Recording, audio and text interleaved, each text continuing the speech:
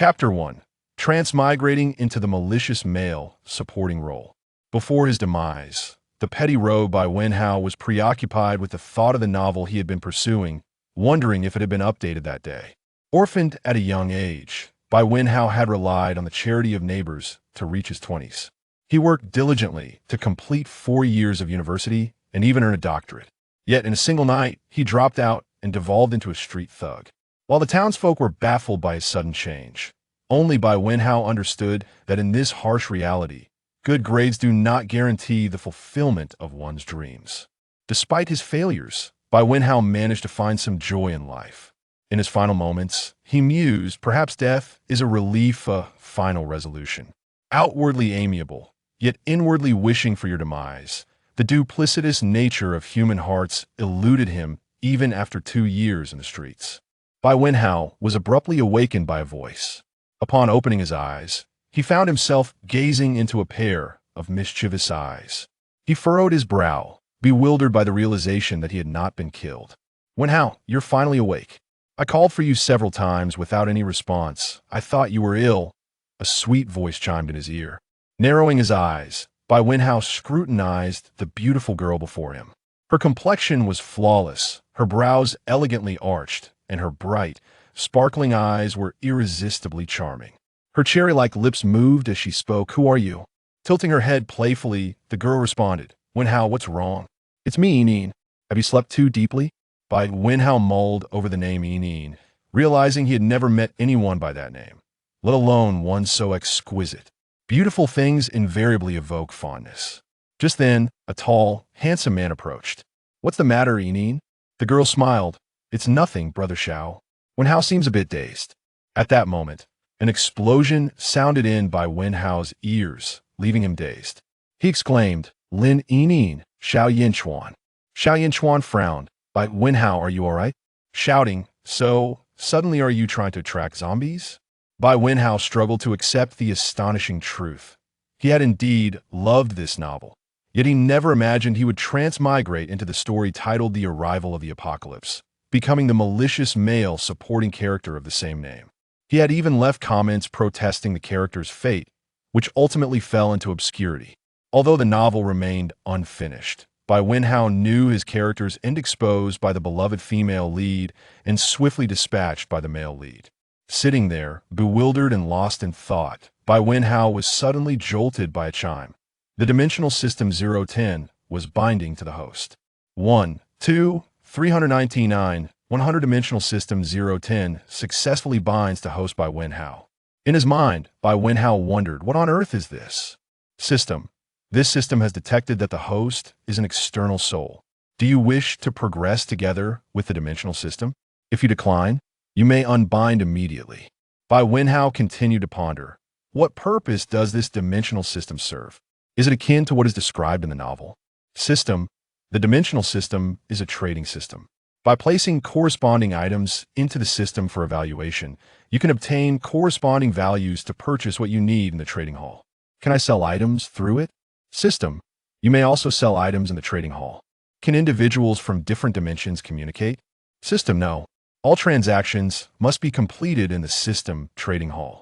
Bai Wenhao pouted, thinking that this meant all the advantages would accrue to the system. System. If the host disagrees, you may unbind immediately. Unbinding was not an option. As he sat there contemplating, Bai Wenhao realized that with the existence of this system, there is no need to wait for death. Having read the novel, he knew that the female lead, Lin Enin, was a white lotus secretly manipulating him, which ultimately led the second male lead down the path of the malicious character. Clearly, the best course of action was to distance himself from the female lead. In the novel, Bai Wenhao possessed spatial abilities and often appropriated items from the team while persistently trying to gain the female lead's attention, much to the annoyance of many. Lin Enin approached with a packet of biscuits, cheerfully saying, "Wenhao, hey, raise something for you." Bai Wenhao accepted it without hesitation, replying, "Thank you." Noticing his unusual demeanor, Lin Enin tentatively asked, "Wenhao, are you really all right?" "I'm fine, just a bit tired." "Enin." Xiao Yinchuan called from a distance. Lin Enin displayed a somewhat conflicted expression. "I'll head over now." Bai Wenhao nodded silently. contemplating how to extricate himself from this group. He glanced around, noting that there were around 200 people in the group, including the male lead and his companions, along with a throng of others who had joined to escape. Just then, a tall, slender man approached, his face contorted with anger, pointing a finger at Bai Wenhao. Bai Wenhao, the supplies that came back last night are missing again. Did you steal them again? Bai Wenhao lowered his head slightly, but his eyes brightened at the accusation. He recalled this part of the plot in the story. Someone had accused him of stealing supplies, and it was only Lin Yinyan's plea that saved him. This was one of the reasons the second male lead was infatuated with Lin Yinyan, felt misunderstood by others, while only she showed concern for him. Suppressing his expression, Bai Wenhao raised his head and stood slowly. You claim I stole supplies, though you have evidence? At that moment, another person from the group stepped forward, holding a phone. Bai Wenhao chuckled, inwardly evidence had arrived. The individual displayed a video recorded last night, capturing Bai Wenhao using his abilities to pilfer supplies from the group. The slender man smirked. What do you have to say now? Return the supplies. Lin Yinyan interjected. Wenhao isn't like that. He must have acted out of confusion. Hurry and return the supplies from last night. She pleaded with the group, her expression one of disappointment as she gazed at Bai Wenhao. Bai Wenhao emptied his spatial storage, revealing a considerable amount of stolen supplies, leaving only a small portion for himself. He then knelt down, exclaiming, I was confused. I stole everyone's things. I don't seek your forgiveness. Just allow me to remain here and fend for myself. The crowd began to murmur, pointing fingers at the items he had returned, many of which they had previously lost. They exchanged harsh words, while Lin Yinyan looked on with regret. Wenhao, why did you do this? Surely you have your reasons. If you're in trouble, you can always speak to us. Bai Wenhao shook his head. No, I simply stole your things. Given his usual demeanor, his candid admission stunned the crowd. In a corner, a tall man slowly raised his head to regard Bai Wenhao, resting an arm on his bent knee, a slight smirk playing at the corner of his mouth. Interesting. Bai Wenhao felt a sharp gaze upon him, and he glanced up to find it belonged to the male lead's older brother, Shia. This character appeared infrequently in the book, often lurking in the background, only to emerge during critical moments. With formidable abilities and a cold demeanor that kept others at bay, Bai Wenhao thought, what are you staring at? You're just another minor character. Just as Bai Wenhao lowered his gaze again, Shia locked eyes with him, and Bai Wenhao felt as though he had been frozen by the chill emanating from his gaze. Quickly, he averted his eyes, his heart racing. Goodness, he was like a massive ice block on a summer day. He could serve as an air conditioner. Shia scrutinized him for a moment, and then Xiao Yinchuan approached, stating, since he has confessed, let's leave him here when we depart. The crowd began praising Xiao Yinchuan's mercy. After all, surrounded by zombies, a person without combat abilities would struggle to survive on their own. Even with spatial powers eventually, they would starve to death. Suddenly, Xiao strode over. I have a better idea. Xiao Yinchuan frowned, glancing at his brother, who was typically reticent. Once revered, his respect had diminished as he gained popularity in the apocalypse. Yet now he was concerned at his brother's intervention. Brother, what do you mean? Xiao ignored him, directing his attention to Bai Wenhao. He is the only spatial ability user in our group. We will inevitably need him, so why not let him atone for his sins by following us? If the need arises, we can utilize him. Bai Wenhao gulped at the implication. This icy block was speaking in human terms. Did he think he was a dog? No need. I have a criminal record. Who's to say I won't run off with the group supplies one day? The crowd nodded in agreement, fully endorsing Bai Wenhao's perspective. Xiao opened his mouth to reveal a row of gleaming white teeth, exclaiming, from now on, Bai Wenhao shall be under my guardianship. He will share my meals and my rest. Should any of you discover him pilfering supplies from the team, feel free to confront me. Though Xiao had always been somewhat inconspicuous within the group, none dared to overlook him. His extraordinary abilities were well acknowledged. With such a declaration, it was evident that Xiao intended to protect Bai Wenhao. The assembled individuals fell silent, casting their gazes toward Xiao Yinchuan. Xiao Yinchuan furrowed his brow, the veins at the corners of his eyes twitching momentarily, before suddenly breaking into a smile. Very well, As my elder brother has stated, should there be any shortages of supplies in the future, everyone is welcome to seek out my brother. Chapter 2. The insatiable greed upon hearing Xiao Yinchuan's words. Bai Wenhao couldn't help but sneer inwardly that it seemed that the bond between the two brothers was rather strained, which explained why Xiao Yin's presence had dwindled towards the latter part of the narrative. Xiao Yin's beckoned to Bai Wenhao, urging him to come over. Bai Wenhao forced a grim smile, inching his way forward, thinking to himself, what a lunatic. The weather is growing increasingly frigid, and here I am, expected to linger beside a block of ice. Isn't this ice block rather disdainful of me as well? What on earth does he intend to accomplish? Despite his slow pace, he eventually stood before Xiao Yinza, who, reaching out, wrapped an arm around his shoulder and gave him a hearty pat.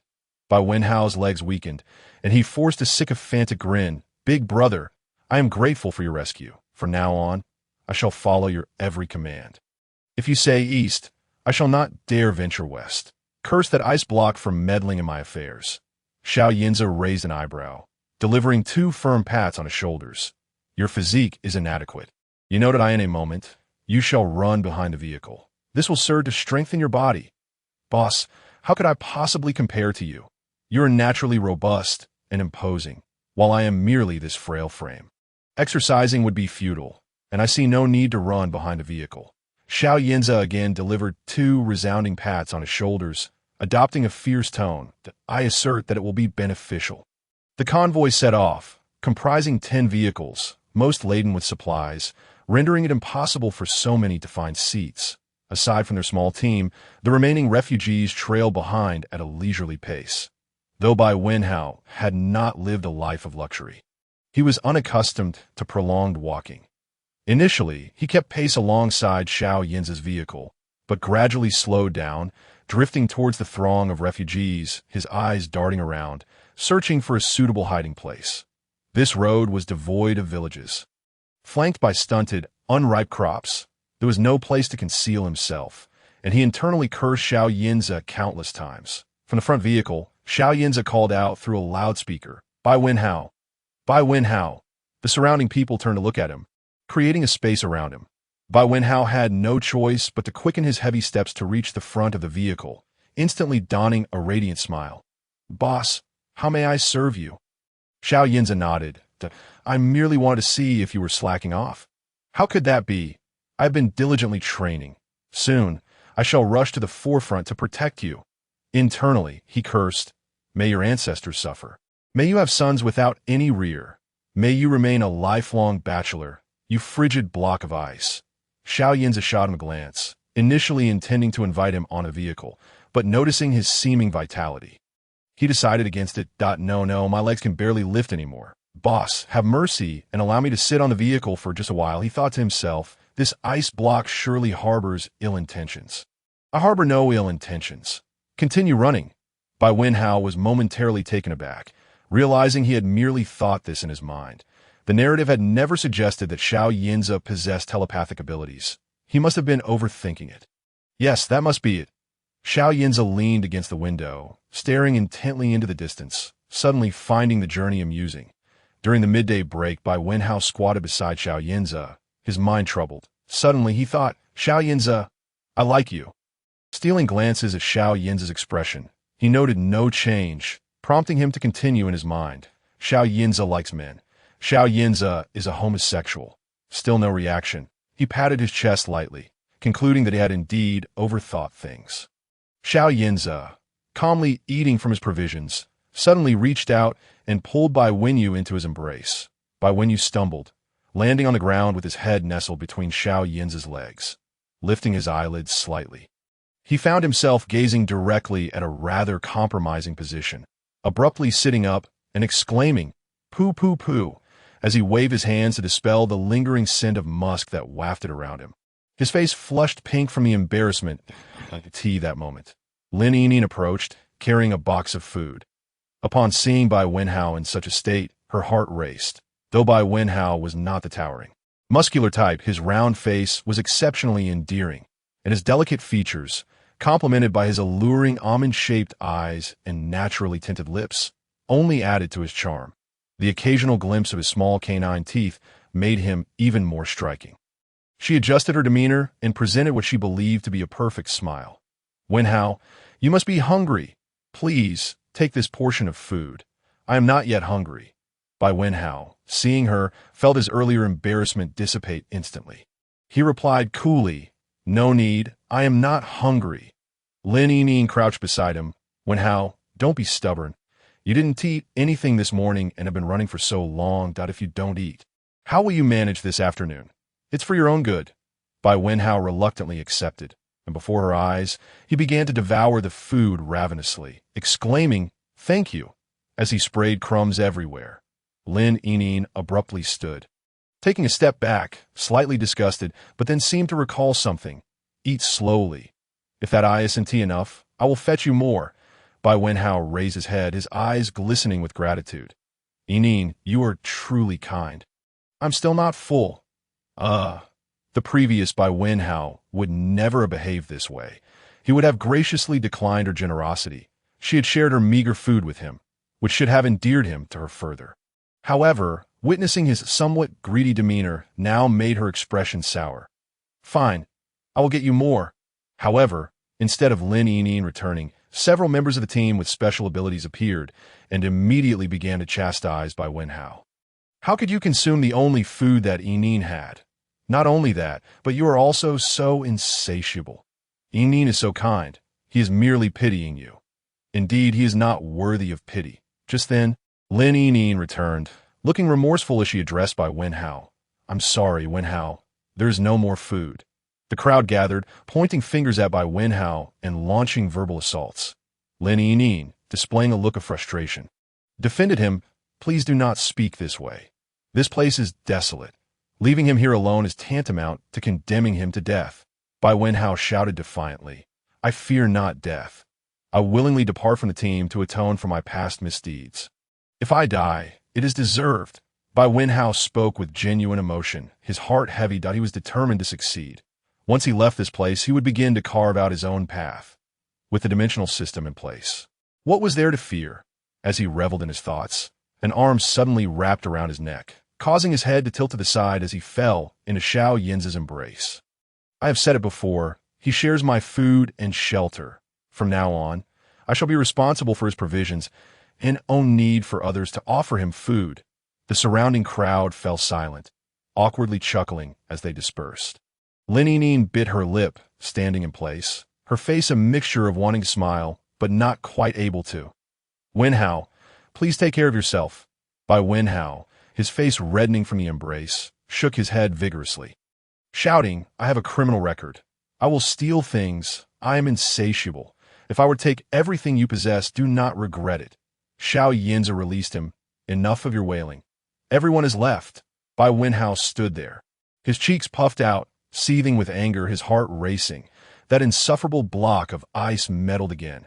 Xiao Yinza pinched his cheek gently, twisting it slightly. "What, are you trying to express your gratitude?" "Ouch, ouch, ouch. Boss, please let go." "Of course. I appreciate you. I am ever so grateful that I wish to hit you. But alas, I cannot." Xiao Yinza released him and dragged him to the side of the vehicle, pressing his face against the window. "Do you see that? Those are my personal supplies. Store them in your space." Bai Wenhau's eyes widened. This amount of supplies could last a month, right? He slightly turned his head to glance at Xiao Yinza. "Aren't you afraid I will abscond with your supplies?" Xiao Yinza scoffed. "If you can take them away from right under my nose, consider them a gift from me." "That's what you said. Don't you dare regret it." Bai Wenhao opened the vehicle door and began transferring the supplies into his space. If he could manage to escape, he would not have to scavenge for resources for a long time. "Ha. Thank you for trusting me, boss. I shall not betray your trust." Xiao Yinja cast a fleeting glance at him, stating, "Now that the supplies have been received in your space, feel free to consume whatever you desire. However, refrain from carelessly partaking in food offered by others. It is unsanitary." With that, he turned and departed. Bai Wenhao observed his retreating figure, feeling perplexed by the enigmatic nature of this man. What could his intentions possibly be? It seemed imperative to find an opportunity to escape. Distancing himself from the male and female protagonists appeared to be the wisest choice, having stored all the items from the vehicle into his space. Bai Wenhao successfully settled into the seat beside Xiao Yinja. "Boss, what is that over there?" he queried. "Boss, are you hungry? Thirsty? Tired? Would you like me to give your shoulders a massage?" "Shut up, you're driving me insane," Xiao Yinja retorted, resting his head on his hand and closing his eyes to relax. Bai Wenhao grinned, thinking, "You ice-cold block, do you believe I wish to annoy you? I'm merely trying to lower your guard to find an opportunity to flee." Suddenly, the vehicle came to a jarring halt, and chaos erupted outside as someone shouted, "There are zombies!" Chapter 3. Sharing a bed. "Stay in the vehicle and do not come out," Xiao Yinja instructed Bai Wenhao before opening the car door and stepping out. Bai Wenhao raised an eyebrow, contemplating, could it be that Xiao Yinja is truly gay? Does he have designs on me? Just as he closed the car door, Xiao Yinja stumbled slightly, but then composed himself and walked forward. Bai Wenhao rolled down the window and called out, "Boss, go for it. You're magnificent." Hearing this, Ling cast a complex glance at him through the window. Bai Wenhao seemed genuinely transformed. Could it be that such an innocent person would change after experiencing the apocalypse? Unfazed by the battle ahead, Bai Wenhao recalled that the book had detailed any significant dangers along this route, leading him to believe they would manage to resolve it with ease. He gazed into the dense forest in the distance, pondering how much of a chance he would have if he fled into that wilderness. The current woods were fraught with danger, teeming with countless mutated plants, mutated animals, and the most terrifying of all, zombies. Although he possessed a dimensional system, he had yet to comprehend its workings. Perhaps he could convince someone to escape with him. It would be ideal if he could whisk Xiao Yinja away. But considering that fellow's temperament, it might be better to abandon that idea. After all, if he succeeded in taking him away, he would have to serve him like a lord, which would be a self-inflicted hardship. As expected, the battle ahead concluded swiftly, and Bai Wenhao scarcely had the chance to appreciate Xiao Yinja's supernatural abilities. The book had elaborated on Xiao Yinja's power, which was a mutated ice ability capable of condensing into lethal ice blades, striking with the swiftness of lightning, or transforming into a barrage of ice needles, inflicting extensive damage. It could even manifest as ice mist, striking unseen. Regrettably, such a character was taciturn, resulting in scant representation in the narrative. Though Bai Wenhao found such a person preferable to those who concealed their intentions, as dusk approached, they finally discovered a village suitable for rest. The settlement was largely deserted, with only a few scattered zombies, which were swiftly dealt with. The team paused to recuperate and began distributing food. The individuals trailing behind also received a meager ration, while Bai Wenhao's group had a relatively ample supply. Observing the crowd gathering around Xiao Yinja, he stepped outside the courtyard to assess the environment, contemplating whether it would be feasible to escape. Whether heading east or west, the paths appeared unobstructed. Since waking that morning and arriving here, they had encountered minimal zombie threats.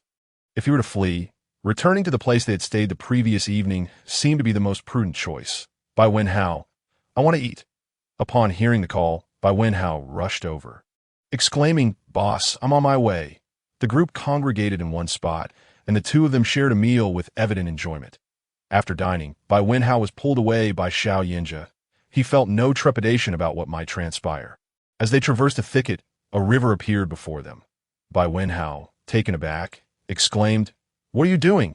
Xiao Yinja, having removed his upper garment, revealed a sculpted torso, a perfect inverted triangle, with 8 defined abdominal muscles and a pronounced V-line. Stunning Bai Wenhao, taking a step back, he covered his chest with his hands, asserting, "Don't act perverted. I'm fond of women." Xiao Yinja chuckled, "Do you wash yourself fully clothed?" With a perfect arc, he leapt into the river. Bai Wenhao awkwardly scratched his head, realizing he had overthought the situation. Having read too many novels had led to excessive imagination. Observing Xiao Yinja swimming with abandon, he felt an urge to join in, especially as he became acutely aware of his own unpleasant scent. After all, they were both men. What was there to fear? He slowly began to disrobe, inspecting his chest, where there were no muscles, only a patch of flab. After contemplating for a moment, he decided to remove his pants, having no spare clothes to change into. Although Xiao Yinja was swimming, he had long since noticed the man on the shore. Upon seeing Bai Wenhao's bare form, a glimmer of interest flickered in his eyes, but he continued with his strokes. Bai Bai Wenhao cautiously entered the water, seeking a shallow area. Goodness, this water is freezing. He hastened to wash himself, feeling something slippery beneath his feet. What if there's a snake? No, don't think about that. Yet as soon as he considered it, the very thing he feared occurred. A cold entity coiled around his ankle, dragging him beneath the surface. Help! Save me! He tried to shout, but before he could, water filled his mouth, and he gulped several mouthfuls. His vision began to fade, and just before losing consciousness, he thought, I didn't expect my life to begin and end so quickly. When Bai Wenhao next opened his eyes, he found himself in a dimly lit room, illuminated by flickering candlelight. Rubbing his head, which throbbed from lack of oxygen, he wondered whether he had been rescued or had traversed to another world. Upon seeing Xiao Yinja enter, he realized he had indeed been saved. Xiao Yinja plopped down on the edge of the bed. Awake? Thank you. Thank you for saving me, Bai Wenhao exclaimed, feeling grateful towards Xiao Yinja. No need for thanks. You are under my protection, so naturally, I must ensure your safety. Now shift over. I need to sleep. Bai Wenhao instinctively scooted aside, feeling a peculiar sensation against his skin. Lifting the covers, he was taken aback to find himself completely unclothed. What happened to my clothes? I tossed them by the riverbank. How did you bring me back? I simply carried you back. Bai Wenhao bolted upright, the blanket slipping from his body as he hastily covered his chest with his hands.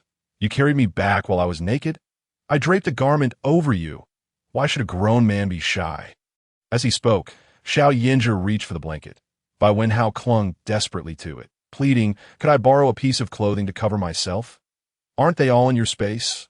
Bai Wenhao hurriedly searched his space and retrieved a black tracksuit, putting on hurriedly while turning his back to Xiao Yinja. You're not wearing any underwear. Xiao Wenhao puffed out his chest defiantly. I prefer to sleep without them. Oh, so you enjoy the feeling of being bare. What is it to you? The two share the blanket. Though Bai Wenhao felt a bit awkward, there were no alternative blankets available.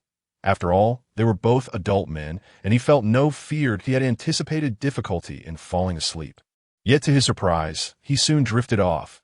The warmth emanating from Xiao Yinja drew him closer, and without realizing it, he nestled into his embrace, mumbling something incoherent before succumbing to slumber. Xiao Yinja felt the gentle pressure on his chin and stroked Bai Wenhao's soft hair. You eat quite bold, he murmured, his hand lightly encircling Bai Wenhao's waist, squeezing the soft flesh there. The sensation was pleasant, and he whispered in his ear, if I were truly gay, you would have no chance of escape. They enjoyed a restful night, and by dawn, Bai Wenhao awakened with a start, abruptly remembering the pressing matters at hand. Stretching lazily, he suddenly felt something pressing against his backside, and his eyes widened in shock. As he cautiously lifted the blanket, he discovered that they were sleeping in an exceedingly intimate position. Bai Wenhao's body stiffened. He was aware of his poor sleeping posture and had no idea who had entangled whom. He slowly attempted to remove the hand resting on his waist, but it returned, pulling him back. Xiao Yinja murmured in his ear, just a little longer. Bai Wenhao felt a wave of tingling sensations and swiftly rolled out of bed. Landing on the floor, I am awake. I'll be leaving now. Xiao Yinja kept his eyes closed, a faint smile gracing his lips as he continued to sleep, clutching the blanket. Bai Wenhao dashed out of the room, greeted by the soft light of dawn, and smacked his forehead in disbelief, wondering how he had fallen asleep in a secluded corner. Bai Wenhao finally found the opportunity to open the dimensional system panel. He first strolled through the dimensional marketplace, which was simply astonishing. The array of goods available was vast and varied, ranging from delectable cuisine to everyday necessities. Here, one could find anything imaginable, and the shops were filled with items uploaded by individuals from various dimensions. As he wandered through the peculiar shops, he encountered countless items he had never even heard of before. Upon arriving at a store specializing in weapons, he gazed hungrily at the descriptions accompanying the arsenal. If he possessed such weapons, what fear would he have of zombies? Indeed, his journey to this world was destined for glory. However, upon noticing the long string of zeros following the prices of the weapons, he felt compelled to understand the valuation system of the dimensional marketplace. Casually, he retrieved a neatly packaged biscuit from his spatial inventory and uploaded it to the dimensional space. After the system's assessment, it was valued at one dimensional coin. Bai Wenhao pondered. In a post-apocalyptic world, the most valuable item would likely be crystal cores. Yet at this moment he speculated whether the cores had yet to appear, or if they existed but had gone unnoticed. As people in the early days of the apocalypse were preoccupied with fleeing to safety, some members of the group had begun to awaken, but they paid no heed to Bai Wenhao, who was fixated on the dense forest behind the trees. He was acutely aware of the unknown dangers lurking within, but he thought to himself, forever fearing the wolf behind and the tiger ahead will never lead to great achievements. Resolute, he charged towards the forest. Bai Wenhao ran with all his might, disregarding the direction, feeling that leaving this place was his immediate priority. As dawn broke and the sun emerged, the village bustled once again. Yet no one noticed Bai Wenhao's absence. Ling searched around but failed to catch a glimpse of him, assuming he was merely hiding somewhere. As the sun rose, the woods gradually became damp. Bai Wenhao suddenly felt that his departure had been somewhat reckless, which was why he had not dared to pause. However, exhaustion overcame him, and just as he decided to take a break, a white figure lunged directly at him. A fresh spray of blood splattered across his face as he beheld a dismembered animal on the ground. He swallowed hard, forcing a grim smile. "Boss, thank you for saving me once again." Xiao Yinza smirked. Is this fun? Chapter 4. The dimensional system. Although Bai Wenhao was merely a streetwise rogue, he had never encountered such a gruesome scene. Wiping his face, he realized the blood was still warm, and his hands trembled slightly as he spoke. "No, this is not fun. Are you not planning to play around in this forest any longer?" Bai Wenhao shook his head vigorously. "No more playing. Then be obedient and come back with me." On their way back, they soon encountered a fresh corpse, whether of a zombie animal or a mutated beast. Bai Wenhao had been unaware that Xiao Yinza had been following closely behind him. As a mere street punk, he realized that surviving alone was rather challenging. So for the time being, it was wise to stick by the side of the formidable leader. Why did the person he had transmigrated into possess spatial abilities? No, the novels often mention that spatial abilities could also develop offensive powers. Crystal cores. Yes, crystal cores. Bai Wenhao's gaze lingered on the corpse of a mutated beast ahead, and he slowed his pace. Xiao Yinza moved in front of him, and Bai Wenhao seized the opportunity to collect the mutated beast's body into the dimensional system. Level 1 mutated beast, valued at 100 dimensional coins. That a surge of delight filled Bai Wenhao. This was a windfall. He lamented missing out on those previously encountered mutated beast corpses, feeling a pang of regret. Even if he could not develop his powers, trading for some weapons was still a possibility. He contemplated the likelihood of returning to collect those corpses. Perhaps it was best to let it go. There would be plenty of opportunities in the future. They arrived back at the village, only to find it in disarray. The group had long since departed. Bai Wenhao glanced sideways at Xiao Yinza, feeling somewhat embarrassed as he said, "What now?" "The team has left." Xiao Yinza examined the tire tracks on the ground. "They must have left not long ago. Let us search around to see if there are any vehicles left." The two of them circled the village, spotting a few battered cars, but all were out of fuel. Xiao Yinza suggested, "Choose a couple of cars that look decent and store them in the space. But let's move forward and look for a gas station." Bai Wenhao's eyes gleamed as he fixated on an Audi. Yet he remarked, "Even if we find a gas station, will there be any fuel left?" Xiao Yinza tilted his head slightly to regard him. "I think your mouth ought to be sewn shut." Bai Wenhao chuckled foolishly, pouting as he thought, "No matter how powerful, you still rely on my space. Let us go. Shall we just walk?" "Unless you prefer to stay here." Bai Wenhao bared his teeth and followed Xiao Yinza's lead. After walking a short distance, he queried with some confusion, "Boss, it seems the team headed that way. We'll take a different route." This path was still desolate, dotted with low-lying fields, and any zombies encountered were swiftly dealt with by Xiao Yinza. After walking for over 2 hours, Bai Wenhao plopped down on the ground, exclaiming, "I can't go on. I need to rest." Xiao Yinza halted and turned back to look at him. "Weren't you quite resilient yesterday?" "Yesterday the team moved slowly, like a leisurely stroll. It's not like your pace is a gust of wind that one can't keep up with. Perhaps I was too exhausted yesterday, which is why I can't move today." "How about you carry me?" Xiao Yinza returned, raising an eyebrow. "You want me to carry you?" Bai Wenhao's eyes sparkled as he nodded vigorously. Xiao Yinza chuckled, then crouched down. "Hop on." Bai Wenhao sprang on his back. And after traveling a considerable distance, Xiao Yinza remained unfazed, not even breathing heavily. Bai Wenhao remarked, "Boss, your stamina is incredible. How do you train?" "By beating people up a few times, stamina naturally improves," Bai Wenhao flattered.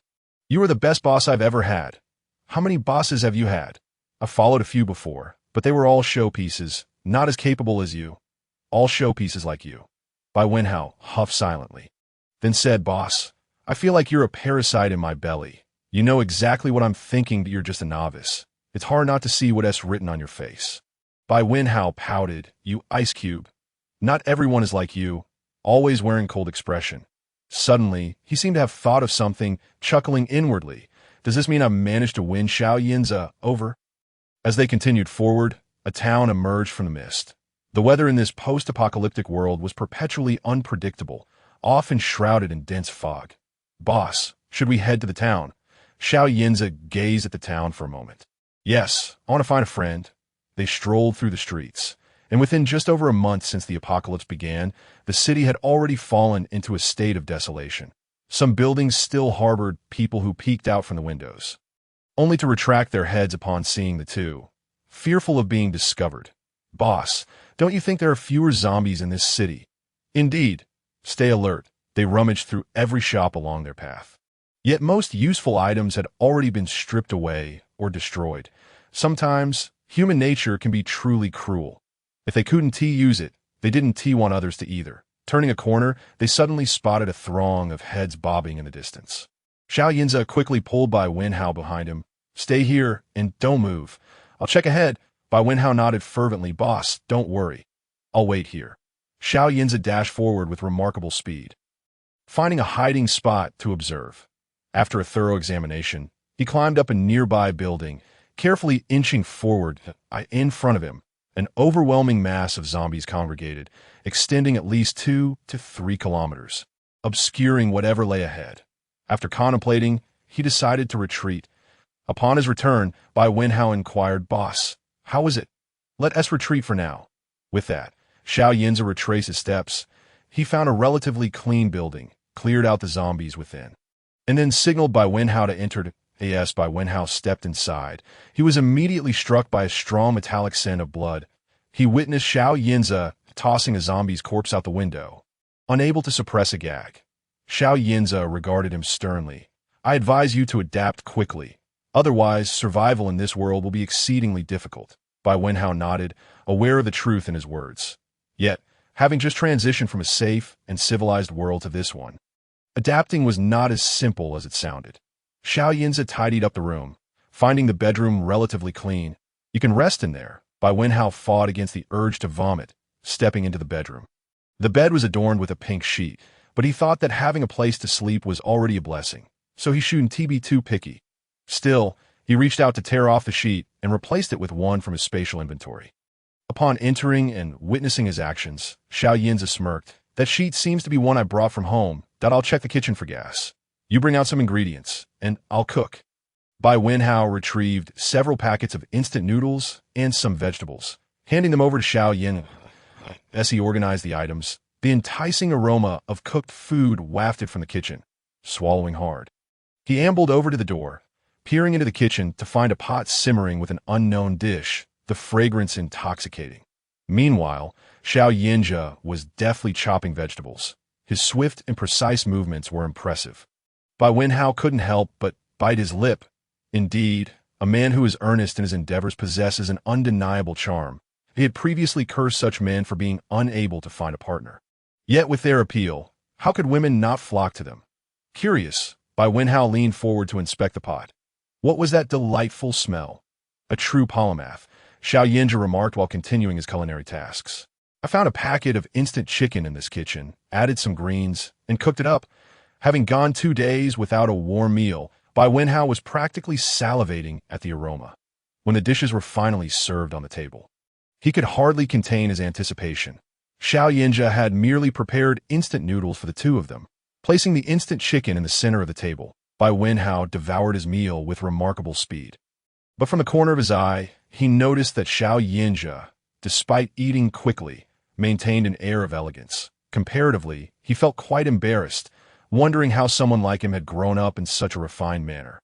The two spent the afternoon in the house, and, As dusk descended, Xiao Yinja turned to Bai Wenhao and said, "I must step out shortly. You stay here and ensure the door is secured. Do not open it for anyone." Bai Wenhao was aware that the nights in this post-apocalyptic world were perilous, and he grasped Xiao Yinja's clothing, saying, "It's dangerous outside at night."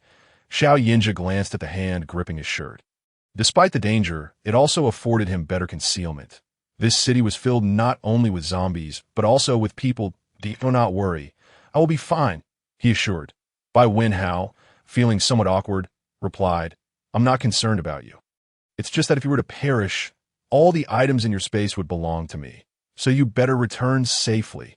Xiao Yinja pinched his chubby cheek, saying, "Rest assured, I won't leave you alone." Bai Wenhao turned his face away, feeling as if their conversation implied a deeper connection. "Enough of this. I'm leaving." With that, Xiao Yinja opened the window and leapt out.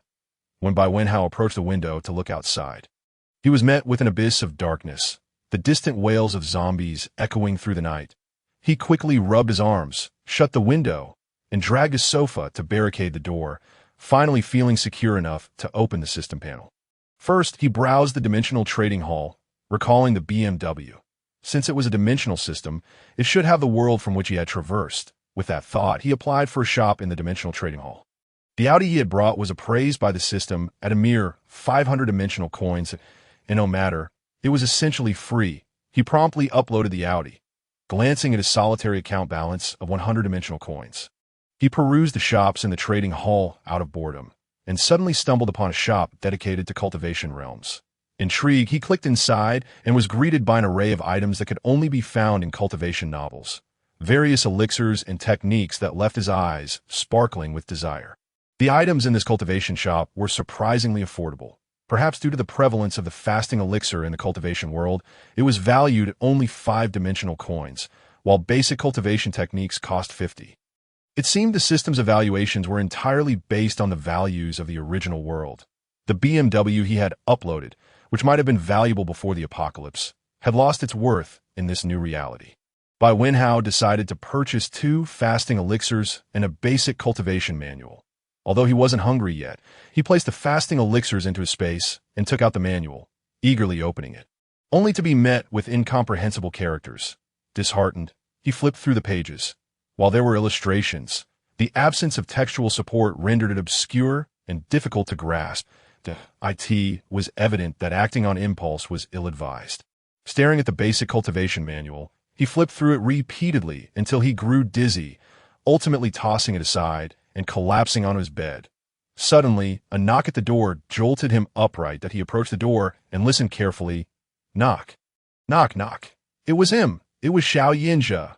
Bai Wenhao hurriedly moved the sofa and opened the door, allowing Xiao Yinja to enter, followed closely by 3 others. The first to step in was a robust man, followed by a slender woman holding the hand of a young girl, likely a family of 3. Once the door was secured, Xiao Yinja introduced them to Bai Wenhao, saying, "This is my comrade Wu Haoan, and this is his wife and daughter. This is Bai Wenhao, who is with me." Bai Wenhao flashed a toothy grin. "Hello, I am Bai Wenhao. Please make yourselves comfortable." "No need for such formality. Captain Xiao spoke of you on our way here." Bai Wenhao turned to Xiao Yinja, wondering what he had said, but could only manage a sheepish smile. Xiao Yinja continued, "We can discuss matters tomorrow. There is another bedroom over there for you to settle in." "Thank you, Captain Xiao. We can manage," Wu Haoan replied, executing a precise military salute that I've already retired. "There's no need for such formalities. No, to me, you will always be my Captain Xiao. Suit yourself." With that, Xiao Yinja took hold of Bai Wenhao's wrist and led him back to the bedroom. Bai Wenhao, caught off guard, was dragged back to the room, unable to contain his thoughts. It was clear that Xiao Yinja spoke with everyone in such a serious manner. Picking up a book from the bedside, Xiao Yinja glanced at the title and frowned. "Is this yours?" Bai Wenhao looked up to see Xiao Yinja holding the basic cultivation manual, which he had forgotten to put away. He chuckled awkwardly. "I don't remember where I found it. I took a look and couldn't understand it." Xiao Yinja sat down and opened the manual. Upon reading the first page, he shot a glance at Bai Wenhao, who couldn't meet his gaze, feeling guilty. Xiao Yinja continued to peruse the manual, and after a while, he set it down, saying, "Be honest with me. Where did you get this?" Bai Wenhao's eyes shifted nervously. I just found it somewhere. I can't quite recall. Can you understand it? I can't just tell you I bought it from the system trading hall. Xiao Yinja squinted at him for a moment before stating, I can understand it. Bai Wenhao's eyes widened in disbelief. Really? You can understand it? I never lie. I have no interest in deceiving others. It depends on the situation with you. Bai Wenhao took a seat beside him, asking, what does it say? Curious? Yes. Bai Wenhao nodded vigorously. Xiao Yinja tilted his head slightly, meeting his round eyes, and said, on the way back, I told my comrade that I like you. Bai Wenhao stared into his eyes, which seemed to penetrate his very soul. He swallowed hard, then abruptly sprang to his feet, exclaiming, why you really are a homosexual. Xiao Yinja crossed his legs, lit a cigarette, and exhaled a plume of smoke before replying, No. Why did you tell him you like me? Isn't that strange? What does this cold block really want? It's merely for the sake of convenience in future operations. You're talking nonsense. What convenience? There's no need for such a pretext. Xiao Yinja glanced at him again. And Bai Wenhao's earlier bravado dissipated that I just think it's inappropriate.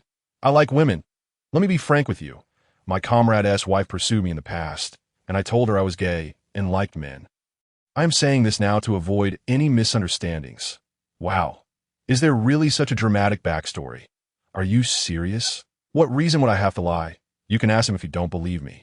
Forget it. How can I bring this up? All right then. You do prefer women, right? Xiao Yinja nodded, amusement dancing in his eyes as he watched Bai Wenhao. Rest assured, if I truly had my sights set on you, you would have long been mine. With your physique, I'm simply not interested. He then gave him a once-over. Bai Wenhao felt a surge of indignation. What is wrong with my physique? I have a standard figure, wide waist and narrow hips. He fumed inwardly, thinking, unlike you, who has overly developed muscles. Xiao Yinja dropped the topic, lifting the basic cultivation manual and asking, do you still want to learn? Bai Wenhao's eyes sparkled with eagerness as he nodded emphatically. I want to learn. Then come here, and I'll explain it to you. Xiao Yinja translated the obscure characters into simpler terms for him. How do you understand this so well? This is a minor script. I studied in college. You studied this in college. You must be joking. I never learned it. It was just a personal interest. Oh, what does this phrase mean? Bai Wenhao sat cross-legged on the bed, glancing at Xiao Yinja, who was still seated on the edge of the bed. Let us give it a try together. Xiao Yinja's face brightened with a hint of a smile. All right. He then kicked off his shoes and joined Bai Wenhao on the bed, sitting cross-legged facing him. Why don't we compete to see who can achieve the technique of channeling energy first? Whatever you say. Bai Wenhao promptly closed his eyes, conjuring memories of that obscure and convoluted mental technique, reciting it silently in his mind over and over again. Time slipped away, and he found himself exclaiming, this is exceedingly difficult. I am utterly at a loss. He cracked his eyelids, opened just a sliver, and beheld Xiao Yinja across from him, eyes firmly shut. With no other option, he closed his eyes once more. After an indeterminate period, Bai Wenhao, still with his eyes closed, suddenly sensed a myriad of colorful specks of light dancing before him. As soon as he opened his eyes, the lights vanished instantly. Hastily, he shut his eyes again, striving to immerse himself in that previous state of emotion. The number of light points around him began to multiply, and he discerned that these should represent the 5 elements: metal, wood, water, fire, and earth. One tiny light zipped swiftly into his brow, imparting a cool sensation that coursed through his mind. He focused on this breath of energy, guiding it along a predetermined path within his body. More and more little lights entered through his brow, and he felt as if he had transcended into a realm of profound mystery. After what seemed like an eternity, he finally concluded this flow of energy, but sensed that only a fraction of it remained within his body. Upon opening his eyes, he found that daylight had fully arrived, and Xiao Yinja was still seated across from him, motionless. This fellow had indeed maintained his meditative state longer than Bai Wenhao. It was evident that he could not compete with such a prodigy. Opting not to disturb Xiao Yinja, he exited the room directly. Upon stepping outside, Bai Wenhao encountered Wu Haoan and his family enjoying their meal. Noticing Bai Wenhao, Wu Haoan greeted him warmly. Xiao Bai, come join us for a meal. Bai Wenhao smiled and approached. Please, just call me by my name. Xiao Bai feels rather awkward. I shall call you Wenhao, then do sample your sister-in-law's culinary skills. It was her cooking that led me to marry her. Wu Haoan jovially proclaimed, his words tumbling out without restraint. Sister-in-law shot Wu Haoan a sidelong glance. Choosing to ignore him, as she encouraged Bai Wenhao, do try my cooking. Bai Wenhao picked up a piece of cabbage, instantly recognizing her as a woman from northeast China. The dishes were rather simple. Merely cabbage, likely leftovers from the previous night. Bai Wenhao placed the cabbage in his mouth and was pleasantly surprised by the flavor. It was truly delicious. He contemplated inquiring about the matter Xiao Yinja had mentioned the night before, but decided against it. Noticing how well the couple got along, the Wu Haoan remarked, I heard from Captain Xiao that you are a space-type ability user. Why not store the rice and flour we brought into your space? Since Xiao Yinja had trusted him with this information, it indicated that he should be reliable. Bai Wenhao smiled and nodded. Sure, Wu Haoan continued. What about Captain Xiao? Surely he isn't still asleep. He never used to be like this. Hearing this, Bai Wenhao's eyes shifted mischievously. Indeed, he was utterly exhausted last night. Wu Haoan glanced towards the door, then leaned closer to Bai Wenhao, whispering, could it be that the captain's stamina has waned? Bai Wenhao whispered back, your captain prefers to be on the bottom. Wu Haoan looked incredulous. Surely not. Do you think I would lie? Your captain has this peculiar preference. He enjoys being on the bottom. Please, do not mention it in front of him. It would embarrass him. Wu Haoan, still in disbelief, pondered the notion that Captain Xiao was indeed the one on the bottom. Well, everyone has different pursuits. I cannot judge Captain Xiao. Just ensure you treat him kindly. Bai Wenhao nodded reassuringly. Rest assured, at that moment, the bedroom door swung open unexpectedly. Chapter 6. The captain's unmatched bravery upon hearing the door open behind him. Bai Wenhao's spine straightened instinctively. He had spoken so softly. Surely he hadn't overheard. He quickly feigned interest in his meal. Captain, this food is delightful. You must come and eat. Xiao Yinja sauntered over leisurely, plopping down beside Bai Wenhao, his voice icy as he inquired, what were you two whispering about just now? Bai Wenhao feared Wu Haoan might spill the beans, hastily swallowing the mouthful of food he had taken, only to choke slightly. Cough, cough. Xiao Yinja casually handed him a glass of water from the table. Bai Wenhao gratefully accepted it, gulping down several mouthfuls until he felt considerably better. We were just saying, Captain, that you are incredibly brave and impressive. We all aspire to learn from you. Xiao Yinja slowly scooped some rice into his bowl before responding. Is that so? Bai Wenhao nodded vigorously. Yes, indeed. Oh no, if he knew I said that. Absolutely not. I must prevent him from discovering it. As Xiao Yinja began to eat, Wu Haoan occasionally glanced up at him, pondering how the captain could possibly be the one on the bottom. Did he truly have such a preference? Cough. Suddenly, Xiao Yinja choked slightly, raising an eyebrow at Bai Wenhao, then lifted the very cup of water Bai Wenhao had just drunk from, taking a sip, out of the corner of his eye. Bai Wenhao noticed and wanted to warn him that the cup had been used, but upon seeing Xiao Yinja finish drinking and lick his lips, he hastily returned to his meal, not wanting to dwell on it. After finishing their meal and cleaning up, the group convened to discuss their next steps. Xiao Yinja stated, there must be something in the city center that attracts the zombies. All of them seemed to congregate there. Wu Haoan replied, my wife and daughter are ordinary people. I had intended to investigate that area, but I couldn't leave them behind. How about I accompany you this time? There are many zombies there, and it would be safer together. Xiao Yinja nodded, and Bai Wenhao eagerly interjected, I want to go too. Noticing Xiao Yinja's disapproving glance, he added, Captain, since there are so many zombies, there must be plenty of supplies left behind. If I go, I will surely bring back even more resources, which is why I believe I should accompany you. Wu Haoan agreed. That does make sense. Captain, perhaps we should take him along. Xiao Yinja nodded again. Then let us gather our things and prepare to depart. Returning to the room, it was quiet inside, that Wu Haoan felt somewhat uneasy facing Xiao Yinja alone, as if he were somehow aware of their earlier conversation. Seeking to break the silence, he said, Captain, earlier Wu Ge mentioned storing the rice and flour he brought into the space that, The atmosphere felt slightly awkward. Ignoring it, Bai Wenhao hastily packed his belongings, placing essential items in his backpack rather than his space.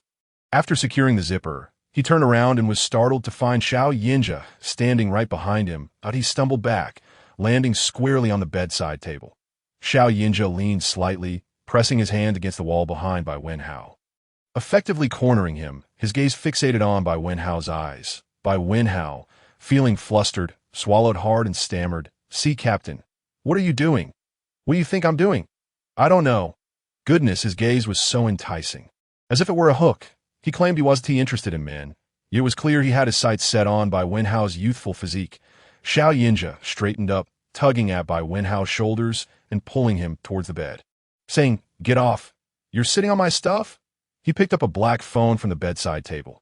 Bai Wenhao turned to see him grasping the phone and sighed in relief. It was merely a phone. "You can take the phone, but what is with the tugging?" He rubbed his sore shoulders, realizing that the phone had no signal anymore, making it practically useless. Observing Bai Wenhao's awkward posture, with his backside raised and leaning, Xiao Yinja smirked that, this position meant to entice me." Bai Wenhao's face turned crimson, and he leaped off the bed, exclaiming, "You're talking nonsense.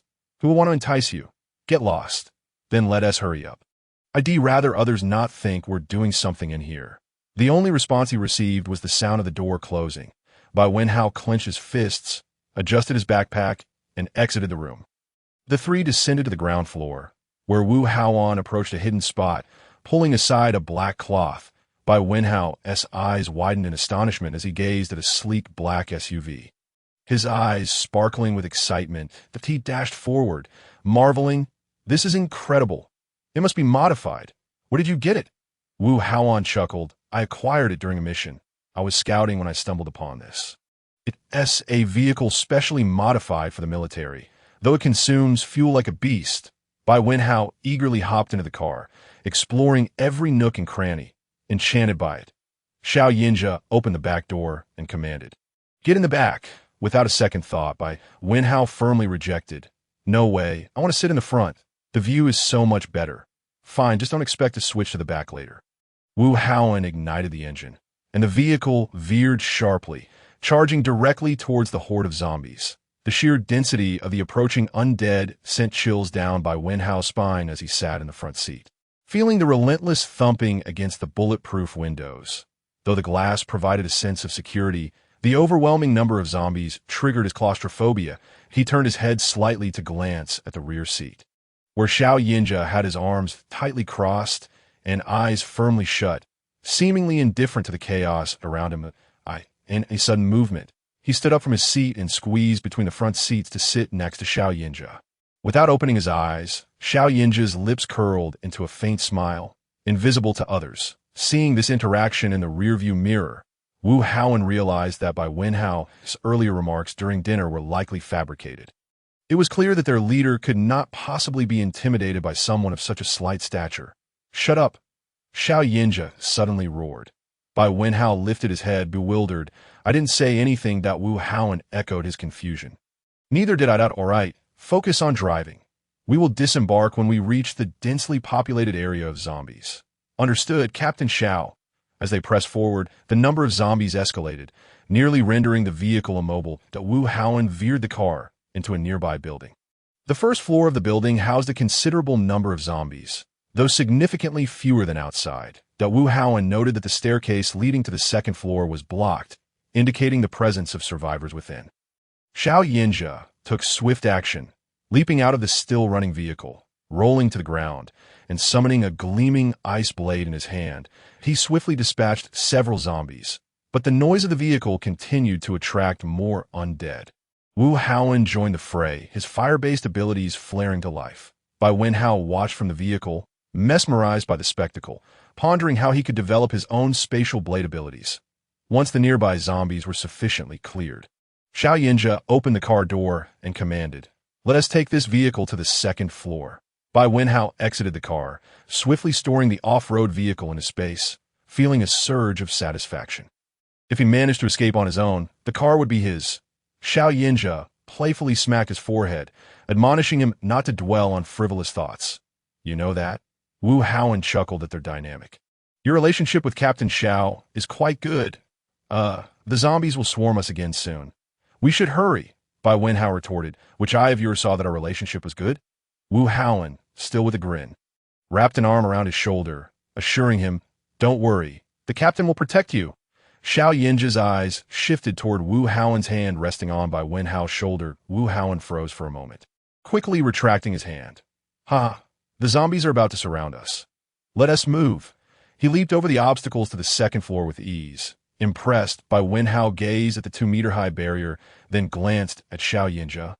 Boss, this. Xiao Yinja wrapped an arm around his waist, leveraging the nearby obstacle, and with a powerful push, vaulted over the barrier. Bai Wenhao turned back, momentarily regretting his decision to forego military service in favor of a life of petty delinquency.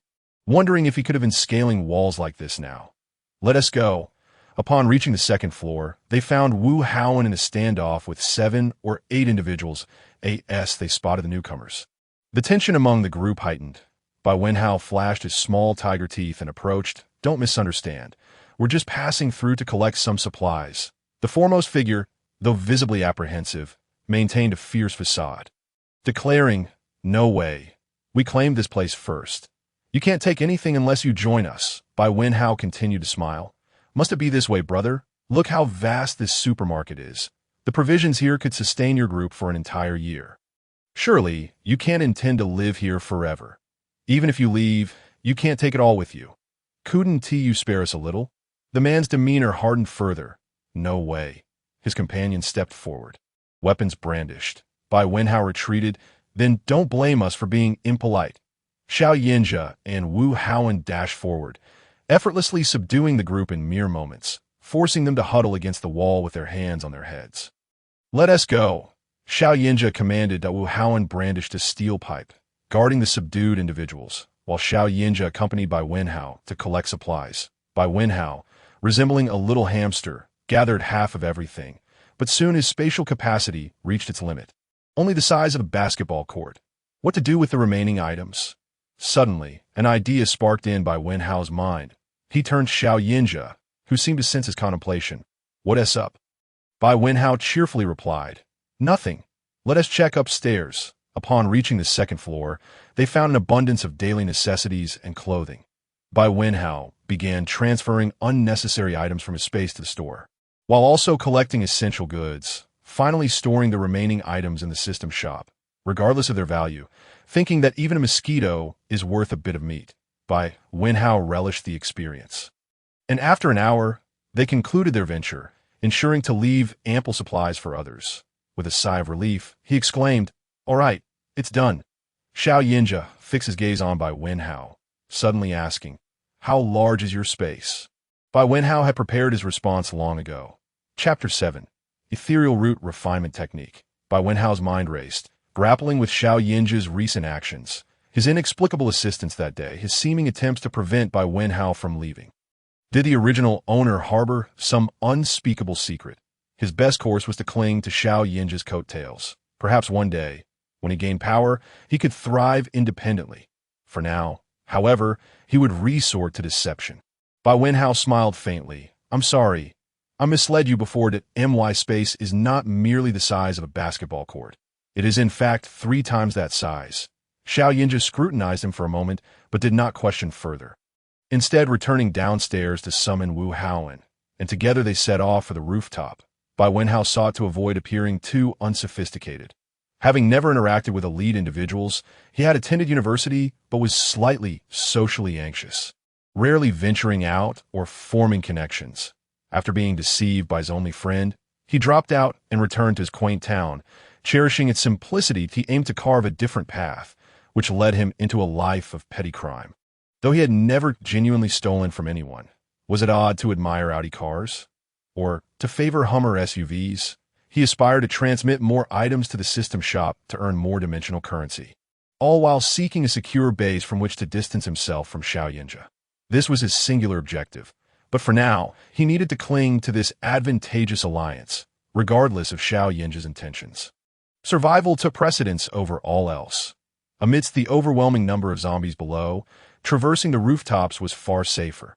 They navigated smoothly, but for Bai Wenhao, the 2 or 3 meter gap between buildings posed a considerable challenge.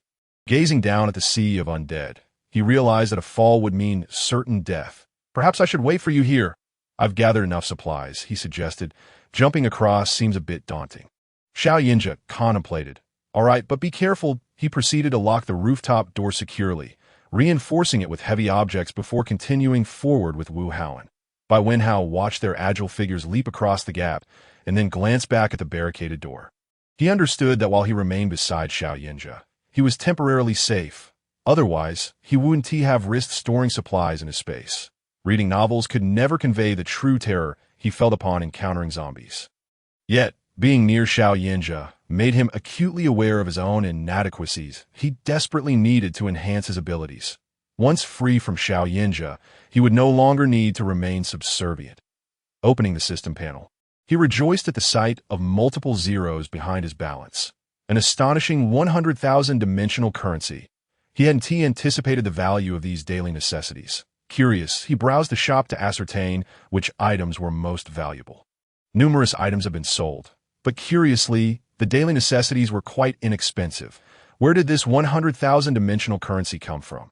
He continued scrolling until he stumbled upon the last entry. Zombie crystal cores valued at 98,000 dimensional currency. Below, one of the individuals rummaged through a corner on the second floor, searching repeatedly before finally shaking his head in frustration. "It's gone." The leader among them, infuriated, kicked over an object in anger. Bai Wenhao strained to recall when he had unknowingly collected the crystal core, realizing it had been an accidental acquisition. As it turned out, someone had already discovered it. Given its immense worth, he resolved to gather more in the future. Bai Wenhao mentally conversed with the system. Is it possible to temporarily store items in your space? The system. Certainly, there is a system warehouse located in the upper left corner. Bai Wenhao located the user option in the system panel at the upper left corner, which presented numerous options. That he clicked on the transaction volume of the shop, where detailed records of sold, purchased, and uploaded items were meticulously maintained. Exiting the product transaction volume, he directly accessed the system warehouse, which indicated that it was a level 1 warehouse awaiting unlocking. Upon clicking to unlock, he was dismayed to find it required a cost of 100 dimensional coins. This was unexpectedly exorbitant. He remained unaware of the extent of the space available. But he understood that everything within the dimensional system necessitated the expenditure of dimensional coins. Storing goods in a level 1 warehouse incurred a daily fee of 1 dimensional coin, which seemed reasonable. Otherwise, the cost of prolonged storage would become untenable. Henceforth, he could store items that could not be accommodated in his space within the system warehouse, alleviating any concerns about being exposed by Xiao Yinjia. Having acquired some funds, Bai Wenhao began to leisurely explore the system trading hall. After a brief wander, he made his way to the Immortal Cultivation Dimension shop. After some contemplation, he concluded that possessing merely a basic cultivation technique would be insufficient. This was merely an introductory series. He resolved to purchase some offensive techniques. Uncertain if his endeavors could be likened to those found in novels about immortal cultivation, he recognized the necessity of having self-defense capabilities. There existed a plethora of offensive techniques. Drawing from the experience portrayed in novels, the immortal cultivation realm typically required an assessment of spiritual roots. Bai Wenhao believed his spatial system to be without attributes and was uncertain whether there existed techniques suitable for all types of spiritual roots. Thus, he focused his search in this particular area. After extensive browsing, without locating any techniques appropriate for those with attribute-less spiritual roots, his gaze was irresistibly drawn to a book titled Ice Spirit Technique. Regardless of whether Xiao Yinjia possessed an ice spiritual root, Bai Wenhao was convinced that this technique would undoubtedly benefit him. He rolled his eyes internally, questioning whether he was a masochist for even concerning himself with this, and resumed his search for attribute-less cultivation techniques. After expending over 2 hours without finding a single suitable volume, Bai Wenhao mused, attribute-less spiritual roots must indeed correspond to the empty spiritual roots mentioned in novels, which, as suspected, could not be cultivated. Unwilling to concede defeat, he searched for empty spiritual roots within the shop, and to his surprise, a product appeared. The empty root body refinement technique. Clicking on the detailed description, he discovered it claimed to extend lifespan and enhance bodily flexibility and strength. Achieving level 5 in body refinement would allow one to transform their entire body into a reservoir of spiritual energy, thus formally embarking on the path of immortal cultivation. Having transmigrated into the body of a person with a waste physique, Bai Wenhao found himself with no other options. This empty root body refinement technique was inexplicably inexpensive, costing only 1,000 dimensional coins. Bai Wenhao promptly purchased it. As he exited the trading shop, he unexpectedly encountered the ice spirit technique once more. Driven by an inexplicable impulse, he clicked on it, reasoning that he was merely curious. However, it demanded a staggering 88,000 dimensional coins. Realizing his curiosity had been misplaced, he swiftly exited the system as dusk gradually descended. The two individuals had been gone for half a day. Bai Wenhao retrieved a tent from his spatial storage. Preparing to make do with a night on the rooftop, sitting inside the tent, he took out a flashlight and fixated on the two books before him. Ultimately, he decided to purchase the ice spirit technique, justifying to himself that having a powerful ally would enhance his own protection. Should such an ally perish prematurely, his own fate would be sealed. Opening the empty root body refinement technique, Bai Wenhao nearly cast the book aside in frustration upon encountering its archaic script. Yearning for a simplified version, suddenly, a noise erupted from the rooftop, prompting Bai Wenhao to extinguish the flashlight and cautiously peek outside through a small opening in the tent. He spotted two shadowy figures, one of whom suddenly collapsed to the ground. "Shao team leader!" Upon hearing this voice, Bai Wenhao seized the flashlight and rushed out of the tent, discovering Xiao Yinja lying on the ground at Wuge. "Boss, what happened?" "I don't know, let's get him inside first." Together, they hoisted Xiao Yinja into the tent by the dim light. Bai Wenhao observed Xiao Yinja's furrowed brow, his complexion appearing alarmingly pale, and his fists clenched tightly, suggesting he was in considerable distress. "Did you encounter some trouble, Wuge?" Wu Haoan shook his head, explaining that Xiao team leader had intended to use his spiritual power to probe the area, but unexpectedly fainted from a headache just 10 minutes later. After some time, upon regaining consciousness, the leader insisted they leave immediately, prompting their return. Bai Wenhao pondered. There might be a psychic-type zombie in that vicinity, and the leader likely suffered from a mental attack. Wu Haoan nodded in agreement, though it remained a mere conjecture. They could only await Xiao team leader's awakening for further clarity.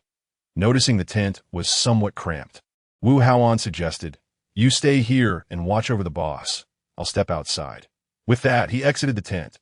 Bai Wenhao followed suit, retrieving another tent from his spatial storage.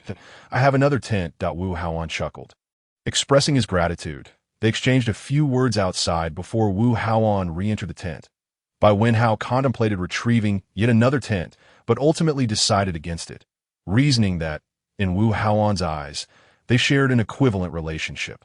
Moreover, with the leader currently injured, he felt it was his duty to remain by his side. Bai Wenhao settled into the tent beside Xiao Yinja. Scrutinizing his face, he recalled that some psychics in novels indeed possessed the ability to project their mental energy or launch psychic attacks. However, Xiao Yinja was merely an ice-type ability user, lacking spiritual power. The only energy he could project must be spiritual energy. It was astonishing that after only one night of cultivation, he had already achieved the ability to project spiritual energy, a feat Bai Wenhao deemed unattainable for himself. Contemplating, he placed his finger on Xiao Yinja's forehead, attempting to channel the energy within his body into Xiao Yinja. A faint smile appeared at the corner of Bai Wenhao's mouth as he felt a surge of energy flowing from his body to his fingertips, entering Xiao Yinja's mind.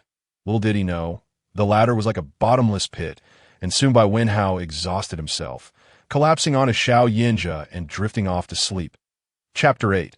I'm just a gay man. Xiao Yinja awoke to a sensation of pressure on his chest. Slightly raising his head, he encountered Bai Wenhao's fair visage.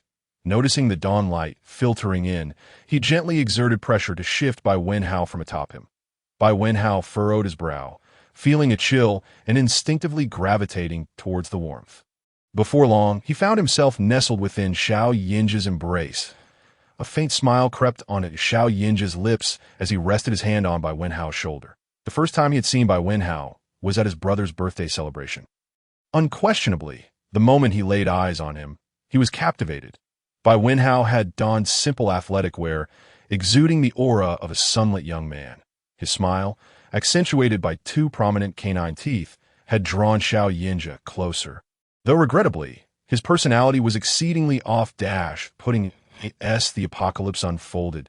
They journeyed together, and Xiao Yinja's initial enchantment faded, replaced by a growing disdain for Bai Wenhao.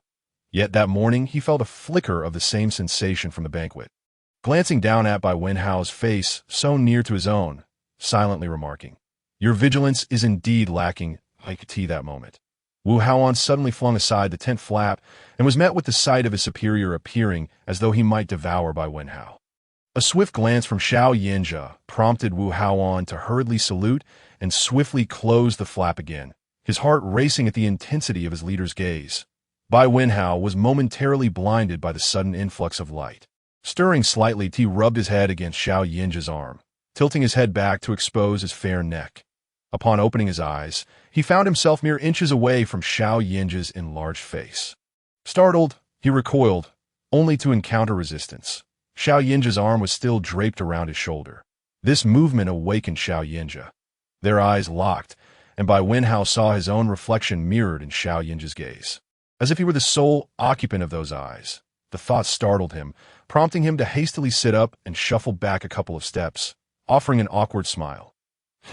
"Boss, you're awake." Xiao Yinzhe, appearing unfazed, sat up and declared, "Let's address matters once we return." After tidying up, Bai Wenhao folded the tent, and the group descended the stairs. As they passed the second floor, several individuals merely observed from a distance. Not daring to approach, they reached the first floor, entered their vehicle, and returned. Upon arriving at their previous residence, the group quickly had a simple breakfast.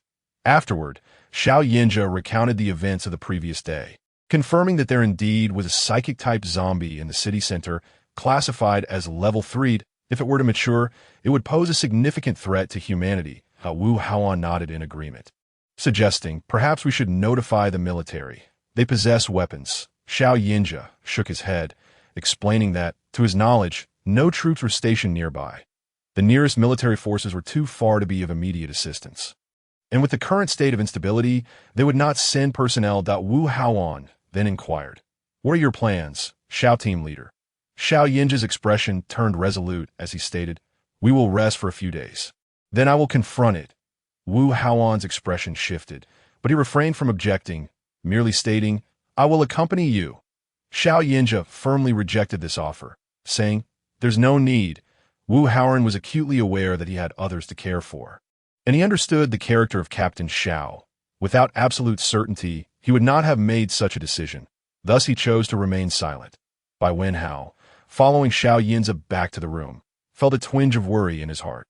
To be candid, he genuinely admired those soldiers. The fact that Xiao Yinzhe was willing to risk his life to eradicate the psychic zombies for the sake of humanity only deepened his respect. Had he not been brought along or rescued by his comrades, he was certain he could have thrived alone in this apocalyptic world. Why was he still wallowing in self-pity? He could not believe that Xiao Yinzhe had not suspected him upon seeing that foundational cultivation manual. The flimsy excuse he had concocted was something he himself hardly believed. This could only imply that Xiao Yinzhe had no intention of harming him. It might simply stem from a soldier's sense of duty. As he pondered this, Bai Wenhao decided against further hesitation that he retrieved the ice spirit technique from his spatial pocket and approached Xiao Yinzhe, who was scribbling at the table, placing the book directly before him. Xiao Yinzhe glanced at the book before lifting his gaze to meet Bai Wenhao's. Bai Wenhao calmly stated, "Just consider it a fortunate find." Xiao Yinzhe chuckled at his nonchalant tone, picked up the ice spirit technique, and began to leaf through it. The more he read, the graver his expression became, eventually becoming wholly absorbed in its contents. After a long while, he set the book down and fixed Bai Wenhao with an unwavering stare, declaring, "I know you have a secret." Bai Wenhao understood but felt a hint of panic in his eyes. Xiao Yinzhe softened his tone, speaking slowly, "You need not fear. I have no desire for your possessions. Of course, I must thank you for presenting this manual to me." He gestured with the ice spirit technique in his hand. After a brief pause, Bai Wenhao summoned his courage and proposed, "How about we collaborate?" Xiao Yinzhe raised an eyebrow, indicating for him to continue. With newfound resolve, Bai Wenhao asserted, "I can continue to serve as your mobile storage, providing you with whatever you need, as long as I can remain safely by your side. Moreover, my secret is solely for my use. Even if you were to kill me, you could not take it from me." Xiao Yinzhe smiled, recognizing that he had successfully baited the young man. This child was indeed quite easy to manipulate. He wished to keep him close rather than have him constantly thinking of escape. He had deliberately spoken those words earlier, as he harbored no noble sentiments about sacrificing his life to protect those unrelated to him. Besides, he was currently no match for the level 3 psychic zombies. Thus, Xiao Yinza nodded in agreement. Very well. I promise you that as long as I'm alive, I will ensure your safety. Bai Wenhao nodded in relief. Realizing he could no longer hide anything from him, this feeling brought him considerable comfort. He retrieved his own manual, the Ethereal Root Body Refinement Technique, and placed it on the table, cautiously asking, "Could you assist me with the translation?" Xiao Yinza took it, glanced through the pages, and noticed a phrase about enhancing bodily flexibility. He readily agreed. "Sure.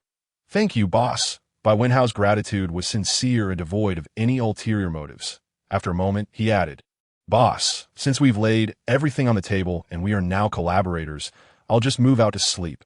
The living room will suffice." Xiao Yinza frowned slightly, and then said, "You truly cannot be deceived. But I will take the living room while you sleep in the bedroom." "Why?" Xiao Yinza gently tapped his nose and continued, "That day I did deceive you, but what I said about liking you is true. Living together with you, I fear I might take things too far." Xiao Yinza's gaze held a predatory intensity, prompting Bai Wenhao to take a step back, stammering, "You truly are gay." Xiao Yinza nodded. Indeed, Bai Wenhao immediately crossed his arms protectively over his chest, exclaiming, "I've made it clear. I prefer women. Yes, I absolutely like women." Xiao Yinza turned his attention back to the ice spirit technique, dismissively stating, "I am indifferent, but I care. I like women. That doesn't affect my feelings for you.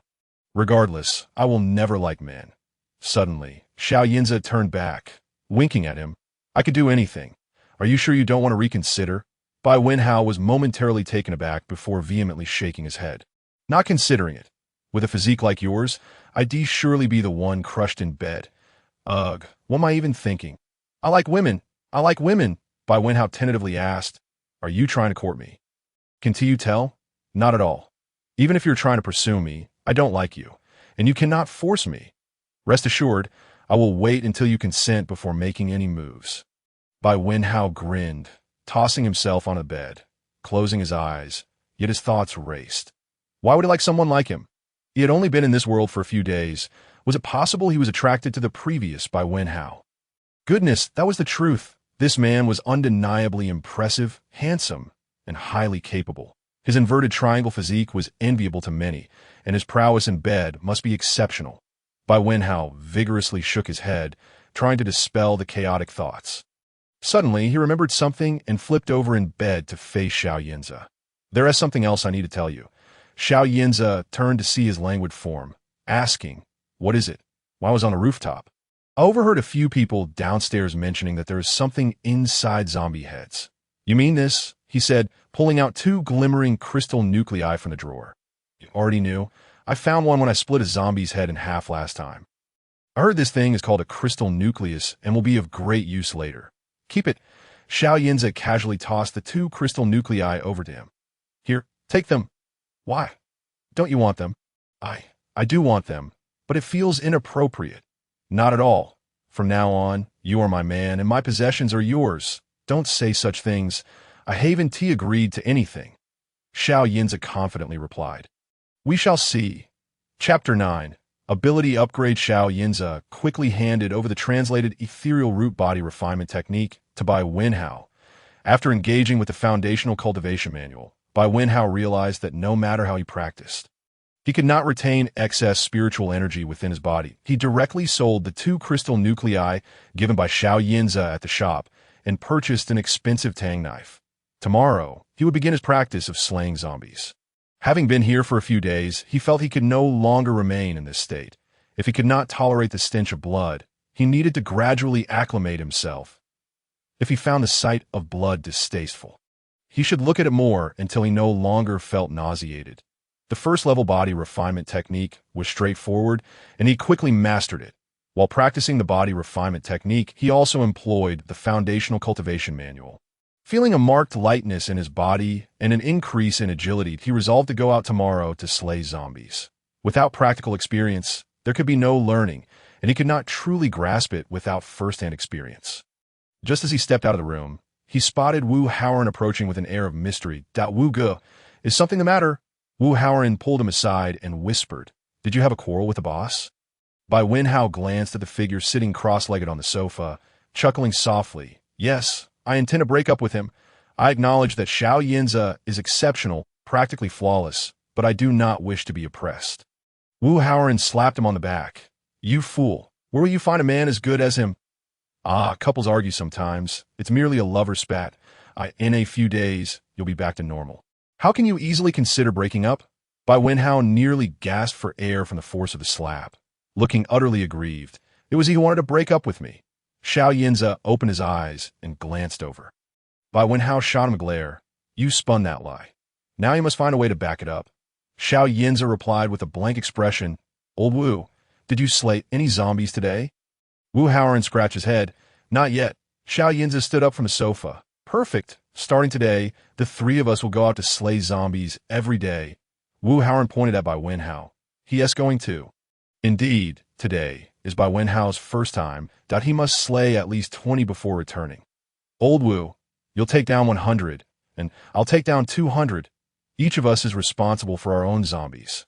Extracting the crystal nuclei from their heads, Wu Haoran felt queasy at the thought of rummaging through zombie brains, exclaiming, Oh my goodness! To prevent zombies from reaching their location, they took a detour to East City. Using noise to lure a small horde of zombies, Bai Wenhao took a deep breath, brandishing his tang knife as he charged forward. Having just practiced the first-level body refinement technique, he felt his body had become much more pliable. As it was his first time slaying a zombie, he forced himself to keep his eyes wide open, swinging the knife with all his strength, inadvertently severing the zombie's head and sending it rolling across the ground. Wu Haoran whistled from behind. Well done, Wenhao. Quite impressive. As he spoke, he joined the fray. Bai Wenhao's hand trembled around the hilt of his sword, despite his attempts to convince himself that these were merely zombies. Mere monsters, he couldn't shake the thought that they were once human. That he exhaled heavily and charged towards the next zombie.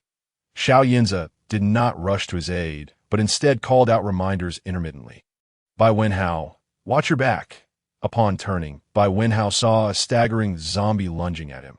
Reacting swiftly, he slashed with his blade, cleaving the creature's head in two, revealing a glimmering crystal core within.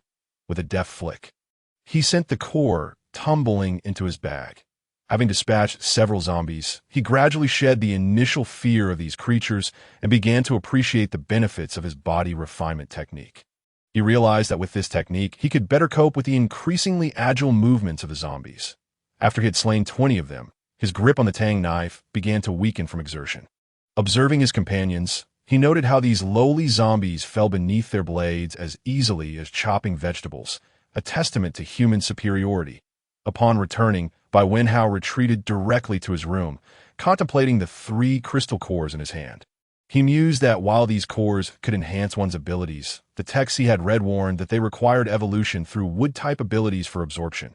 Otherwise, higher abilities would increase the violent factors within the body, potentially leading to an ability riot. Initially, people were unaware and absorbed cores to evolve their abilities, but as riots became more frequent, the truth was uncovered. During dinner, Bai Wenhao considered whether to share this information with his companions and how to approach the topic. Suddenly, Xiao Yinze produced a bag of crystal cores and handed it to him. Take care of these, he instructed. Bai Wenhao glanced at him and replied, All right, I'll keep them safe for you. Wu Haoran observed the peculiar atmosphere between the two, but, constrained by the presence of their leader, refrained from inquiring further. Xiao Yinze continued, I've noticed some issues with these crystal cores. While they can be directly absorbed to enhance abilities, they seem to contain strange substances. I'm unsure of the consequences, so for now, refrain from using them to boost your powers. Bai Wenhao bowed his head, thinking to himself that this fellow indeed had an uncanny intuition about him. Nevertheless, he decided not to dwell on it further and nodded in agreement with Wu Haoran.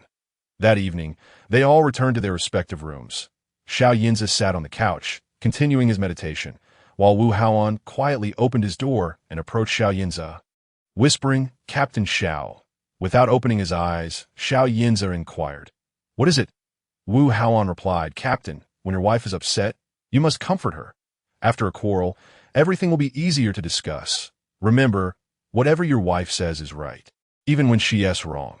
Xiao Yinza opened his eyes, casting a sidelong glance at him. You seem to have quite the experience. Wu Haoan chuckled. Ah, a fierce woman fears a persistent man, that if you don't make an effort to appease her. No wife will ever be soothed. Enough of your meddling that if you can't sleep, why not go out and slay some zombies instead?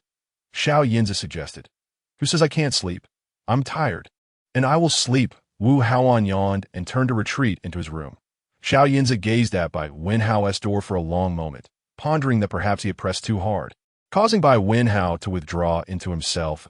It was indeed a matter that required careful consideration. Once again, he closed his eyes and resumed his meditation, now beginning to merge the ice spirit technique with his abilities, transforming them into pure spiritual energy. His dantian was becoming increasingly abundant with energy, and he could sense he was on the verge of breaking through to the third level. Meanwhile, Bai Wenhao practiced diligently in his room. Though the body refinement technique proved beneficial once mastered, the process was quite challenging, requiring him to adopt peculiar postures.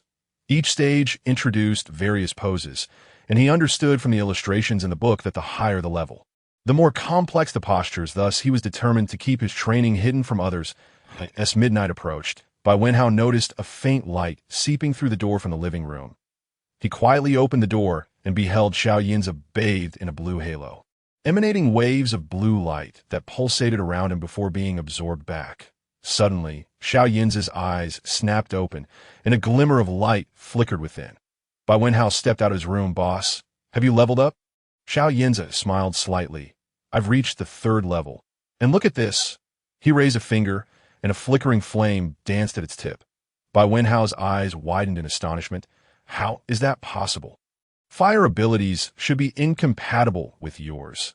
Xiao Yinza nodded, extinguishing the flame, and walked to the corner of the room where a half-dead orchid Saturday. He directed a thread of green light from his fingertip into the orchid's stem, causing it to rapidly flourish, even sprouting tiny buds. Bai Wenhao stared in disbelief, mouth agape, while Xiao Yinza raised his hand, summoning a spoon from the kitchen, which then morphed under his command, flattening into a disc before returning to its original shape.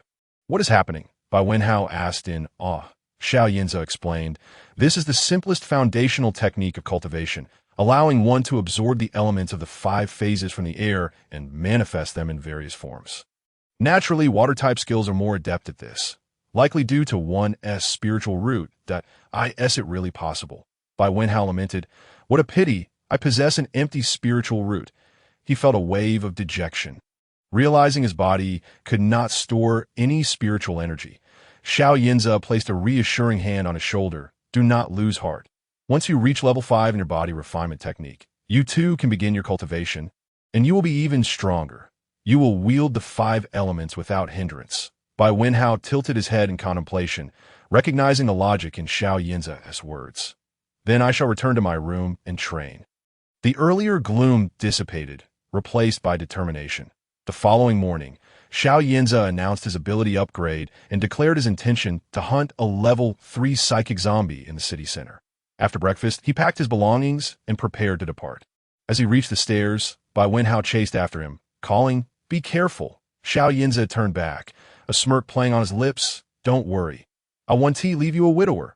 Cold blockhead, Bai Wenhao decided to hold his tongue, unwilling to curse him, for they were comrades after all. Should his words come true, it would be best to remain silent.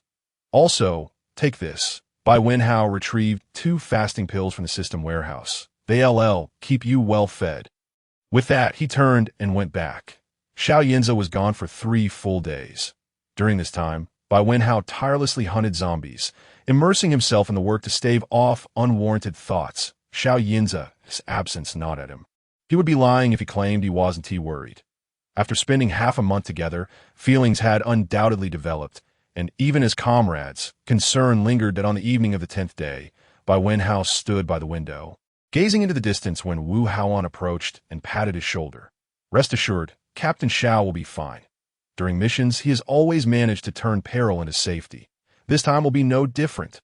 Was he always like this? Bai Wenhao pondered aloud. Wu Haoan reflected. In the team, there were many rebellious spirits who resisted authority. His demeanor served as a deterrent, and over time, he became accustomed to it. In truth, Those of us who understand his temper are not afraid of him. Really, I can't shake the feeling that he has a bit of a dark sense of humor, Bai Wenhao remarked. That's just you. He remains stoic and serious with others, never cracking a smile. Bai Wenhao rolled his eyes.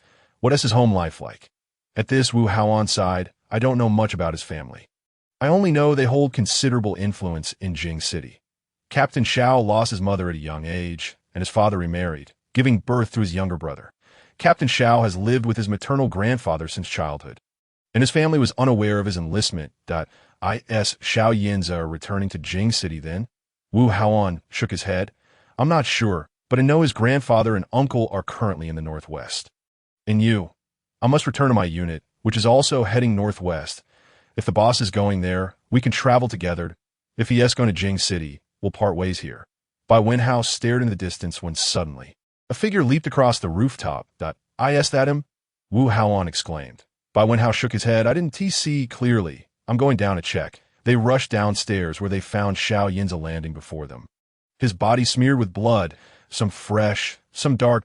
You're hurt, Bai Wenhao exclaimed. Xiao Yinza shook his head. No, I was ambushed, and I took care of the attacker as well. His calm demeanor belied the danger he had faced, and Bai Wenhao silently vowed to reach level 5 as soon as possible, so he could fight alongside him. Xiao Yinza added, gather your things. We need to leave quickly. The psychic zombie has been slain, and these lower-level zombies will soon be uncontrollable, wandering this area. Understood. Several individuals turned and ascended the stairs as Bai Wenhao gathered every item within the room into his spatial storage. They boarded the off-road vehicle and set off. With Xiao Yinja at the wheel and Bai Wenhao in the passenger seat, while Wu Haoan and his family of 3 occupied the rear, Wu Haoan posed a question that had been lingering in Bai Wenhao's mind. Captain Xiao, where are we headed? To the northwest. Xiao Yinja, his gaze fixed on the road ahead, replied, I must first return to Beijing to retrieve some items from the Xiao family. Lao Wu, accompany me back to Beijing, and then we shall proceed to the northwest. Wu Haoan understood that Captain Xiao was concerned for his safety, given that his wife and child were ordinary citizens. The journey to the northwest could pose numerous dangers. Thank you, Captain Xiao. There is no need for thanks between us. Bai Wenhao slightly turned his head to glance at him, a smile suddenly gracing his face. He felt a sense of happiness in having him as a brother. What are you smiling about? Bai Wenhao's grin widened as he turned to gaze out the window. I find your expression amusing. If it brings you joy, then you should look at it more. Xiao Yinja, one hand on the steering wheel, rested the other on the window. Bai Wenhao felt a tinge of embarrassment. After all, there were others in the vehicle. Noticing Xiao Yinja's unyielding demeanor, he realized he had a thick skin. His ears slightly reddened, compelling him to continue gazing out the window. Wu's wife chuckled softly from the back, and a little girl's clear voice piped up, Mommy, why are you laughing? Oh, it's nothing, just feeling quite happy. Why are Big Brother's ears so red? Bai Wenhao's ears flushed even more. Wu's wife replied, Lingling, your big brother is simply feeling warm. Wu Lingling nodded. Oh, laughter erupted within the vehicle as they drove farther away, eventually exiting the dilapidated city. The vehicle was indeed quite impressive. It crashed through any zombies they encountered but consumed fuel rapidly. Thus, whenever they spotted a gas station, they would stop to investigate.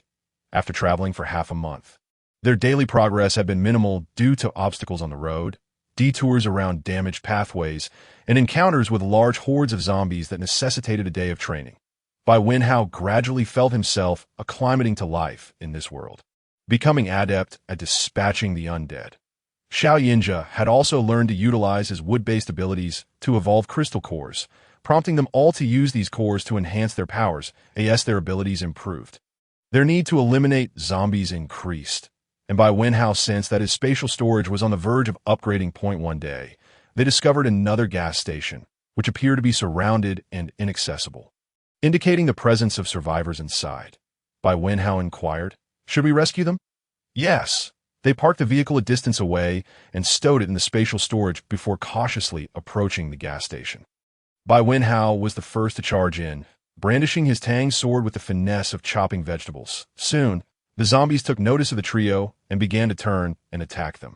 Suddenly, Xiao Yinja grabbed Bai Wenhao's arm and pulled him close. Just as the zombie's claw swiped at the spot where Bai Wenhao had been standing, the creature quickly disappearing back into the horde. A mutated zombie. It must be a speed type, Xiao Yinja warned. Lao Wu, be cautious. There are mutated zombies here. Wu Haoan also took note of the danger. A powerful fireball erupted from his hand, crashing into the zombie horde. As he had already reached the pinnacle of level 2, it obliterated over 10 zombies in one blow, and the mutated zombie lunged toward him. Xiao Yinja released Bai Wenhao, saying, "Be careful. I know. Thank you." There is no need for thanks between us. With that, he charged toward the mutated zombie. Upon hearing the commotion outside, a few individuals inside the building opened the door and rushed out to join the fray against the zombies. Xiao Yinja swiftly dispatched the mutated zombie, tossing the clean and transparent crystal core directly into Bai Wenhao's hands. Bai Wenhao tossed it lightly before stowing it in his spatial storage. Soon, the remaining zombies were eliminated, and the three individuals who had fought alongside them approached. They greeted Xiao Yinja with a formal salute. "Captain Xiao, it's a pleasure to see you again." Xiao Yinja, his expression unchanged, asked, "Chen Shi, how did you end up here?" Chen Shi replied, "Captain Xiao, we were on a mission to apprehend a group of drug traffickers, but they have all turned into zombies now." Wu Haoan inquired, "Where do you plan to go from here?" "Of course, we intend to return to the base. How about we go together?" "All right, this must be your wife." "Hello, sister-in-law." "Hello, sister-in-law." Wu's wife smiled and introduced her daughter, upon seeing that all the zombies outside had been dealt with. More than 10 people emerged from within. Chen Shi explained, "They are survivors we rescued along the way." Xiao Yinja merely nodded and headed to check for any remaining fuel that he and Bai Wenhao approached the gas pumps. Two individuals from the group of survivors confronted them. "You can't take the fuel. We arrived first." Chen Shi frowned at this remark. "If it weren't for Captain Xiao rescuing you, you would have been trapped inside. Aren't soldiers supposed to protect us civilians? Isn't that your duty? The fuel inside was already scarce and should rightfully be reserved for us civilians." Bai Wenhao chuckled. "Rightfully? Where do you derive such entitlement? They are indeed soldiers, but my leader is not. He is also a civilian now, and he risked his life to save you. You ought to be grateful." A few women charged at them, sitting on the ground and wailing. Bai Wenhao, accustomed to street brawls, swiftly slapped the face of the youngest among them, the sharp sound silencing the group. "Did you see those zombies? The blood on my hands hasn't even dried yet. If anyone was killed here, it could only have been by the zombies." The women, intimidated by his fierce expression, ceased their cries and scrambled behind the men for safety. Bai Wenhao retrieved the vehicle from his spatial storage, while Xiao Yinja approached the fuel pump to fill up. Bai Wenhao rested his leg on the steps, shaking it, which startled the onlookers. Xiao Yinja watched him from behind, a smirk forming at the corner of his mouth. This intimidating demeanor was surprisingly charming. "All right, it's full." Bai Wenhao initially intended to siphon all the fuel, but ultimately decided to leave some for them. Xiao Yinja, wishing to avoid further entanglements, turned to Wu Haoan. "Have you decided to travel with him?" Wu Haoan nodded. "Captain, I understand your concern for my family's safety. I will travel with them. You can rest assured that I will wait for you in the northwest." "Very well, we shall take our leave. I will drive your vehicle away and return it to you later. But you should best travel on your own." With that, Xiao Yinja glanced back at the group of survivors, recognizing that traveling with such individuals would be a burden. "Don't worry, Captain." Xiao Yinja and Bai Wenhao resumed their journey. Once again as a duo, Bai Wenhao felt a wave of relief wash over him. He was uncertain about remaining in Beijing, but he would only know for sure once he arrived, with no one else in the vehicle. Xiao Yinja became more candid. How, I'm hungry and need to eat. Could you not call me that?" "Then what should I call you?" "Wife, darling, my man." Xiao Yinja, "Just eat something." Bai Wenhao tossed a biscuit in his mouth. Xiao Yinja swallowed it in a few bites. "Feed me another." Bai Wenhao handed him an entire bag of biscuits. "You eat. I'm driving, then you can suffer from hunger." "What a joke. You can easily drive with one hand." As they continued their banter, a fiery red figure suddenly charged toward the front of the vehicle. Bai Wenhao squinted and realized, oh no, it's a mutated animal with elemental attributes. Chapter 11. The fireball Xiao Yinja sharply turned the steering wheel to the left, causing the vehicle to crash into a nearby tree. The red figure brushed past the car door, and Bai Wenhao's expression hardened as he exclaimed, "It's a bull engulfed in flames. Stay in the car." Bai Wenhao opened the door, declaring, "My physical training has reached level 3. Even if I can't harm it, I can evade injury, that I will fight alongside you." With those words, Bai Wenhao positioned himself beside Xiao Yinja. Xiao Yinja grasped his hand. "All right, let us fight together." Upon concluding his words, he released his grip, and an icy blade materialized in his hand, prepared to confront the oncoming fiery bull. Bai Wenhao swiftly produced a tang knife from his spatial pocket. Positioning it across his chest, as the fiery bull charged towards him, Bai Wenhao leapt into the air, executing a somersault, and swung the tang knife downward, striking the fiery bull with a force akin to that of a blade against steel. He landed deftly behind the creature, feeling as though his attack had met an impenetrable barrier. Xiao Yinja forcefully swung his ice blade at the bull's head. Astonishingly, the intense heat radiating from the fiery bull melted the ice weapon by half. He quickly sidestepped as the fiery bull thundered past him, a gust of wind igniting his robe in flames. With a wave of his hand, a mist of ice enveloped him, extinguishing the fire that had threatened to consume him. Turning, Xiao Yinja conjured thousands of glimmering ice needles with his supernatural ability, flinging them toward the fiery bull. Upon contact with the creature's flames, many of the ice needles began to melt, yet a considerable number still penetrated its hide, inciting a fury within the fiery bull, which began to thrash violently. Undeterred, Xiao Yinja initiated a second wave of ice needle assaults. Bai Wenhao remained concealed, awaiting the opportune moment. Suddenly, the fiery bull pivoted sharply, colliding its head against a nearby tree. Seizing the chance, Bai Wenhao dashed from behind the tree, thrusting his tang knife downward into the bull's eye. With a deafening roar, the fiery bull expelled a massive fireball towards Bai Wenhao, who relinquished the knife and leaped backward, narrowly evading the inferno. Xiao Yinja, furrowing his brow, glanced in his direction, and upon confirming his safety, resumed his assault. The fiery bull let out a bellow, but as Xiao Yinja's ice needles continued to rain down, the flames enveloping the creature gradually transformed into steam, which rose in sweltering waves, withering the nearby flora into a desiccated yellow. Grasping a green crystal core in his left hand to absorb its energy, Xiao Yinja amplified his powers with his right. Their cultivation had brought them to the threshold of immortality, allowing them to absorb any elemental core at will, though Bai Wenhao had yet to reach that level. As the flames on the fiery bull diminished, Bai Wenhao boldly leapt onto the creature's neck. The fiery bull bucked violently, attempting to dislodge him, its front hooves raised high as it flung its head, casting Bai Wenhao away. "Xiao Yinja, grab my hand," Bai Wenhao shouted. Xiao Yinja lunged forward, seizing his arm, and with a swift motion, Bai Wenhao was spun back into the air, landing once more upon the fiery bull's back. Taking advantage of the creature's distraction, Bai Wenhao yanked the tang knife from its eye. The fiery bull, now frenzied, thrashed its head wildly as Bai Wenhao clung to its horn. "Let go," Xiao Yinja shouted. Bai Wenhao timed his release perfectly, soaring through the air like a kite severed from its string. As he glanced toward Xiao Yinja, he realized the latter's powers were likely nearing depletion.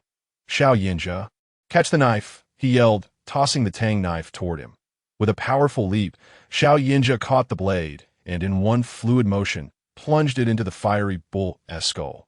With a firm grip, he secured himself atop the creature's neck, exerting force until the entire tang knife sank deep into its head. The fiery bull emitted a mournful cry before crashing to the ground with a resounding thud. Before Bai Wenhao could rise, Xiao Yinja landed beside him, a dull thud echoing as he fell. "Are you all right?" Bai Wenhao inquired. Xiao Yinja clutched his chest, wincing slightly. "I might have a bit of an issue here." "It hurts a little." Bai Wenhao shot him a sidelong glance, rising with a hand on his waist. "If you were to say your leg was broken, I might believe that." Gradually approaching the fallen fiery bull, Bai Wenhao noticed it still twitching that he gripped the tang knife and yanked it free, a fresh pool of blood splattering behind him. Observing Bai Wenhao's decisive actions, Xiao Yinja shook his head, clicking his tongue. "Your growth has been remarkably swift. It's becoming quite difficult to keep up." Bai Wenhao cleaved through the fiery bull's skull, revealing a crimson crystal core that rolled onto the ground. After rinsing it off with water, he collected it and stored it in his spatial pocket. Turning back to see Xiao Yinja still lying there, he urged, "Hurry up and get ready. We're having roasted beef for lunch." With a swift motion, Xiao Yinja sprang to his feet. "All right," He approached the bull, diligently preparing it, skinning and butchering with remarkable enthusiasm, while Bai Wenhao rested in the vehicle, observing Xiao Yinja's tireless efforts with a hint of envy. Thinking that once he could cultivate, he would strive to be just like him. Opening the system panel, Bai Wenhao noted that with the supply of crystal cores, the currency within the system was rapidly increasing. However, upon glancing at the weapons available in the interstellar realm, he found himself unable to afford them. This time, he intended to procure a weapon for Xiao Yinja. Should his powers be exhausted, he would still have a weapon to rely upon. Wandering through the options, he found himself captivated by a spiritual treasure, the Ice Flame Sword. The name alone indicated it was suited for those with ice elemental roots, and the following digits were daunting. Sighing, he thought that purchasing this sword would likely deplete his currency entirely, but considering Xiao Yinja's prowess and the potential for more crystal cores, he deemed it a wise investment, convinced he would reclaim the costs later. As they savored the warm, savory roasted beef, Bai Wenhao tossed the ice flame sword to Xiao Yinja, who caught it effortlessly. "This is the sword manual," Bai Wenhao added, having purchased the ice flame sword. He was pleasantly surprised to receive a sword manual as well, which he promptly threw over. Unexpectedly, Xiao Yinja caught the items without even glancing at them, stepping closer and wrapping an arm around Bai Wenhao's shoulders. "How, you're truly wonderful." Bai Wenhao pushed him away. "Get off me, your hands are greasy." How, your kindness overwhelms me. I can only repay you with my life. Please accept me. Enough with that, I have no interest in you. You brute. Now get back to roasting the meat. How, your words wound me. But how did you know I was rough around the edges? Bai Wenhao's cheeks flushed. "Xiao Yinja, why are you such a rogue? How can one marry a wife without being a rogue? Scram. Hurry back to roasting the meat." All right. The beef was imbued with energy, and consuming it would replenish their stamina. Bai Wenhao stored the remaining meat in his spatial pocket, and the two boarded the vehicle to continue their journey. Xiao Yinja sensed a softening in Bai Wenhao's demeanor, a stark contrast to the previous coldness, as they engaged in lively conversation during the drive. How, I actually had my eye on you even before the apocalypse." Bai Wenhao paused, momentarily turning his head toward the window, feeling a sudden discomfort. It dawned on him that Xiao Yinja's affection was directed at the original owner of his body. Xiao Yinja continued, "I first saw you at my brother's birthday party.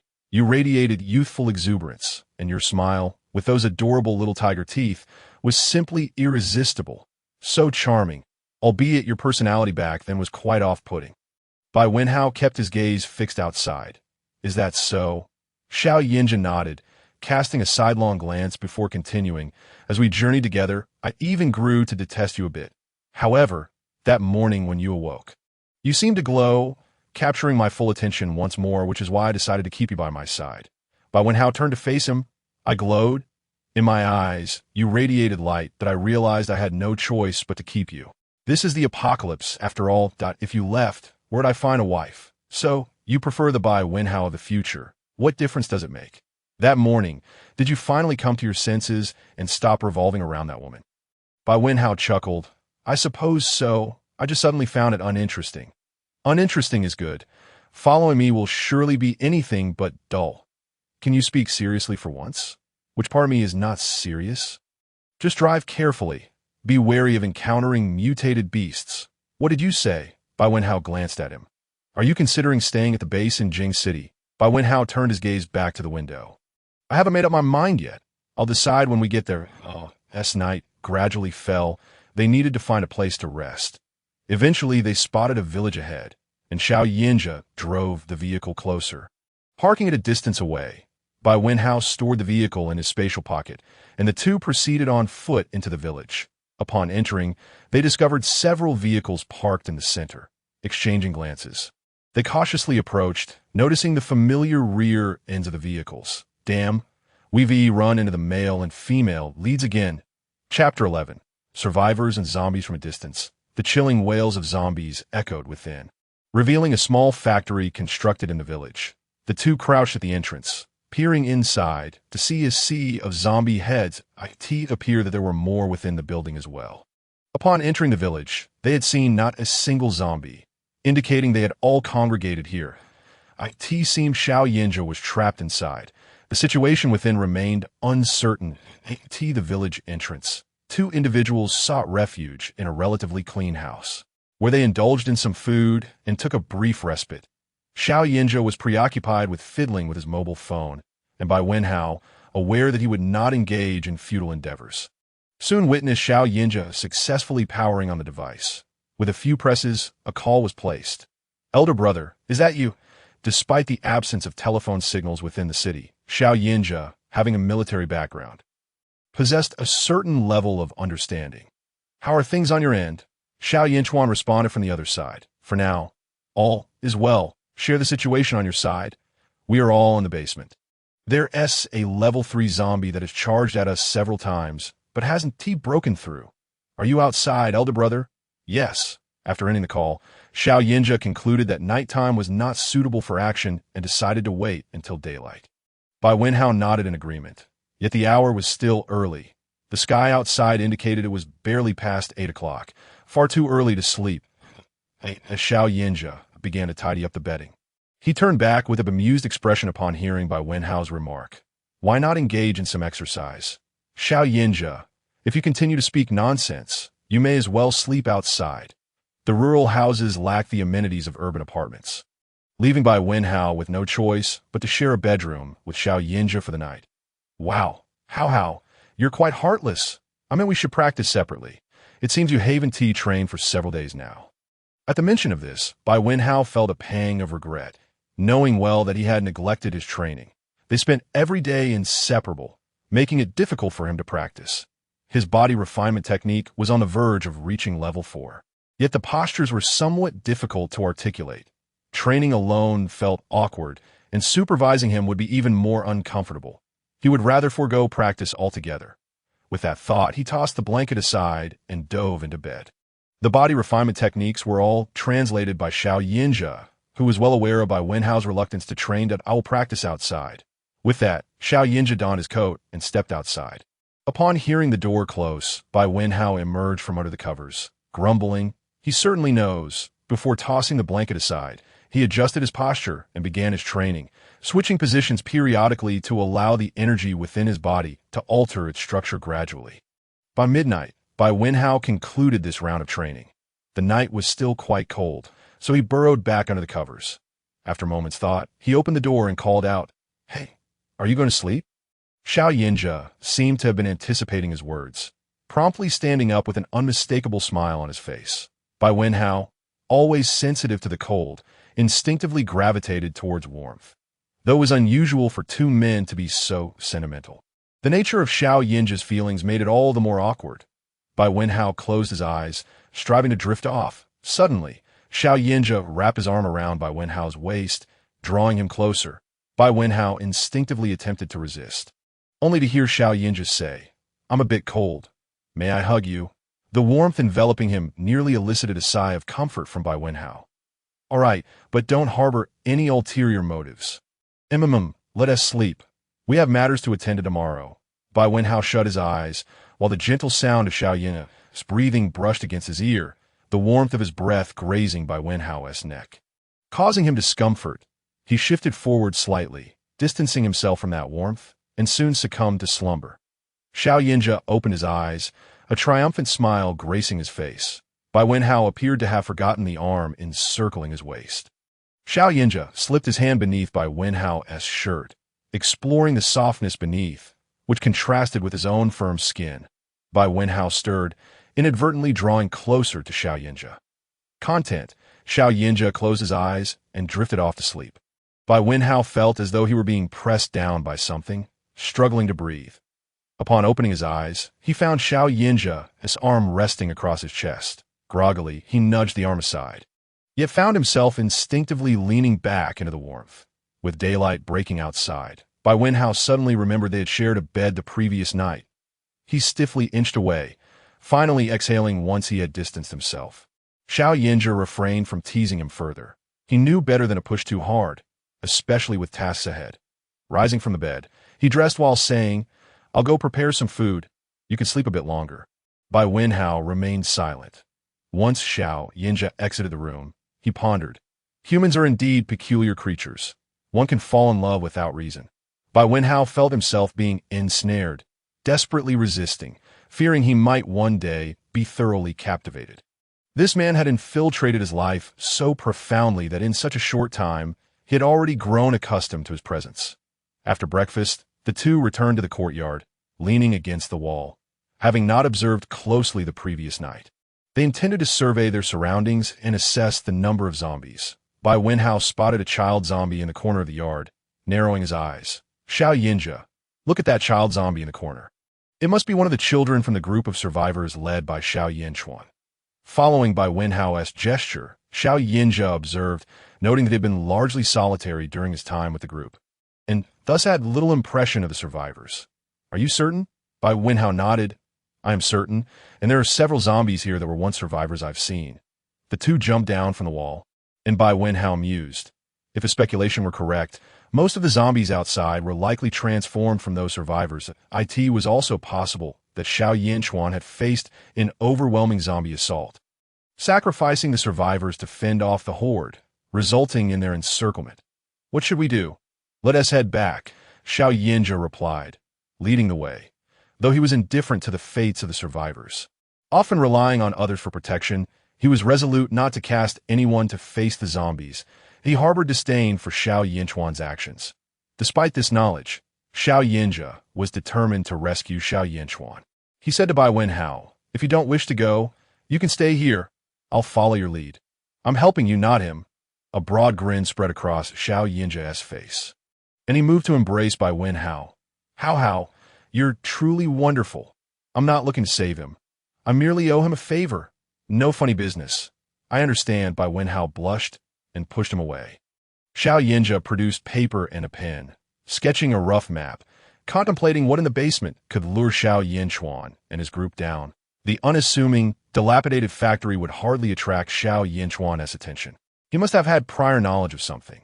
Bai Wenhao suddenly recalled a passage from a book detailing how Xiaoyin had been trapped in a decrepit factory, where he advanced his abilities to level 3 and acquired a significant cache of supplies and medications. It was uncertain whether Xiaoyin had located the supplies yet. They initiated their plan by creating a commotion outside the main entrance to attract the zombies, then systematically eliminate them.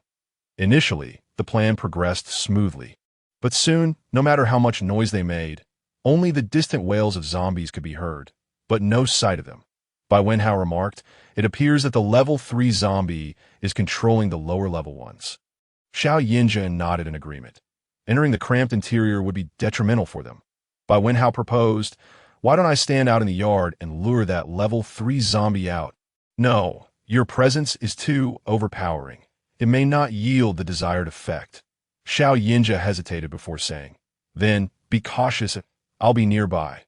Bai Wenhao leapt into the courtyard, and upon catching the scent, he indeed drew out a considerable number of zombies from the house, among which were several second-level zombies. Bai Wenhao steeled himself, prepared to confront them with caution.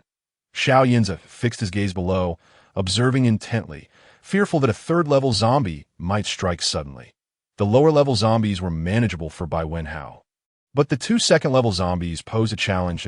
As Bai Wenhao engaged with the second-level zombies, he discreetly glanced around, noting that an increasing number of lower-level zombies had been lured out. That it wasn't until he decisively severed the head of one second-level zombie with a single stroke that he suddenly felt a chill creep down his spine. He swiftly shifted to the left, narrowly evading the claws of a third-level zombie. In a quick motion, he swung his blade towards it, but to his surprise, the third-level zombie seized a nearby lower-level zombie as a shield, and Bai Wenhao's dagger plunged directly into the chest of the lower-level zombie. A shiver ran through him. The third-level zombie had exhibited intelligence. Xiaoyin also leaped down from the high wall, his icy blade glinting as it lunged towards the third-level zombie. Seeing that the third-level zombie was now engaged with Xiaoyin, Bai Wenhao redirected his focus to the second-level zombie. An ever-growing horde of zombies was drawn out by the two of them, and soon, noises emanated from the basement as a group of over a dozen emerged to join the fray, swiftly shifting the tide in their favor, with the lower-level zombies nearly eradicated, save for the second-level ones. Xiaoyin observed Xiaoyin skillfully handling the third-level zombie, a complex expression flickering in his eyes. but he couldn't shake the feeling of being one step behind, despite having just attained third-level abilities himself. His older brother had already surpassed him, a twinge of jealousy creeping into his demeanor. He unleashed a fireball at the nearest second-level zombie, just as Bai Wenhao's blade came crashing down. However, the fireball sailed past the second-level zombie and hurtled straight towards Bai Wenhao. Bai Wenhao's expression shifted, and before he could react, the fireball was upon him. Suddenly, a blast of ice struck the fireball, releasing a plume of steam that shot upwards. Bai Wenhao quickly recoiled, but still felt the heat singe his hand. He glanced at Xiao Yinchuan, slowly retreating to stand beside Xiao Yinza. The battle concluded swiftly, a transparent crystal core tossed towards Bai Wenhao, who raised his hand and directly stored it in his spatial pocket. Hidden nearby, Ling observed Bai Wenhao intently, lost in thought. Chapter 13. Injured by zombies, Xiao Yinchuan's eyes flickered at the sight of the third-level crystal core, and he approached with a smile. Saying, "Brother, thank you." Xiao Yinza merely acknowledged him with a nonchalant grunt before stepping up to Bai Wenhao, grasping his hand and noticing the blisters forming on a back. "That I'm sorry, I didn't protect you well enough." Bai Wenhao withdrew his hand, responding, "This isn't your fault." Ling emerged from the shadows, walking up to Bai Wenhao with sincerity etched on her face. "Thank you, Wenhao, I didn't expect you to have grown so powerful." Bai Wenhao didn't even glance at her, coldly retorting, "Don't thank me. I'm not saving you, that I'm merely assisting Xiao Yinza." Ling eyes glistened with unshed tears, her hand pressed to her chest as she softly implored, "Wenhao, how can you say that? I've always been worried about you." Bai Wenhao, irritated by her tear-streaked expression, was about to speak when Xiao Yinza approached and wrapped his arms around Bai Wenhao's shoulders. "You have me now. You needn't worry about anyone else." In front of so many witnesses, being embraced by a man made Bai Wenhao feel awkward, yet he did not resist or speak, leading others to interpret it as tacit acceptance. Ling stood frozen, tears threatening to spill as she murmured, "Wenhao, is what he says true?" Bai Wenhao subtly nodded. "As you can see." Xiao Yinza's lips curled into a smile, tightening his embrace around Bai Wenhao, who found it difficult to breathe and nudged him with his elbow, whispering, "That's enough." Xiao Yinza ignored him, grinning widely, a sight that was painfully irksome to Ling. The man she had once admired was now smiling at another, especially one with a dubious past. She found herself baffled, unable to comprehend the situation. Seeing Ling's disconcerted state, Xiao Yinchuan felt displeased. If not for her connections, he would have discarded her long ago. She was merely a plaything, unworthy of his efforts. Yet now, he approached her, draping an arm over her shoulders, jesting to Bai Wenhao, "Should I start calling you big sister-in-law?" Bai Wenhao held no fondness for the male lead, who would sacrifice all survivors for his own safety. He replied coldly, "Perhaps you ought to call me brother-in-law." Xiao Yinchuan paused, and Xiao Yinza burst into laughter, leaning closer to Bai Wenhao's ear. "If you agree, I wouldn't mind below." Bai Wenhao, lacking Xiao Yinza's audacity, extricated himself from the embrace and moved aside to retrieve his dagger, swiftly beginning to excavate the crystal cores. Many in attendance were taken aback by his deft movements, wondering how he had transformed so significantly in such a short time. Just a month ago, he had cowered in a car at the sight of zombies. Now, envy glinted in their eyes as they hastily joined the excavation effort. Ling found the scene repulsive and retreated to the vehicle, while Xiao Yinchuan turned to head inside. Xiao Yinza cast a glance at him, but chose to ignore it, just as he was about to turn away. A flash of cold light caught his Be careful. Xiao Yinchuan dodged aside as a zombie's claws clashed with Xiao Yinza's icy blade, shattering it with a resounding crash. Xiao Yinza staggered back several paces. Facing a peak third-level zombie, he gasped. The zombie's claws lunged towards him again. He conjured another icy blade, but it shattered upon contact with the claws, which then pierced through to his chest. The zombie retreated, its palm oozing black mist as it stood, staring intently at Xiao Yinza. Bai Wenhao rushed to Xiao Yinza's side, presenting him with the ice flame sword retrieved from his spatial pocket before stepping back. Xiao Yinchuan noticed from the corner of his eye that it was an exceptional weapon. Despite possessing a handgun, the limited ammunition meant he was reluctant to use it, whereas a good cold weapon could be utilized repeatedly. The zombie suddenly let out a chilling wail, and Bai Wenhao felt a deafening hum resonate in his ears.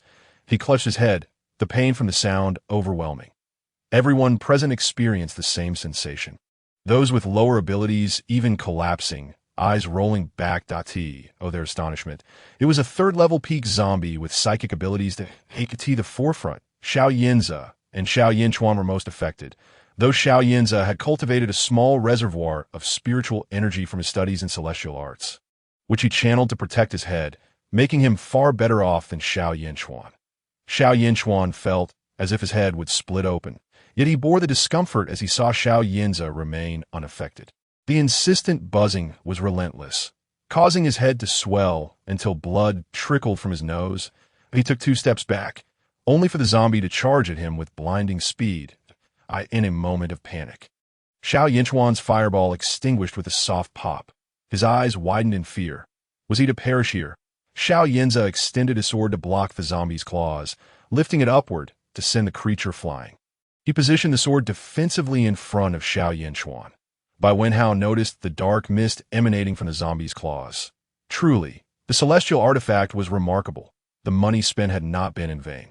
Although Xiao Yinza could not yet unleash the sword's full potential, it was certainly an advantage compared to bare hands. As the zombie's feet touched the ground, it propelled itself towards them with renewed vigor, its claws striking with relentless ferocity. The duo found themselves retreating into the house, their comrades watching in apprehension. Bai Wenhao, feeling uneasy, dashed inside. Xiao Yinchuan's abilities had dwindled after the battle, relying solely on Xiao Yinza for protection. Unable to escape, he merely held on, aware that the zombie seemed to sense his weakness and targeted him first. The zombie leapt from above, its claws aimed at him. Xiao Yinza instinctively grabbed Xiao Yinchuan's shirt, pulling him aside. To their surprise, Xiao Yinchuan pushed back with all his strength, thrusting Xiao Yinza towards the zombie. Bai Wenhao entered just in time to witness this scene. Xiao Yinza, caught off guard by Xiao Yinchuan's move. Xiao Yinza found the claws of the zombie approaching his chest. He raised his sword to block, but the zombie's nails still pierced his flesh. The creature retreated. Black mist seeped from its palm, fixating its gaze upon Xiao Yinza. Bai Wenhao and Xiao Yinchuan brushed past each other, the latter fleeing outside, while Bai Wenhao positioned himself protectively in front of Xiao Yinza, urging retreat to the basement. The palms of the zombie were still exuding dark energy, which rendered it momentarily inactive. Behind them lay the entrance to the basement, where Bai Wenhao shielded Xiao Yinza as they retreated down the stairs, securely closing the door behind them. Only then did Bai Wenhao release a sigh of relief. Leaning against the wall, Xiao Yinza stood quietly as Bai Wenhao approached and lifted his garment, revealing 5 bloody punctures on his chest, seeping black blood. The skin around the area had already begun to darken. Was it possible that the absence of Xiao Yinza in the latter part of the story was due to his demise? How? You were so eager to be with me just now, and now you're in such a hurry to undress me, Xiao Yinza teased. Bai Wenhao, seeing his condition yet still confronted with banter, retorted with exasperation, I never agreed to anything. How? You are truly heartless that I was willing to take the submissive role, yet you still refuse me. Bai Wenhao shot him a glare before gently assisting him to sit down. How do you feel now? Xiao Yinza replied calmly. In less than half a day, I will become a zombie. Cannot the spiritual energy within your body expel the virus? Xiao Yinza shook his head. My spiritual energy is nearly depleted. Bai Wenhao furrowed his brow and asked, having begun cultivating the ice spirit technique, hasn't it impacted your physique at all? Aren't you already on the path of cultivation? From what I've gleaned from the ice spirit technique, I am still in the body refinement stage. Only by reaching the foundational establishment mentioned in the text can I truly enter the realm of cultivation, at which point my physique should undergo corresponding changes. For now, I remain an ordinary person. Bai Wenhao slumped onto the ground, disheartened. He had hoped for a different outcome, yet it had culminated in this tragic conclusion. Do you have any regrets? Xiao Yinza's gaze turned vacant as he replied softly, I regret dragging you into this. But that's of little consequence. Without you, I likely wouldn't have survived this long. Even in such dire circumstances, you still refuse to agree to my wishes? Bai Wenhao sighed wearily. Time was of the essence, and such thoughts were frivolous that I am on the brink of death. I must at least die with my eyes closed. Bai Wenhao turned his head slightly, meeting Xiao Yinja's dark eyes. With a gentle smile, he acquiesced. Very well, I accept. Xiao Yinja turned to embrace him, but Bai Wenhao raised a hand to stop him. I haven't finished speaking. I agree, but you must remain human. Xiao Yinja halted, recognizing that their fate was sealed. You are well aware that I will soon transform into a zombie. The moment that happens, you must kill me. I refuse to become a mindless corpse. Stop speaking nonsense. There may be other solutions. Continue your cultivation and use your spiritual energy to combat the virus. It might prove effective. Xiao Yinja gestured to his chest. This is the result of my spiritual energy protecting my heart's pulse. Otherwise, the zombie virus would spread even faster. How can you know unless you try? No, I must conserve this spiritual energy. Once I open that door, I will charge out to confront the zombie, giving you a chance to escape. Do you understand? I have been an orphan since childhood, doing everything on my own that I can manage anything, yet you have taken care of everything by my side. Why are you so kind to me? Bai Wenhao lowered his head, suddenly looking up at him. Dying alongside you is not a terrifying prospect. I may find it impossible to kill you, so why not become zombies together? Xiao Yinja's lips curled into a faint smile. He wished to laugh, but found it impossible. He then embraced Bai Wenhao tightly and whispered in his ear, "You know, I am quite a selfish person. I actually wish for you to accompany me in death." Chapter 14. The exit. Xiao Yinchuan fled from the house, relieved to see that the level 3 zombies had not pursued him. He signaled for the others to hurry into the vehicle. Before getting in, he cast one last glance at the house. "Eldest brother, I am truly sorry that if you return to the capital, you will undoubtedly become my greatest threat." Reflecting on the items in the basement, he decided to leave it be. Once everyone was inside, they sped away in the basement. Bai Wenhao embraced Xiao Yinja, declaring, "Then I shall die with you." The two sat side by side in silence for a long while until Xiao Yinja suddenly spoke. "My mother passed away when I was very young. Watching them, a family of 3, display their affection in front of me initially filled me with envy, but eventually it turned to hatred. Me, this younger brother was no different from a stranger. Let this be my way of repaying their kindness in bringing me into the world." Bai Wenhao recalled his past life, believing that by studying diligently and obtaining a good diploma, he could someday return to repay those in his neighborhood. Yet a single careless remark extinguished all hope. That it seemed that wealth and power could fulfill any desire, yet he held none of those privileges. Upon returning to his hometown, he wished to lead a different life, but ended up muddling through, failing to establish himself. After 2 years in the city, he was still that naive graduate, his temperament unchanged despite all efforts to suppress it. Ironically, he now felt more suited to the role of Bai Wenhao in this apocalyptic world. As if he had discovered a path for growth, that he increasingly embraced this world and the person beside him. Regrettably, just as he found his purpose, fate intervened. In retrospect, he felt that everything paled in comparison to the finality of death. The basement was enveloped in silence, time slipping away swiftly. Bai Wenhao opened the system panel, beginning to search for dimensional shops in front of Xiao Yinja. He was unsure if Xiao Yinja could see.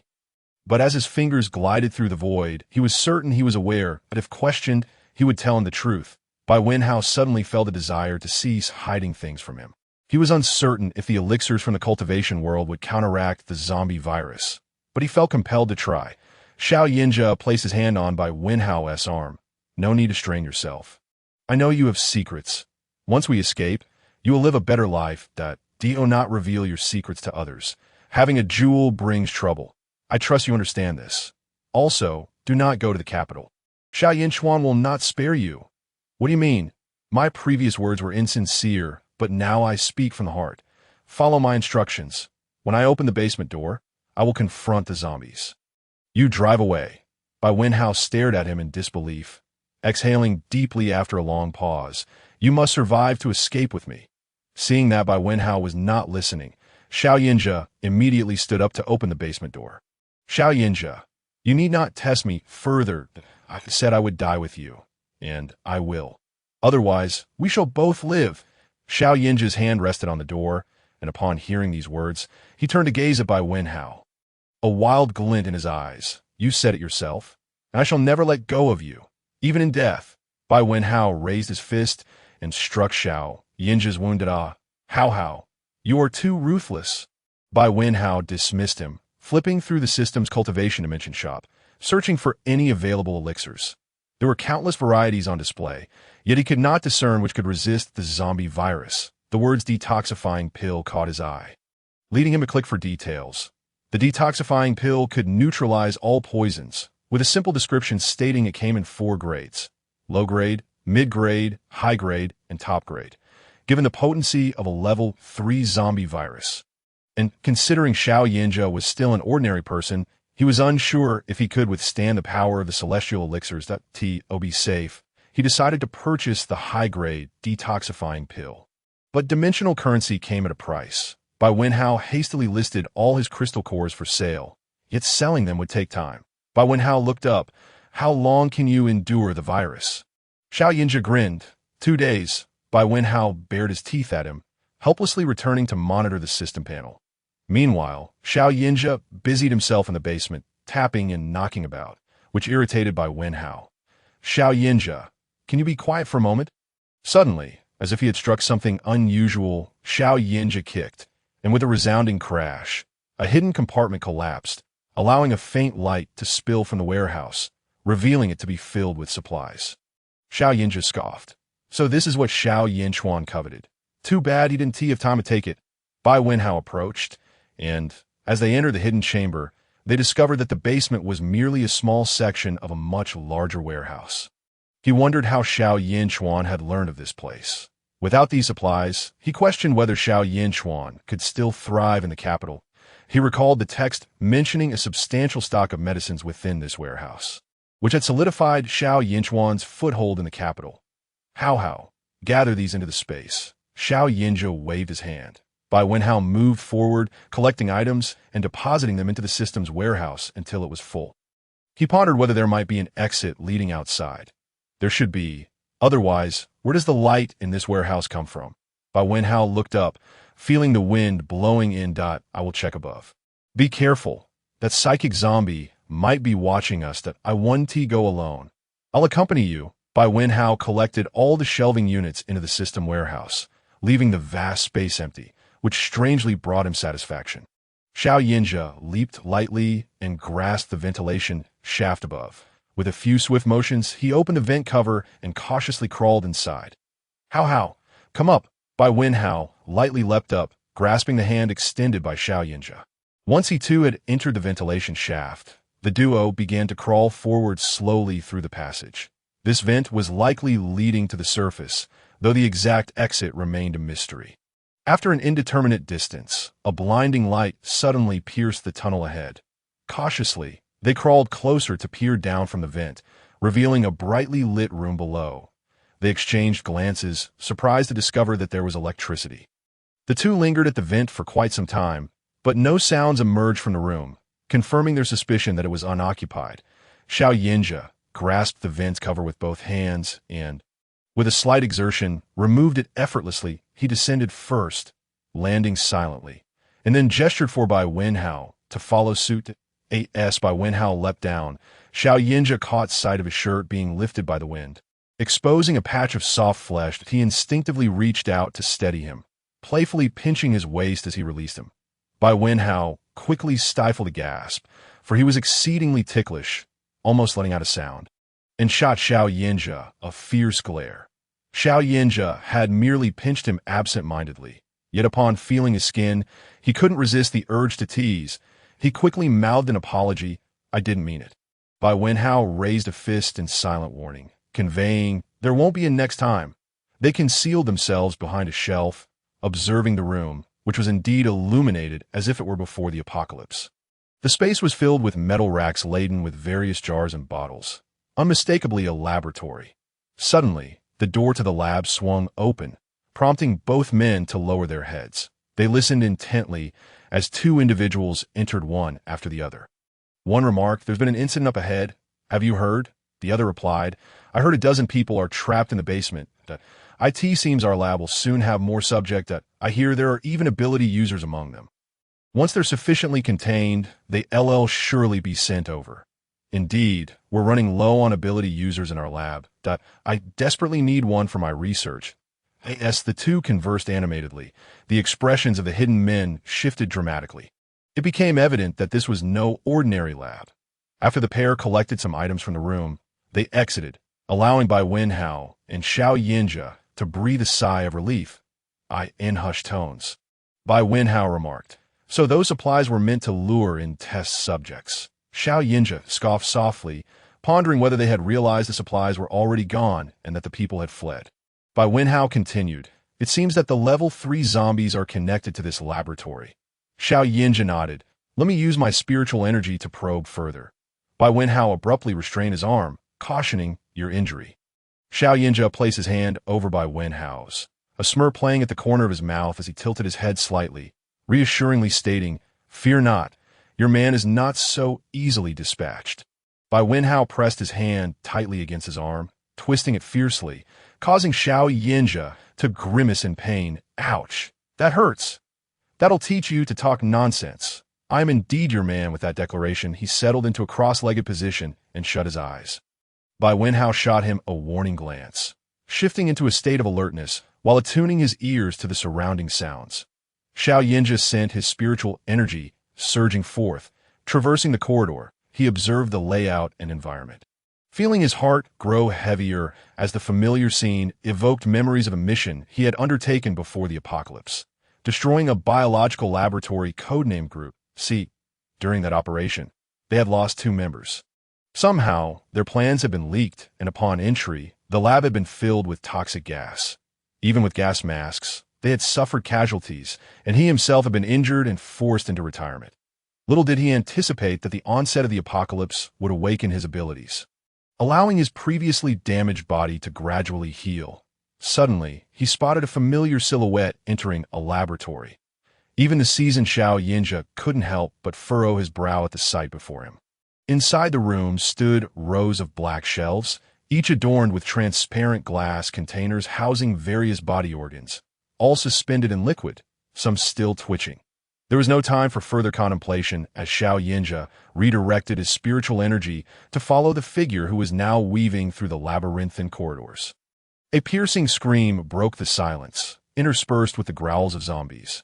Upon reaching a black door, the figure presented their badge to the guard, gaining entry. The door opened just a crack, and Xiao Yinja's heart sank as he beheld the grim scene within. In the left corner stood a large iron cage housing several listless individuals, while a more robust cage on the right contained a roaring zombie. In the center lay an array of cold, clinical instruments being used on a person restrained on a specialized table, tubes protruding from their body, rendering them immobile. They emitted constant, anguished cries, their chest having been hollowed out, the heart surgically removed. Yet astonishingly, the individuals still clung to life, their complexion revealing an ashen hue, signaling an impending transformation into a zombie. The familiar figure he had seen earlier was one of the minor leaders of Group C, whom they had failed to capture last time. Suffering significant losses, Xiao Yinja's fists clenched tightly as the leader approached, syringe in hand, filled with an unknown transparent liquid, which he injected into the subject. Within mere seconds, the victim's eyes turned milky white, their skin gradually taking on a purplish hue, spreading across their body. The minor leader discarded the syringe with a scowl, muttering about yet another failure. Dispose of this one and bring in another test subject promptly. Move quickly. Bai Wenhao, on high alert, watched Xiao Yinja, who was increasingly agitated, his brow furrowed and his expression darkening. Bai Wenhao wondered what he had witnessed. In all the time he had known Xiao Yinja, he had never seen him wear such an expression. Suddenly, Xiao Yinja opened his eyes, rising swiftly. "We need to leave now. We've been discovered," he declared, making his way back to the ventilation shaft. Bai Wenhao followed suit, retreating to the basement, realizing that it was unwise to act recklessly in their current predicament, as discovery could lead to dire consequences. Agreed. They promptly returned to the basement, glancing at the door. Xiao Yinja stated, "Since they know we're here, they'll find this place soon. We must leave at once." He swung open the basement door, only for a dark claw to reach out. Without hesitation, Xiao Yinja unsheathed his ice flame sword and severed the claw with swift precision. Engaging the mental-type zombie in combat. Bai Wenhao squinted, observing how Xiao Yinja effortlessly handled the level 3 peak mental-type zombie, even gaining the upper hand. With the ice flame sword aiding him, each movement was fluid and dynamic, as if the sword were a dancing dragon. Before long, the mental-type zombie was vanquished and its crystal core extracted. Xiao Yinja tossed the transparent core to Bai Wenhao, instructing, "Let us leave this place." Bai Wenhao had already retrieved the vehicle from his space. Stepping on the gas, they sped away, with Bai Wenhao glancing out the window at the trees rushing past. After a considerable distance, the vehicle gradually slowed. Xiao Yinja glanced over, asking, "What's wrong?" Bai Wenhao turned to him, exhaling heavily before inquiring, "When did your abilities advance to level 4? Xiao Yinja, puzzled, replied, "They haven't Oh, you think I'm foolish. Is that why you keep deceiving me?" Xiao Yinja's gaze flickered as he gradually brought the vehicle to a stop. Regarding Bai Wenhao earnestly, "I admit I did deceive you earlier, but my abilities truly have not reached level 4. Bai Wenhao's expression softened as he gestured for him to continue. Xiao Yinja elaborated. "Since I began cultivating the Eye Spirit technique, my abilities have mutated. Even though my powers remain at level 3, their potency surpasses that of others at the same level. This is something I've only recently discovered. It is not entirely a deception. Before my injury, I struggled against zombies, but after being wounded, I found myself handling them with ease. It's hard to keep others from being suspicious. And what about your injury? Is it serious? Well, there are some issues, but nothing too grave." "How grave?" "I want to turn into a zombie. Once my spiritual energy is restored, I'll be fine." Bai Wenhao, frustrated, punched the air, "So you find deceiving me entertaining, do you?" Xiao Yinja extended his palm and firmly grasped his fist. Bai Wenhao tugged back with all his might, but his hand was gripped tightly. Anger surged within him as he demanded, "What exactly do you want?" Xiao Yinja released his grip, leaned forward, and cornered Bai Wenhao against the edge of the chair. You truly not know what I desire?" He pressed that I have fallen for you at first sight. I'm enamored with you. I wish to be with you. You truly not realize this. It is not you I have fallen for at first sight. It is clearly the original owner of this body. Bai Wenhao retorted, "I was captivated by you that morning, and over these past days, my fondness for you has only grown. Are you truly oblivious to it? Haven't you heard? There is no such thing as love at first sight. It is merely lust." Bai Wenhao scoffed. "You a queer, nearly had me convinced, bending over backward to accommodate you. My desire is both lustful and sincere." Xiao Yinja shot back. "What do you even like about me? My incompetence, my timid nature, or are you merely infatuated with my exterior? I may be a bit foolish, but I cannot believe any of this." Xiao Yinja fixed his gaze intently upon Bai Wenhao. His fists clenched tightly. Suddenly, he reached for the car door beside Bai Wenhao, flinging it open and pushing him out of the vehicle. Bai Wenhao tumbled onto the ground as Xiao Yinja started the engine and reversed several meters before making a sharp turn and driving away. Bai Wenhao was engulfed in a cloud of dust, and as he watched Xiao Yinja drive off, his expression shifted. "Xiao Yinja, have you lost your mind?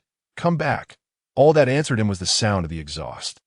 After running a short distance, Bai Wenhao paused, bent over, gasping for breath. "This bastard, clearly he was in the wrong, yet he acts all high and mighty. Sigh.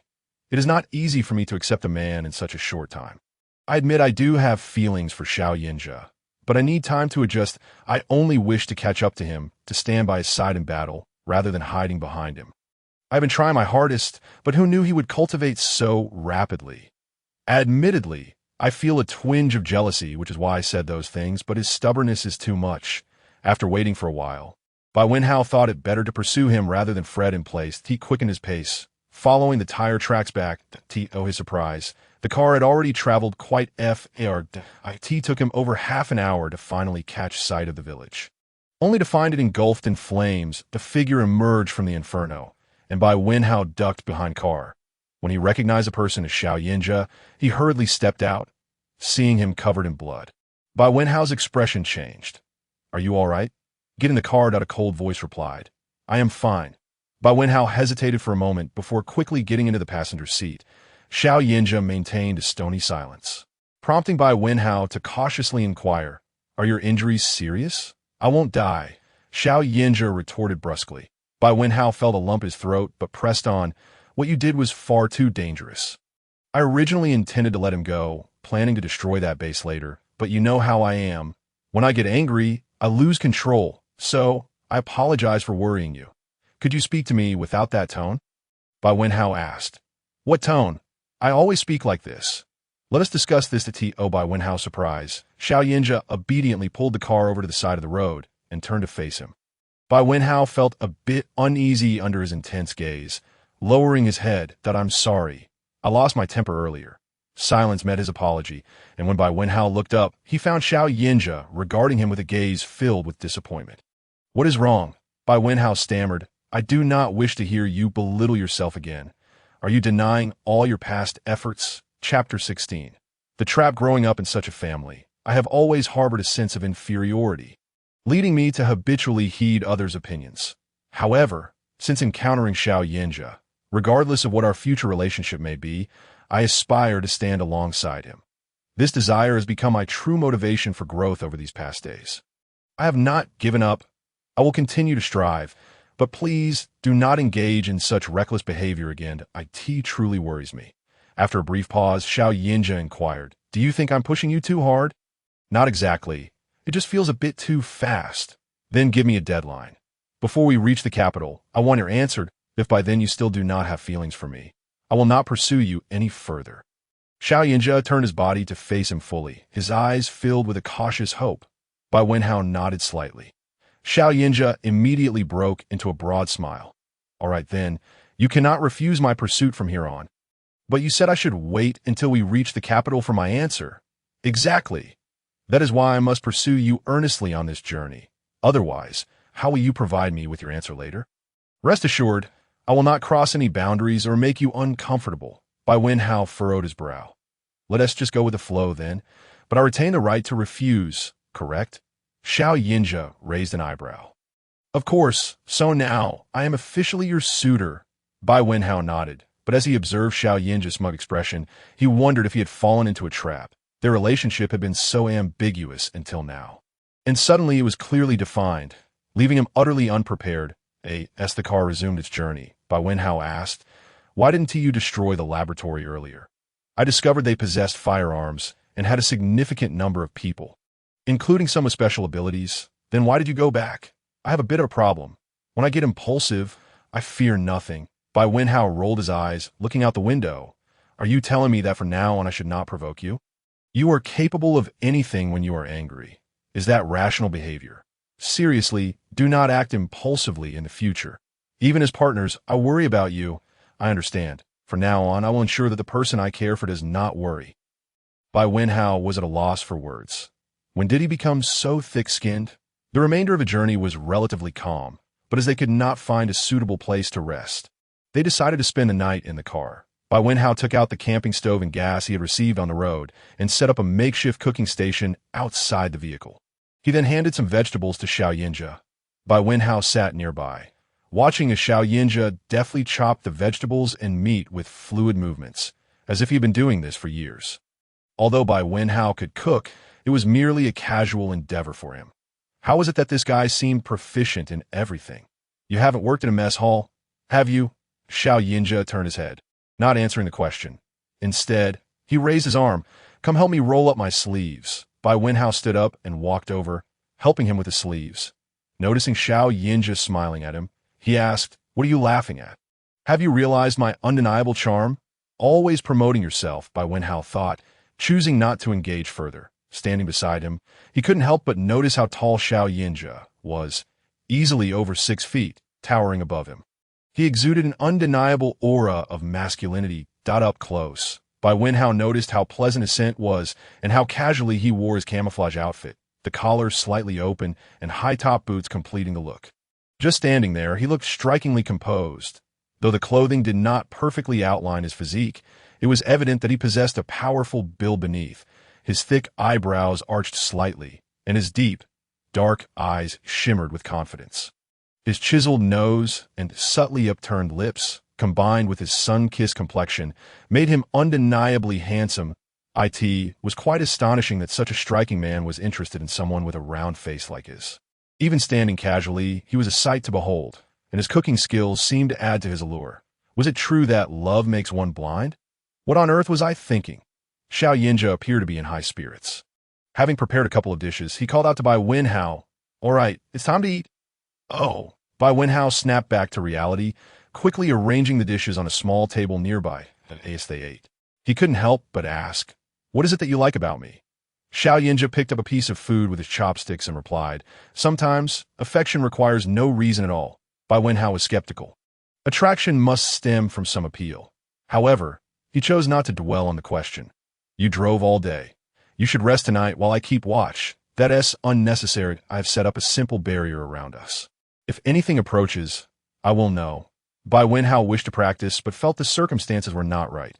Xiao Yinja dismantled the back seat, flattening it for more space. Two large men could barely fit. Bai Wenhao faced away from Xiao Yinja, feeling as though he was under scrutiny. "Could you stop staring at me? If you turn to face me, I will close my eyes." Bai Wenhao remained silent. Xiao Yinja continued, "Can't sleep? We could practice instead." "Are you out of your mind?" "I want to sleep. You can practice outside." Xiao Yinja poked him gently in the side. "You could practice too, that I am familiar with your techniques. I do not discriminate. Brother Wuan, get lost. I would never dare to practice alchemy in front of you. Would you have me twist my body in a ridiculous manner? This is not a matter of discrimination." Xiao Yinja lay flat, staring at the car roof, and chuckled softly. Bai Wenhao's face flushed crimson as he turned away and grasped his neck, saying, "You laugh again. Are you mocking me?" "No, I am not mocking you." "But ha ha ha. Clearly you are. Laugh again. I dare you." "Does this not make you uncomfortable?" Bai Wenhao failed to notice that he had contorted his body in an exceedingly strange position, yet he felt no pain. He even began to question the purpose of this ethereal root body refinement technique. Bai Wenhao's embarrassment was palpable. "Mind your own business. If you keep this up, I will make you get out and keep watch." Suddenly, Xiao Yinja ceased his laughter, fixing his gaze on Bai Wenhao's flushed face. The dark night seemed fitting for some mischief. Bai Wenhao leaned an arm against Xiao Yinja's abdomen. "I end this dark night. It is suitable for a scuffle." "Ah, you would murder your husband. Murder your uncle. To my knowledge, my father is an only child. Shut your mouth." The two of them laughed and joked in that confined space for a while before finally embracing and drifting into slumber. "Where are your hands wandering? Behave. Listen to me. I will remain still. Let us sleep." The night passed relatively peacefully, interrupted only by the occasional wails of zombies, and as dawn broke, the two resumed their journey northward. After 2 more days of travel, Bai Wenhao remarked, "Do you not find the number of zombies in this vicinity rather sparse?" Xiao Yinja, resting in the passenger seat, closed his eyes as they approached a small survivor base. "You knew long ago." Xiao Yinja slowly opened his eyes and nodded. Before the apocalypse, this was a large rescue station. After the world fell apart, it was quickly occupied. "That I have 2 friends here. We agreed to meet." "Friends?" Xiao Yinja leaned closer. "Do not worry. They are merely comrades in arms, not romantic interests. Get lost. Speak more seriously. Where is the lack of seriousness?" "I am simply informing you in advance." Bai Wenhao kicked his leg lightly, pondering for a moment before asking, "How was the toxin from the zombies being cleared?" "With your detoxifying pill, it is all but resolved." "Are you certain you're not deceiving me?" "No, truly, this time I am not."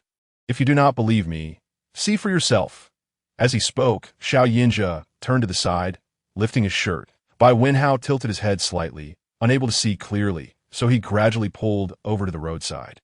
Inspecting further and reaching out to touch, the formerly dark wound had now faded to 5 shallow pink marks. Upon glancing up, he noticed a peculiar expression on Xiao Yinja's face.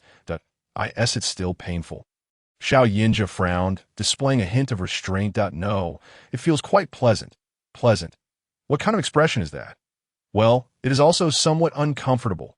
Bai Wenhao leaned closer to examine the wound, questioning, "Where is it uncomfortable?" Xiao Yinja swallowed hard, his gaze subtly directed downward. Following his line of sight, Bai Wenhao's face flushed, and he abruptly sat up straight, turning the car key to start the engine. As the vehicle pulled away, he heard Bai Wenhao exclaim, "I hope it makes you feel miserable." Xiao Yinja's laughter echoed far and wide, causing nearby mutated creatures to flee in fright. As they drew closer to the base, the number of survivor vehicles increased significantly. Most of the occupants bore tattered clothing stained with dark red blood, some just returning, while others appeared grave as they prepared to venture out. Upon arriving at the base's entrance, they found the construction alarmingly rudimentary. The walls were low, and in some areas, one could see directly into the base. Could such a place withstand a horde of zombies? The two joined the queue to enter the city. Their vehicle, a cleanly modified Hummer, stood out among the dilapidated cars. As they approached, they attracted numerous curious glances. Bai Wenhao felt discomfort by the scrutiny, while Xiao Yinjia met their gazes with a piercing glare, dissuading many from lingering too long on them. Even though their vehicle contained only two individuals, no one dared to perceive them as easy targets. Bai Wenhao lifted his gaze to the large characters above the city gate. Peace-based at IS, this truly a sanctuary? The city's defenses appeared alarmingly inadequate, and outside the gates, survivors who could not afford to pay for entry were visible. Young and old, all gaunt and emaciated, the corpses of the starved were carelessly discarded nearby. And Bai Wenhao's favorable impression of this so-called peace base evaporated instantly. Suddenly, a cheerful voice called out from his side. Turning, Bai Wenhao spotted a cleanly dressed young man waving from a car across the way. Wenhao, Chapter 17. Peace-based Bai Wenhao turned his head to see the young man approach, casually dressed with a hairstyle reminiscent of pre-apocalypse trends. His chestnut-colored hair and bright, clear eyes made him look like a fresh university graduate.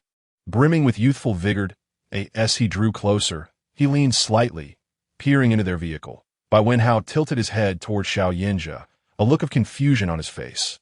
"Excuse me, who are you?" The young man pouted slightly, feigning displeasure. "Wenhao, do you not remember me? I am your high school classmate, Chunyu. Even though we were only in the same class for half a year, I remember you well." Bai Wenhao felt a tinge of embarrassment.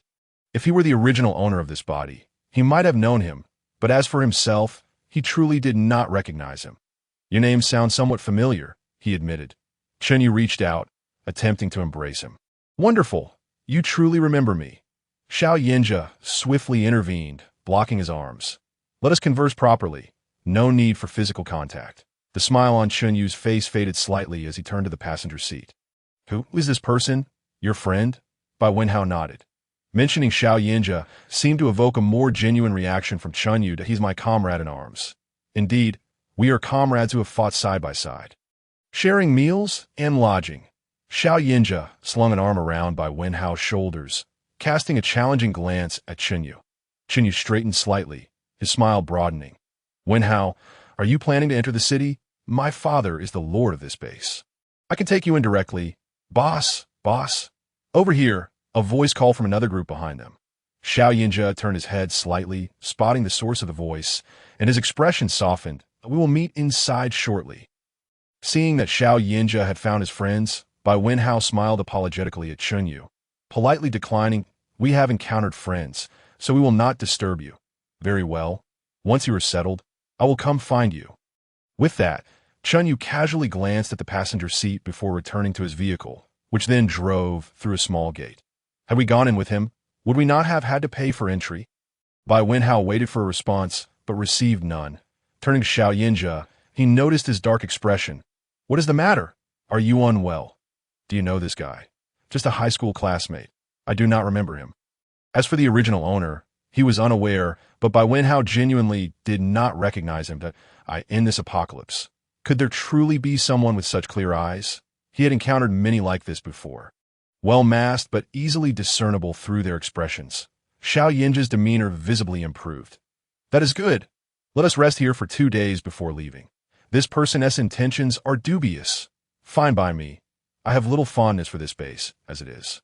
He glanced once more at the survivors outside the city. It was not an act of compassion. Among those survivors, some already bore a greenish pallor. Such mismanagement would inevitably lead to the downfall of this small base. The peace base had never even appeared in the text he had read. Soon, it was their turn to enter the city. Bai Wenhao simply posed as an ordinary citizen, while Xiao Yinjia, being an ability user, had stored numerous supplies in the back seat. Although paying for entry caused Bai Wenhao some discomfort, he quickly dismissed it, recalling the ample supplies within their spatial storage. After waiting a while longer, they were eventually joined by Xiao Yinjia's 2 friends. One boisterous young man, leaned out of the car window. "Boss, come with us." As their vehicle passed by, Bai Wenhao followed closely behind. The conditions within the city were hardly better than outside. Refuse littered the streets, and it felt as though staying in the city was less desirable than camping in the wilderness. Upon arriving at the house rented by the two men, it was relatively clean, indicating that they had tidied the area around their dwelling. While most people in the apocalypse did not mind such things, Bai Wenhao and Xiao Yinjia had a certain fastidiousness. Their living conditions were not far removed from those before the world fell apart. Inside the room, it was sufficiently tidy for two grown men. "Boss, please sit. We have bottled water. Please take a seat." "Allow me to introduce you. They were once my comrades. This is Zhao Yuli, who retired due to a leg injury. And this is Lin's son, who retired alongside him. This is Bai Wenhao, my future partner." Bai Wenhao was puzzled as to why Xiao Yinjia used the word accompany, but it might be due to their close bond. Upon hearing Xiao Yinjia directly declare their relationship, his face flushed slightly, and he offered a polite smile. Zhao Yuli nudged Lin's son beside him, remarking, "I told you the boss likes men." Zhao Yuli sprang to his feet and rushed to Bai Wenhao. Exclaiming, "Sister-in-law, hello!" Bai Wenhao shot a sidelong glance at Xiao Yinjia and did not respond. Xiao Yinjia smirked and then said, "Xiao Zhao, you could just call him Bai Ge." Zhao Yuli nodded and replied, "Oh, Bai Ge. Hello. You can call me Xiao Zhao from now on." Bai Wenhao smiled politely. "No need to be so formal." Of course, of course." Zhao Yuli retreated. Xiao Yinjia noted that Zhao Yuli's leg was no longer limping. "Is your leg better?" Zhao Yuli laughed heartily, his voice softening. "Yes, boss. I awakened my wood-type ability, and then my leg healed on its own." Lin's son, who had been silent until now, suddenly spoke up, "Boss, it seems your injuries have also healed." Xiao Yinjia nodded gently. "It's similar to Xiao Zhao's situation, but I have ice-type abilities." Lin's son smiled, though his expression appeared somewhat strained. "That's great." Zhao Yuli leaned closer, whispering, "Don't worry. You'll awaken your abilities too. I believe in you." Lin's son laughed as he grasped Zhao Yuli's hand. "No matter what, I will be by your side." When Bai Wenhao noticed their hands intertwined, his eyes blinked in realization. These two were indeed a pair. "Lin's son, come here. Let me take a look." Xiao Yinjia beckoned Lin's son to sit beside him. Using his spiritual energy, Xiao Yinjia examined Lin's son's body and discovered the fire-type spiritual root in his dantian. Indeed, it was merely a matter of timing. Xiao Zhao was right. You will awaken your abilities sooner or later, and it will be fire-type. Lin's son's expression grew excited upon hearing this. "So, how can the boss awaken?" "Go out and slay some zombies. I kill them every day." Sometimes, awakening abilities requires opportunity and a surge of emotion, and at other times, it is easier to awaken during a critical moment. Xiao Yinjia concluded. Knowing that Lin's son had not awakened yet, he would be more cautious while killing zombies, hence missing the opportunity.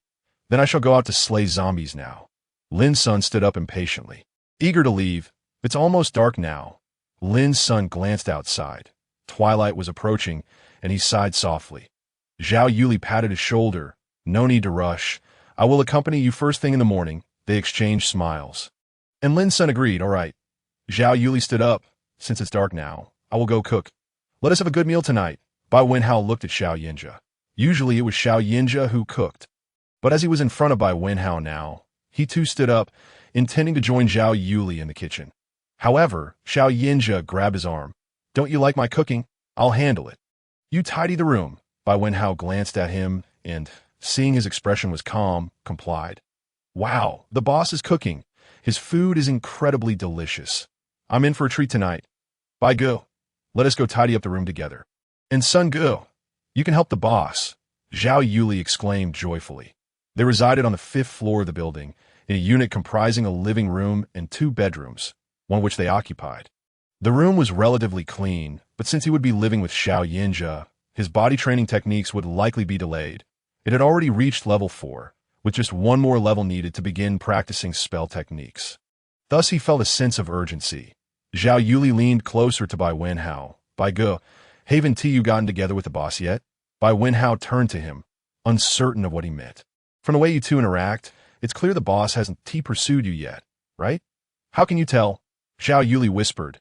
"I know how the boss usually is. Despite his cold demeanor, he is typically overly confident. When it comes to you, he is particularly cautious. Generally, whatever the boss desires, he can attain it. He wouldn't be so hesitant to touch or approach you that if you were truly interested, he would have already made his intentions clear to us. Now it's merely talk. Bai Wenhao began to spread the sheets while saying, "You should keep this to yourself. The boss could be quite possessive." Zhao Yuli nodded vigorously. Yes, when I was just promoted, I was brimming with confidence. But I faced considerable setbacks from the boss, to the point where I doubted myself. It seems he enjoys this sort of mischief with everyone. Although I say this, I must admit, the boss is indeed a perfect man. If I weren't with Sun Gu, I would surely pursue the boss. Since he is still chasing you, you should prolong it and not let him catch up easily, or else you'll lose your freedom. With a creak, the door swung open, and Xiao Yinja stood at the threshold. Chapter 18. Daily life. Zhao Yuli, who had just been playful and lively, immediately transformed into a serious demeanor, focusing intently on tidying the bedding alongside Bai Wenhao. "Wenhao, bring me some meat. Also, some sausages and ham." Bai Wenhao, without a moment's hesitation, retrieved some pork belly and sausages from his space and handed them to Xiao Yinja. Before leaving, Xiao Yinja cast a meaningful glance at Zhao Yuli, who immediately straightened up, nervously watching Xiao Yinja depart. That look from the boss was truly terrifying. He couldn't have overheard our conversation, could he? We're doomed. However, thinking of the meat and sausages made his mouth water. How long had it been since he had meat? "Bai Gu, are you a spatial ability user?" Bai Wenhao nodded, admitting he had yet to develop any spatial blades. "Yes, right now. I'm just a mobile warehouse." "Wow, I envy you. I wish I had a space too. Isn't wood type good? It can also heal. I don't like support type skills.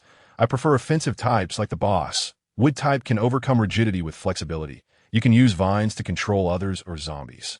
The stronger your ability, the more resilient your vines become, which is beneficial for your safety, allowing you to heal while attacking. It can do that.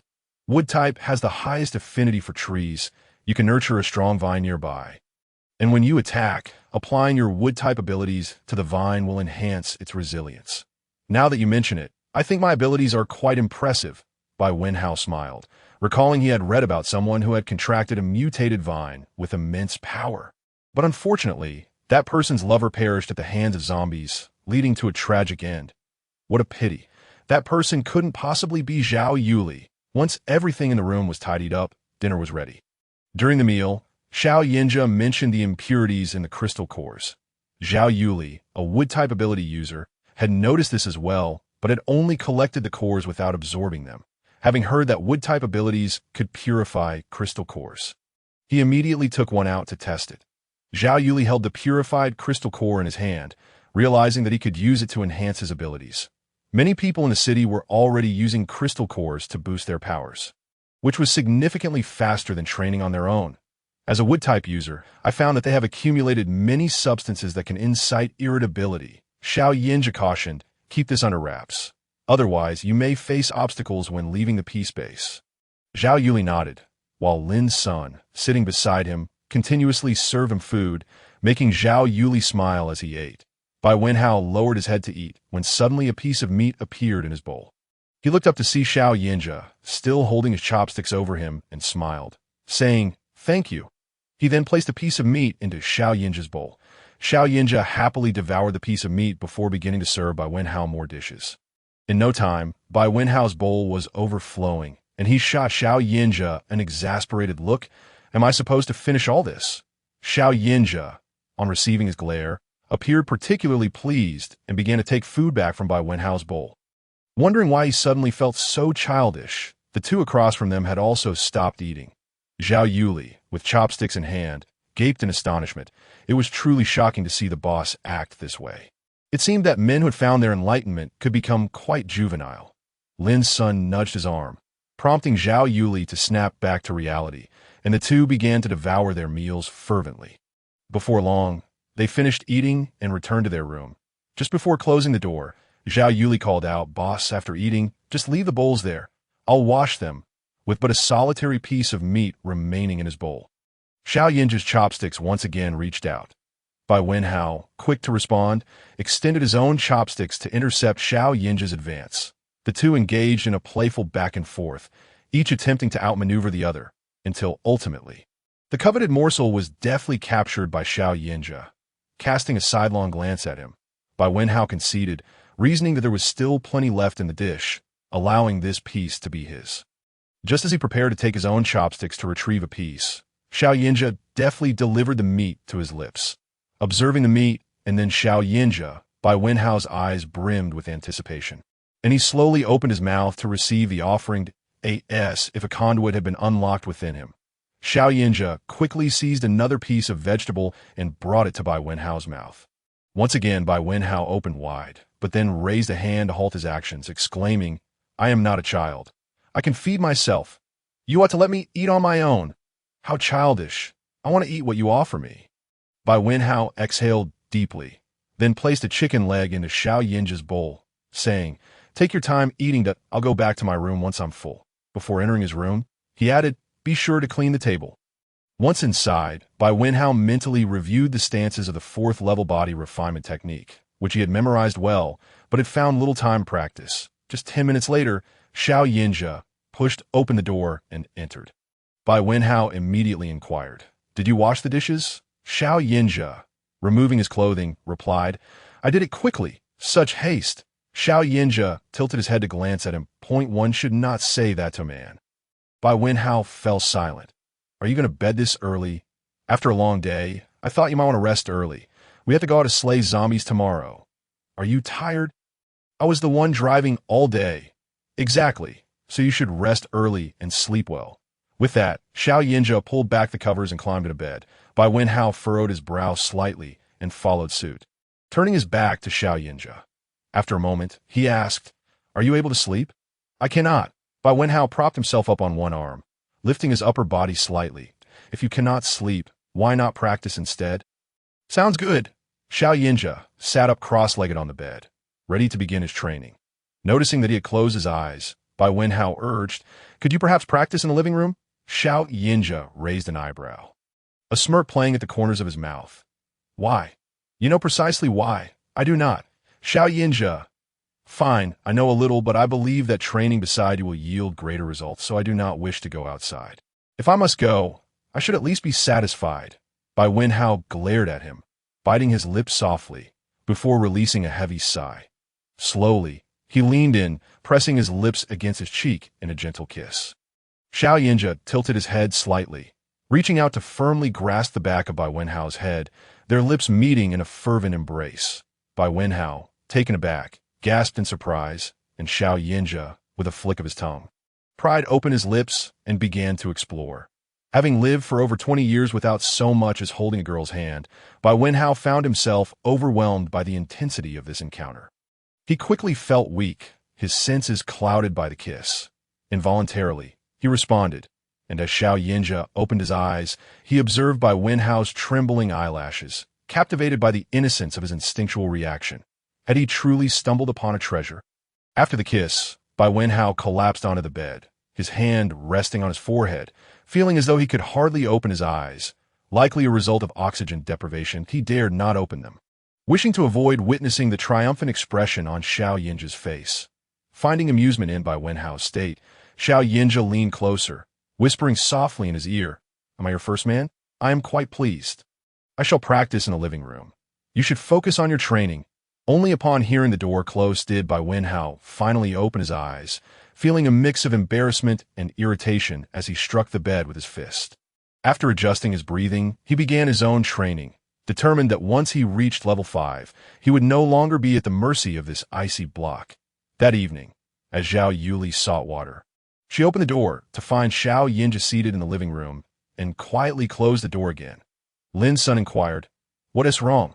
Where are you going to get water?" Zhao Yuli replied in hushed tones, "The boss is in the living room. Could it be that my words led Bai Gu to send him out?" "What did you say?" Zhao Yuli scratched her head. "Oh, it was nothing, just a casual remark." Lin's son rose from his seat. "Wait here. I'll pour you some water. I'll check it out." Stepping out of the room, Lin's son indeed found Xiao Yinja sitting in the living room. "Boss, why are you here? Come take a look." Xiao Yinja gestured, holding something in his hand. As Lin's son approached, he saw that Xiao Yinja was holding a map. "What is this?" "This is a map created from information gathered from various bases. Most of the country has fallen." Both men wore solemn expressions as they discussed the situation. Finally, Lin's son asked, "Boss, have you had a quarrel with sister-in-law?" Xiao Yinja folded the map and set it aside. No, that essay relieved. I'm not entirely sure what Xiaoli and sister-in-law discussed, but please don't take it to heart. Xiao Yinja's eyelids flickered as he shot Lin Sun a sidelong glance. Then you should keep your own people in check. If I hear anything else, I'll spare them. A slight smile appeared on Lin Sun's face. Rest assured, boss, I will have a serious talk with him and ensure he never speaks out of turn in front of sister-in-law again. Bai Wenhao trained until midnight, then called Xiao Yinja into the room to rest, and no longer feeling the need to be stubborn. He reasoned that with a warm furnace to lean against, there was no reason to endure unnecessary hardship. The two embraced and fell into a dreamless slumber. Early the next morning, the four of them packed their belongings and prepared to depart.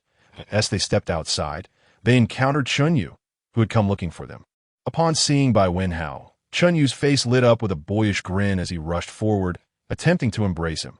Xiao Yinja swiftly pulled Bai Wenhao back, causing him to tumble into his arms. With an icy demeanor, he said, "What do you want? We are quite busy." Given that they were still at the peace base, and Chunyu was the son of its leader, it was prudent not to offend him too early. Bai Wenhao waved his hand, saying, "We're heading out to slay zombies, so we might not have time today."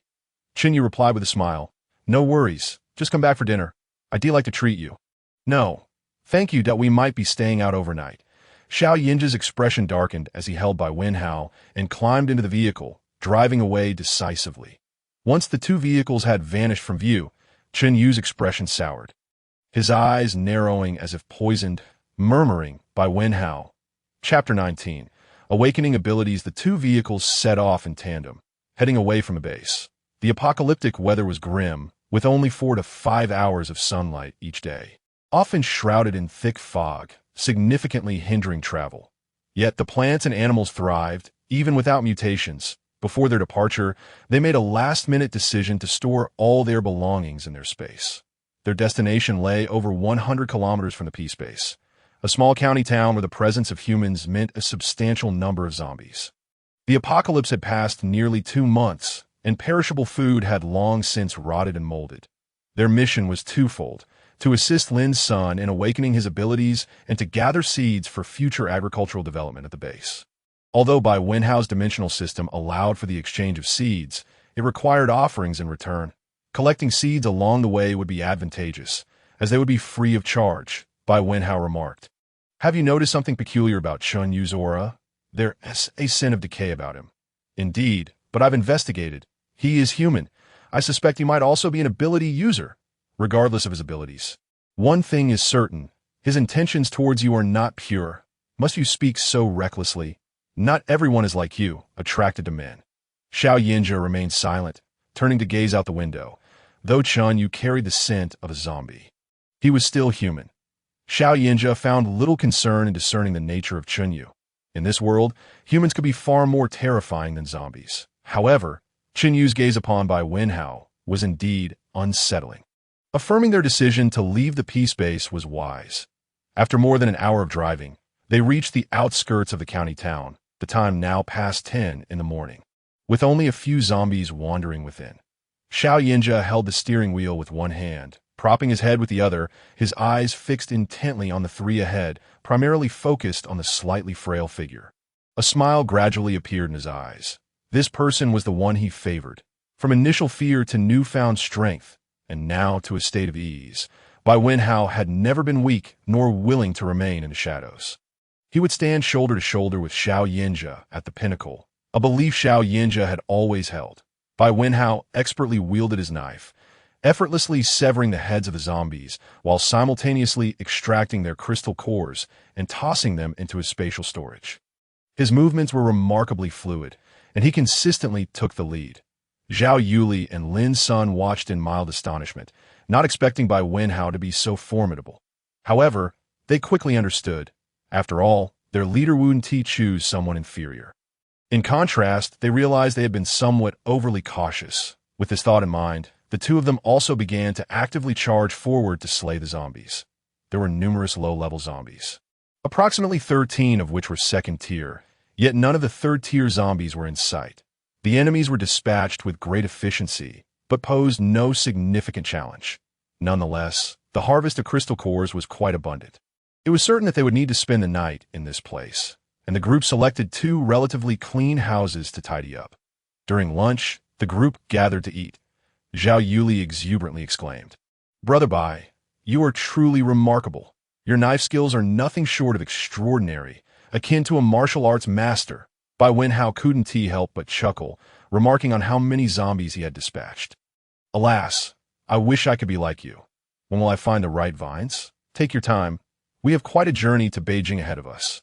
You never know, we might encounter something suitable." Upon hearing this, Bai Wenhao suddenly recalled the process described in a book about someone reclaiming vines, which seemed to have taken place in the northern suburbs of Beijing. The group could very well check it out. Lin Sun remained silent, and Zhao Yuli reassured, "Sunge, there's no need to rush. The boss has said that you will awaken your powers sooner or later." Lin Sun lifted his head, saying, "But I feel nothing today." Xiao Yinza suggested, "This afternoon, let us delve deeper into the county town and try to gather some supplies." After finishing their meal, the group took a brief rest before heading out, venturing eastward into the heart of the county town.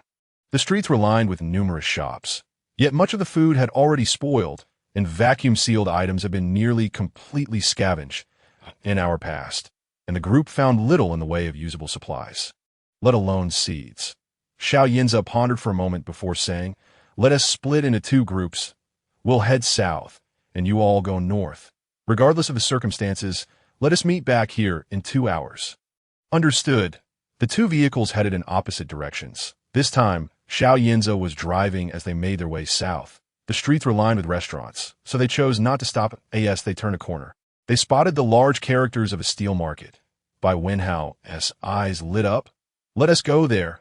Parking by the roadside, Bai Wenhao promptly stored the vehicle in his spatial storage, and the 2 entered the steel market. Inside, they were greeted by an array of cold, metallic materials and various construction supplies. Bai Wenhao collected everything into the system warehouse, considering the possibility of establishing his own base in the future. In this apocalyptic world, it was uncertain when such materials might be produced again. He aimed to empty the entire market. Having gathered from 5 or 6 shops, they encountered neither a person nor a zombie. Why are there no zombies at all? Xiao Yinza expanded his spiritual energy in a 10-meter radius around them, wary of any unforeseen events, yet nothing was detected. This steel market is quite expansive. Just focus on collecting. I'll keep watch. Bai Wenhao felt reassured by his words. After nearly 2 hours, they had collected not even half of what they aimed for, and Bai Wenhao's hands felt sore from the constant handling required to store items in the spatial or system warehouse. "Let us come back tomorrow. We should head back for now. The sky is growing dim," Bai Wenhao declared as he slumped into the passenger seat. "I can't take it anymore. My hands are going to give out. When we get back, I'll give you a massage." "Thank you, but I've told you there's no need for thanks between us, that I don't want to hear those 2 words from you again." Bai Wenhao smiled, squinting his eyes. From the side, his facial features were perfectly defined, exuding a handsome charm. He closed his eyes, beginning to relax. Xiao Yinza's lips curled into a slight smile as the vehicle's speed gradually steadied. Upon reaching the rendezvous point, they found that Zhao Yuli and the others had yet to arrive. After waiting for over half an hour, they were about to check when a dilapidated vehicle approached. The car was not very stable, but moving quickly as soon as it stopped. Zhao Yuli burst out from inside. "Boss, please save Sunge. He has been scratched by a zombie. What should we do? He wants to commit suicide. So I tied him up." Bai Wenhao noticed his bloodshot eyes, indicating that he had undoubtedly been crying. "Don't panic. Let us see him first." Xiao Yinza had already opened the door and stepped out. Upon seeing Lin Sun, who looked somewhat pallid, he said, "Boss, please kill me. I don't want to become one of those living dead. I don't want to eat people." Xiao Yinza raised his hand to stop him, checking Lin Sun's wrist for a pulse. After withdrawing his hand, he swiftly closed the car door. "Let us head back for now. It's too dangerous to stay here." The 2 vehicles sped back, arriving at the entrance in no time. Despite Zhao Yuli's small stature, he displayed considerable strength, pulling Lin Sun out of the car and slinging him over his shoulder as he carried him inside. Bai Wenhao stared in astonishment, then followed Xiao Yinza into the house. "First, untie him." Zhao Yuli reached out to help, but Lin Sun recoiled. "I feel somewhat disoriented right now. I might turn into a zombie soon." It's best to keep me tied up. The boss will certainly have a way. Don't speak nonsense. If you turn into a zombie, I'll die with you. Shally, if I become a zombie. You must kill me and go to Beijing with the boss. Oh, you want me to die with regrets. Bai Wenhao found their exchange amusing, and upon observing Xiao Yinza's expression, he knew he had a plan to save Lin Sr. Meanwhile, the two were already acting out a scene of life and death parting. All right, your boss is instructed to untie you. He definitely has a way to save you. Both turned their gazes toward Xiao Yinza, and Zhao Yuli looked somewhat incredulous. Boss, do you really have a method? Xiao Yinza replied, there's a 70% chance, but we must give it a try out. If it fails, I will have to kill him myself. Lin's son nodded solemnly. Thank you, boss, that I can accept any outcome, that if I truly turn into a zombie, don't hesitate. Just kill me. Xiao Yinza was reluctant to reveal Bai Wenhao's secret just yet. He intended to try his own method, knowing that Lin's son was not an ability user, so his transformation would occur more rapidly. He was uncertain whether his spiritual energy would suffice to rid him of the zombie virus, especially since he had never attempted such a thing before. Xiao Yinza extended 2 fingers to press against Lin's son's forehead, gradually channeling his spiritual energy into his brain, which had already been infiltrated by wisps of black mist. The spiritual energy entwined with the black mist, causing them to neutralize each other, resulting in the disappearance of the black fog, though a portion of spiritual energy also vanished in the process. Realizing that this approach would not yield sufficient results, Xiao Yinza had a sudden thought. Instead of getting entangled with the black mist, he directed his energy towards Lin's son's dantian. The once vibrant red energy had dimmed significantly. Enveloped by thick black mist, Xiao Yinza concentrated all his spiritual energy to encase the black mist within. Lin's son felt no pain, but was unable to control his body, which began to tremble involuntarily. Large beads of sweat formed on Xiao Yinza's forehead, prompting Bai Wenhao to grip his hand, transferring some of his limited spiritual energy into him. Exhausted, he collapsed onto the sofa, eyes fixed on the tense expressions of the 2 men. Lin's son clenched his fists tightly, suddenly letting out a loud cry, a flash of red flickering in his eyes. Chapter 20. 4th tier zombie. Lin's son exclaimed with excitement. It worked! I successfully awakened my abilities. Xiao Yinza withdrew his hand, noting that his cultivation level was still too low. Helping someone awaken their abilities was somewhat strenuous. Give it a try. Lin's son attempted to strike out with his palm, but nothing happened. He repeated the action several times without success. Bai Wenhao encouraged, don't rush. Your ability core is in your dantian. Take a moment to feel it. Channel the energy from your dantian to your hands, and then release it. Lin's son closed his eyes, and after 2 to 3 minutes, opened his palms to reveal a fist-sized fireball hovering above. I did it. Bai Wenhao smiled. Excellent. Your fire ability has directly reached the 2nd tier. Lin's son, filled with excitement, turned to Xiao Yinza and said, Thank you, boss. No need to thank me. This is also a result of your own long-term accumulation. When awakening abilities, it will directly elevate to the 2nd tier. Once their excitement subsided, the group settled on the sofa. Bai Wenhao inquired, What happened to you all? How did you get scratched by a zombie? Zhao Yuli replied indignantly, We headed north and discovered a farmer's market. We were about to check it out when we saw a large number of low-level zombies inside. We decided to retreat to consult with you. But 2 2nd-tier zombies appeared behind us, forcing us to flee. If it hadn't been for Sun Gu bravely shielding me, we might have become food for the zombies, but he got scratched in the process. Bai Wenhao and Xiao Yinza exchanged glances. Discovering only a sparse number of zombies in the steel market, it became evident that most had congregated in the southern city, though it remained uncertain if they were being manipulated by a psychic zombie. After dinner, Bai Wenhao and Xiao Yinza proceeded to another residence to rest. Zhao Yuli, observing them exit, expressed her confusion, saying, Why does Brother Bai insist on tidying up another place? Wouldn't it be better to stay together for mutual support? Although Lin's son had calmed down from his earlier excitement, he still felt a subtle thrill that was somewhat uncontrollable. Upon noticing Zhao Yuli's vibrant expression beside him, he leaned in and suddenly pinned her down onto the sofa. Zhao Yuli, momentarily bewildered, stammered, Sensengu, what are you doing? Do you want the boss to watch us like this? She shook her head, feeling quite embarrassed. That would be so awkward. Thus, they decided to move to another house. Let's do this. I can hardly control myself. Zhao Yuli's eyes widened in surprise now. Bai Wenhao had steadfastly insisted on the arrangement of 2 separate rooms to avoid any awkward situations. Having a bedroom each was simply the best solution. Seated on the sofa, Xiao Yinzi suggested, "You should lie down, and I'll give you a massage. Otherwise, you might find it hard to lift your arm tomorrow morning." "Oh." Bai Wenhao obediently reclined on the sofa, even stretching comfortably before closing his eyes in satisfaction. After waiting for a while without any action from Xiao Yinzi, he cracked one eye open, only to find Xiao Yinzi staring intently at him. "What are you doing? The way you're lying down makes it seem like you're inviting me to do something." Bai Wenhao felt exasperated by Xiao Yinzi's flirtatious remarks and attempted to rise, saying, "Forget it. I'll just go practice in my room." Xiao Yinzi pressed a hand on his shoulder. "No, I'll be quiet. I can manage on my own in no way. I must assist you." "Fine then." Bai Wenhao weakly reclined again, this time keeping his eyes open, unwilling to indulge too much and feel like a lord waiting for service. As Xiao Yinzi placed his hands on Bai Wenhao's arm and applied gentle pressure. Bai Wenhao immediately yelped, "Ah, that hurts. I'll just do it myself."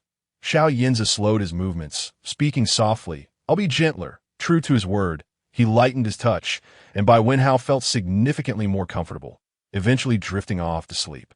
Xiao Yinzi positioned Bai Wenhao's head gently on his lap, commencing his own cultivation by circulating the energy within his body and simultaneously channeling some into Bai Wenhao to alleviate his fatigue. Bai Wenhao's expression softened as he enjoyed a pleasant dream.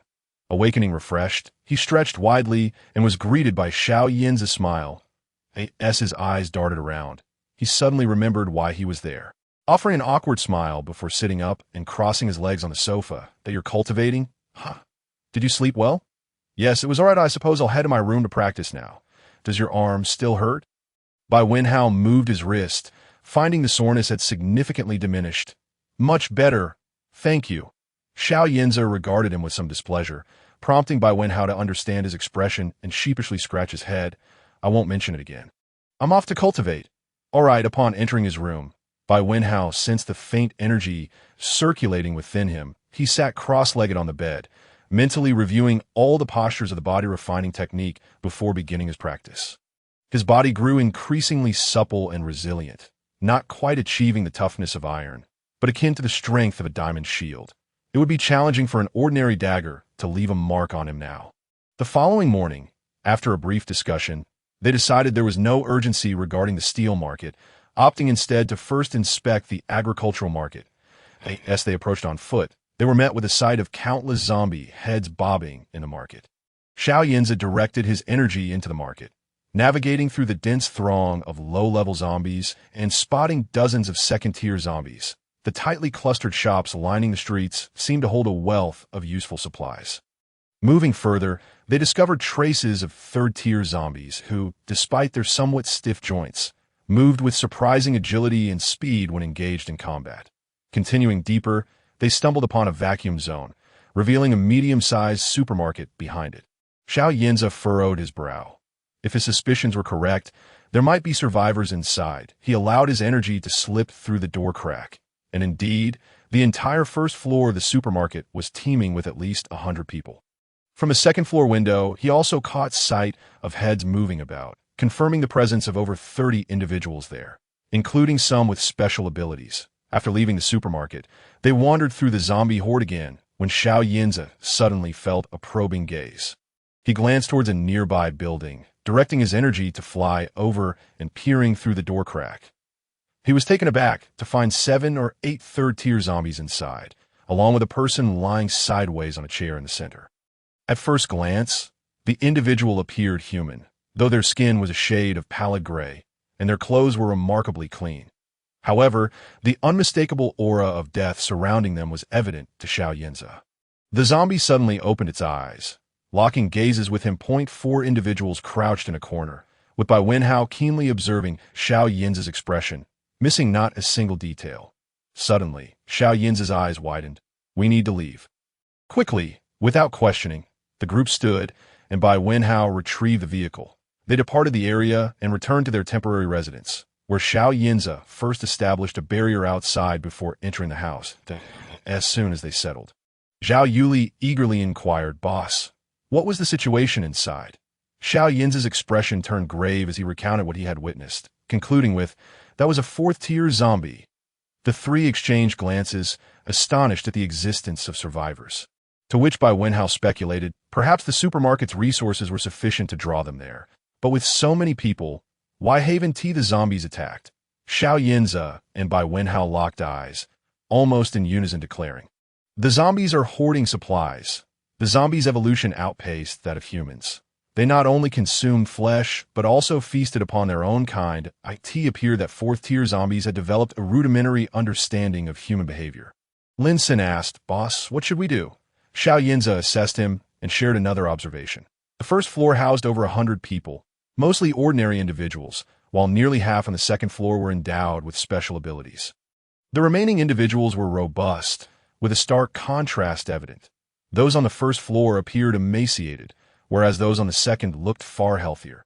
Where there are humans, there are selfish motives, and where there are humans, there is the survival of the fittest. Ordinary people rely on the strong, yet the strong also exploit them.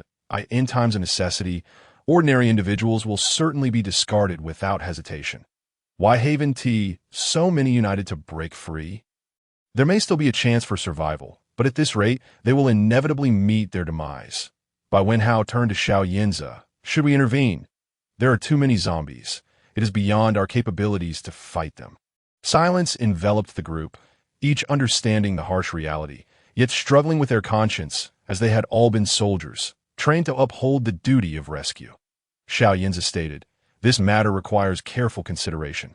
Allow me some time to deliberate." He then stood and made his way to his temporary quarters, with Bai Wenhao following closely behind. Once back, Xiao Yinza sat in the living room in silence, while Bai Wenhao joined him. "Is there something else you haven't shared?" Xiao Yinza's brow furrowed deeply as he gravely replied, "Before entering the supermarket, I saw a skeleton beneath the second-floor window. It was a human skeleton stripped of flesh." Bai Wenhao's eyes widened in disbelief, prompting Xiao Yinza to continue. "The fourth-tier zombies possess human consciousness. They will not allow such a situation to persist. Those individuals likely won't last long." Chapter 21. Laser Cannon to claim they are weak and cowardly, to assert they can resist yet choose to submit, believing they can endure much longer, is a futile hope. They face either being devoured by others or consumed by zombies, merely surviving in a state of despair. Bai Wenhao held no desire to save such individuals. This was merely a form of elimination in this world. Those with aspirations either strive to escape or have already fallen victim to the jaws of zombies. If he possessed the ability, he might consider offering assistance. But the reality was that they were powerless against the overwhelming number of zombies. Sacrificing their lives to save such people was not something Bai Wenhao could accept. Standing resolutely, Bai Wenhao declared, "Xiao Yinza, accompany me to clear out the steel market." Xiao Yinza met his determined gaze. "Do you think I am cold-hearted? If there are people to save but they do not save themselves, they have abandoned their own lives first. What does that have to do with you? If it were you or me, we would fight to save them because they are worth saving." Xiao Yinza rose, a hint of a smile gracing his features as he looked at him. "Thank you." Bai Wenhao feigned displeasure, exclaiming, "I do not wish to hear those two words from your lips." Xiao Yinza, having been stirred by this outburst, felt a sudden clarity. To label someone as cold-blooded is to overlook the complexities of their character. "Come," he said, "I shall accompany you to the steel market." The two climbed into their vehicle and headed north. Zhao Yuli, hearing the commotion, leaned out of the window and asked, "Sun Gu, what do you think the boss is thinking?" Lin Sun approached and urged, "Share your thoughts." Zhao Yuli sighed softly. "I can roughly guess the boss's intentions. I follow him loyally. He is not a cold-blooded individual, and he possesses his own discernment. It suffices to follow his lead." Xiao Yinja and Bai Wenhao spent the entire morning scouring every corner of the steel market, finally collecting all the items into the system's warehouse. The following day, the group departed from the small county town. Just before leaving, Bai Wenhao noticed a landmark building in the county, towering approximately 30 to 40 stories high, and suddenly said, "Xiao Yinja, take me to the rooftop." They informed Zhao Yuli and the others before Xiao Yinja wrapped an arm around Bai Wenhao's waist and leaped directly to the second floor. Zhao Yuli remarked, "Are they going up there to admire the view?" "It doesn't seem so, but the boss's skills have certainly improved. Although we haven't seen him in action these past 2 days. The aura he carries is unmistakable. Indeed, I have great admiration for the boss," Lin's son said, somewhat enviously, glancing at Zhao Yuli. "In the future, I shall earn your admiration as well." Zhao Yuli chuckled at this. "Sengu, are you not aware? I have always held you in high regard. Even in bed." Lin Sin shot him a reproachful look. "Is it because you weren't satisfied last night? My back still aches." Xiao Yinja continued to ascend with Bai Wenhao, soon reaching the rooftop. The two stood atop the building, gazing down at the desolate county town, the dilapidated structures, and the distant inferno that blazed in just 2 months. This city, neglected and unmaintained, had fallen into such disrepair. Xiao Yinja inquired, "What is it you wish to do?" Bai Wenhao, observing the raging fire at the agricultural market, replied, "Has that place already succumbed?" Xiao Yinja turned to look in that direction. The flames reached skyward. He had witnessed a few ordinary people being brutally slaughtered there the previous night, and he had to restrain himself from rushing in to exact vengeance. It likely has. The night before, Bai Wenhao had exchanged for a low-grade laser cannon at the interstellar shop within the system. Despite its classification as low-grade, the energy within was sufficient to annihilate an entire city. He had spent the night adjusting its settings to the minimum output, allowing for concentrated energy firing at a specific location. With a casual motion, he positioned the small laser cannon atop the roof. Xiao Yinja's eyes lit up. A tank cannon had materialized before them. He had seen countless advanced weapons during his time in the military, yet this one boasted a sleek design reminiscent of a polished egg.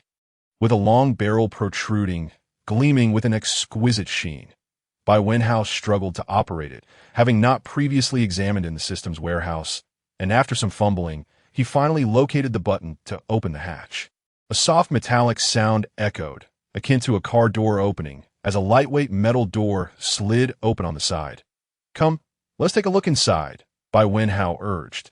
Xiao Yinja did not hesitate and followed him inside.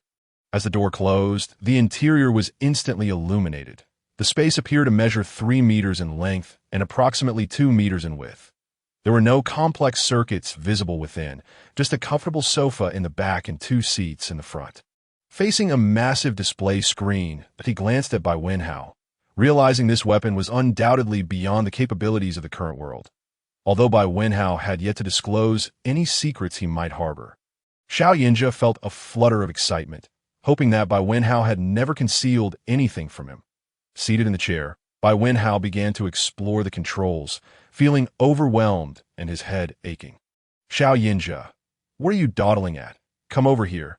This is giving me a headache." Xiao Yinja chuckled as he took a seat beside him, reaching out to touch the display screen. His expression immediately grew serious. If such a weapon could be manufactured in reality, it would undoubtedly be effective against zombies. What kind of energy does this weapon utilize? He pondered. Bai Wenhao mused, "I'm not entirely sure. When I purchased it, they included the energy source, claiming it to be a one-time use, capable of unleashing enough power to devastate a medium-sized city in a single shot than a one-time weapon. I've never heard of such a thing." Xiao Yinja remarked. Bai Wenhao scratched his head. "That's what the instructions said, but the energy output can be adjusted, so we could potentially use it multiple times. In that case, we have a valuable resource." Xiao Yinja nodded, leaning closer to scrutinize the display. Bai Wenhao stepped aside. This was beyond his comprehension and interest. After about half an hour, Xiao Yinja began to grasp the situation. "You intend to obliterate that place?" "Dantiu? Yes, I wish to eradicate that level 4 zombie."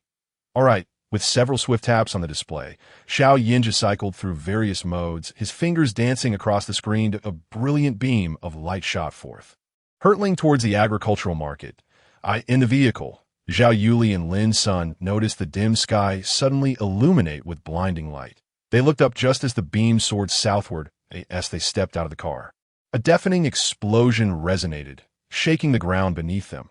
They clung to the car door, struggling to maintain their balance. Confusion etched across their faces as they wondered what had transpired. Bai Wenhao stood on the rooftop. his gaze fixed in the direction of the blast.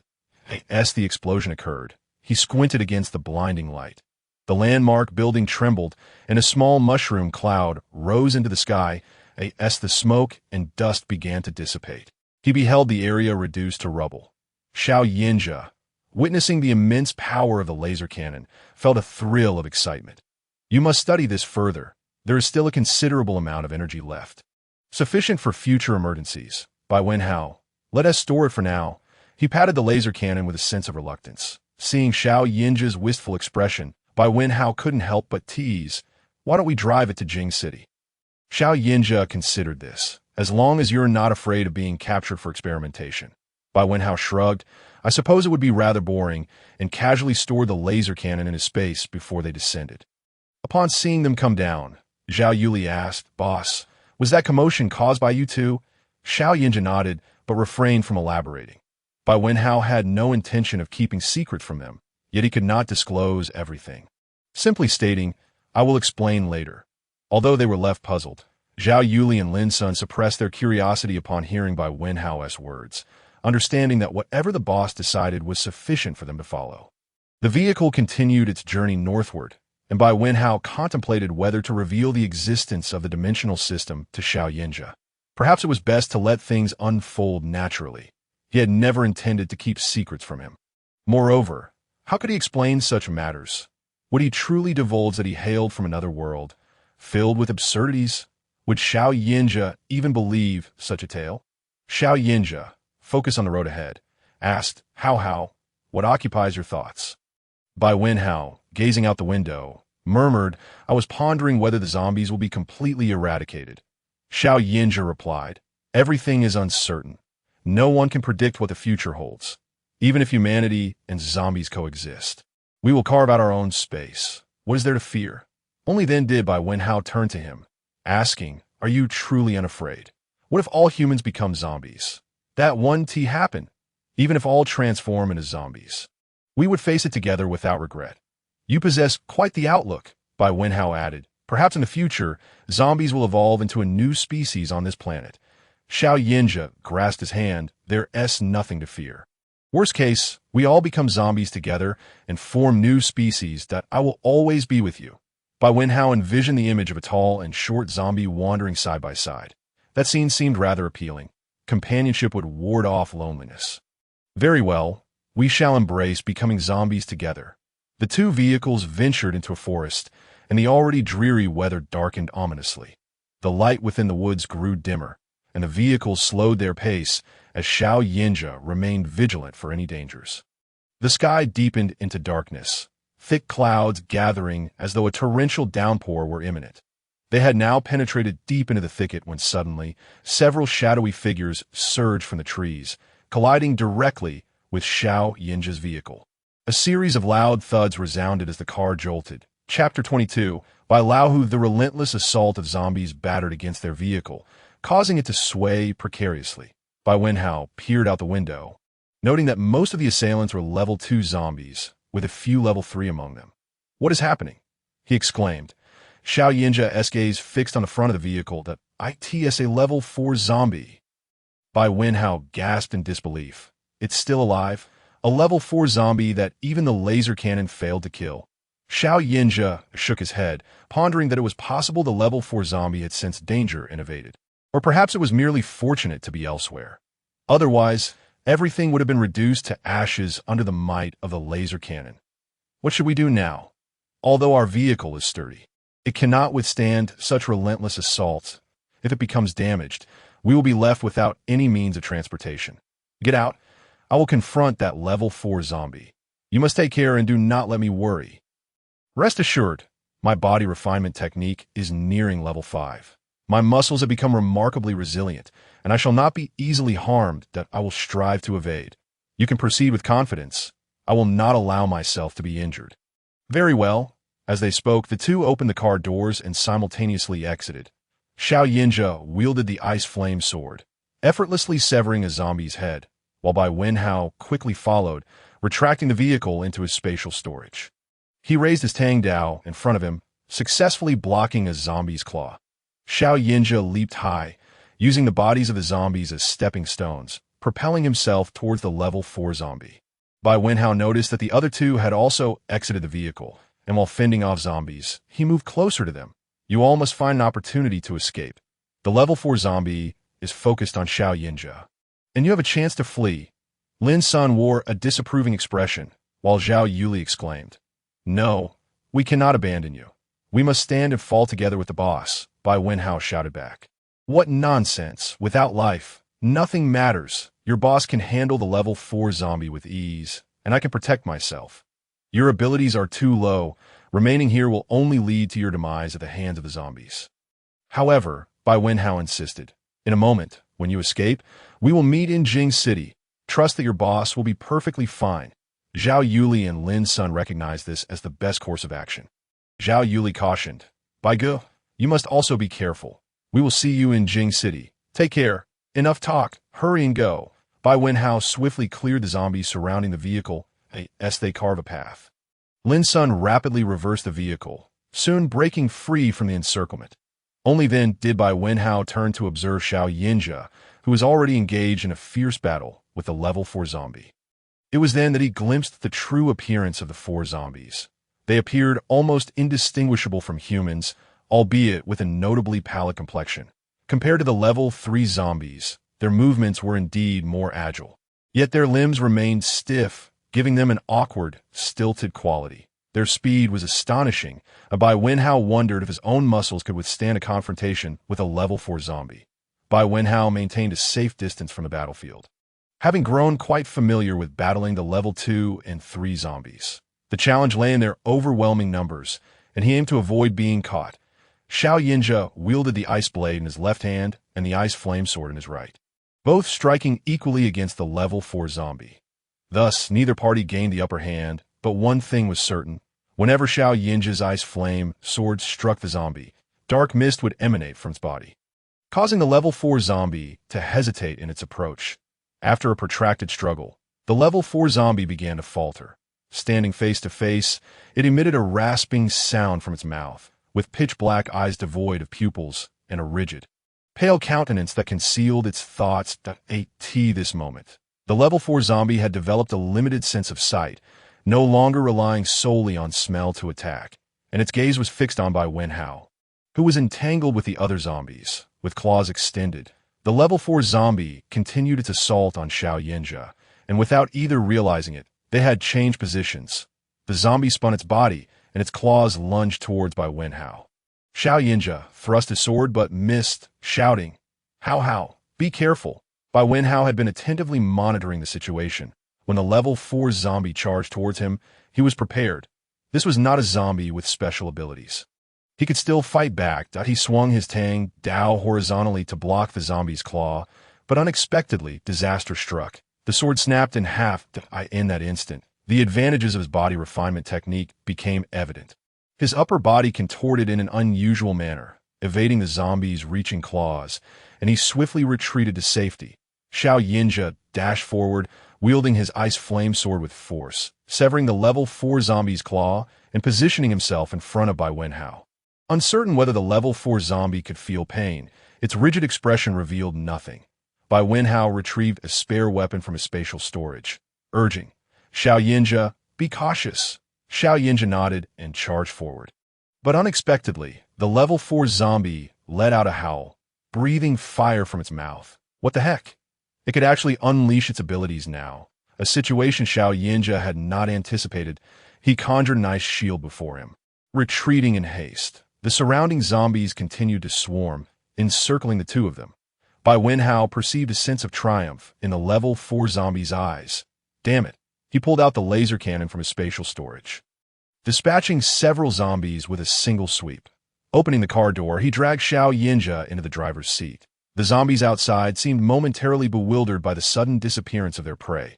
However, under the level 4 zombie's command, they resumed their assault on the laser cannon. Yet, no matter how they slammed into it, limbs and heads were severed without leaving a mark on the cannon, which remained steadfast in place. Bai Wenhao observed the situation outside through the monitor. Finally exhaling in relief, he glanced at his Tang Dao, realizing how perilous the previous encounter had been. Ordinary cold weapons proved ineffective against level 4 zombies. It was clearly time to acquire a spiritual weapon for himself. Xiao Yinja sat before the monitor, studying the laser cannon, and soon managed to maneuver it backward, turning it from side to side, crushing numerous zombies in the process. Gradually, the laser cannon retreated, distancing itself from the level 4 zombie. But level 2 and 3 zombies continued to swarm around ITAS. They maintained a distance of 10 meters from the zombies. Xiao Yinja adjusted the energy settings of the laser cannon to the lowest level, aiming the barrel directly at the level 4 zombie. Whether due to overconfidence or ignorance of the laser cannon's power, the zombie stood still, failing to evade as Xiao Yinja pressed the fire button. A beam of light shot forth, piercing through the level 4 zombie and striking the distant forest. In an instant, a path was carved through the woods, leaving nothing in its wake, not even a trace of dust, let alone a crystal core. With the level 4 zombie eliminated, the surrounding zombies hesitated for a brief moment before redoubling their efforts against the laser cannon, though they could not leave a mark on it. The two men remained tethered to the cannon. Such a consumable item should be conserved for emergencies. After resting for a while, they resolved to venture out. Bai Wenhao suggested, since a path has been blasted through the forest, why not explore it? The moment he opened the door of the laser cannon, he tucked it back into his spatial storage. Simultaneously, Xiao Yinja wrapped his arm around Bai Wenhao's waist, leaping away towards the distance. With the zombies hot on their heels, Bai Wenhao protested, "Let me down. I can run on my own. Your speed is no match for mine." As he tightened his grip around Bai Wenhao's waist, the latter resignedly wrapped his arms around him. Glancing back, he saw that the level 2 zombies had fallen far behind. Only a few level 3 zombies were in pursuit, likely at their peak level. He hadn't expected the zombies to evolve so rapidly. However, like humans, the higher the level, the slower the rate of evolution. This offered a brief respite for the living. The two quickly reached the edge of the forest, where a cliff with a cross-section awaited them. Xiao Yinja halted, observing the cliff that the laser cannon had pierced, creating a hole through which light streamed. It appeared only large enough for a single person to pass through. Gently releasing his hold on Bai Wenhao's waist, Xiao Yinja brandished his sword to confront the approaching level 3 zombies. Bai Wenhao examined the distant hole. It was too far to discern what lay beyond. Suddenly, a tiger's roar echoed, and looking up, Bai Wenhao saw a massive white-striped tiger leaping from the cliff, its length easily 3 to 4 meters, clearly a mutated creature. Xiao Yinja, be careful, upon hearing the sound. Xiao Yinja had already retreated a few steps, both of them backing away to the cave entrance. The white tiger had its forepaws firmly planted on the ground, baring its teeth at them as if they had disturbed its rest. Bai Wenhao was exceedingly thrilled at the sight of the white tiger. Its delicate pink nose was particularly endearing, and its cream-colored fur glistened with an extraordinary smoothness that he felt an irresistible urge to reach out and touch it. The tiger's eyes, resembling translucent gems, were a striking shade of pale blue, captivatingly beautiful. However, despite his desire to pet the magnificent creature, he was acutely aware of the danger it posed. Just looking at its formidable fangs made him realize that a single bite could lead to a grievous injury, potentially tearing him to shreds. The white tiger glanced at the two of them, then shifted its gaze to the zombies, before charging towards the undead. With a single swipe of its massive paw, it flattened one of the zombies into a mere puddle of flesh, the crystal core within its head bursting with a resounding thud against a nearby tree trunk. This paw strike must have weighed several hundred pounds. In a mere few minutes, the white tiger had reduced all the zombies to a heap of mush, its fur remaining impeccably clean. After dispatching the undead, the tiger turned its attention back to them. The two gradually retreated. The cave entrance was relatively small, allowing them to pass through while ensuring that the tiger could not follow. They quickly slipped inside, running deeper into the cave. A thunderous roar of the tiger erupted behind them, shaking the very ground beneath their feet. Chapter 23. Feasting on flesh. Bai Wenhao glanced back and noticed that the white tiger had vanished from the entrance. As they proceeded, the cave narrowed further, compelling them to crouch down and crawl forward. The final passage had become exceedingly cramped. While Bai Wenhao managed with relative ease, Xiao Yinja had to exert considerable effort to squeeze through, leaving several red scratches on his skin. Once outside the cave, the The breathtaking beauty of the scene before them captivated their attention, as if they had stepped into a primordial forest. Towering trees, both familiar and unknown, surrounded them, ranging from majestic firs to rare medicinal herbs, forming a dazzling array. This was an untainted land, Bai Wenhao remarked. Could this be a nature reserve? Xiao Yinza took his hand, leading him deeper into the enchanting landscape. The sounds of chirping insects and singing birds filled the air, a symphony of nature that was utterly delightful. As they navigated through the towering trees and dense underbrush, a vibrant sea of flowers appeared before them, a riot of colors that dazzled the eyes. The wafting fragrances enveloped them, intoxicating their senses, while the gentle breeze caused the blossoms to sway like waves, cascading towards them. It had been an eternity since they had witnessed such a paradise. Standing atop a hill, the breathtaking flower field stretched out before them, accompanied by a lake that shimmered like emerald. The flower field encircled the water, and as they descended into the valley, various small creatures darted through the blossoms. Bai Wenhao felt the tension within him dissipate. Such beauty was rare even before the apocalypse, leaving him questioning if they had truly stumbled upon a hidden utopia. Approaching the lakeside, they discovered the emerald hue was due to layers of lush green algae beneath the clear water. The lake was pristine and transparent, reflecting the surrounding trees, making it difficult to discern reality from reflection, a truly enchanting sight. The soothing sound of rushing water drew their attention, revealing a waterfall cascading down from the mountain. The source of the lake's water. Let us go take a look, Bai Wenhao suggested. It was now Bai Wenhao's turn to lead, and after a brief trek of about 10 minutes, they reached the base of the waterfall. The droplets splashing on their faces were refreshingly cool, and the clear water flowing down appeared pristine. Bai Wenhao crouched to scoop some water in his hands. Do you think this water is safe to drink? Mountain spring water should be potable, Xiao Yinza responded, but the uncertainty of the apocalypse loomed over them, leaving them wary of potential contamination. Xiao Yinza also knelt to examine the water, confirming its clarity.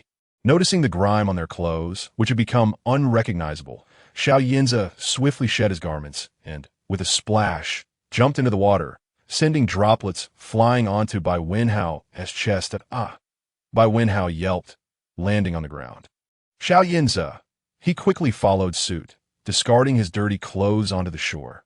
The water was slightly chilly, and as he submerged his arms, he splashed water toward Xiao Yinza. Like two exuberant children, the two men laughed and played in the water. And soon Bai Wenhao felt himself warming up, beginning to wash away the filth. Xiao Yinza, drawn to the side of Bai Wenhao's glistening back, inched closer. Let me help you wash, feeling the touch on his back. Bai Wenhao tensed momentarily, but did not shy away, choosing to accept the gesture in silence. Exhausted, Bai Wenhao was lifted onto the shore by Xiao Yinza. He retrieved 2 blankets from his belongings, half laying one over them as they embraced and drifted into sleep by the lakeside. It had been a long time since he had felt such peace, though their slumber was brief. Bai Wenhao relished the relaxation, realizing that even men need to release their pent-up emotions from time to time. A thunderous roar of a tiger jolted them awake simultaneously. Bai Wenhao quickly retrieved their clothes from a space, and they donned them at a remarkable speed, preparing for potential confrontation. After scanning their surroundings, they found no sign of the white tiger. With their backs against each other, Bai Wenhao faced the flower field, which stood only half a meter tall, too low to conceal a tiger. It must be above them. Slowly turning, he saw Xiao Yinza fixated on something above, a large rock protruding near the waterfall. A massive white paw descended into view, surveying them from a vantage point, the aura of the forest's king unmistakable. The white tiger gazed at them for a full minute before turning and departing. Once the tiger's figure faded from sight, they remained on guard for a while before relaxing. Bai Wenhao remarked, "It seems it did not intend to harm us." Xiao Yinza nodded in agreement. Bai Wenhao continued, "Do you think it was domesticated before the apocalypse and then mutated into such a large creature afterward? Ordinary tigers aren't this enormous." As twilight descended, it became evident that they would not be leaving this place tonight. They sought a flat spot by the lake to rest for the night.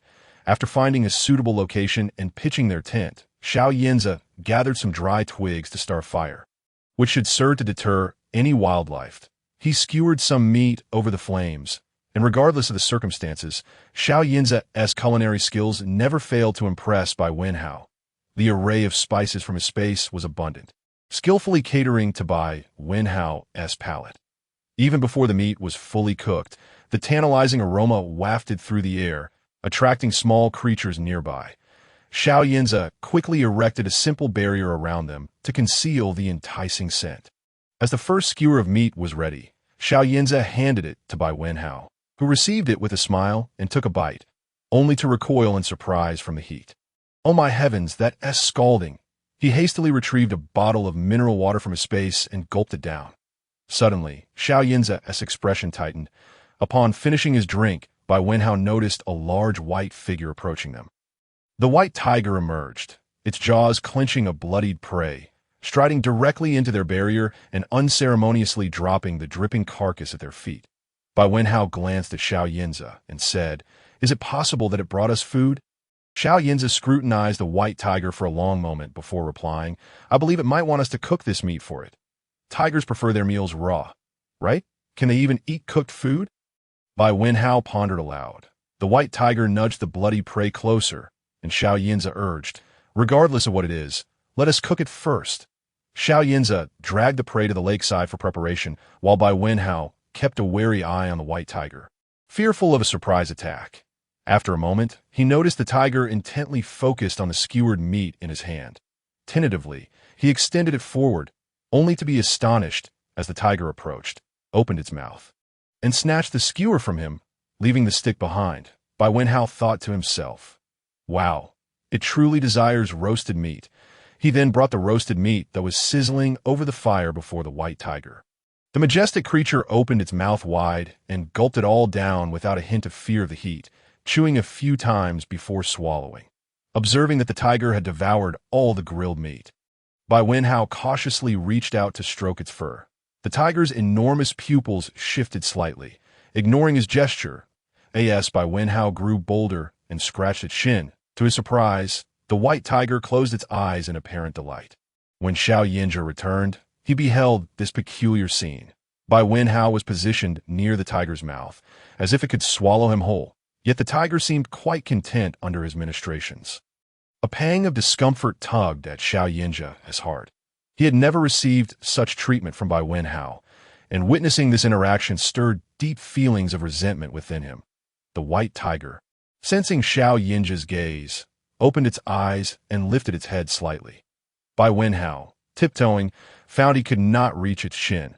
Assuming the tiger was no longer permitting his touch, he retreated a bit, feeling somewhat dejected. Xiao Yinja was momentarily taken aback by this display of anthropomorphic behavior, but soon understood. Mutated animals, upon reaching a certain level, would undoubtedly exhibit some degree of sentience. Yet, the exact extent of that intelligence remained a mystery. Akin to the spiritual beasts in books that, after prolonged cultivation, became indistinguishable from humans, communicating effortlessly with their masters. Xiao Yinja placed an entire prey over the fire to slowly roast, during which he cut off the most tender bits for Bai Wenhao. The white tiger merely glanced at him, offering no resistance, and ultimately, the entire prey found its way into the tiger's belly.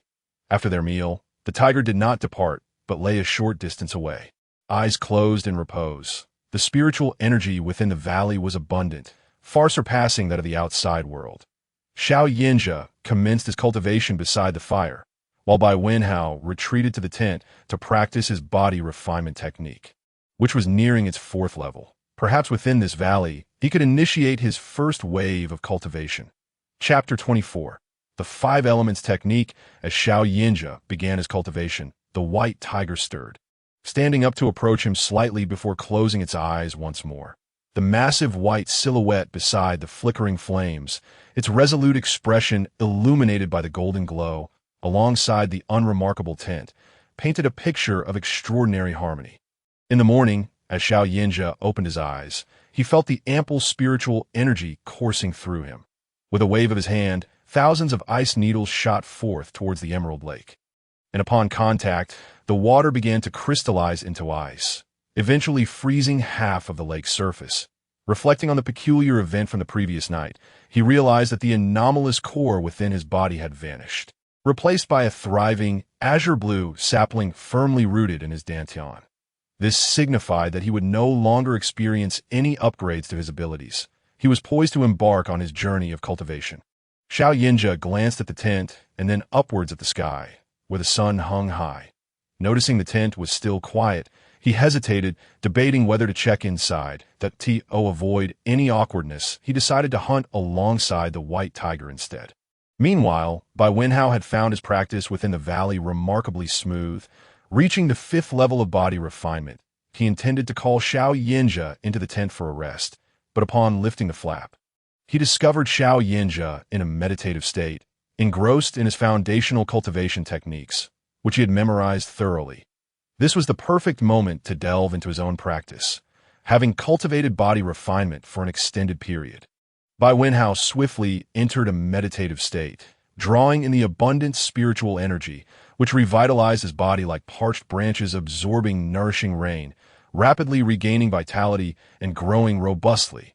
When Bai Wenhao emerged from the tent, he found that both Xiao Yinja and the white tiger had vanished. Spotting a note left on the ground, he realized they had gone hunting. Standing atop a high rock, he closed his eyes to attune himself to the spiritual energy within, which filled his body. Since he lacked spiritual roots, he concentrated, gathering energy in his hands, absorbing fire molecules from the air, and a small flame flickered at his fingertips, dancing playfully. Elated, he experimented with the other elemental techniques, and, just as Xiao Yinja had claimed, found no resistance in wielding them. They flowed seamlessly, though his energy levels remained low. After waiting for a while on the rock, and seeing that Xiao Yinja had yet to return, Bai Wenhao opened the system panel and visited the shop in the cultivation realm. He purchased every affordable technique and alchemy book available. Although he could cultivate the 5 elemental techniques on his own, he sought a suitable method, leaning particularly towards the metal element.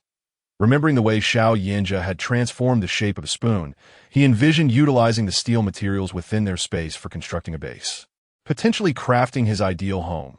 Thus, Bai Wenhao began his search for metal-related techniques.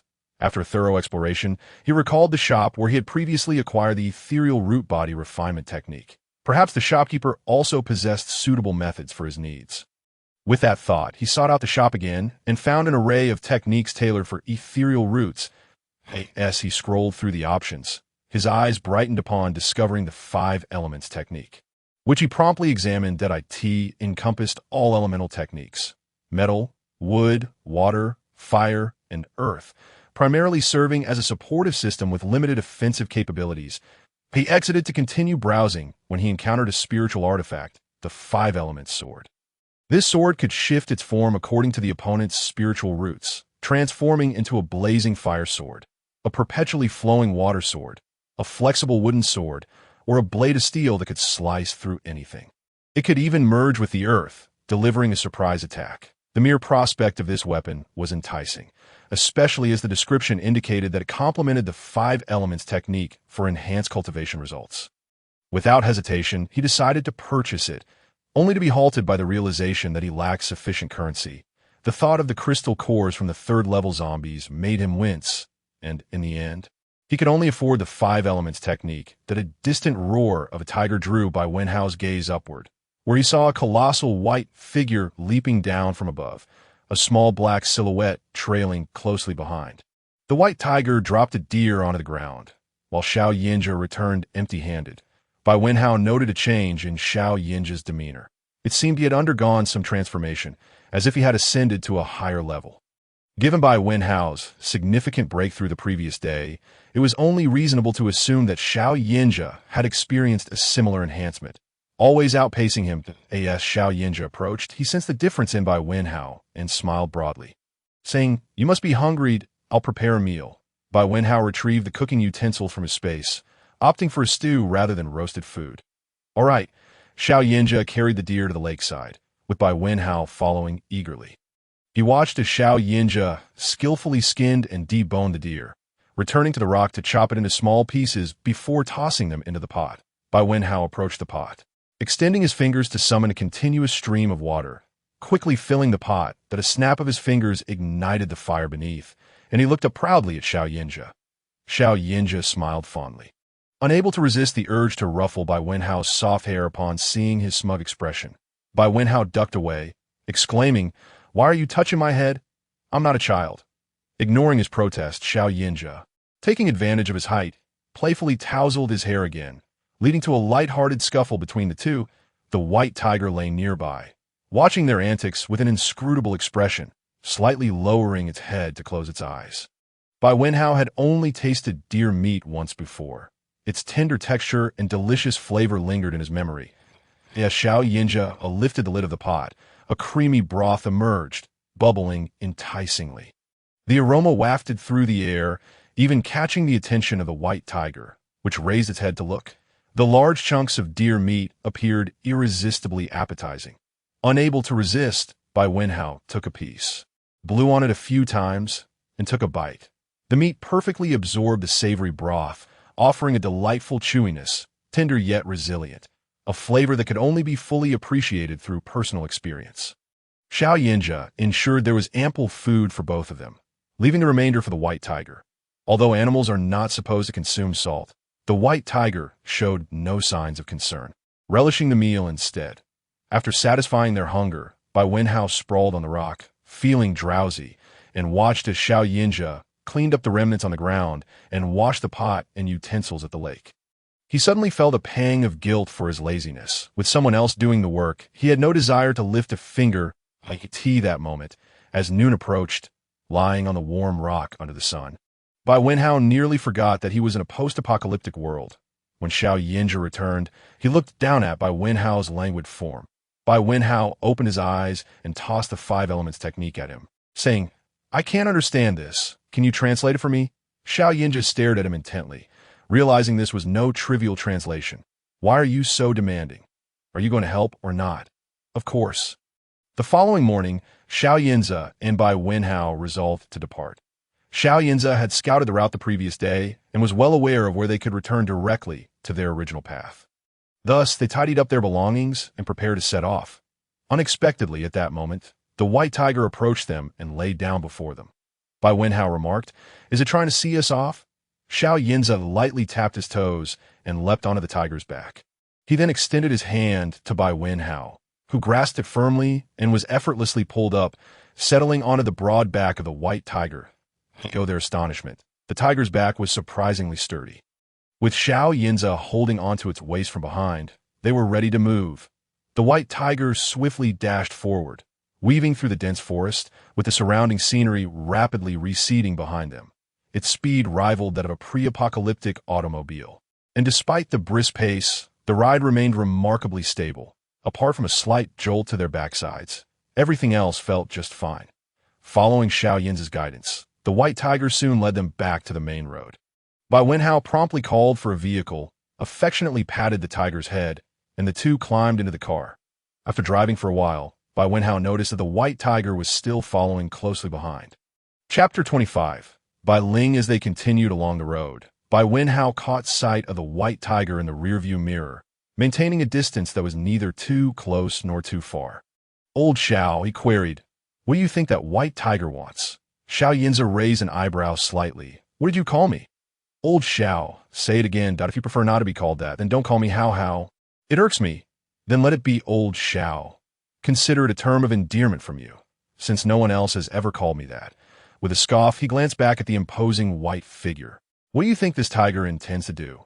Xiao Yinza also turned to look through the rearview mirror. "Perhaps it wishes to accompany us." They halted the vehicle, and Bai Wenhao opened the door, calling out, "I know you're behind us. Come on out." The massive white figure soon approached them. Bai Wenhao continued, "I know you can understand US that you wish to leave with us? If so, give us a nod." The tiger hesitated for a moment, but then nodded slightly. Bai Wenhao's eyes flickered. "If you want to accompany us, it's not impossible, but your size is too great. You won't fit in our vehicle. And your presence in populated areas would be problematic, as you would likely be captured." The white tiger kept its gaze fixed on Bai Wenhao, seemingly contemplating that "I have a solution that we might try." The white tiger blinked, appearing to wait for him to elaborate. "We can establish a contract. In essence, I will become your master, but rest assured, I will not harm you. Consider it. Pleased, I learned this contract spell while studying magic with Xiao Yinzi yesterday. Although the contract spell is typically for spirit beasts, this white tiger has attained sentience, so it should be comparable to a spirit beast. Moreover, I can teach you how to cultivate once we sign the contract. You will have the ability to alter your size at will. The massive white head bobbed a couple of times, its claws scratching the ground restlessly as it turned in circles, baring its teeth at Bai Wenhao in a show of aggression. If you refuse, please do not follow us any longer. We are heading to a populated area, and it would be dangerous for you to do so. The white tiger then bounded in front of him, nudging its head against his chest in a gesture of agreement. A triumphant smile spread across Bai Wenhao's face as he mentally recited the incantation for the contract spell and visualized the corresponding totem. He produced a knife and, without hesitation, made a small cut on his finger before lifting the blade toward the white tiger. The tiger extended its paw, placing it against the blade, drawing forth a bead of blood. Bai Wenhao pressed his wounded finger against the tiger's, closed his eyes, and silently recited the spell, while his right hand began to draw the intricate contract totem in the AI, as the incantation concluded. A complex totem flickered with red light and vanished into the tiger's forehead. With the contract complete, Bai Wenhao instantly felt a profound connection with the white tiger, and he could hardly contain his excitement as he reached out to stroke its magnificent head. Xiao Yinzi remained vigilant, wary of the tiger's potential reaction, fearing it might turn on his beloved if it were displeased. Observing Bai Wenhao's final gesture, he realized his companion was enamored with the tiger's fur. Bai Wenhao infused his spiritual energy into the white tiger, aiding its transformation until it resembled a small lion. In this form, it truly appeared dog-like, likely evading suspicion. However, the white tiger refused to be held, preferring to lie on the back seat. Bai Wenhao, somewhat regretful, gave it a few more affectionate strokes before returning to the passenger seat. Bai Wenhao exclaimed, "It says its name is Bai Ling, and it wishes to venture into the human world to find its mate, who was injured and captured by humans. I promised to assist it in locating its companion." He whispered the last part into Xiao Yinzi's ear. Xiao Yinzi chose not to respond to this revelation, but instead recalled another matter. How? Without a moment's hesitation, Bai Wenhao replied, He was surprised to find himself accepting this moniker after all. It would only be used in the privacy of their conversations. Xiao Yinzi continued, "We are nearing Jing City. You haven't forgotten your previous promise, have you? Can you provide me with an answer now?" Bai Wenhao glanced at him, having done everything he ought to have, and thought it best to defer the discussion until they reached Jing City. Xiao Yinzi's lips curved into a smile. "All right, I will await your definitive answer," Bai Wenhao pouted, gazing out the window, feeling helpless against the allure of the older man's charm. Time and again, he found himself surrendering under Xiao Yinzi's advances, feeling regretful after each encounter and questioning his self-control. Xiao Yinzi propped his head on his arm, unable to suppress his laughter. How? You're simply too adorable." Bai Wenhao frowned and turned his head. "I warn you, do not call a man adorable. You're the one who's adorable. Your entire family is adorable. Do not display that expression. If you do, I may be compelled to stop the car and have my way with you again." Xiao Yinzi, focus on driving. Bai Ling was in the back seat, and it could understand everything. Flirting in its presence was undeniably awkward. Seeing that he had flustered Bai Wenhao, Xiao Yinzi quickly donned a charming smile and concentrated on the road. They were nearing Jing City, and the supplies around the outskirts had been mostly scavenged by survivors, leaving little of use in sight. Thus, they chose not to stop, speeding directly toward Jing City. It was evident that the roads had undergone some basic maintenance, allowing for smooth travel, and there were relatively few zombies along the way, making this leg of the journey quite uneventful. As they approached Jing City, the number of vehicles on the road increased, finally evoking a sense of being in a human world rather than a wasteland. Numerous passing cars cast envious glances at them, some scrutinizing, particularly upon seeing Xiao Yinzi and Bai Wenhao inside. Before long, they arrived at the entrance of the Jing City base, the imposing city gates towering several meters high. There were a total of 4 gates at the Jing City base, and they were currently approaching the north gate. Each gate featured 6 checkpoints, with 2 exits and 4 entrances, where long lines had formed. Bai Wenhao disembarked to inquire, learning that entry was based on per capita resource contributions, true to its reputation. The Jing City base had excellent facilities. After checking their powers, they proceeded to the abilities registration area, while ordinary people had designated lanes. Though the crowd was vast, it remained orderly, and entry into the city required a check for the zombie virus, which involved waiting for an hour in a specialized observation room. The preceding checks progressed swiftly, and soon it was their turn. Since neither of them smoked, they opted to pay with cigarettes, which were considered a luxury item in the apocalypse. The personnel collecting the resources eyed them curiously, their eyes lighting up upon seeing Xiao Yinza before allowing them entry. Both were subjected to blood tests for analysis and then entered the observation room, which already housed 8 individuals awaiting their turn. Upon their arrival, the others looked up, one individual fixating on Xiao Yinza. Xiao Yinza raised an eyebrow in response as the person asked, "Are you Xiao Da Xiao?" Xiao Yinza squinted slightly, having no recognition of the individual, and inquired, "May I ask who you are?" The person, slightly embarrassed, replied, "You do not know me, but I saw you once before the apocalypse." Xiao Yinza offered a polite smile and fell silent.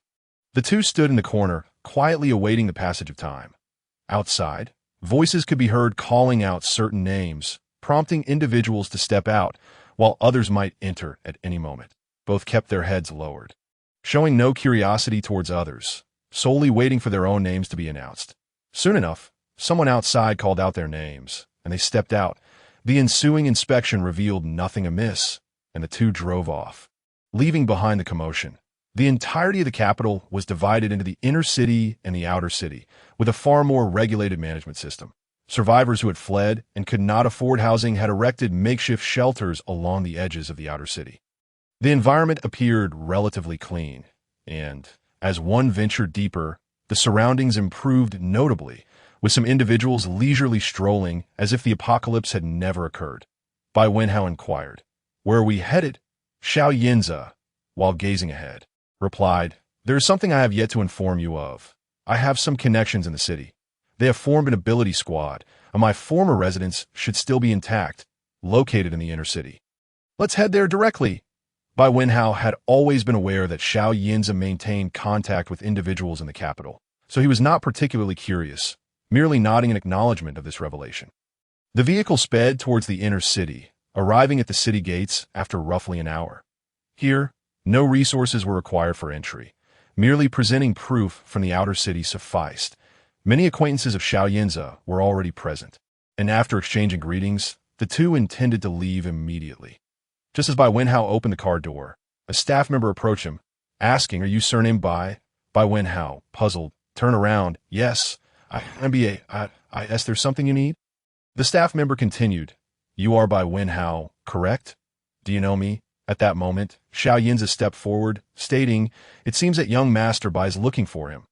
The staff member nodded, explaining that Bai Dasha had been searching frantically for his brother and had instructed that if he was seen, to notify him immediately. The staff had already called, and Bai Dasha was on his way, advising Bai Wenhao to wait a moment. Bai Wenhao furrowed his brow. He did not recognize Bai Dasha, and he had no recollection of Bai Wenhao's memories. How could he explain this? He certainly could not admit to amnesia. Chapter 26.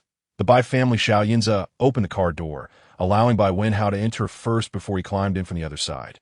He maneuvered the car to a side street and, speaking somewhat to himself, remarked, "Your brother, Bai Wenbin, is 5 years older than you, and he is quite protective of you, having spoiled you immensely since childhood.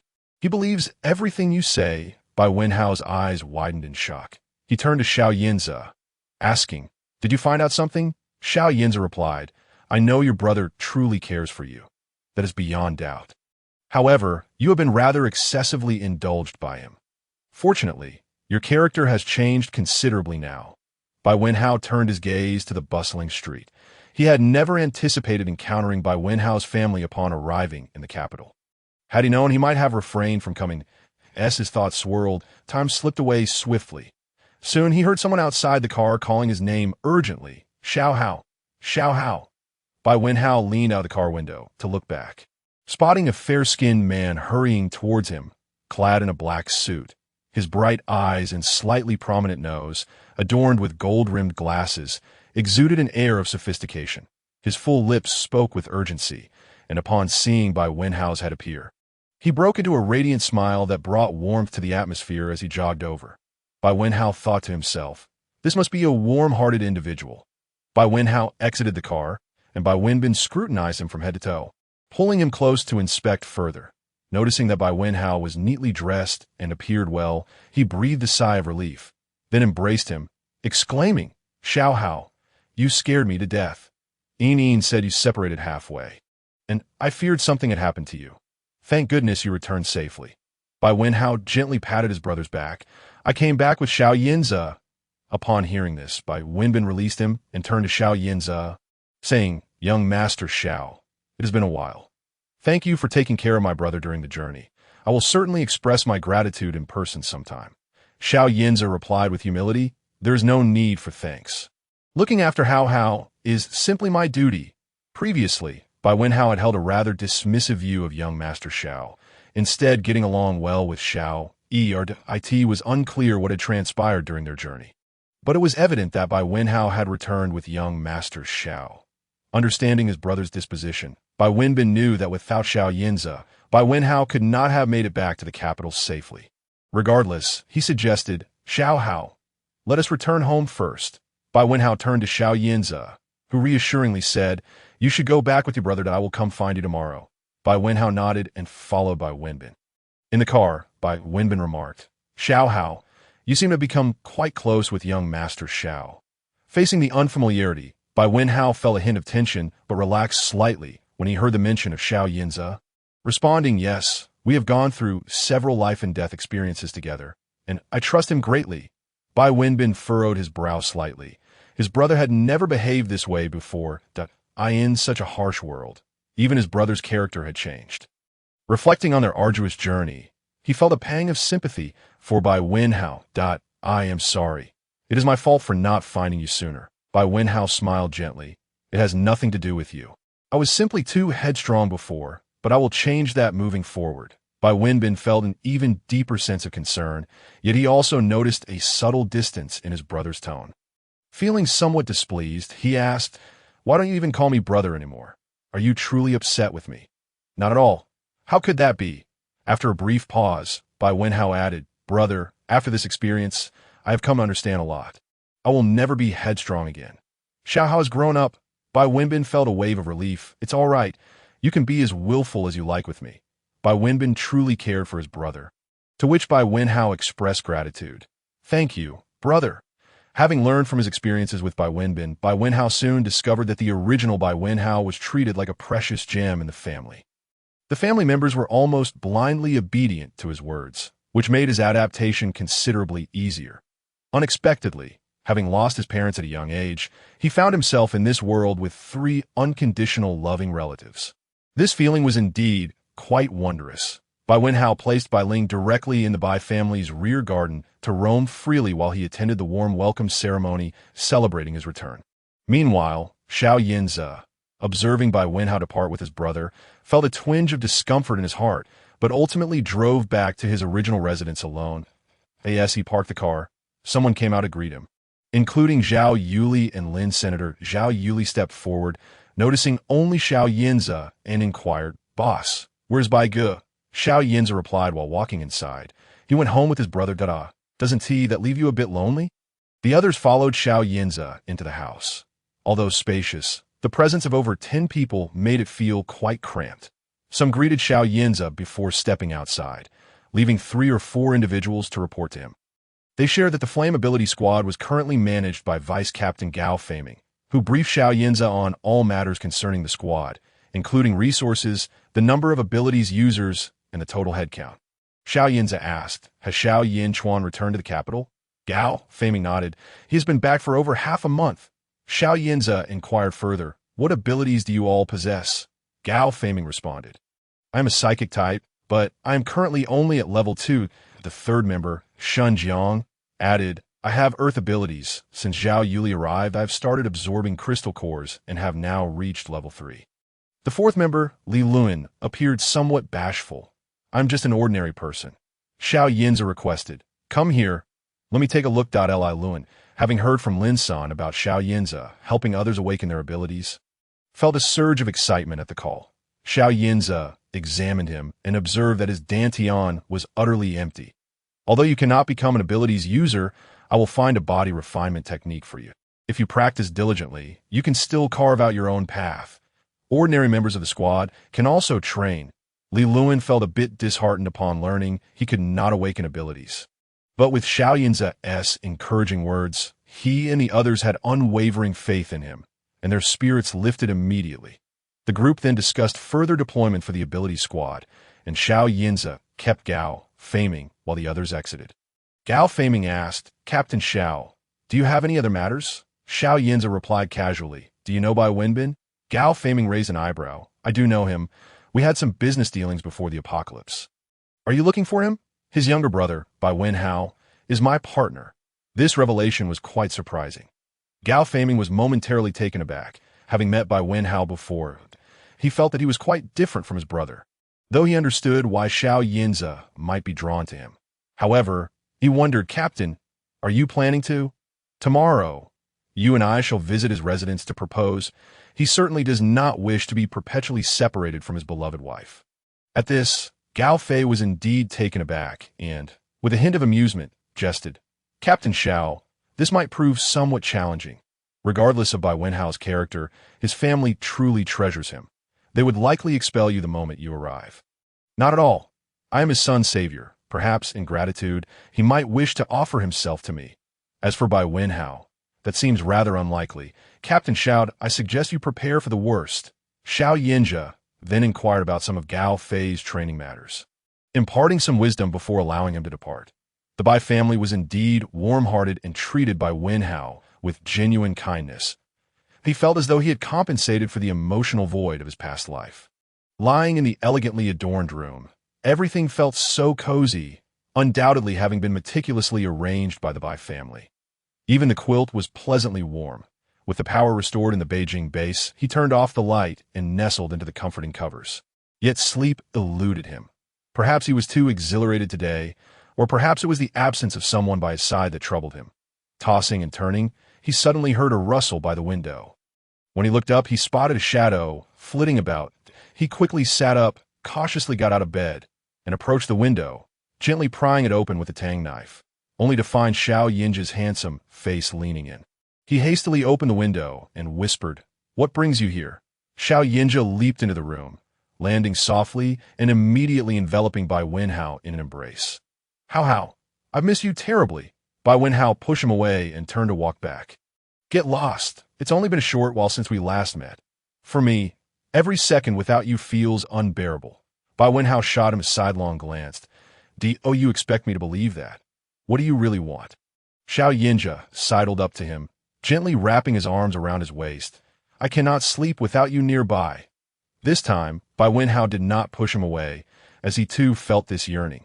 However, this was the Bai residence, and it would not bode well if Bai father and mother caught them. "You should return. Didn't you say you would come find me tomorrow?" "Actually, I have something important to ask you." Bai Wenhao cast a casual glance his way. "What do you wish for me to say? That you are willing to be my beloved and spend a lifetime with me." "I am willing to be your beloved and share a lifetime with you." Xiao Yinja was momentarily stunned, completely unprepared for Bai Wenhao's direct response. He had anticipated Bai Wenhao would be more evasive. "Really? Indeed. Do you think I would engage in such matters with just anyone?"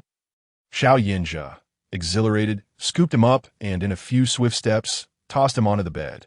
The entire motion was fluid, catching Bai Wenhao off guard, prompting him to let out a startled gasp. Xiao Yinja immediately pressed down upon him, nuzzling his neck. "Xiao Yinja, are you a dog? Why are you biting me?"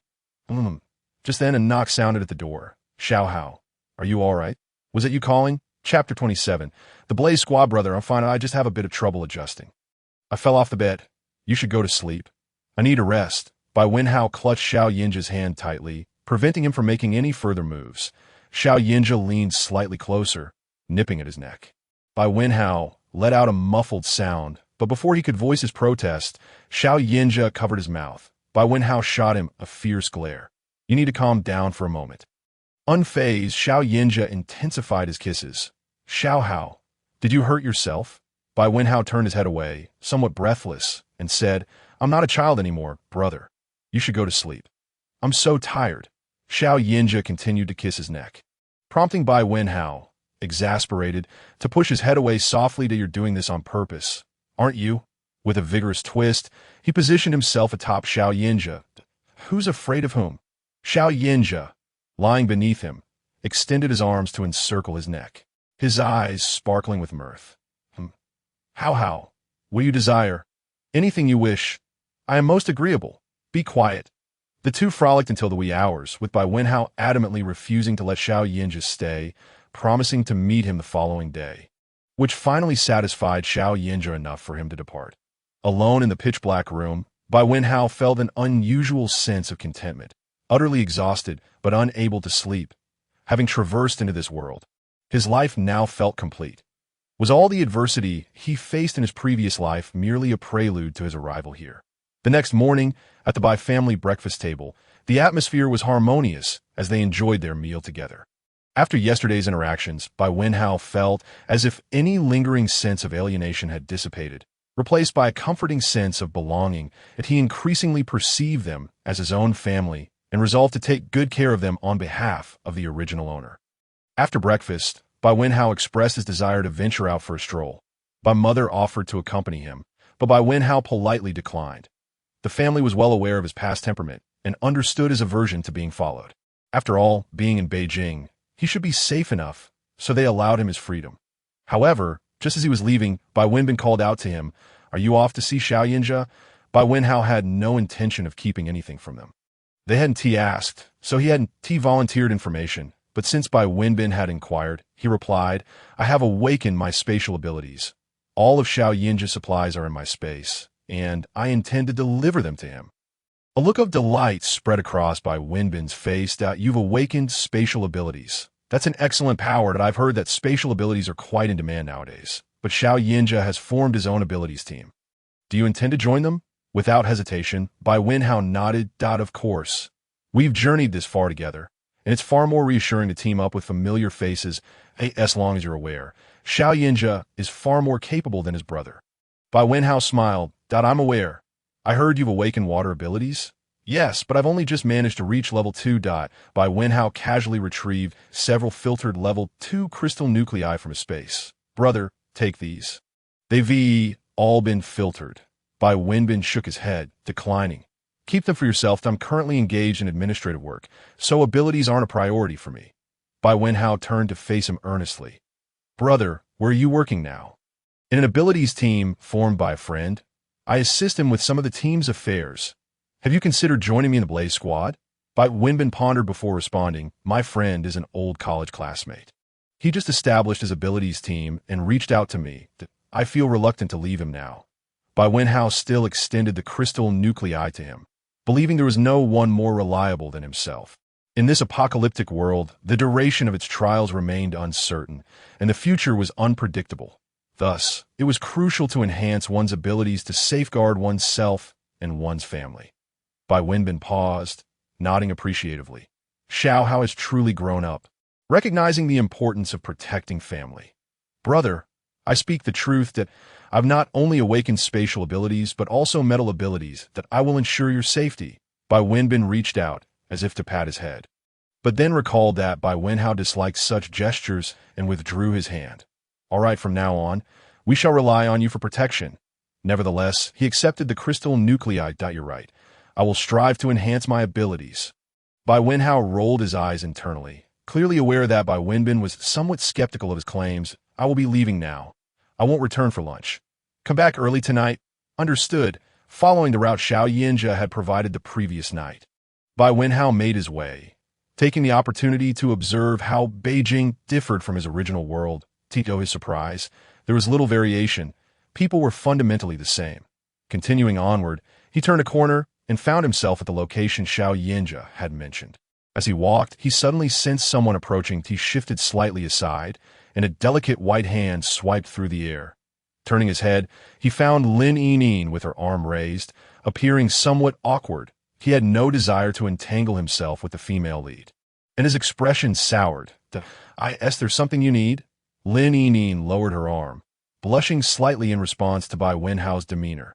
The man before her now seemed a far cry from the capricious, naive individual who had once trailed behind her. He was now filled with confidence, standing tall and exuding a commanding presence, rivaling even Xiao Yinchuan.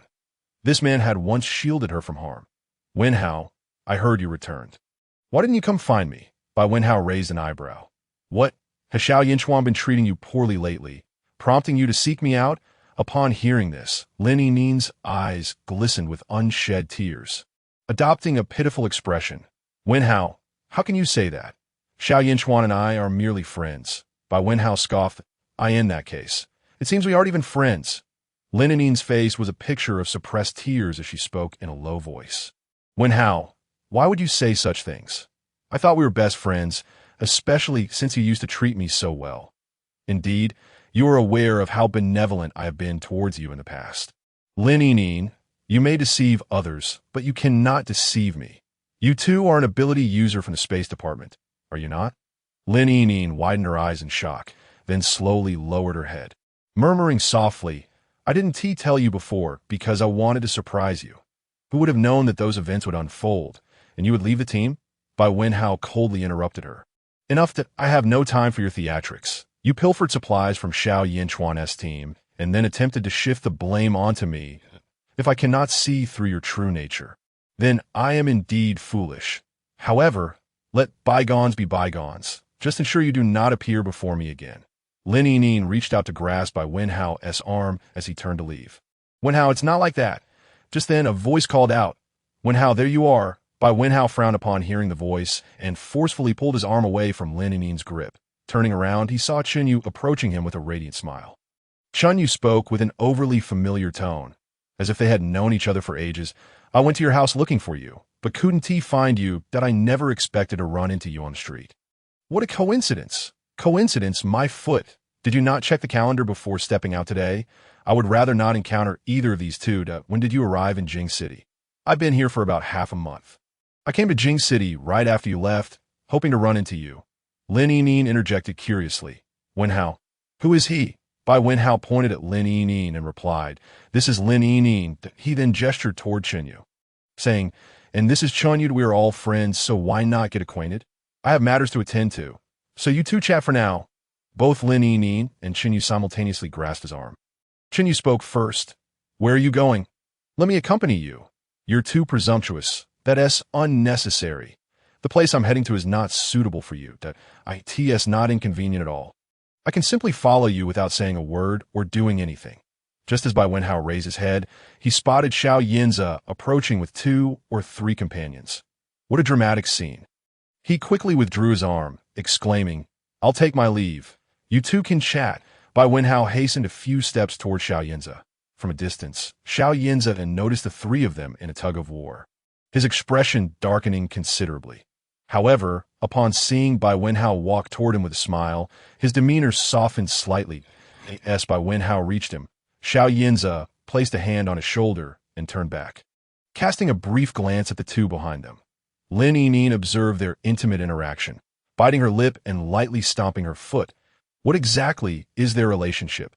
Is it truly of that nature? Chenyu clenched his fists tightly and turned to walk in another direction, a murderous glare evident in his eyes. With Xiao Yinza's arm draped over his shoulder, Bai Wenhao obediently followed him. He intended to clarify the previous incident, yet felt that nothing significant had occurred, so he merely stated, We accidentally bumped into each other on the road and exchanged a few words. Then why were they holding on to your arm? 2 lunatics. Can we not discuss them? Xiao Yinza's expression softened upon hearing this, and he guided Bai Wenhao directly into the courtyard. Following behind were Gao Feiming, Zhao Yuli, and Shun Jiang. Once the 2 front figures entered the house, Shun Jiang remarked, Is he the legendary sister-in-law? Zhao Yuli nodded excitedly, but added, But you'd better not call him that. He doesn't like it. Gao Feiming narrowed his eyes. He is Bai Wenbin's younger brother, but he seems different from before. Chapter 28. Bai Wenbin. Upon entering the room, Bai Wenhao found several others inside, including Senator Lin's son approach him first, greeting, Young Master Bai, you've arrived. This title was quite novel. Lin's son was a few years older than him. Bai Wenhao nodded in acknowledgement. In this world, he indeed qualified as a young master. The other seated on the sofa also stood up. Xiao Yinza released Bai Wenhao and introduced him. "This is my beloved, Bai Wenhao." Bai Wenhao smiled at them and waved. "Hello, everyone." The others echoed, "Hello, young Master Bai." As the others entered from outside, they gathered to discuss the mission of the ability team scheduled for the next day. Gao Feiming spoke first. "Recently, the team has recruited some new members, and we are running low on supplies and crystal cores. Hence, we need to embark on a mission tomorrow." Xiao Yinza nodded. "I will accompany you this time."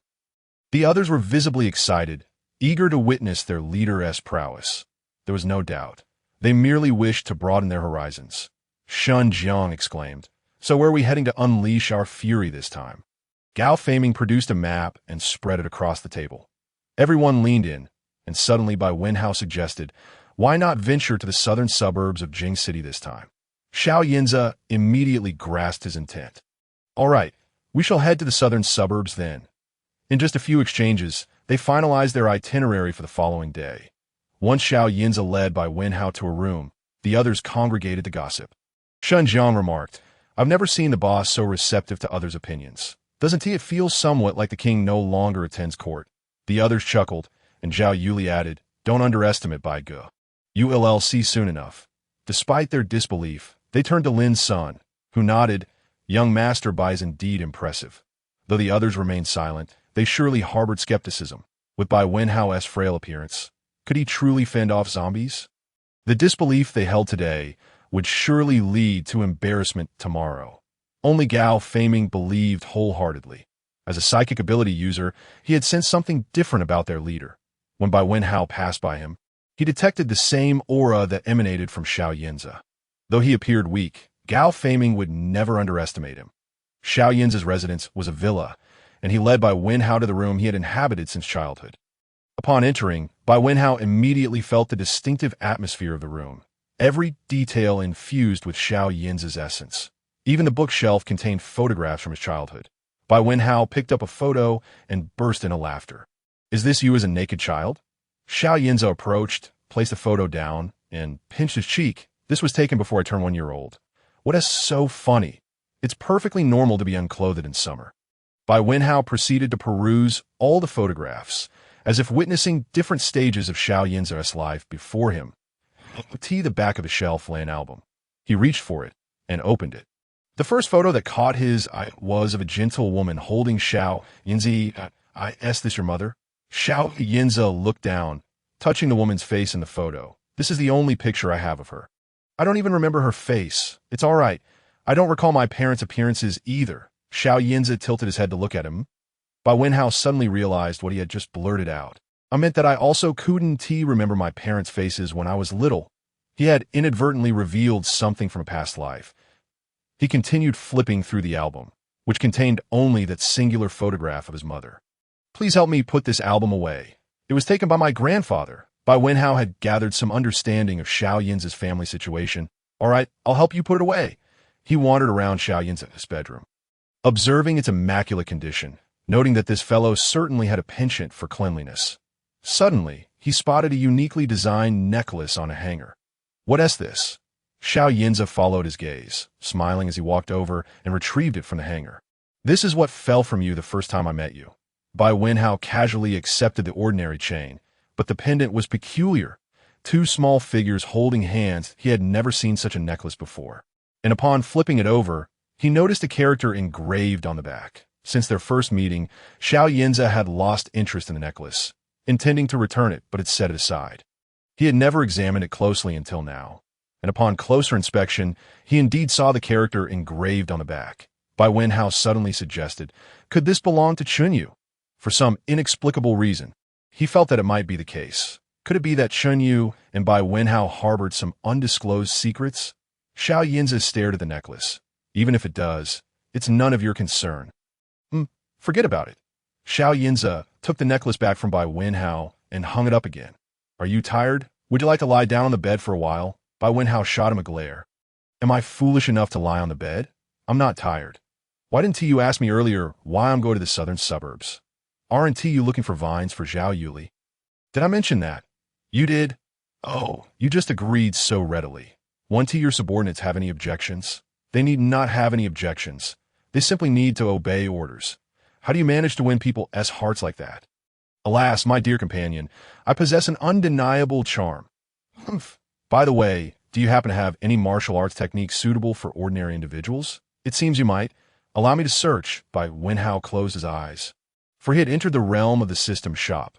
The cultivation methods for ordinary people should not be exorbitantly priced. Indeed, he soon acquired one for merely 50-dimensional coins.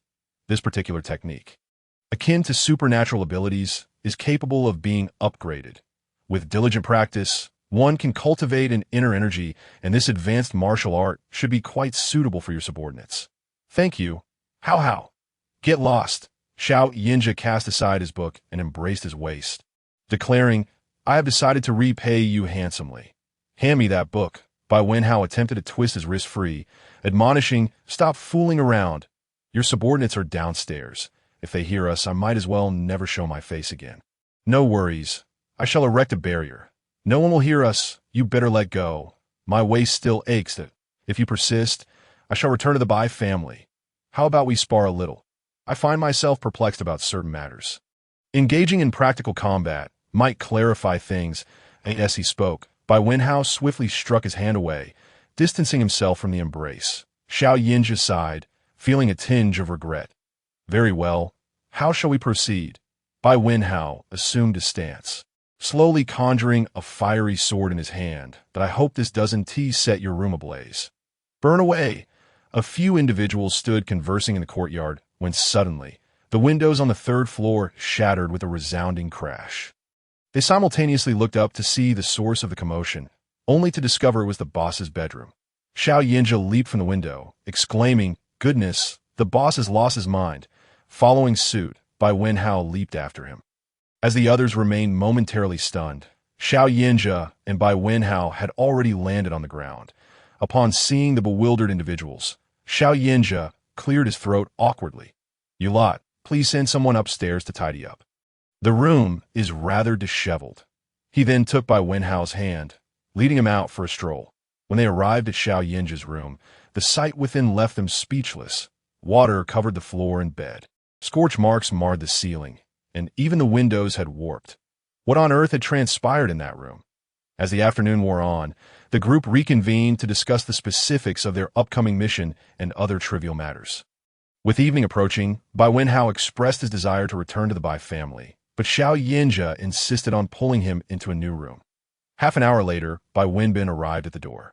The guards quickly recognized him, having seen the esteemed Bai young master on several occasions. They greeted him warmly. Are you here to see our vice-captain? Bai Wenbin shot them a glare, stating, I am here to find my brother. He strode into the room. The guard hurriedly interjected with a smile. Please wait. Allow me to announce your arrival. Bai Wenbin, not wishing to create a fuss, stood at the entrance. Within 2 minutes, Gao Feiming's figure appeared at the door. Bai Wenbin was reluctant to see him, but had no choice but to step forward and inquire, Where is my brother? Gao Feiming smirked, evading the question, But I never expected you would come looking for me. Bai Wenbin's face tightened. You must understand, I am not here for you. I seek my brother. Then you ought to ask them. Who would tell you your brother's whereabouts? Gao Feiming stepped closer, grasping Bai Wenbin's arm. As guests, let us not linger at the door. Let us converse inside. Bai Wenbin sighed, pulling his arm away forcefully. I will walk myself. Very well, then follow me. Bai Wenbin, feeling helpless, complied, as his upbringing forbade him from shouting or causing a scene. Gao Feiming led him into the living room, where the others discreetly exited. Bai Wenbin asked, Where's my brother? First, sit and rest. Have some tea. I do not wish for tea. Tell me where my brother is, and I shall seek him out. All right, I shall take you to him. With that, Gao Feiming ascended the stairs. Gao Feiming, you wouldn't deceive me, would you? My brother is upstairs. If you do not believe me, you may choose not to follow. With that, he turned and ascended. Bai Wenbin clenched his fists and followed, arriving at a door where Gao Feiming remarked, Your brother is asleep inside, with impatience to call his brother home. Bai Wenbin opened the door, only to find the room empty, devoid of Bai Wenhao's presence. Realizing he had been tricked, he slammed the door shut behind him. Chapter 29. On a mission, Bai Wenhao emerged from his room to learn that Bai Wenbin had come looking for him. Inquiring about his brother's whereabouts yielded no answers, so he stood in the courtyard, calling out, "Brother, where are you?" Hearing his brother's voice, Bai Wenbin rushed out through the main entrance, followed closely by Gao Feiming. Bai Wenhao greeted him with a smile, but he noticed something amiss with Bai Wenbin's expression. His eyes were red, glistening with unshed tears, as if he had just endured some torment. With his past experiences, Bai Wenhao quickly grasped the situation that had just unfolded. His face darkened as he raised his hand, sending a golden light hurtling toward Gao Feiming, a needle barely grazing his neck and drawing blood. His voice was icy as he demanded, "What have you done to my brother?" Gao Feiming scoffed, "Perhaps you should first inquire what your brother did to me." Bai Wenhao found it hard to believe that his gentle brother could have wronged someone like Gao Feiming. "Brother, what transpired?" Bai Wenbin's face still bore a hint of redness as he managed a weak smile. "Xiao Hao, let us return home if he has bullied you. I shall not let him off easily." "No, let us just go home." Bai Wenhao glanced at Xiao Yinjia before turning away with Bai Wenbin on their way back. He observed that Bai Wenbin's demeanor had returned to normal, leaving him uncertain about the details of the situation, particularly regarding matters of the heart, which only the involved parties could truly comprehend. "Brother, are you all right?" Bai Wenbin reassured him. "I am fine, Xiao Hao. Things are not as you perceived, I understand. I merely wish to ensure you are not being mistreated." "What can I say? Alas, it is merely my failure to discern character." Bai Wenbin did not hide the truth from Bai Wenhao, recounting the events of that day. In essence, Bai Wenbin had been ensnared and drugged, fortuitously encountering Gao Feiming, with whom he had some acquaintance. Whether Gao Feiming had taken advantage of the situation remained uncertain for Bai Wenbin, but Bai Wenhao was convinced that if Gao Feiming had no feelings for him, he would not have engaged in such actions while under the influence. "What do you intend to do now?" "I am unsure." "And how do you feel about Gao Feiming?" Bai Wenbin let out a bitter laugh. "After that incident, I have intentionally been avoiding him. Never in my life did I envision myself engaging in such acts with a man, and now my mind is a tumultuous mess. I do not know how to proceed." Bai Wenhao cautiously asked, "Are you averse to being with a man?" Bai Wenbin regarded him thoughtfully. "I know your relationship with Xiao Yinjia is not simple. Rest assured, I harbor no aversion, for our parents. I will speak on your behalf. Xiao Hao, you must decide for yourself." Bai Wenhao smiled warmly. "Thank you, brother." Bai Wenbin chuckled. "No need for such formality with your brother." Bai Wenhao did not inquire further about the matters between him and Gao Feiming. The two soon returned home, and that evening, as they lay in bed, Bai Wenhao took out a necklace. Precisely the one he had seen earlier, engraved with the character U. One detail he had not shared with Xiao Yinjia was that in a hidden corner of the necklace. He had also discovered a small character. How he pondered the significance of this necklace for its original owner. Was it merely a simple gift, or did it carry deeper meanings, especially if something had indeed transpired between the two? Chen Yu, the person in question, was clearly not someone easily dealt with, and it remained uncertain what his purpose was for coming to the capital. The following morning, Bai Wenhao informed Bai Wenbin that he would be embarking on a mission with the Flame Squad, and thus might not return that evening. He then proceeded directly to Xiao Yinjia's location. Upon meeting Gao Feiming, neither of them mentioned the events of the previous day. Bai Wenhao cast a quick glance at Gao Feiming's neck, which had returned to its original state, likely having been treated by a wood-type ability user. The Flame Squad, consisting of 10 members, drove straight to the southern suburbs of the capital, while they referred to it as the southern suburbs. It simply meant the southern part of the city. Before the apocalypse, the city had experienced rapid development in the northwest, east, and north directions, with towering skyscrapers and sprawling urban areas. In stark contrast, the southern suburbs remained an undeveloped natural reserve, mostly comprising small towns and villages, resulting in a lower zombie presence compared to other regions. However, mutated animals were abundant, making it potentially more dangerous. 5 vehicles proceeded in unison, and after traveling over 30 miles, they entered the dense forest of the natural reserve. Not long after, the path became indistinguishable, prompting them to abandon their vehicles. With a spatial ability user among them, Bai Wenhao observed as the individuals stored the vehicles away and then moved forward alongside Xiao Yinjia. Their journey was fraught with difficulty. Prior to the apocalypse, efforts had been made to preserve the ecological environment here, leading to a lack of artificial development. Now, the area was overgrown with weeds and vines, making navigation challenging. They had to be cautious of the venomous insects lurking beneath the underbrush. A misstep could result in minor injuries that would not warrant the use of a wood-type ability, forcing them to endure the pain. Though not fatal, it was excruciatingly torturous, akin to an itch deep within that could not be scratched. It was said that the decision to come here was made by the leader's partner. And seeing the leader constantly adopting a protective demeanor, some members of the team began to harbor resentment towards Bai Wenhao's actions. Those 3 or 4 individuals who joined the Flame Squad did so with the intention of targeting Gao Faming, completely unaware that Xiao Yinzhou would be joining them. They held some unspoken grievances towards the two, but Gao Faming commanded their respect, so they refrained from voicing their opinions to Bai midday. They had only managed to secure 2 crystal cores from mutated creatures, a stark contrast to their usual haul during missions. They had not encountered any zombies, yet were already feeling fatigued. Xiao Yinzhou and Bai Wenhao exchanged glances, regardless of the number of individuals in the team. It was better to be selective that if they could simplify the process by eliminating some members, that would be beneficial to AS. Bai Wenhao munched on his food. He extended a thread of spiritual energy to survey the surroundings. Ahead, he spotted a herd of mutated cattle grazing, among which was a level 3 Earth-type mutated COWTO the left. A few zombies were meandering about, all of them level 2 zombies TO the right. However, he found something peculiar. According to the map, there should have been a small village, but everything was obscured beneath a blanket of green. The vibrant hues and shapes suggested it had once been a settlement. He relayed his findings to Xiao Yinzhou. Xiao Yinzhou summoned Gao Faming and briefed him on the current situation. Gao Faming suggested, why not take on the mutated cattle herd first? Xiao Yinzhou agreed, and Bai Wenhao warned, among the herd, there's a level 3 Earth-type mutated COW to be cautious. It appears to have a broken horn. Gao Faming nodded in acknowledgement, surprised that both the leader and Bai Xiao could glean the surrounding environment beforehand, providing them with substantial advantages and reducing the risks of the mission. After their meal, the group proceeded forward and soon encountered the mutated cattle still leisurely grazing. They were approximately 20 meters away from the herd. The leader of the mutated cattle, the Earth-type cow, seemed to sense something amiss, lifting its head to survey the area, but finding nothing of concern before returning to its meal.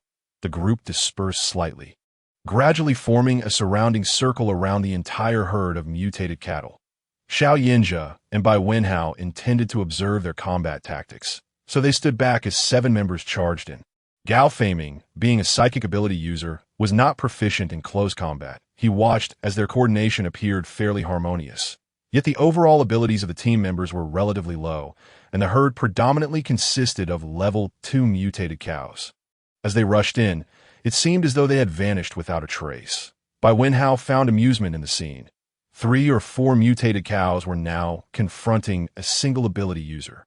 The problem was that the leader of the mutated cows remained unfazed, casually watching the commotion while occasionally lowering its head to graze, seemingly unaffected by any perceived threat. Bai Wenhao took a step forward, thinking it was time to confront the leader of the mutated cows, an opportunity to test the results of his recent training. Without waiting for a response from Xiao Yinzhou, Bai Wenhao extracted a tang knife from his spatial storage, leapt forward with a graceful push of his toes, and landed several meters away, directly in front of the leader of the mutated cows, and no longer the timid person who would tremble at the sight of zombies. He now faced the level 3 mutated cow with confidence, raising the tang knife to strike. Xiao Yinzhou chuckled softly, amused by his companion's audacity. He quickly raised his head to follow Bai Wenhao's agile form, anxious for his safety. Bai Wenhao's knife struck the head of the mutated cow, which did not flinch but rather braced itself against the blow, with a resounding crack, while the cow's head remained intact. The tang knife shattered in half, prompting Bai Wenhao to discard it. Clearly, ordinary cold weapons were ineffective against mutated beings. The mutated cow dug its front hooves into the ground, lowering its head to reveal its broken horn before charging at Bai Wenhao with astonishing speed. Bai Wenhao deftly tilted his upper body to evade the attack, a maneuver that few could replicate. A sword, forged from the essence of his gold-type abilities, materialized in his hand, with a swift flick. The blade glinted ominously as he thrust it towards the cow's hindquarters, striking a critical point.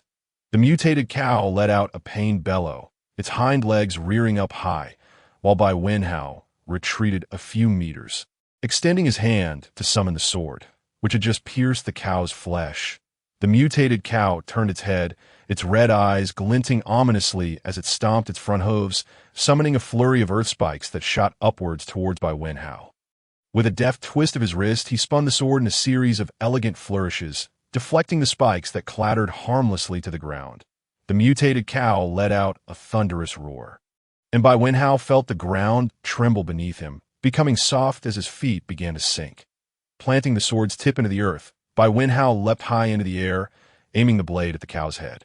The mutated cow retreated, but Bai Wenhao's sword suddenly transformed into a myriad of golden needles that pierced towards the creature's body. While the cow shook violently, dislodging many needles, a significant number still embedded themselves within it. Landing deftly on the ground, Bai Wenhao concentrated, and with a subtle exertion of his palm, the golden needles inside the mutated cow coalesced into a large sphere, which burst forth from its abdomen. Soaring towards Bai Wenhao, accompanied by a yellowish crystal core, Shunjiang, a level 3 ability user, had been struggling against several mutated cows. When Bai Wenhao charged towards the herd, he had been keeping a watchful eye on him. To his surprise, despite Bai Wenhao's slender frame, he dispatched the leader of the mutated cows effortlessly without a trace of dirt marring his appearance. Zhao Yuli's eyes sparkled with excitement. Bai Wenhao had once again activated his abilities, eliciting even more admiration from her. She was among the few who understood the true reason for Bai Wenhao's presence in the southern suburbs. Bai Gu was truly remarkable. She had initially thought only of herself. With the death of the leader, the entire herd of mutated cattle scattered in disarray, fleeing in all directions. After counting the fallen, they discovered 15 mutated cow corpses on the ground. They extracted the crystal cores. They recognized the immense value of the mutated beef. It could replenish energy for ability users and strengthen ordinary individuals. Gao Feiming, who typically relied on his psychic powers to attack enemies' minds, found himself utilizing fewer abilities this time. He glanced at the invigorated Bai Wenhao, standing beside the leader, suddenly realizing that Bai Wenhao could prove to be a formidable stumbling block on his path to pursue his beloved. As they proceeded to another location, Bai Wenhao noticed a marked change in the attitudes of his companions. Shaking his head in resignation, he had no intention of performing for anyone. Nothing was more reliable than the skills he had honed himself. Xiao Yinjia wrapped an arm around his shoulder as they walked ahead, instructing him to ignore their remarks. Bai Wenhao shrugged off the embrace, admonishing him to be mindful of their surroundings. Everyone knows you are my beloved. I was so good last night, yet you didn't let me find you. Now you still won't let me touch you. Get lost. Tell me, do you know anything about my brother and Gao Feiming? I am innocent. I have been with you the entire time. How would I know? That night, Gao Feiming candidly expressed his intentions to pursue Bai Wenhao's elder brother. Bai Wenhao cast him a sidelong glance and chose to disregard him. A wisp of spiritual energy surged forth, advancing towards the village shrouded in green. As they approached the village, an unsettling silence enveloped the area. There were no mutated creatures, nor even snakes, insects, or rodents to be found. As the spiritual energy yearned to venture closer, a familiar aura brushed against him. Upon closer inspection, it turned out to be Xiao Yinjia's spiritual energy, manifesting as a pale blue light that moved in tandem with his own. The pale blue energy entwined itself with Bai Wenhao's, tightening like a rope, as if seeking to merge with his white spiritual energy. Suddenly, while walking, Bai Wenhao's legs weakened unexpectedly, nearly causing him to collapse. Xiao Yinjia swiftly wrapped his arms around his waist, suppressing a smile. "Are you all right?" he inquired. Bai Wenhao inhaled deeply, stifling the surge of emotions within him, and glared at Xiao Yinjia through gritted teeth. "You did that on purpose, didn't you?" Xiao Yinjia chuckled, genuinely unaware that the merging of their energies would yield such an effect. Had he known, he would have acted long. It felt akin to a mental fusion. Overwhelming them with an intense urge and sensation, he resolved to explore this peculiar phenomenon further in the privacy of their quarters later, anticipating an extraordinary experience. Yet, at that moment, he wore a look of feigned innocence. "I truly didn't know. I only just found out." Bai Wenhao lowered his voice. "Get lost. keep your distance, and quickened his pace forward. Xiao Yinja, still in high spirits, trotted after him. Zhao Yuli remarked to Lin's son, "Look how well our leader and Bai Good get along." "Indeed," Shun Jiang chimed in, approaching Zhao Yuli. "Is Bai Xiao a dual-element ability user?" Zhao Yuli scratched his head. "To be honest, I'm not sure. When we parted ways, he was merely a space ability user, and his sword skills were astonishing. His agility was nothing short of extraordinary. Honestly, if I attempted some of his moves, I would surely injure myself. I have no idea how Bai Ge manages it." Shun Jiang pondered, stroking his chin. "That much is evident. It seems only fitting that he is by the leader's side." As they arrived at the village, their surroundings resembled a verdant plant sanctuary, with all the buildings thoroughly concealed by unknown vines, rendering the interior invisible. Bai Wenhao stated, "I'll go in and investigate." Xiao Yinja asserted, "I'll accompany you. Not necessary to. I assure you I won't do anything this time." Bai Wenhao dismissed him, settling into a cross-legged position. A strand of spiritual energy penetrated the vines, delving into the village, with a familiar presence trailing closely behind him.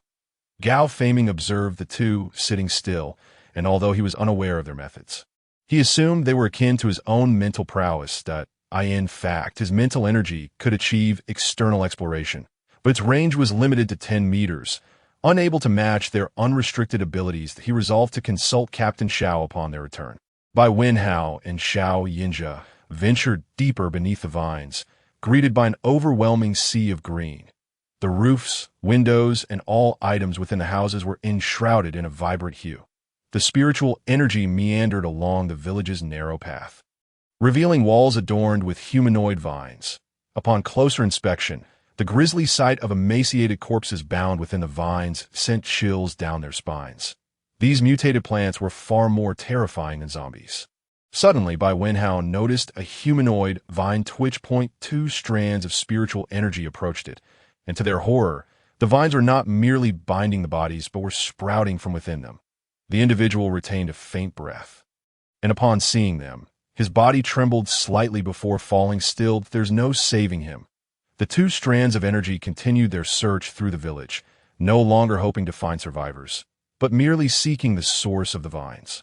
After scouring the entire village without success, they followed the vines into the dense forest, attaching their spiritual energy to them as they advanced. The ground and trees in the vicinity had all succumbed to the vine's grasp. Finally, they beheld the vine's true form. This was no ordinary vine. Its robust trunk was thick enough for 4 or 5 people to embrace. The roots, deep purple and claw-like, plunged into the earth upon approaching the roots. They could see a liquid pulsing within, reminiscent of flowing blood, as if it were alive. Bai Wenhao pondered, "What on earth is this?" The trunk's apex branched out in all directions, and upon closer inspection, he noted that the smaller vines and leaves were armed with sharp thorns, penetrating anything that came near to siphon its nutrients. Thus, the nearby trees had withered, resembling lifeless husks, with a decisive motion. Bai Wenhao severed one of the vines. The tea quivered momentarily before sprouting a new one in place of the severed branch, which promptly began to take root on the ground. Bai Wenhao and Xiao Yinja opened their eyes, both wearing grim expressions. The others felt a chill in their hearts. Gao Faming inquired, "Captain Xiao, what is the situation inside?" Xiao Yinja briefly recounted what he had observed, explaining that if this entity were allowed to thrive, it would inevitably pose a threat to the capital city. However, if they ventured inside, they would likely only serve as nourishment for it. Bai Wenhao contemplated for a moment before suggesting, "Here's the plan. You all retreat and undertake missions elsewhere. Xiao Yinja and I will remain, and Zhao Yuli, you should stay as well." Lin Sen stepped forward. By Xiao, "I'll stay too." Bai Wenhao glanced at him. "I promise to return you a complete Zhao Yuli." Zhao Yuli grasped Lin Sen's arm, whispering, "Don't worry, I'll take care of myself." Once they departed, Bai Wenhao released Bai Ling from the pet storage bag, and in an instant, an imposing white tiger appeared before them. Zhao Yuli gaped in astonishment, his eyes wide as he followed the tiger's paws upward. "By good, there's no need to be overly surprised. This is my contracted spirit beast." Bai Ling the group climbed onto Bai Ling's back, and under Bai Wenhao's guidance, the white tiger set off toward the source of the vines. Chapter 31. Poisonous vines. This was a malevolent vine that had claimed too many lives. Bai Wenhao had long abandoned any thoughts of subduing it, keeping Zhao Yuli around mainly for his affinity with wood-based abilities, hoping he might communicate with the plants and gain some experience. Bai Ling sprinted furiously, but suddenly Xiao Yinja called for a halt. Surveying their surroundings, the environment appeared markedly different from before. Bai Wenhao noted the change as well. The air carried a subtle, almost imperceptible fragrance. Closing his eyes, he extended his spiritual energy, revealing the true nature of the surroundings. This scent could induce hallucinations. Bai Wenhao instructed Zhao Yuli, try to sense it and see if you can identify the plant emitting this fragrance. Zhao Yuli closed his eyes, and Bai Wenhao observed green specks of light emanating from within him, cascading to the ground. Numerous plants gathered, their leaves enveloping the green lights, swaying joyfully as if delighted. The green specks radiated outward from them, and Bai Wenhao noticed a blue bellflower emerging from the underbrush. As the green light drew near, it was swiftly ensnared within the bell, while the surrounding plants seemed to recoil in fear. Before long, the fragrant air dissipated, and the blue bellflower, having absorbed the green light, swayed merrily in the breeze before retreating back into the undergrowth. Bai Wenhao's eyes sparkled. This must be a sentient plant. He glanced at Xiao Yinja, inquiring, "What do you think?" Xiao Yinja turned to Zhao Yuli, kicking him off the tiger's back. "Go see for yourself if it wishes to accompany you." Zhao Yuli, caught off guard, stumbled and fell into the grass. Hearing Xiao Yinja's words, he excitedly gazed at the blue bellflower and dashed over. Cautiously pushing aside the underbrush, he beheld the delicate blue blooms adorned with clusters of tiny bells. Exquisite beyond compare, he reached out to touch the blossoms, allowing green specks to emanate from his palm. Enveloping the blue flowers entirely, he couldn't help but praise the blue bellflower, exclaiming, "Wow, you are stunningly beautiful. The most exquisite flower I've ever seen. Your blue hue is so pure." Bai Wenhao, overhearing the saccharine words, leaned back into Xiao Yinja's embrace, stretching lazily in comfort. Xiao Yinja instinctively wrapped his arms around Bai Wenhao's waist, gently squeezing him, unconsciously lifting the hem of his shirt and slipping his hand beneath it, brushing against smooth skin, which stirred an urge within him. Bai Wenhao turned to glare at him, yanking his hand from his clothing. "Behave yourself." Xiao Yinja leaned closer to his ear. "As long as I'm by your side. I can't help but want you. Continue your antics, and I'll kick you off too." "All right, I won't mess around. Can I just hold you?" "That's a no-go. Save those kinds of actions for when we're back in our room." "Shall we?" "Why are you so shameless? In front of my wife, I must be shameless. So what you're implying is that anything goes once we're back in a room. When did I ever say that? Do not deliberately misinterpret my meaning. The things I intend to do are precisely those you believe cannot be accomplished outside. Hence it is only natural to return to the room for such endeavors." This evening, Bai Wenhao sharply struck the back of his hand and said, "Be honest with me. Your mind is filled with frivolous thoughts, so keep your distance." At that moment, the bluebell flower uprooted itself from the soil and gently leapt into Zhao Yuli's palm.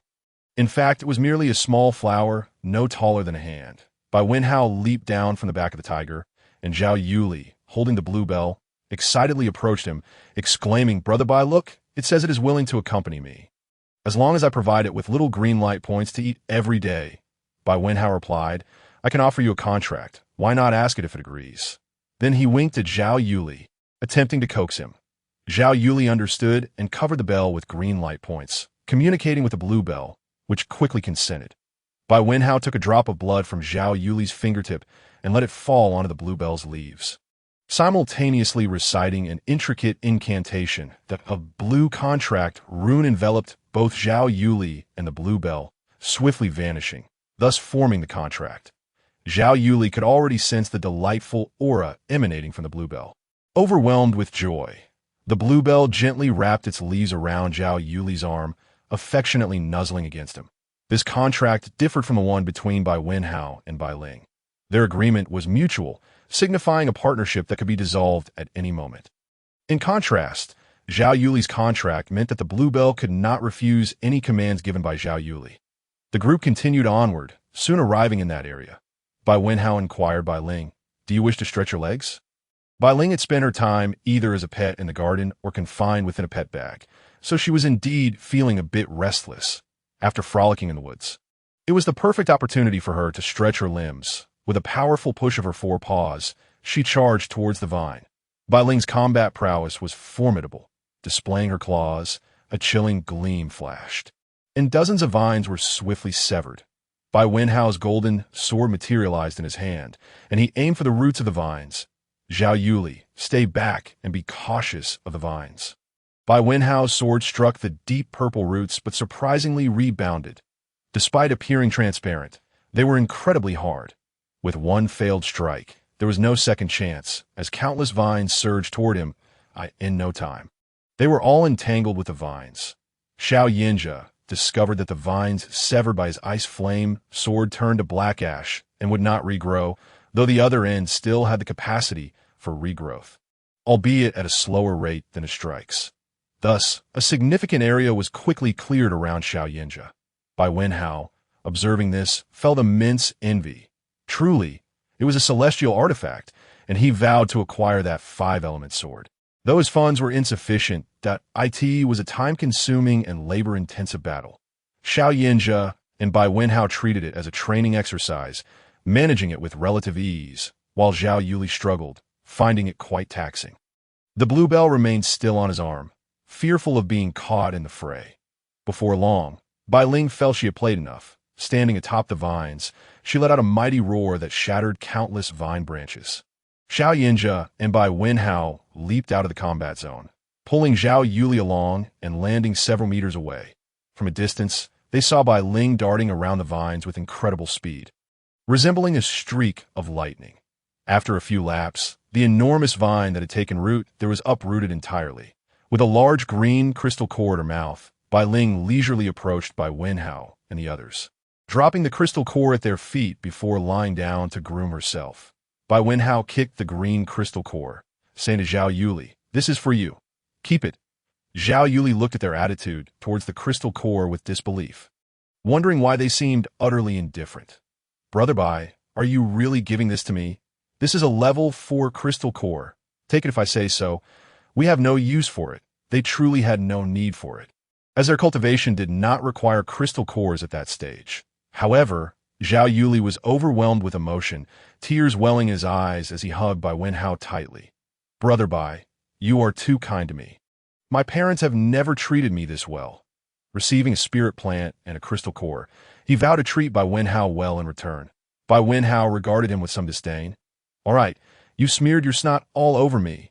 Xiao Yinja, without hesitation, pulled Zhao Yuli aside. "You're a grown man. What are you doing?" Bai Wenhao rolled his eyes. "Get out of here." He deliberately kept his arm around Zhao Yuli as they walked back.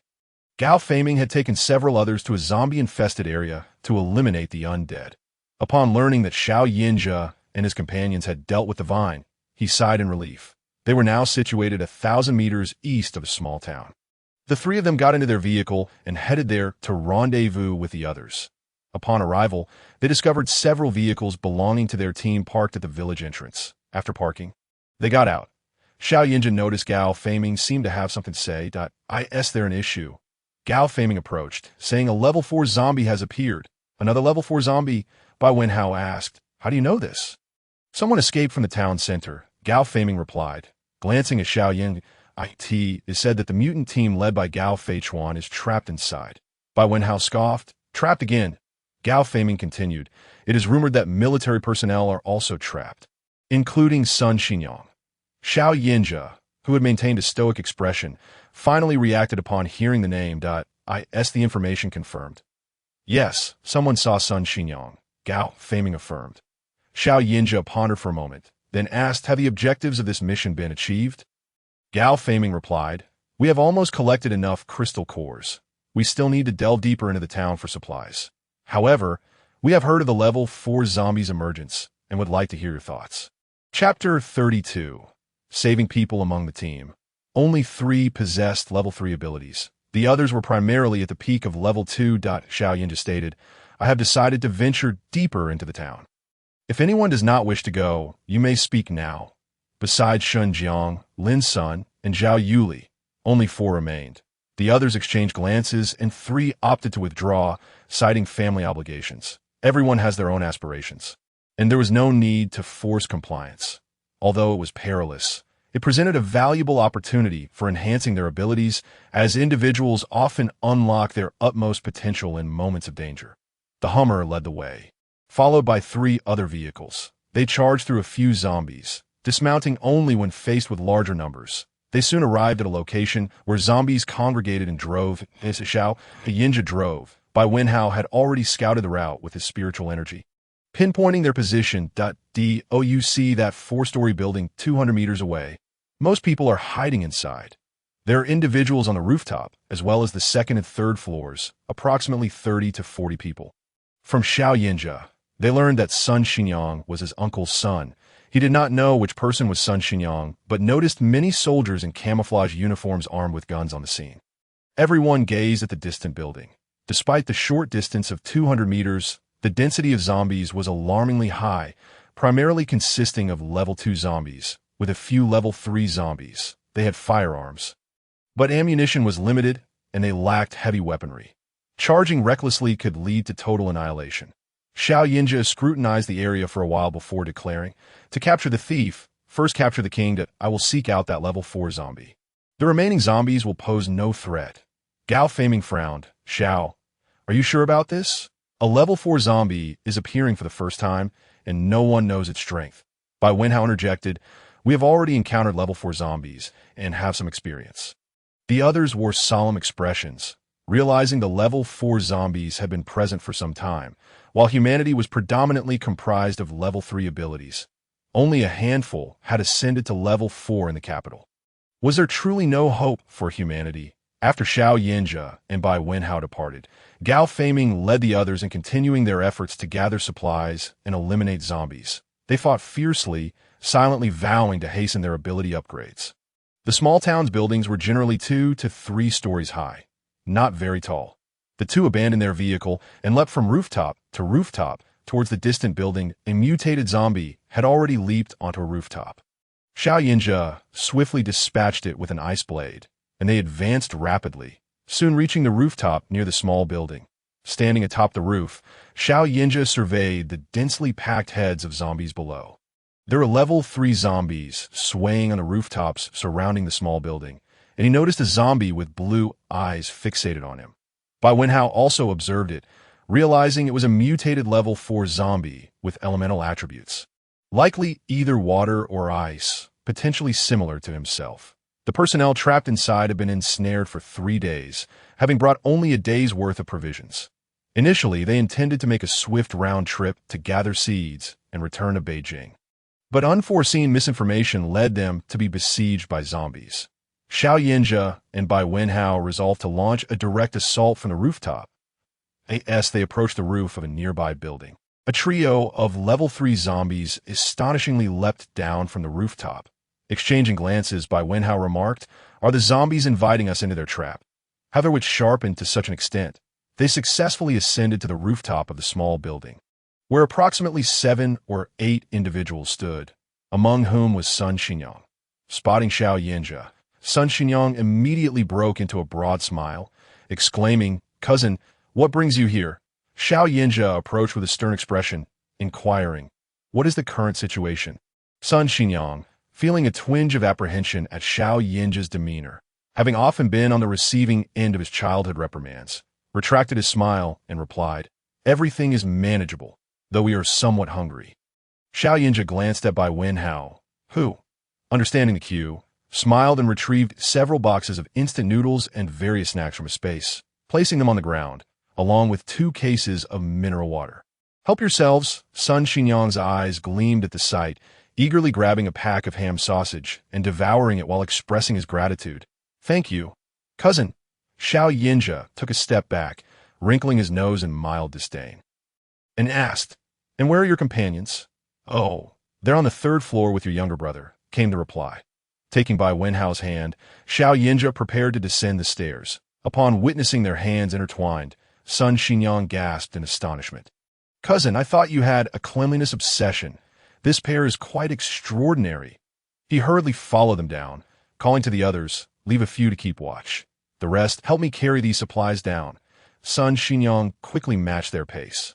Calling out, "Cousin, wait for me."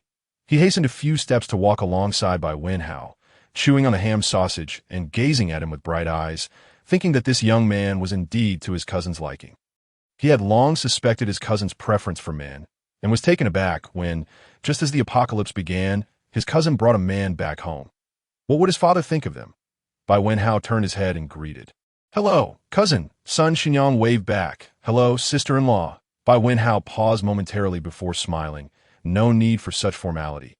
"Just call me brother." Xiao Yinja cast a sidelong glance at Sun Xinyang, whose expression froze under his gaze. He then seized Bai Wenhao's hand, declaring, "Let go. He is my beloved, Bai Wenhao.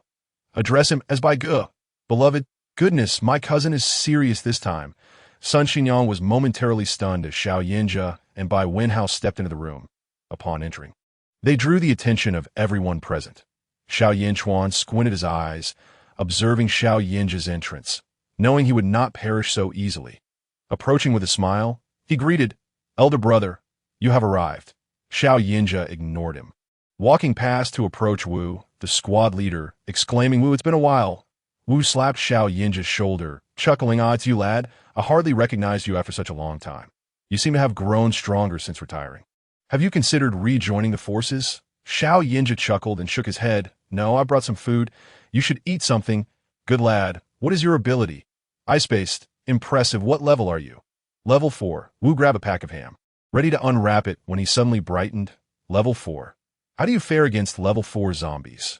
With the experience gained from previous encounters and his recent training, Xiao Yinja felt confident in facing level 4 zombies.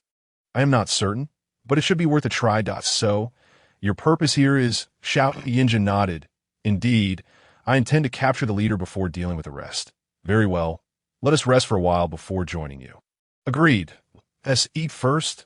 As Xiao Yinchuan munched on the biscuit Xiao Yinja had brought, he felt a dryness in his mouth. Upon hearing that Xiao Yinja's ability had reached level 4, the biscuits felt like chewing wax. Earlier, Xiao Yinja had shown him no regard in front of so many people, and he clenched his fists, his peripheral vision catching sight of Bai Wenhao standing beside Xiao Yinja, silently chewing Bai family. Ever since the onset of the apocalypse, Bai's father had resigned from his governmental position, while Bai Wenbin merely sought shelter with an ability team. Eliminating Bai Wenhao would pose no threat thereafter. Bai Wenhao sensed something amiss, glancing sideways to see Xiao Yinchuan chatting amicably with several members of their team, while he returned to listening to Xiao Yinja and Wu recounting past events.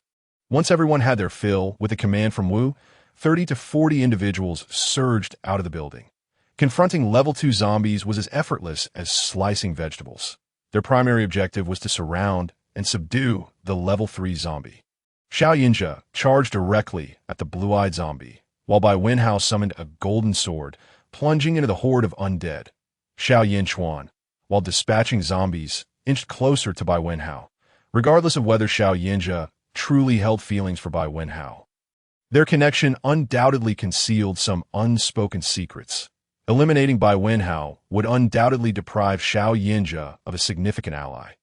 Thus, during the battle, his abilities inadvertently veered toward Bai Wenhao, either singeing the fabric of his clothing or nearly ruffling his hair. Bai Wenhao had to remain vigilant against the claws of zombies while also evading Xiao Yinchuan's reckless interference. Muttering, "Xiao Yinchuan, for heaven's sake, can you aim better? Is this the extent of your skills to lead a team?" Xiao Yinchuan remained silent, perceiving Bai Wenhao as a mere corpse. Unworthy of his concern, he maneuvered to Bai Wenhao's front, unleashing an ability aimed squarely at his chest, sensing the fiery wave approaching with rapidity. Bai Wenhao deftly sidestepped, dispatching 3 zombies in one swift motion that a level 4 fireball whizzed past him, causing him to stand and dust off the embers from his clothing, muttering, "What a lunatic, attempting to sabotage me at this juncture." As Bai Wenhao continued to slay zombies, his golden sword slipped from his grasp, soaring toward Xiao Yinchuan's head. A teeth sheared through the hair atop his closely cropped scalp, exposing the pale skin beneath. Upon observing his peculiar hairstyle, flat on top with tufts on the sides, Bai Wenhao smirked.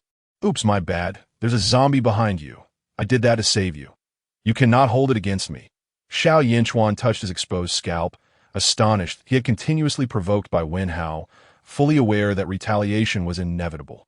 Yet, despite his vigilance, he found himself utterly defenseless against the sudden strike that he had not anticipated Bai Wenhao's rapid advancement in skill. Perhaps they had discovered some shortcut to training. With the level 4 zombie vanquished, the group swiftly broke free from the encirclement of the undead. Only Xiao Yinjia remained in pursuit of the level 4 zombie, and once they escaped the throng, they finally had a moment to catch their breath. Xiao Yinchuan, observing Bai Wenhao's unflustered demeanor, grew increasingly convinced that they possessed some secret to their training, and no wonder his elder brother had suddenly taken it upon himself to protect Bai Wenhao. Wenhao, do you still have feelings for Yining? Chapter 33. The name dilemma. Xiao Yinchuan approached Bai Wenhao, inquiring, Wenhao, do you still have feelings for Yining? Bai Wenhao regarded him with incredulity, thinking, is your animosity towards me still rooted in Lin Yining? The protagonist's charm is indeed formidable. Who is Yining?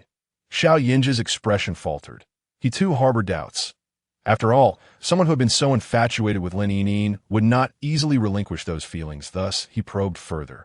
Truthfully, I view Lin Yining merely as a sister. If you have feelings for her, I can assist in fostering your relationship. Are you not aware that I now prefer men? You are rather decent yourself. Bai Wenhao replied, raising an eyebrow at Xiao Yinchuan. Upon hearing this, Xiao Yinchuan's expression soured, as if he had bitten into something unpleasant. You are courting death. Before he could make a move, Bai Wenhao brandished the golden sword, pressing it against his throat. I do not appreciate coercion. As the saying goes, a forcibly twisted melon is not sweet. I have not yet finished enjoying my elder brother, so you should keep your distance. With a flick of his wrist, he propelled Xiao Yinchuan several steps back, inwardly scoffing at the notion that protagonists from novels could not possibly resemble real-life counterparts. He decisively turned to seek out Xiao Yinjia. Upon turning, he was met with Xiao Yinjia's darkened expression. Quickly shifting his demeanor, he approached. Old Xiao, you are back. Were you hurt? Xiao Yinjia's gaze flicked past him Xiao Yinchuan before returning, revealing a blue crystal nucleus resting in his palm. Bai Wenhao's eyes sparkled at the sight.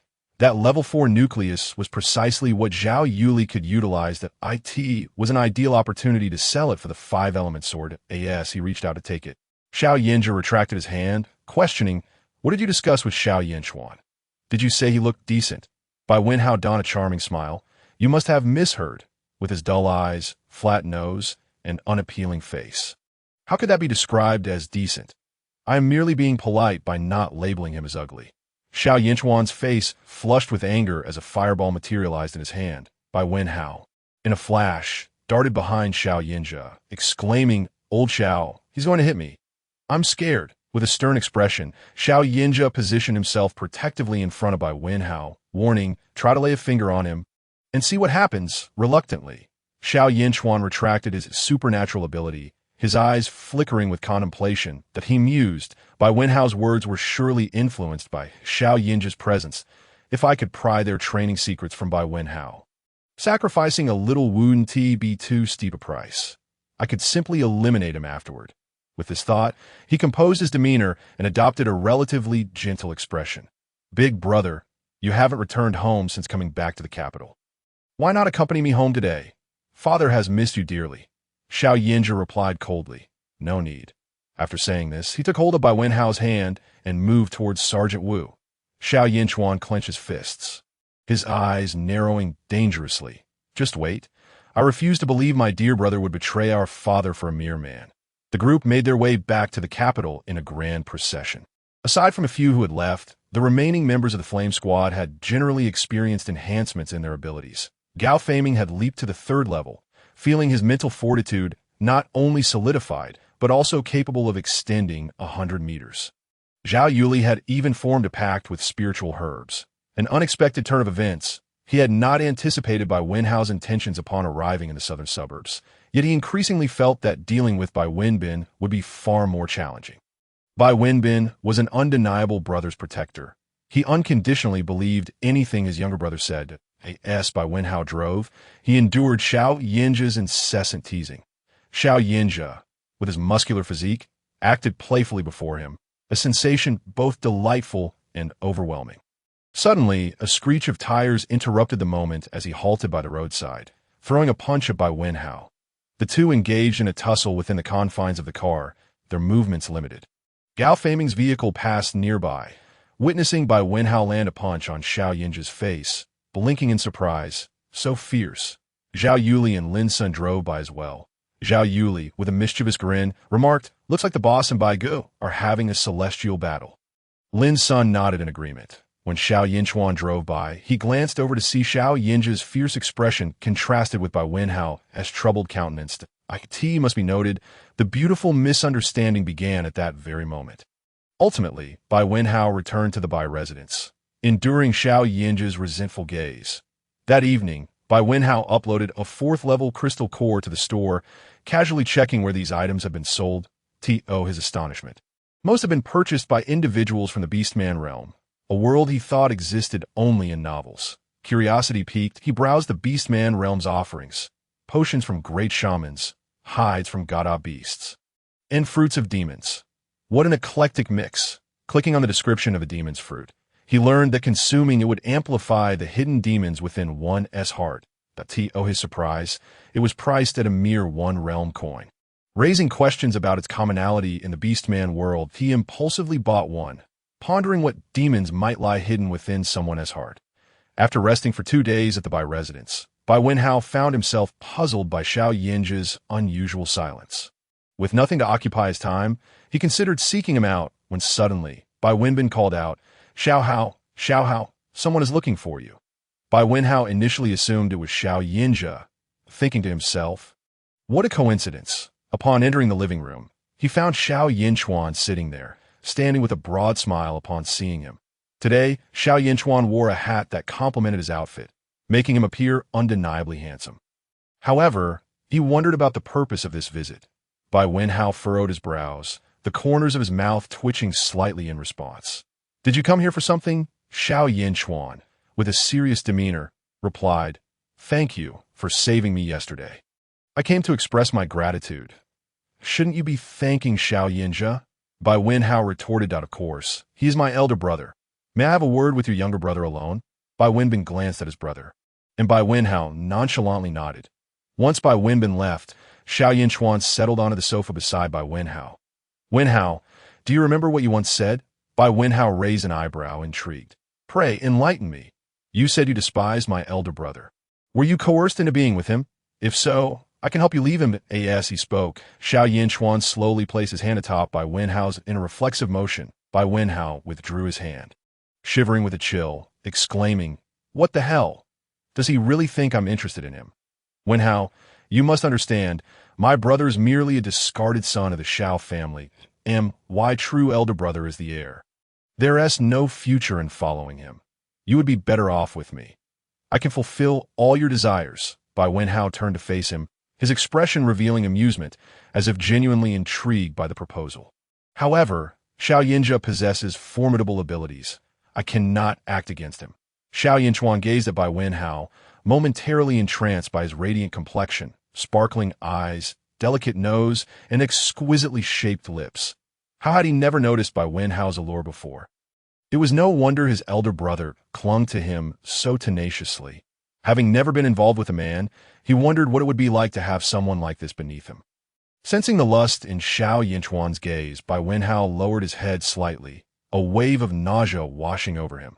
Xiao Yinchuan gently placed his hand on Bai Wenhao's shoulder, squeezing it lightly. "With just a word from my father, Xiao Yinzhi would meet a grim fate. Is your father's ability truly that formidable?" Bai Wenhao inquired. Xiao Yinchuan shook his head. "The Xiao family possesses specialized means to deal with those with abilities. No matter how powerful, they cannot escape. Wenhao, if you reveal your training secrets to me, I can immediately help you deal with Xiao Yinzhi. If you wish to remain by my side, I can ensure you ascend to greatness." Bai Wenhao subtly shifted away, bowing his head slightly. "Well, how about you deal with Xiao Yinzhi first, then come find me?" He then glanced at Xiao Yinchuan, adding, "I'll be waiting." Xiao Yinchuan felt a thrill at his glance. Realizing why some might be drawn to men, it was indeed intoxicating that he stood up, declaring, "Expect good news from me. I'll take care of Xiao Yinzhi within 5 days." Bai Wenhao smiled and nodded. Let me see you out. As he watched Xiao Yinchuan leave, Bai Wenhao's expression soured immediately. What a piece of work! Humph! How dare he think he can compare to Xiao Yinjia? He had no intentions of allowing the Bai family to suffer. Had he clashed with Xiao Yinchuan earlier, the latter would likely have targeted the Bai family first. Thus, he redirected his focus towards Xiao Yinjia. With this in mind, Bai Wenhao informed Bai Wenbin and stepped outside. The moment he exited, he encountered Lin Yinian. Is today truly my unlucky day? Just as the male lead departs, the female lead arrives. What does she want? Chapter 34. Another setup after Xiao Yinjia and company returned to the capital. The Flame Squad's reputation spread throughout the city. Lin Yinian had indeed been cherished by her family prior to the apocalypse, but despite her favored status, she remained merely a pawn in the family's marriage alliances. Before the apocalypse, she had firmly believed she held both Xiao Yinchuan and Bai Wenhao in her grasp. Why, after the end of the world, had her situation shifted so dramatically? Xiao Yinchuan now ignored her, and she felt it would be better to seek out Bai Wenhao. Before the apocalypse, Bai Wenhao had eyes only for her, obediently following her wishes. Something must have transpired in the interim. She couldn't fathom how someone who once adored her could now turn to a man. How utterly inconceivable. Could there be some unspeakable secret involved? As she strolled down the street, Lin Yinian overheard many discussing their desire to join the Flame Squad. Bai Wenhao's abilities were now on par with Xiao Yinchuan's, reinforcing her determination to win him back, that if she lowered herself, Bai Wenhao would surely return to her side. Thus, the current scene unfolded. Lin Yinian, with tears in her eyes, clung to Bai Wenhao's hand, expressing how deeply she had missed him. Bai Wenhao, feeling despondent, frowned at her. What are you doing, Lin Yinian? Wenhao, I regret it. You treated me so well, and I failed to appreciate it. Please forgive me. I will only love you from now on. Will you believe me? Bai Wenhao felt a wave of disgust wash over him. Does it not bother you that I am with another man? Lin Yinian paused momentarily before continuing. I believe you. That must not be true. You have some hidden reason. If you return to the Lin family with me, my father will surely assist you. Your abilities are exceptional. You'll be thrilled. How can your father help me? Will he kill Xiao Yinjia? You can join our Lin family's ability team. We have many capable individuals. Xiao Yinjia would never dare target us. Have you lost interest in Xiao Yinchuan? Lin Yinian lamented to Bai Wenhao about all the grievances she had suffered at the hands of Xiao Yinchuan, concluding with an unexpected declaration. Wenhao, I like you. With that, she boldly embraced Bai Wenhao. He thought to himself, how have the protagonists ended up like this? Ever since my arrival in this world, I haven't had much interaction with them. It seems that their feelings have always been transactional, driven by self-interest. What are you doing? A familiar voice interrupted. Snapping Bai Wenhao back to reality, he suddenly realized that Lin Yinian was in his arms. Her face flushed with embarrassment. What the hell? He forcefully pushed her away, only to see Xiao Yinjia standing some distance away, his expression filled with fury. Bai Wenhao scratched his head, pondering whether such scenarios were only meant for novels. He hesitated, contemplating whether to explain, but as he took a step forward, someone seized his arm. Wenhao, come back to the Lin family with me. Bai Wenhao frowned deeply. With Xiao Yinjia's intelligence, he shouldn't misunderstand, yet he was reluctant to deal with the female lead. He shot a piercing glance. Let go. Lin Yinian flinched at the icy demeanor in his gaze, tears streaming down her cheeks. Wenhao, you're scaring me. Damn it. Lin Yinian, I like men, so keep your distance. He felt a tinge of discomfort at her tears. It's embarrassing for a man to hit a woman over trivial matters. He turned, only to find that Xiao Yinjia had vanished without a trace. Bai Wenhao intended to seek out Xiao Yinjia, not believing that the latter would truly be upset. After all, he was not the type to hold grudges. Besides, it was Lin Yinian who had thrown herself at him. So what was his fault? However, upon arriving at the Flame Team's headquarters, he found Xiao Yinjia in a meeting. Not wanting to partake in such mundane affairs, Bai Wenhao waited outside, and to his surprise, he ended up waiting an entire day without a glimpse of Xiao Yinjia. Bored, he leaned against the wall, his gaze vacant as he absent-mindedly rubbed his chin, muttering, whoever said one must handle every matter personally? What do subordinates exist for? Is anyone truly that busy? Growing restless, Bai Wenhao ventured in Xiao Yinjia's room, and, overwhelmed by fatigue, fell asleep on the bed without even opening his eyes. When he finally roused, he found it was past 11 at night, and Xiao Yinzhe was still absent. Could he really be sulking over that minor incident from this morning? He made his way to the study, where he discovered the light blazing. Through the crack in the door, he saw only Xiao Yinzhe. He knocked softly and entered. "Why aren't you asleep at this hour?" Xiao Yinzhe, without lifting his head, replied coldly, "I have matters to attend to." Bai Wenhao edged closer, glancing at the documents in Xiao Yinzhe's hands, which he couldn't comprehend. He took them, placed them on the table, and declared, "You can look at them tomorrow. If it's too much, just hand it over to Gao Feiming. Go to bed. Why didn't you return to the Bai family today? I wanted to spend more time with you." Xiao Yinzhe picked up another document, and "Oh, need. I'm busy. You should return to the Bai family and rest." Bai Wenhao snatched the document from Xiao Yinzhe's hands and slammed it on the table. "Xiao Yinzhe, are you done with this game?" Xiao Yinzhe continued to read. "What have I done? You're being childish. Fine, stay here by yourself, then I'm going back to the Bai family." Bai Wenhao stormed out, feeling that Xiao Yinzhe was overreacting to such trivial matters. Xiao Yinzhe tossed the document aside, disregarding it entirely, and went upstairs. Standing before his door, he hesitated for a moment before gently opening it. The room was enveloped in darkness as he stepped inside and closed the door behind him. Suddenly, someone pressed him against the door. "Don't move." Hearing the voice, Xiao Yinzhe relaxed, a smirk gracing his lips. He turned to push Bai Wenhao's arm away, his tone icy. "You didn't go back?" Bai Wenhao rolled his eyes in the dark. "Are you jealous?" "Yes." "Why are you so petty?" "You know that woman threw herself at me, not the other way around. Can't you see that? But you didn't push her away." "I was lost in thought."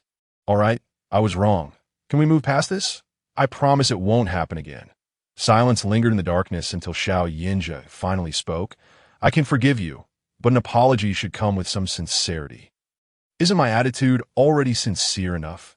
Just tell me what you want me to do. I've taken the initiative to apologize for something so trivial.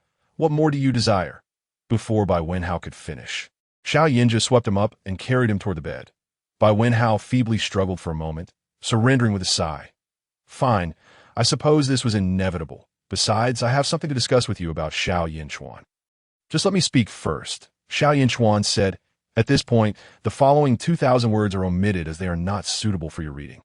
The two of them continued their antics until dawn, and Bai Wenhao fell into a deep slumber, only to wake up in the evening to move his fingers, reflecting on how exhausting all that was. This is too much effort, with a dry throat. He opened his eyes to find a glass of water by the bedside. He took a sip, feeling significantly better, but soon realized he was starving. In a daze, Bai Wenhao stumbled out of the room. Heading straight for the kitchen, he would eat anything. Zhao Yuli also arrived, equally hungry, and happily approached him. "Brother Bai, you're awake." Noticing the food in her hands, he cautioned, "You'd best not eat that for the first time. It could be quite unpleasant." Bai Wenhao nearly choked, hastily chewing and swallowing. "What nonsense are you spouting?" Zhao Yuli leaned in closer. "You can't fool me. The entire Flame team knows that the boss had you in his grasp yesterday." Bai Wenhao's eyes widened in shock. Nearly losing his breath, he forced a smile. "Then tell your boss I've returned to the Bai family." "Hey, Brother Bai, did Miss Lin come looking for you yesterday?" "How do you know that?" "Miss Lin came to find you, and I heard the boss tell her you were at the Bai family. If it weren't for you and the boss, Miss Lin is actually quite pretty." "Wait, what did you say?" Xiao Yinzhe told Lin Yinyin, "I was at the Bai family." "Yes, I saw the boss chatting with her for quite a while. I wonder what they discussed." "Damn it, I've been set up again." Chapter 35. Chun Yu, the man as he spoke, he picked up the chopsticks and reached for the nearest dish, the braised fish looking particularly appetizing. Chun Yu observed his actions intently, and just as he was about to place a piece of fish into his mouth, Chun Yu swiftly intervened, blocking his movement with a hand and gazing deeply into Bai Wenhao's eyes. "Wenhao, I recall that you were allergic to fish." Bai Wenhao met his gaze without flinching, a slight smile gracing his lips. "When did I ever say I was allergic to fish? Xiao Yinzhe has cooked fish for me countless times, and I've never experienced any allergy." Chun Yu released his grip, questioning, "Did I misremember?" Bai Wenhao popped the piece of fish in his mouth, chewing it a couple of times before swallowing. "Tea tastes quite good. After all these years, I'm uncertain if I've ever uttered such words." That a smile graced Chun Yu's face, yet it held no warmth. "I remember every word you've spoken. Every single one." Bai Wenhao regarded him expressionlessly. I don't recall. Perhaps I've encountered too many people that do you truly have an affinity for men? Is it Xiao Yinja you fancy? Or is he coercing you? Bai Wenhao lowered his head slightly. I appear that weak. Why does everyone assume that Xiao Yinja is forcing me? It's not the case. Yu, somewhat anxious, pressed. Not what? Clarify yourself. I have no interest in men. I only like Xiao Yinja. Yu was taken aback, his chopsticks clattering to the floor as he sprang to his feet, pressing his hands firmly against the table. Are you deceiving me? How could you possibly like Xiao Yinja? Aren't you fond of Lin Yinyin? You're lying. Bai Wenhao felt a surge of urgency to leave. His mood had already been poor, and being around someone so neurotic only worsened it. I'm full. I shall take my leave now. Thank you for your hospitality. Yu grasped his arm tightly. You not remember me at all? Bai Wenhao winced at the grip. Yu, I have many classmates. Even if we had something in the past, it was merely youthful impulsiveness. Why should you dwell on it? You truly don't remember me. Bai Wenhao attempted to free himself, but as he moved his arm, a sharp pain coursed through him. Looking down, he was shocked to see Yu's hand transformed, sporting black, zombie-like nails that had sunk into his flesh. Bai Wenhao raised his other hand, glowing with golden light, aiming a strike at Yu's chest, only to find that Yu remained immobile, absorbing the blow effortlessly. Yu smiled, a sinister grin spreading across his face, his right hand's nails digging deeper into Bai Wenhao's arm. Bai Wenhao felt as if his arm were breaking, and simultaneously a heaviness settled over his head, his vision blurring until he lost consciousness. He had been careless. Yu embraced Bai Wenhao, murmuring, I knew you wouldn't remember me. It doesn't matter, as long as I remember you. His cool fingertips trembled as they caressed Bai Wenhao's face. In the past, he had been so weak, only daring to harbor his affection for Bai Wenhao in silence. Fortunately, the apocalypse had arrived, and he was no longer afraid. Bai Wenhao had been the first ray of light in his dark world, his sole obsession over the years, regardless of how he transformed. He would ensure Bai Wenhao remained by his side, even if it meant turning him into a lifeless puppet. Yu had grown up without a mother, enduring immense pressure from his father until college. He saw no hope in life, feeling as though he existed solely to obey his father's commands, every action dictated by him. As if he were merely a puppet, he faced frequent beatings and confinement in a small dark room. And even in college, he could not escape his father's control. He had contemplated ending his life until Bai Wenhao, the transfer student, appeared, his sunlit, handsome visage becoming the only beacon of light in Yu's life. However, at that time, his self-esteem was so low that he could not muster the courage to approach Bai Wenhao. Their few encounters occurred only in social gatherings, making it entirely reasonable that Bai Wenhao would not remember him. Feeling fatigued, Bai Wenhao found himself struggling to lift his arm after all the turmoil. Drowsily, he sensed a weight pressing down on his arm. His eyelids heavy, he fought to open his eyes, his gaze shifting slightly before the memories of what transpired before his fainting spell flooded back. He moved his head, only to discover he was alone in the room. Gradually, he pushed himself up, feeling utterly drained of energy. With great effort, he rolled up the sleeve of his injured arm, revealing that the skin had turned entirely black, devoid of any sensation, as if it were no longer his own. Bai Wenhao propped himself up with one arm, managing to sit up. His fingers twitched, but the spiritual energy within him seemed obstructed, making it impossible to summon it, let alone heal himself. He wondered if this was connected to the injury on his left arm. Closing his eyes, he recalled Yu's appearance before he lost consciousness, his nails elongated, his complexion pale, and his eyes entirely black, resembling a zombie. Yet, how could that be? He distinctly felt that Yu was human. But if he were human, where did the aura of death come from? It was peculiar that this person also exhibited signs of madness. Bai Wenhao accessed the dimensional system to purchase an antidote pill and consumed it, uncertain of its efficacy, but feeling it was worth a try. Just then, the door swung open, and Yu entered, carrying a tray. Yu behaved as though nothing had transpired, still the innocent boy with a radiant smile. Wenhao, I knew you would awaken soon. Are you hungry? I brought your favorite food. Bai Wenhao scoffed coldly. You didn't poison it, did you? How could that be? I can taste it all first. No thanks, I'm not hungry. No, you must eat. I made this especially for you. Chen Yu scooped a spoonful of porridge, blowing gently on it before bringing it to Bai Wenhao's lips. Bai Wenhao tilted his head, lying back down. I'm not hungry right now. I'll eat later. Chen Yu placed the spoon back down and sat at the edge of the bed, watching him. All right, eat later. Chen Yu, what is your ability? Chen Yu feigned innocence that I have no abilities. Bai Wenhao shrugged while lying in bed, thinking if he didn't want to speak. So be it, I truly don't lie. I genuinely have no abilities. Then what is wrong with my arm? You don't intend to render it useless, do you? No, your arm will be fine. I won't let you lose it. Let us be frank. You don't need to keep pretending. What do you want by holding me captive?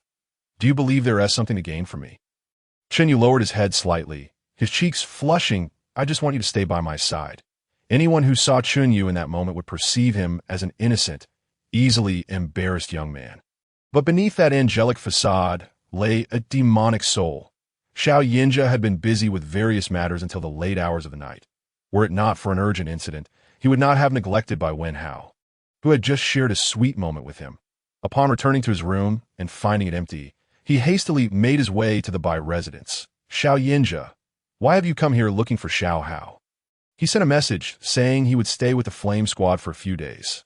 What is going on? Where is he? Chapter 36. Stay by my side since Chen Yu remained silent. Bai Wenhao chose not to inquire further. Instead, focusing on the gradual restoration of his spiritual energy, his gaze remained fixed on Chen Yu, who appeared increasingly uneasy under Bai Wenhao's scrutiny, his face slightly flushed. Bai Wenhao frowned. Having been captured by him, why did Chen Yu still feel the need to put on an act? Chen Yu, we weren't even acquainted well during our time as classmates, were we? Chen Yu's eyes flickered with panic.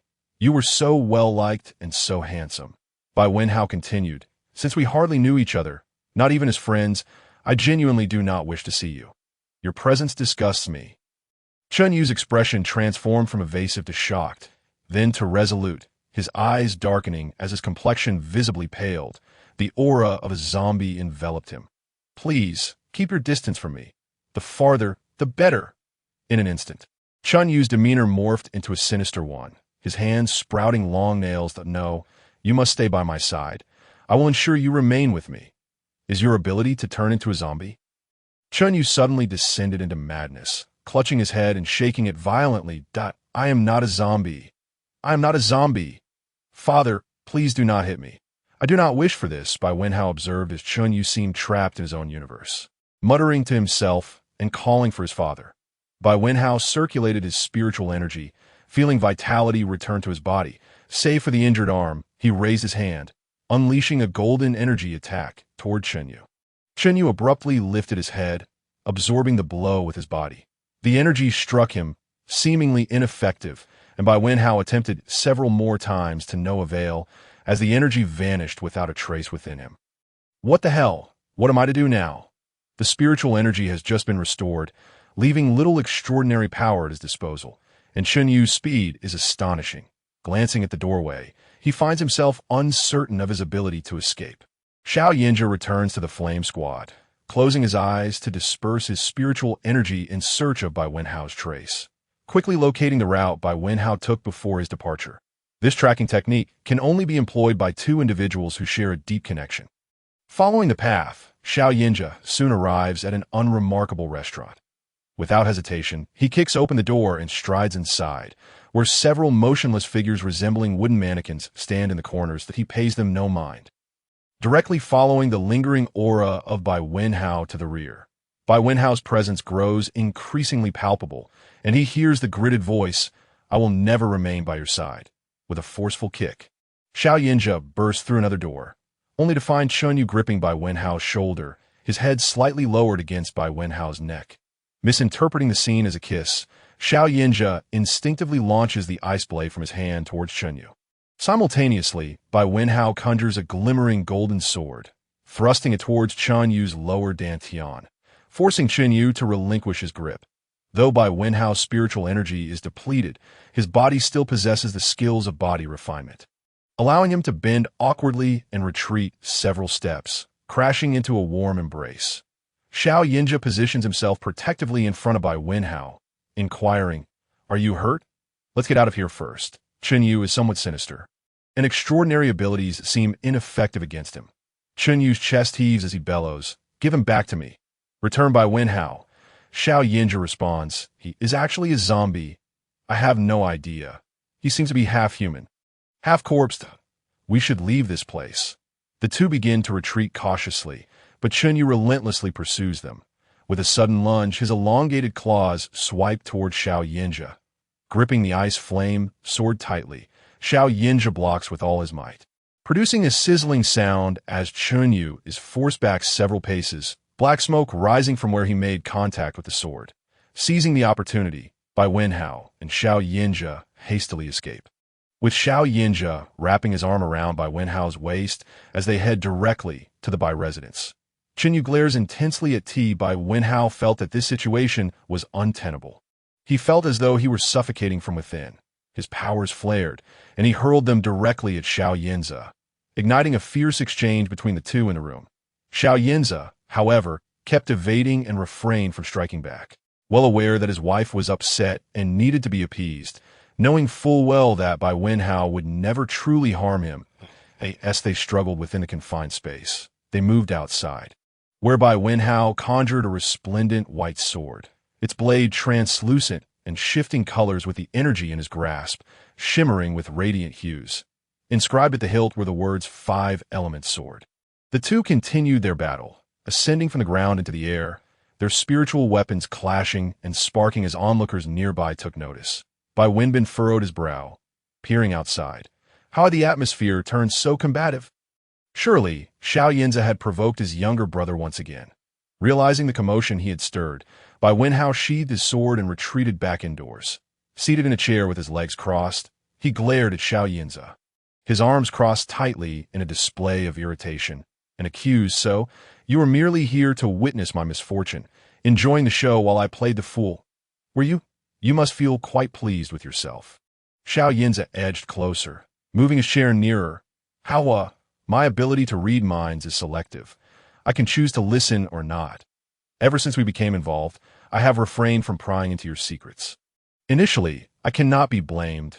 You were always trying to escape, and I had to remain vigilant." Bai Wenhao narrowed his eyes, his expression complex as he replied, "So you have known my background all along?" Xiao Yinza forced a smile that did not reach his eyes. "Yes, I am aware. And you prevented me from leaving because of this? I found it rather dull at first, but then you appeared. An intriguing twist in my otherwise monotonous life," he confessed. Bai Wenhao struck him on the shoulder, exclaiming, "You scoundrel!" Xiao Yinza quickly apologized. "I am sorry. Thank goodness I didn't let you go at the start. Otherwise, we would never have ended up together. Had you not stopped me, perhaps I would have thrived better. Who knows, I might have already married someone else." "How, Don't call me that. Tell me, do you prefer the original Bai Wenhao, or, of course, it is you? Did I not explain this before? In terms of physical appearance, you fit my type, but once I got to know you, my interest in that other individual waned. That it was only when I saw you that morning that my interest was rekindled." Bai Wenhao was rendered speechless, his expression grave as he locked eyes with Xiao Yinza. "Did you keep me around because of the system?"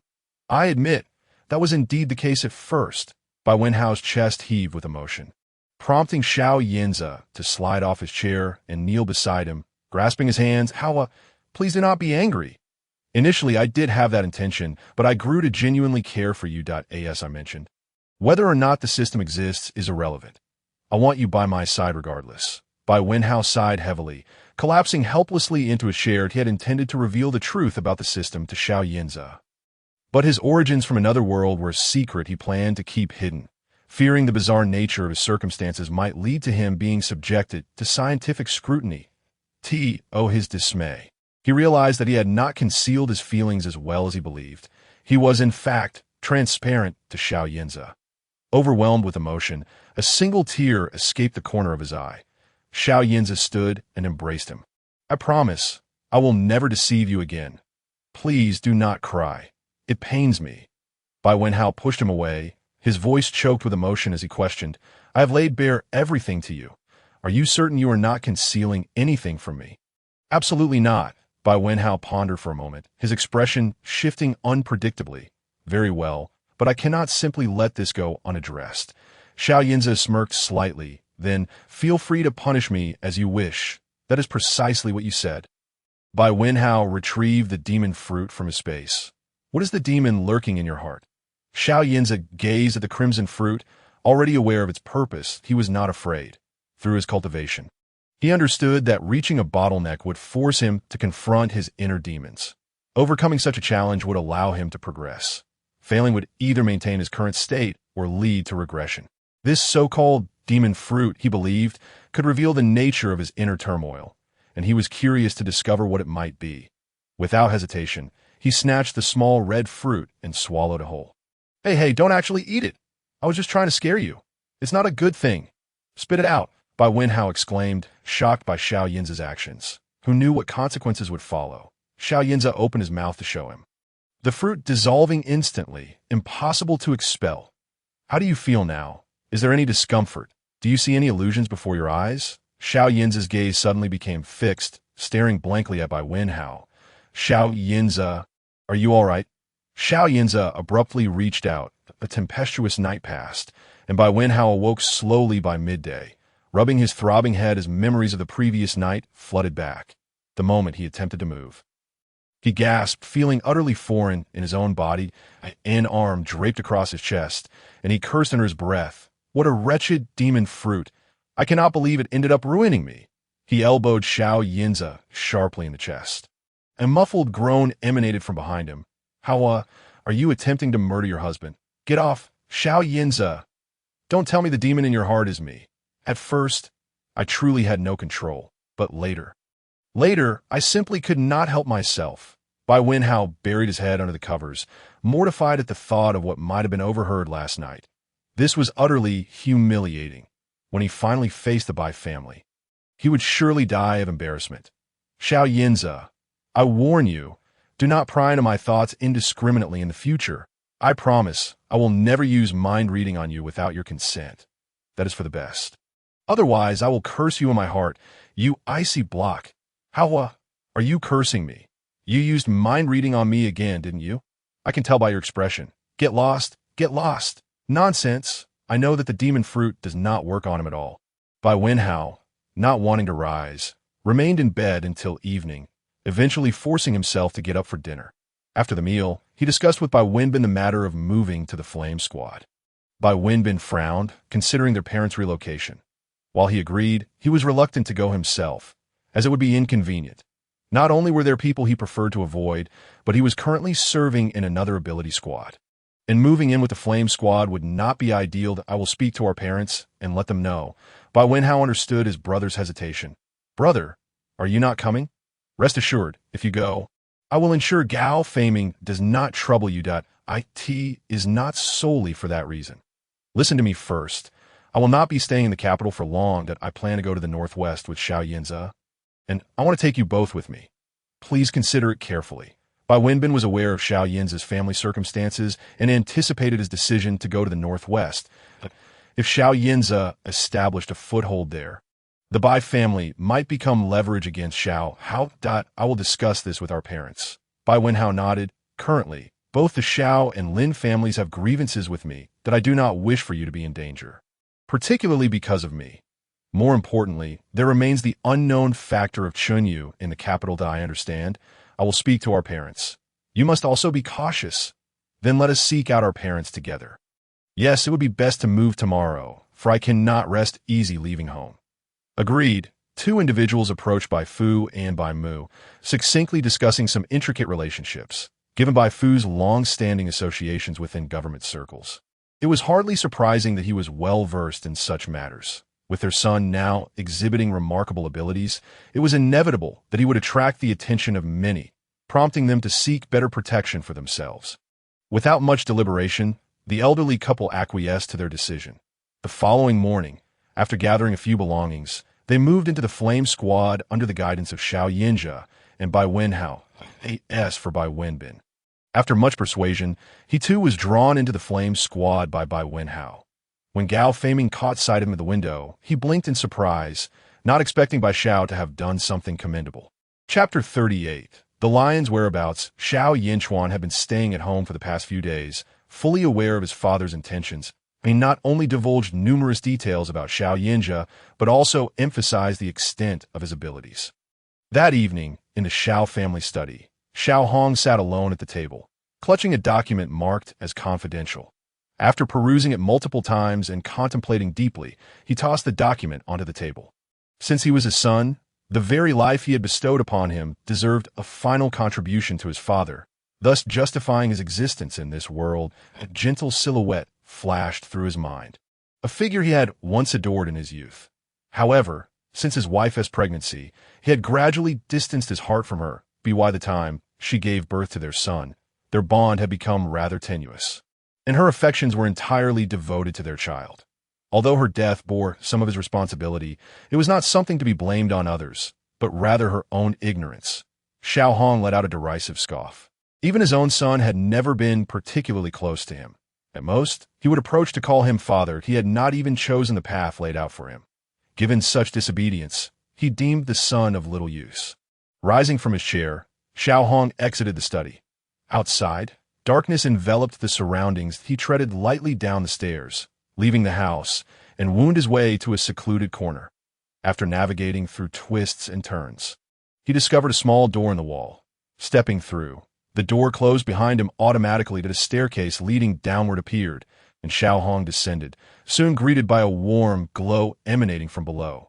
Following the light, he found himself in what resembled a vast underground warehouse. From his elevated position, he could see the entire expanse, brightly lit and filled with cold machinery in every nook and cranny. If Xiao Yinja were here, he would undoubtedly recognize the similarities to the biological laboratory of Group C. But upon entering, Xiao Hong made a beeline for the adjacent lounge, where two individuals were present, one poring over something at the table, while the other reclined on the sofa, barely acknowledging his entrance with a slight lift of the eyelids. Xiao Hong spoke directly. "Is it true that your experiment can succeed?" At this, the person seated at the table suddenly lifted his head, a gleam of joy crossing his face. "As long as you can bring the person, it will be fine." "Very well. I will ensure the person is brought here by the day after tomorrow at the latest." "Please be prepared," replied the man at the table with a smile. Xiao Hong nodded, not lingering further, and turned to leave. Watching his departure, the individual on the sofa opened his eyes slightly, scoffing. "They say a tiger doesn't eat its own offspring. Why do these fathers seem eager to see their sons meet their demise?" The man at the table glanced at him. "Warning, Chun Yu, this is a critical experiment.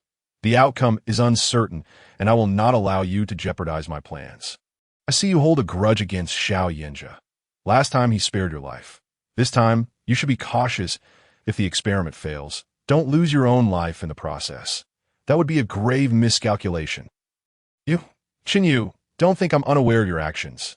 You kidnapped someone's lover and ended up with nothing, only for them to be reclaimed. We share a common goal, so don't concern yourself with my motives for revenge. This experiment cannot be interfered with, or you will face consequences from above. Enough with your threats. Even if I killed you now, no one would know it was me. Yes, you said, we have a shared objective.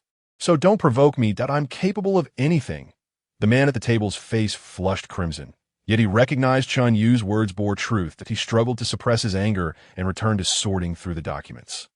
Thinking, just wait, we don't yet know who will end up dead at whose hands. Upon their arrival at the Flame Squad, Bai Wenhao no longer concealed his relationship with Xiao Yinja, opting instead to confess openly. Bai Fu and Bai Mu were both taken aback, though Bai Mu was not one to be overly rigid. Having heard of such matters before, she found it easier to accept. Bai Fu, however, struggled to come to terms with the fact that his son had seemingly been led astray by another man, as he had been looking forward to becoming a grandfather. Since learning of this, Bai Fu had viewed Xiao Yinja with increasing disdain. Xiao Yinja, attempting to mend bridges, engaged Bai Fu in conversation for over 2 hours. By the time he emerged, Bai Fu had reluctantly agreed to their arrangement, realizing the world had changed drastically since the pre-apocalyptic days. Finding a suitable partner was no simple task, and if Xiao Yinja could care for his son, allowing him to live a happy life, that would suffice. After all, no one could predict what tomorrow might bring. That night, Bai Wenhao nestled comfortably in Xiao Yinja's embrace. Unable to restrain himself, Xiao Yinja's hands began to wander. Bai Wenhao, exasperated, retorted, "Well, you certainly seem pleased." Noticing the tone of his response, Xiao Yinja inquired, "Aren't you happy?" "They have agreed, and now we have no concerns. Bai Wenhao sighed. Though they aren't my biological parents, they have genuinely cared for the original owner unconditionally. Since I have taken over his body, I feel obliged to look after them. They only agreed out of a desire to see their son happy. So it seems the only one truly content here is you. All right, I'm the only one happy, Xiao Yinja replied, as he slipped his hand beneath Bai Wenhao's clothing. Bai Wenhao swatted his hand away, admonishing, "Behave yourself. My brother is just in the next room. We can't let him overhear us on the first day." Reluctantly, Xiao Yinja withdrew his hand and wrapped his arms around Bai Wenhao's waist. "I told you not to have your brother stay in that room, but you insisted on placing him there. Now it seems we can't enjoy our benefits whenever we please. How could Gao Feiming look at my brother with such a predatory gaze? My brother is as docile as a little lamb. I don't want him to be devoured by a wolf." Xiao Yinja playfully pinched the soft flesh at Bai Wenhao's waist, caressing it affectionately. "It's only a matter of time before it happens. Can you really stop it? Can't you see your brother has some feelings for Gao Feiming? It's precisely because I know that I don't want him to fall prey to a wolf so soon. I can't let him end up like me, completely at your mercy." Xiao Yinja chuckled softly in his ear. How, you possess such awareness." Bai Wenhao rolled his eyes in the darkness, unwilling to engage. Suddenly, Xiao Yinja lifted his head, excitement illuminating his face. "I know you're tired. I won't disturb you tonight. How about we?" Bai Wenhao paused, realizing the implications of his words. Frustrated, he raked a hand through his hair. "No, I just want to sleep." Xiao Yinja shook his shoulders vigorously, playfully pestering him. Come on. How about this time?" Bai Wenhao propped an arm against his abdomen, insisting, "Go away. Are you going to sleep or not? If you're not, go practice on your own. I want to sleep. If you keep it up, you can sleep in the living room." All right, I won't say anything more that I'll hold you while you sleep," Xiao Yinja declared, wrapping his arms around the increasingly agitated Bai Wenhao, smoothing down his hair, careful not to provoke him further. That day, as Xiao Yinja and Bai Wenhao were discussing plans for their journey to the northwest, they received word that the inquiries made a few days prior had yielded results. Xiao Yinja sat upright in his chair, while Bai Wenhao stood behind him. "What news have you uncovered? Speak," the informant replied. "I have been unable to gather any information until today, when someone approached me claiming that the lion in question was brought back by them, nearly lifeless when they returned. Nevertheless, the Xiao family purchased it for 100 low-grade crystal nuclei." Bai Wenhao interjected, "You had no leads until now, so how could this person know? Why would he only come to you days later?" The informant shook his head. "I'm not sure. He merely stated he heard about it after returning from an external mission." Xiao Yinja waved his hand. "That will suffice. You may go about your business." The informant complied and exited. Bai Wenhao's expression grew serious. "Yesterday, your father sent someone to summon you back home again, and you declined. Did you see what I meant?" Xiao Yinja shrugged, indifferent.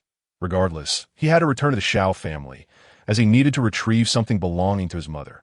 "This trip to the Xiao family is imperative. You stay here. It will put my mind at ease," Bai Wenhao pondered. With Xiao Yinja's abilities, he would likely not be trapped there. But what if Xiao Yinchuan had informed him that the Xiao family possessed items to deal with ability users? Although they had transcended the capabilities of ordinary ability users, it was uncertain whether those items would still be effective against him. If you must go to the Xiao family, exercise utmost caution. Rest assured, Xiao Yinja extended his hand to pull him closer, attempting to have him sit upon his lap. Bai Wenhao stumbled slightly as he was tugged, glancing at the wide-open door. "What is this?" Xiao Yinja patted his thigh, indicating for him to take a seat. Bai Wenhao bared his teeth, declaring, "I won't sit. It's rather undignified for two grown men to be like this. How is it that I have noticed your increasing immaturity of late? We are discussing serious matters here. Can you not be more earnest? How? I have observed that since you have acquired me, your demeanor toward me has grown increasingly harsh. Do you believe that once you possess something, it is no longer worthy of appreciation?" Bai Wenhao gazed at his serious expression, rendered speechless. "Do you not have any sense of shame? Before you, what need is there for shame?" Bai Wenhao felt somewhat powerless in the face of his demeanor. Deep down, he was genuinely concerned about tomorrow's visit to the Xiao family. He understood that Xiao Yinja intended for him to relax. But how could he possibly find peace of mind? That evening, Bai Wenhao endured a tempestuous night in bed, sleeping until the afternoon the next day, unaware of when Xiao Yinjia had departed. Chapter 39. The Xiao family. Bai Wenhao learned from Bai Ling that his partner was a lion. He had never imagined that a tiger's counterpart would be a lion. Thus, upon arriving in the capital, he sent someone to inquire about it. If no news emerged from the capital, he would seek information from other bases. But he never anticipated that the lion would be within the Xiao family. Both the lion and Bai Ling were mutated beasts. According to Bai Ling, the lion had recently fought and sustained injuries, causing it to shrink in form, which was precisely how humans discovered and captured it. As soon as Bai Wenhao awoke from his slumber, he found himself unable to return to sleep. After lying in bed for a while, he finally rose and descended to the lower floor, appearing somewhat listless and lacking vitality. Zhao Yuli greeted him as he came down, raising a bluebell in her hand. Bai Gu, does it not seem to have grown considerably? I have named it Xiaolan. Bai Wenhao smiled and settled onto the sofa. Yes, it is quite a lovely name. Zhao Yuli continued. Bai Gu, is something troubling you? It's nothing. I'm just a bit tired. When did your leader leave? Around noon, I believe. Before he departed, he mentioned he would stay for dinner at the Xiao family. Bai Wenhao regretted it. He felt that rather than remaining at home in a fretful state, it would be better to accompany him in facing danger. After all, he was also skilled in tracking techniques. With this thought, Bai Wenhao immediately perked up. That I'll go back to sleep for a while. There is no need to call me for dinner. Oh, then I shall have the kitchen save some food for you. If you feel hungry, just come down and eat. All right, thank you. Bai Wenhao hurriedly dashed back upstairs. Sitting cross-legged on his bed, a wisp of spiritual energy emanated from him, swirling around the room before flying through the door, traversing streets and alleys until it reached a secluded manor on the outskirts. In the apocalypse, the Xiao family had remarkably preserved such a vast area, indicating their profound heritage. This grand estate leaned toward a Western architectural style, with two white columns standing tall at the entrance and an intricately designed gate looming before him. Upon entering, the first sight was a uniquely shaped water fountain, exquisite yet elegant. The lush green lawn spread across the entire estate, with only a wide asphalt road cutting through the center, flanked by beautifully crafted stone flower baskets. Truly a splendid place for leisure and relaxation. Bai Wenhao guided his spiritual energy through the estate, eventually locating a 3-story villa. This was no ordinary villa. It occupied a substantial area of 200 to 300 meters front and back. He paid little attention to the other facilities within the estate, directing his spiritual energy straight through the villa's entrance. Inside the villa, Bai Wenhao had little inclination to admire the luxurious furnishings, as he was solely focused on finding Xiao Yinjia. Soon, he spotted him in a lavishly decorated dining room, and he let out a sigh of relief as his spiritual energy soared toward Xiao Yinjia. Gently resting upon his shoulder, sensing Bai Wenhao's presence nearby, Xiao Yinjia turned slightly, a smile gracing his lips. Yinjia, hurry and eat. Is the food not to your liking?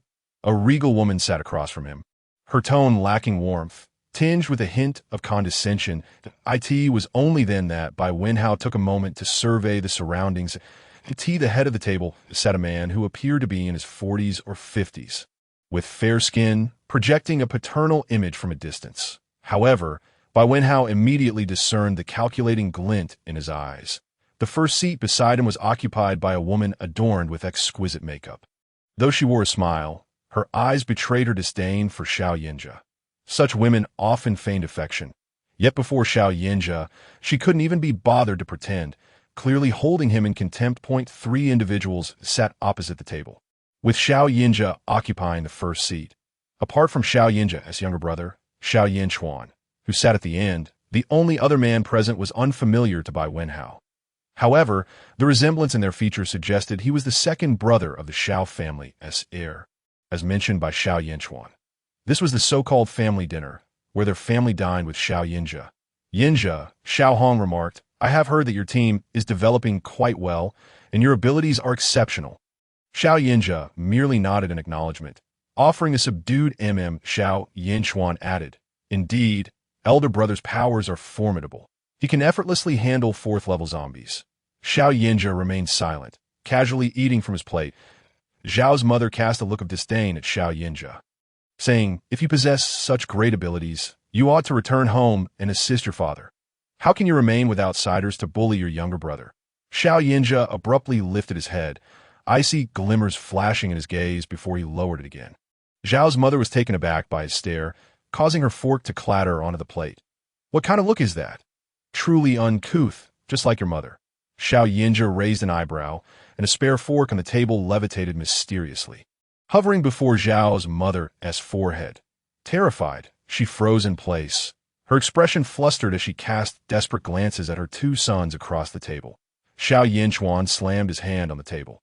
Standing up, "Xiao Yinja, what do you mean? Are you attempting to harm our mother in front of father?" Xiao Yinja lowered his head again, causing the fork above Zhao's mother's head to drop.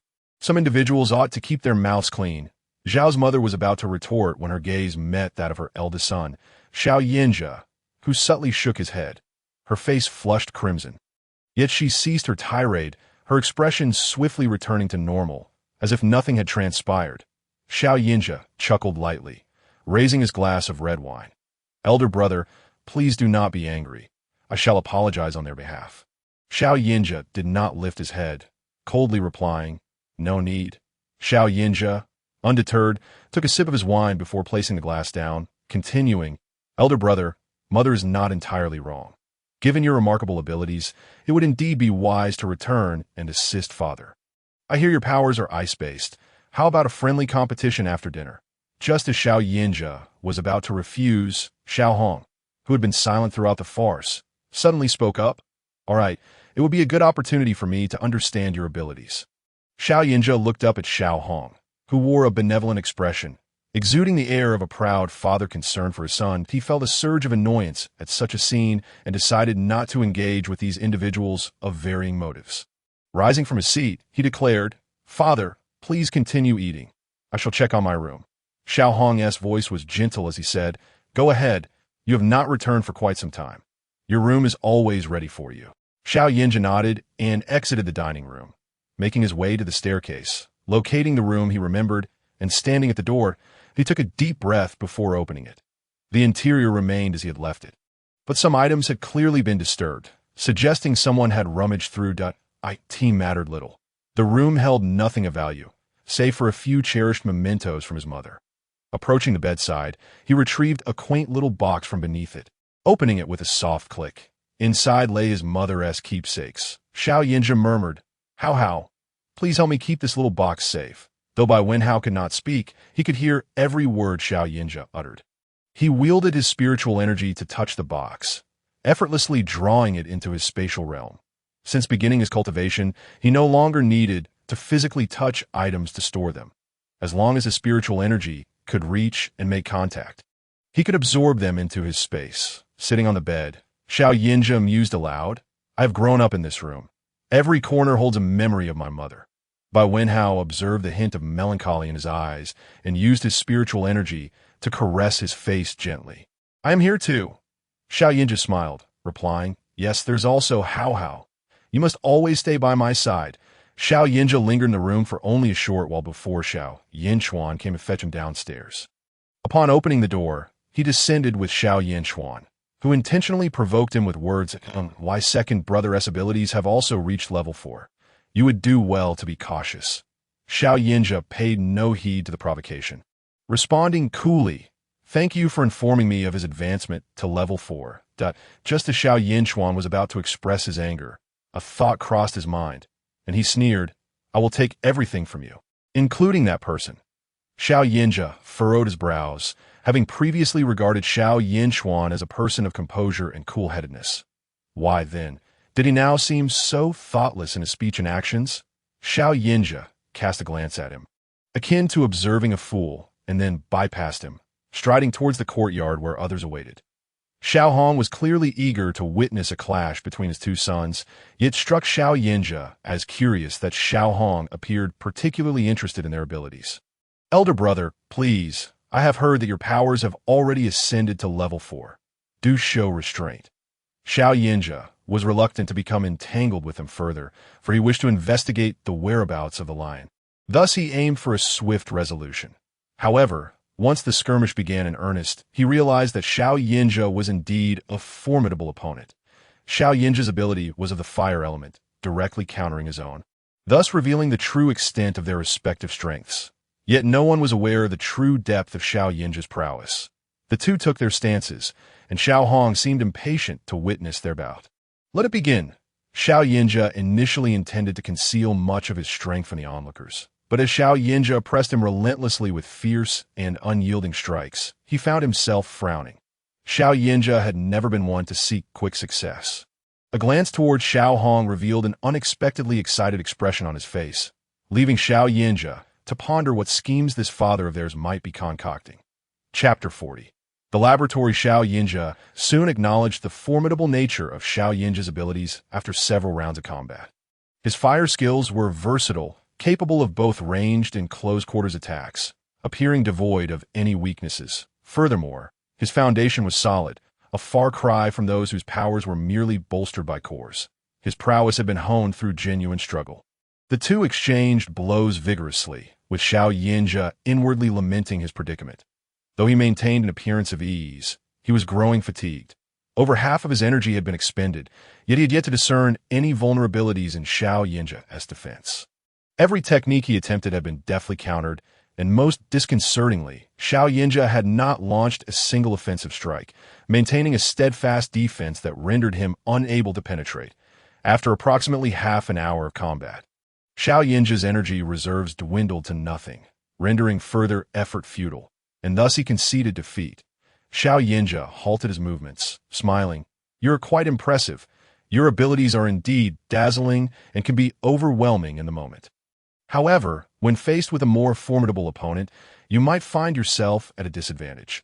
While comprehensive development is beneficial, honing a singular skill is essential."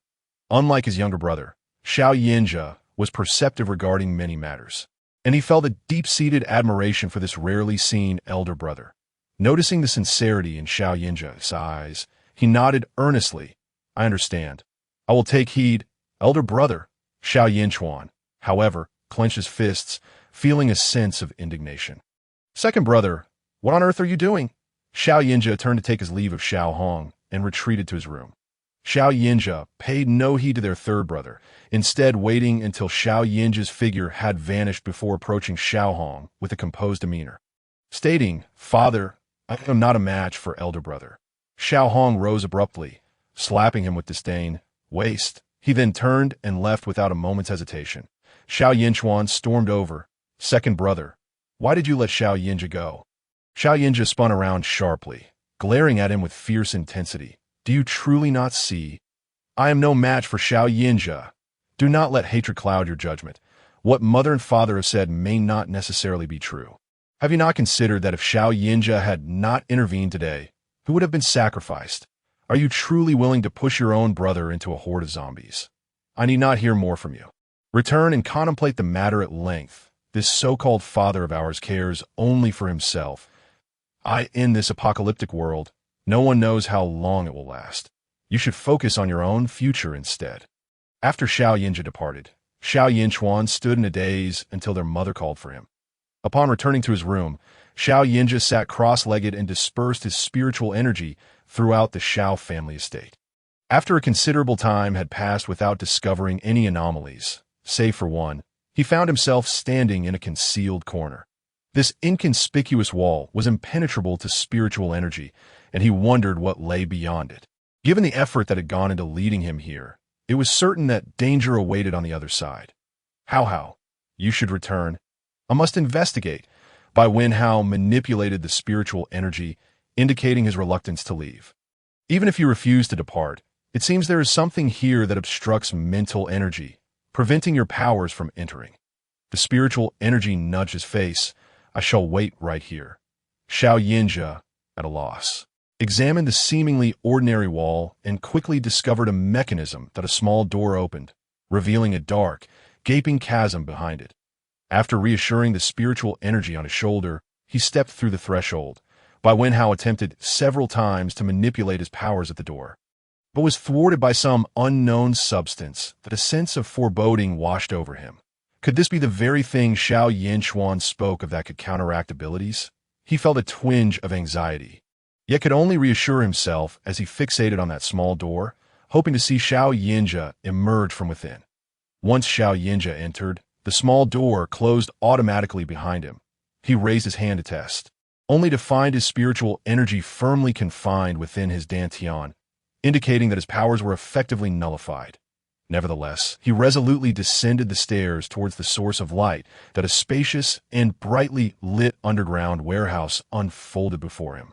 A familiar scene that elucidated the purpose of these individuals. The researchers bustled about, unperturbed by his arrival. Those who passed by merely cast him a cursory glance before continuing on their way. Two individuals approached from the front, one of whom was Chunyu, while the other was Zhou Hai, the subordinate leader of Group C, whom Xiao Yinja had learned of during the laboratory explosion incident. Zhou Hai was exceedingly pleased to see him, while Chunyu maintained a neutral expression, a hint of disdain flickering in his eyes. Zhou Hai enthusiastically introduced Xiao Yinja to all the facilities, emphasizing how Xiao Hong had supported them since the onset of the apocalypse, ultimately leading Xiao Yinja into a frigid laboratory. Zhou Hai eagerly shared every detail with Xiao Yinja, while Chunyu scoffed. Are you trying to ensure he understands the gravity of his situation? Zhou Hai, brimming with excitement, replied, please regard scientific experimentation with the utmost seriousness. Science is inherently rigorous. The so-called rigorous science that tramples upon human life. Merely a hollow excuse. Xiao Yinja raised an eyebrow, understanding that the primary focus of this specialized laboratory was to conduct experiments aimed at transferring abilities. They had experimented with numerous subjects without success. Yet it was unexpected that Xiao Hong had volunteered himself for this experiment, making him the target of the ability transfer AT that moment. Xiao Hong entered. Noticing Xiao Yinja's emotionless demeanor, he addressed Zhou Hai. Are you prepared? When can we commence? There are still some materials yet to be prepared. We can officially begin tomorrow morning. Very well. I shall return tomorrow morning. From the moment he entered, Xiao Hong had not cast a single glance in Xiao Yinja's direction, leaving one to wonder if it was guilt or a complete lack of affection for his son. Once Zhou Hai and Xiao Hong exited, Chunyu remarked, you seem utterly unperturbed. Are you also a member of Group C? Xiao Yinja inquired. Chunyu chuckled self-deprecatingly. I am merely one of their more successful experimental subjects. Xiao Yinja reclined against a nearby surface. Do you know the whereabouts of the lion? Chunyu found it somewhat amusing. Unable to believe that Xiao Yinja was devoid of fear. Since he had entered that small door, his abilities had been suppressed, rendering him an ordinary person. Killing him would be as effortless as squashing an ant. At this juncture, you still have the capacity to think of other matters. Are you not afraid I might kill you right now? You will not, at least not at this moment. Why? Because you wish to assist me. Chunyu was momentarily taken aback, but then smirked. I shall do the opposite of what you desire. With a swift motion, his dark nails elongated, aiming directly for Xiao Yinja's throat.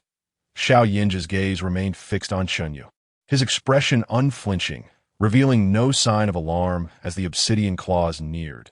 Chunyu halted, retracting his claws. Do not become too pleased. I do not wish to assist you. I merely find certain individuals intolerable.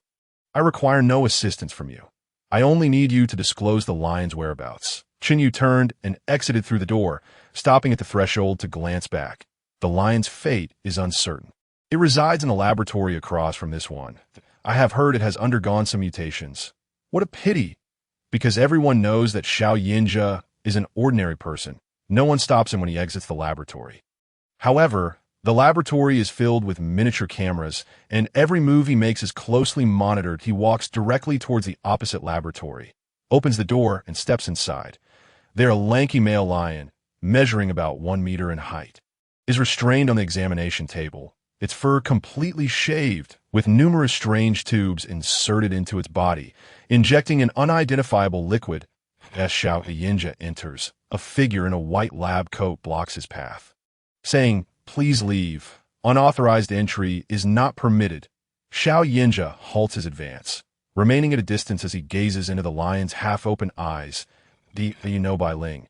The lion's eyes suddenly widen, and it begins to struggle violently. Yet it cannot vocalize its distress, emitting only faint whimpers. The researchers are visibly excited. One of them stands before Xiao Yinja and exclaims, you recognize this lion? Since its arrival, it has been in this half-alive state. never displaying any signs of sentience. It truly understands human speech. The researcher, filled with enthusiasm, turns away, urging others to intensify the experiment. Everyone becomes engrossed in their tasks, while Xiao Yinja calmly approaches. The lion's eyes reveal a glimmer of curiosity. Xiao Yinja reaches out, gently stroking its head, reassuringly stating, "Rest assured, Bai Ling is fine." The lion, already in a state of torment, can only manage a slight struggle, its injuries still unhealed. It gazes up at Xiao Yinja with a pleading look. Xiao Yinja observes the frenzied activity around him, as various tubes and syringes are plunged into the lion's body, causing it to convulse. The researchers, exhilarated, exclaim, "It's fighting for survival." "Hurry, accelerate the experiment." In a flash, Xiao Yinja lunges forward, kicking one of the researchers to the ground. Although he lacks supernatural abilities, it does not diminish his own prowess. These researchers, accustomed to the confines of the laboratory and lacking physical conditioning, are no match for someone as formidable as Xiao Yinja. With a mere wave of his hand, he knocks them down effortlessly, and with a sweep of his ice flame sword, he deftly severs the chains restraining the lion. Suddenly, he feels a sharp prick in his neck, and his vision blurs as he loses consciousness. Chapter 41. To the Xiao family, several individuals carry Xiao Yinja away. One person retrieves the fallen ice sword, but upon touching it, recoils in pain. Crying out, "Ah!" the crowd turns to look at his hand, disbelief etched on their faces as they see his entire arm encased in ice. Qinyu stands at the doorway, arms crossed, observing the commotion with a slight smirk. He is now certain that Xiao Yinja must have a backup plan. He approaches, intending to pick up the sword, but before he can, the ice sword transforms into a mist and vanishes from sight. Bai Wenhao has been waiting for Xiao Yinja's return, but has not seen him.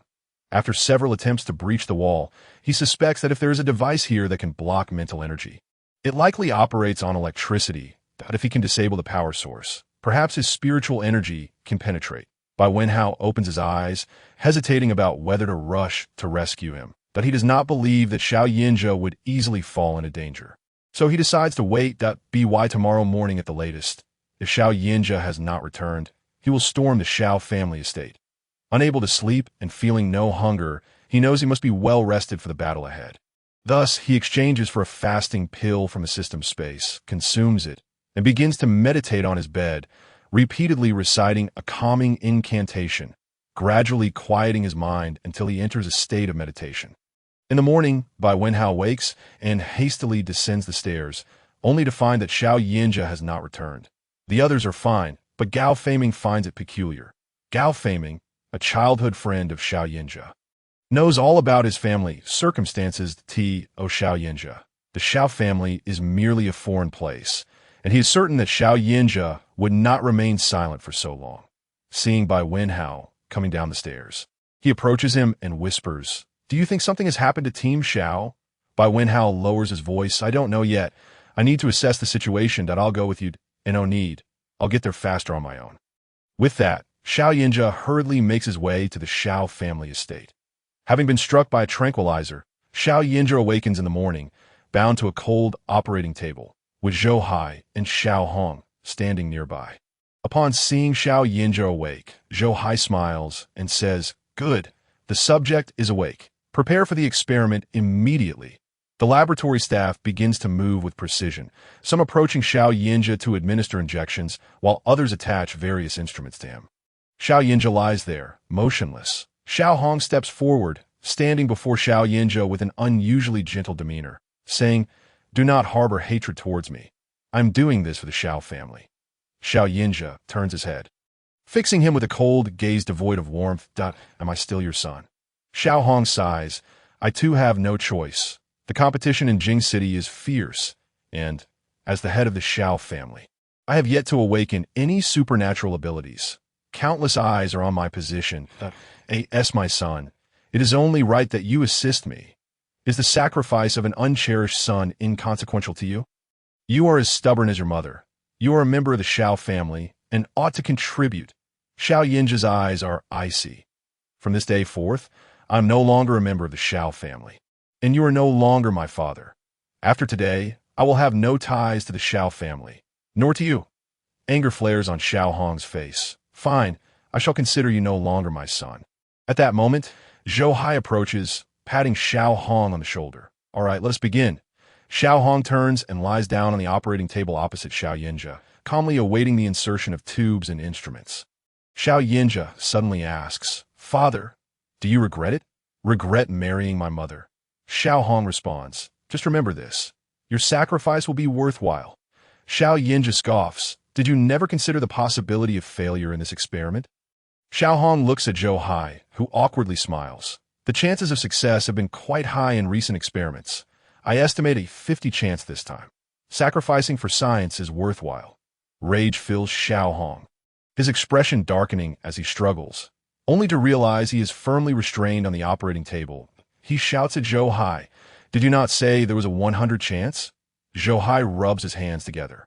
Indeed, if it succeeds, it is precisely 100, isn't it? You, Zhou Hai, release me.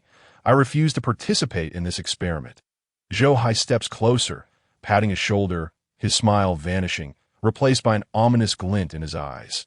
You have no choice. Everything is prepared, and it cannot go to waste. And no matter how hard Xiao Hong struggles, it is futile. His cries are silenced. And in that moment, he truly feels fear, realizing he too can be at the mercy of others. Desperate, he glances at Xiao Yinjia, hoping for rescue. But Xiao Yinjia remains fixated on the ceiling, seemingly deaf to Xiao Hong's plight. Everything is prepared. Zhou Hai's expression radiates excitement as he raises his hand, then brings it down, shouting, start. Just as the researchers are about to act, Zhou Hai's scream echoes through the room, causing everyone to turn towards him. They witness Chun Yu's long, dark nails piercing Zhou Hai's back. Chun Yu maintains a smile, and Zhou Hai experiences excruciating pain as the nails twist within him, unable to produce a sound as he collapses to the ground. Zhou Hai weakly points a finger. Gasping, you above will not let you go. Chun Yu scoffs, what does that have to do with me? You were killed by Xiao Yinjia. Everyone here is slain by him. Zhou Hai violently coughs up a torrent of black blood, engulfing his face, and he suffocates, dying in utter humiliation. Chun Yu glances back at the researchers in white coats, who are stunned by the scene. A realization dawns, some attempt to flee towards the exit. With a wave, Chun Yu slams the door shut, charging into the crowd. In an instant, crimson blood splatters everywhere. Chun Yu effortlessly slaughters everyone in the laboratory, his face smeared with blood, that he slowly approaches Xiao Hong, towering over him as he trembles in fear. With a flick of his long nails, he removes the obstruction from Xiao Hong's mouth and tosses it to the ground. The dark nails brush against his face. I simply cannot comprehend why, despite the saying that a tiger does not eat its cubs, you fathers eagerly wish for your sons to perish. I have always sought understanding of this principle. Perhaps you can enlighten me. Xiao Hong trembles uncontrollably, having never endured such humiliation. Deep down, a wave of fear surges within him as those dark nails hover before his eyes. That I was wrong. I was wrong. I promise I will never do this again. I promise to treat Xiao Yinjia well.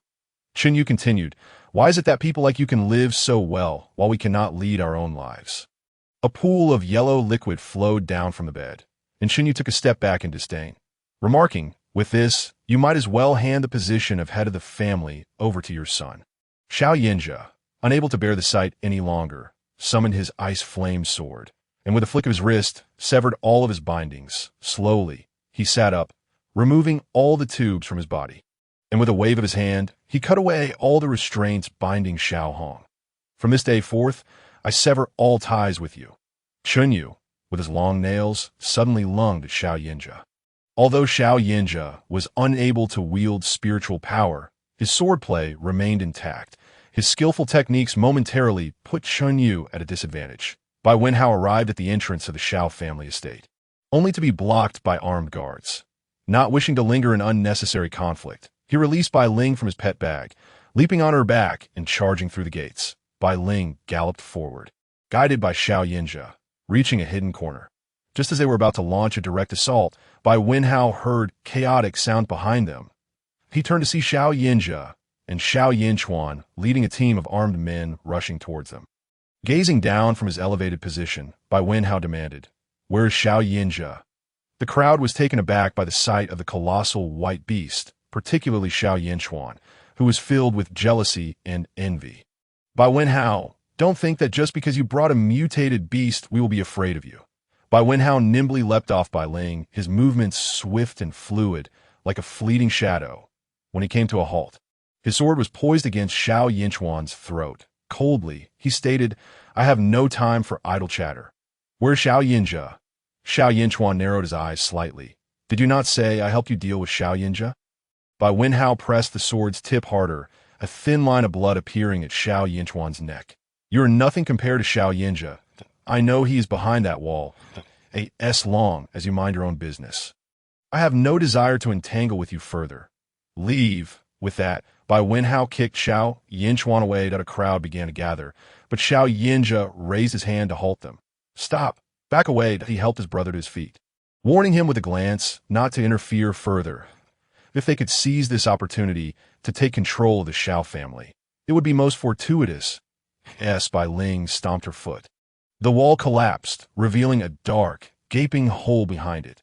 Just as Bai Wenhao stepped forward, thick smoke billowed out from the opening, followed by numerous scientists in white coats escaping in haste. Chapter 42. Departing from the capital, Bai Wenhao widened his eyes, scanning the dispersing crowd for Xiao Yinjia's figure. Suddenly, he spotted a familiar silhouette, swiftly employing his peculiar leg techniques to reach the individual in an instant, his 5 elements sword aimed at their chest. "Chenyu, where is Xiao Yinjia?" Chenyu replied with a faint smile, "I saved your man, and this is how you repay me." Bai Wenhao found this amusing. "You. Do you think I would believe you?" At that moment, a voice rang out from behind. "I am here." Seizing the opportunity, Chenyu quickly fled. Bai Wenhao had no time to chase after him and hurried towards the sound, only to find Xiao Yinjia cradling a large lion. "This is a lion, isn't it?" Although its fur had been completely shaved, it was still recognizable as the king of the forest. Bai Ling whimpered softly as the lion slightly opened its eyes before closing them again.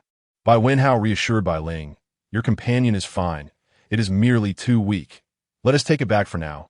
Using his spiritual power, Bai Wenhao shrank Bai Ling back to her normal size. Retrieving a vehicle from his spatial realm and placing the 2 mutated beasts in the back seat, they climbed into the car and drove away.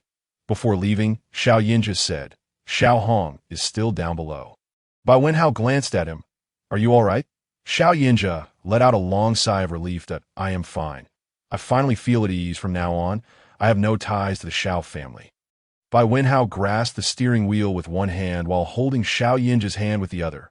"You have me." Xiao Yinjia turned back to gaze at him intently, a pale smile gracing his lips.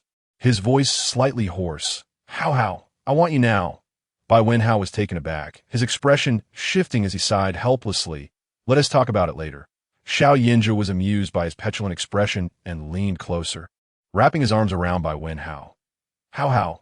You are so good to me." Bai Wenhao shivered slightly, feeling a bit uneasy as he shifted his shoulders, whispering, "The 2 behind us are watching. Can you be a little more discreet?" How? You are just too adorable. I can hardly contain myself. Get lost." After their return, they began discussing plans to leave the capital. The Flame team now consisted of over 300 members, yet fewer than 50 were willing to leave the capital for the northwest, most of whom were former followers of Xiao Yinjia. This was preferable, as it was better to have quality over quantity. 2 days passed, and Bai Wenhao approached Bai Wenbin and the others in a few days. "We shall set off for the northwest. Have you made your decisions?" Bai Ma said, "We are a bit older now.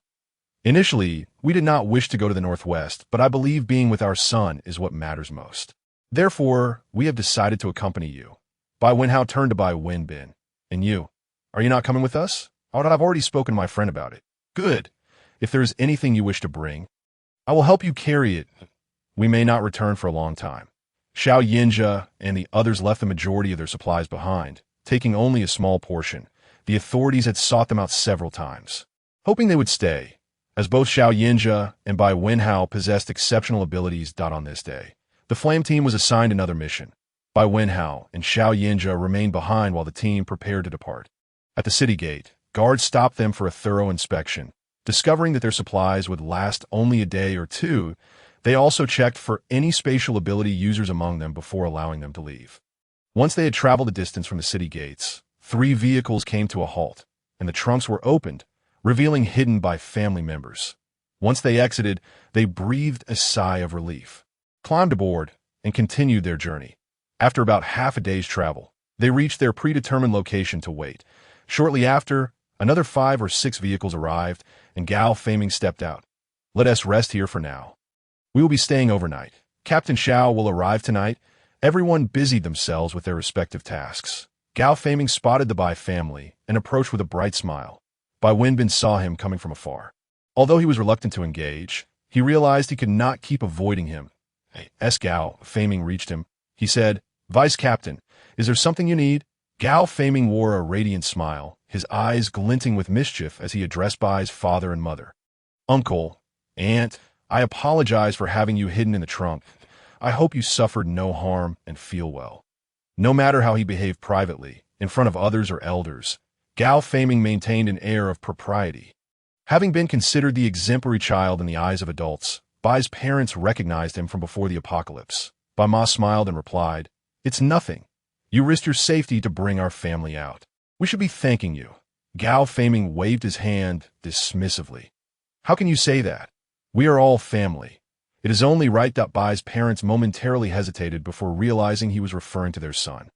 Bai father said, "Yes, we hope you will look after our son in the future." Gao Feiming's demeanor was exceedingly humble. Of course. You must be hungry. Allow me to get you something to eat." Bai Ma replied sincerely, "Thank you. Please, there's no need to be so polite with me. I am without parents myself and would give anything to have parents to care for. I only hope you will allow me to take care of you." Gao Feiming's family situation was well known throughout the capital. Bai Ma's expression softened. "Then I'm glad to have another son. Wenbin, why don't you go with Feiming to fetch some food?" Bai Wenbin felt somewhat speechless at Gao Feiming's sycophantic behavior towards his parents, his face reddening with embarrassment. However, he could only comply with Bai Ma's request. All right. The two walked towards Gao Feiming's vehicle. With Gao Feiming wearing a smug smile that he could barely contain, he glanced back at Bai Wenbin, who was following closely behind. As he slowed his pace, Bai Wenbin accidentally bumped into him. Gao Feiming immediately turned, grasping Bai Wenbin's hand. "Wenbin, are you all right?" Bai Wenbin, already walking slowly, had merely bumped his nose and felt a bit sore.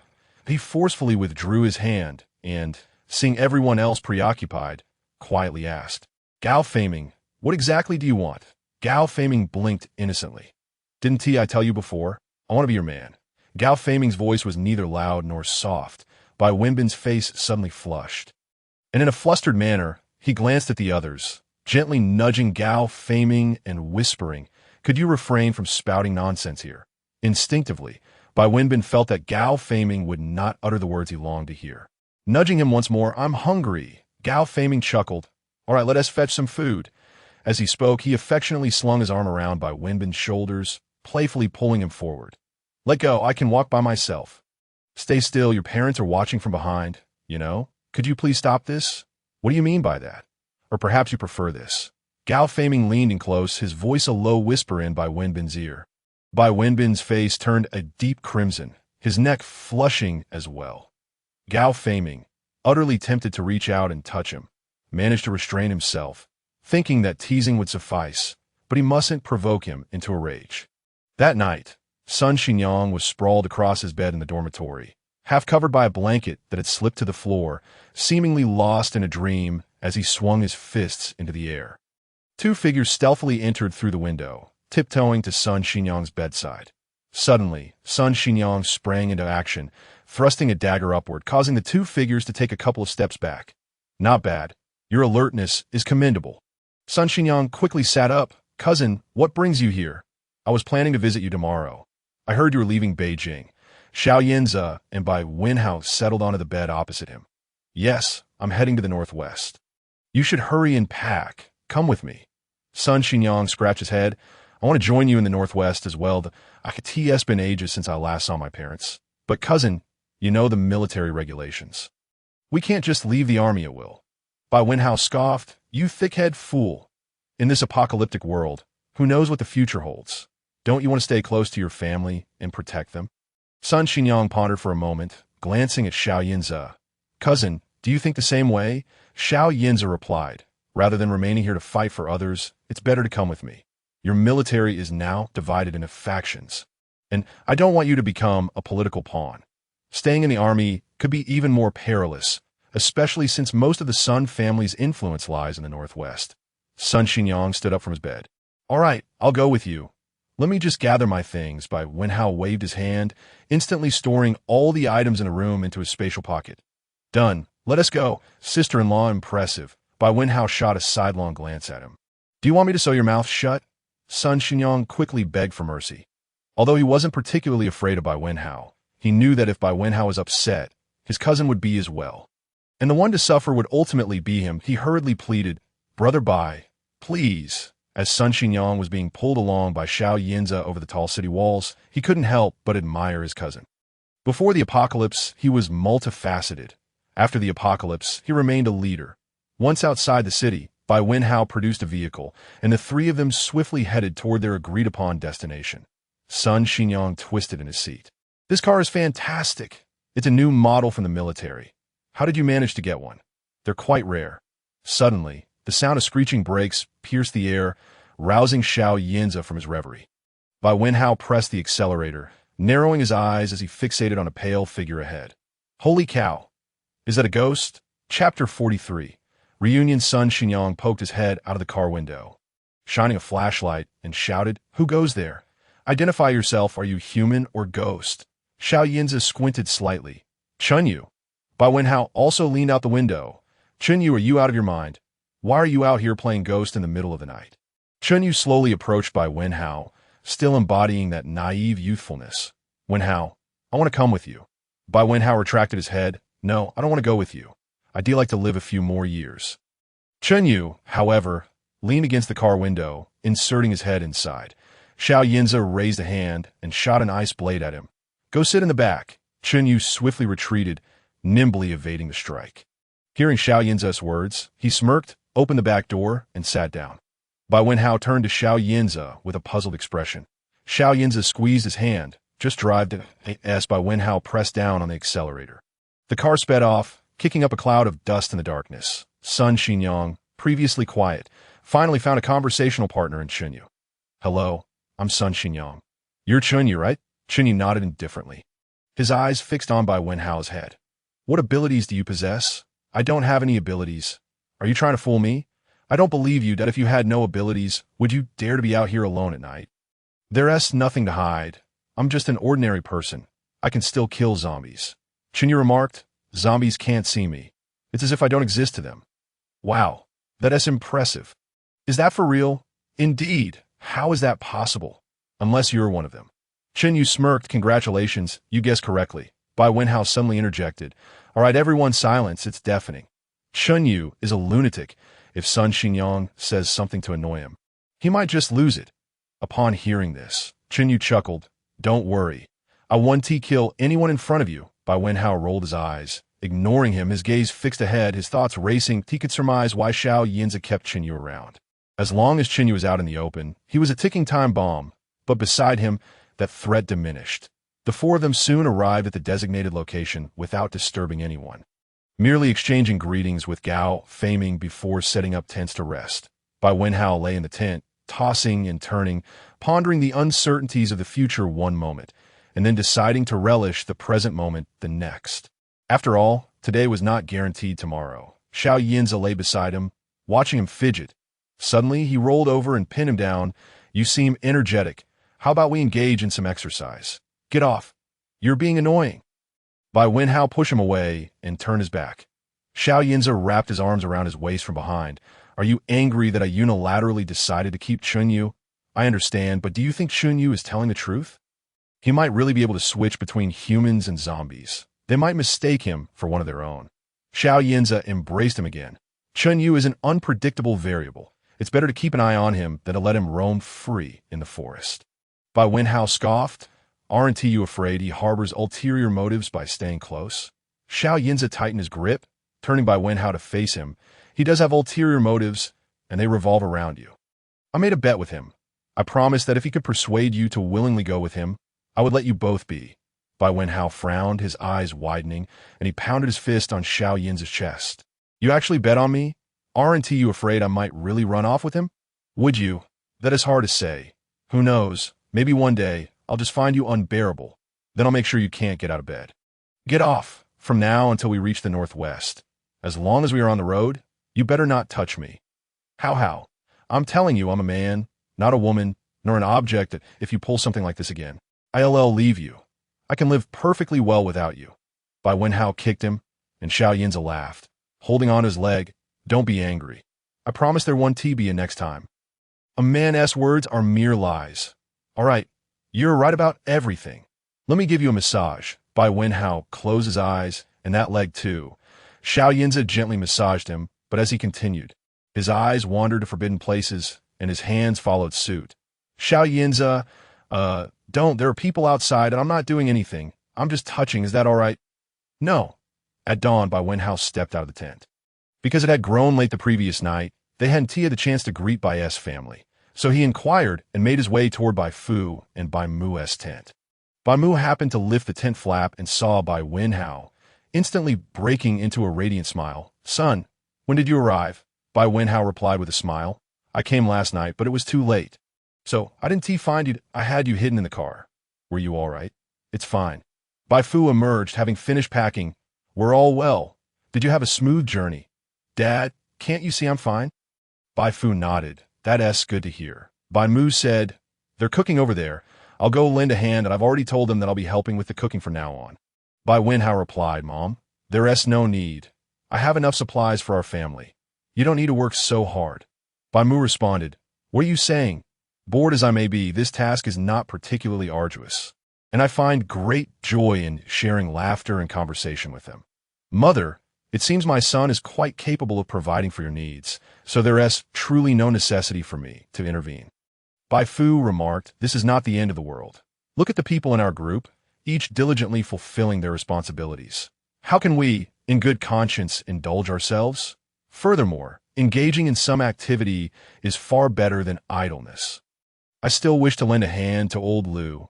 Old Lu, who is of a similar age to Bai Fu, is responsible for organizing supplies. Very well, I shall defer to your wishes, but do take care not to overexert yourself. If you feel tired, please rest. Do not let your son worry. Bai Mu said with a hint of irritation, Son, when did you become so fussy? We have traversed more roads than you have consumed salt. Surely we are aware of our own limits. All right, enough of that. By the way, where's my brother? Bai Mu added with a smile, there is something I was just about to tell you. Your father and I have taken Gao Feiming as our godson. The poor child has been without parents since childhood. Gao Feiming, what about my biological brother?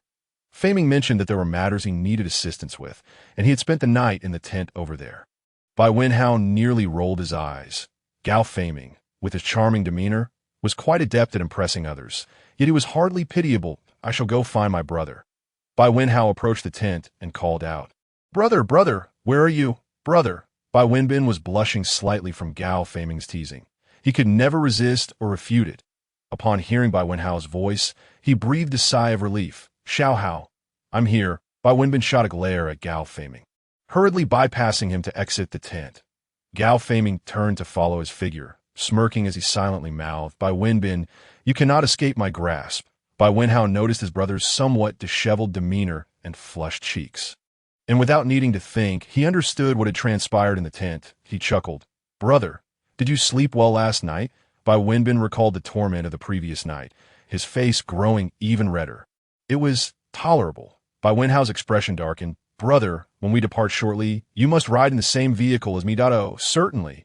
After breakfast, everyone packed their belongings and set off. Xiao Yinza opened the car door to find the person who usually sat beside him now seated properly in the back. Engaged in lively conversation with Bai Wenbin, he raised an eyebrow as Bai Wenhao turned to him. Get in the car. We're preparing to depart, but you'll be driving today. Xiao Yinza acknowledged him but caught Bai Wenhao's gaze, which seemed to harbor irritation. Bai Wenhao, seemingly oblivious to the anger in Xiao Yinza's eyes, turned back to converse with Bai Wenbin. The convoy progressed from a crawl to a more considerable distance as they headed westward. Each vehicle equipped with satellite phones for timely communication, ensuring that any incidents ahead could be promptly relayed to the trailing vehicles, allowing for immediate responsive measures.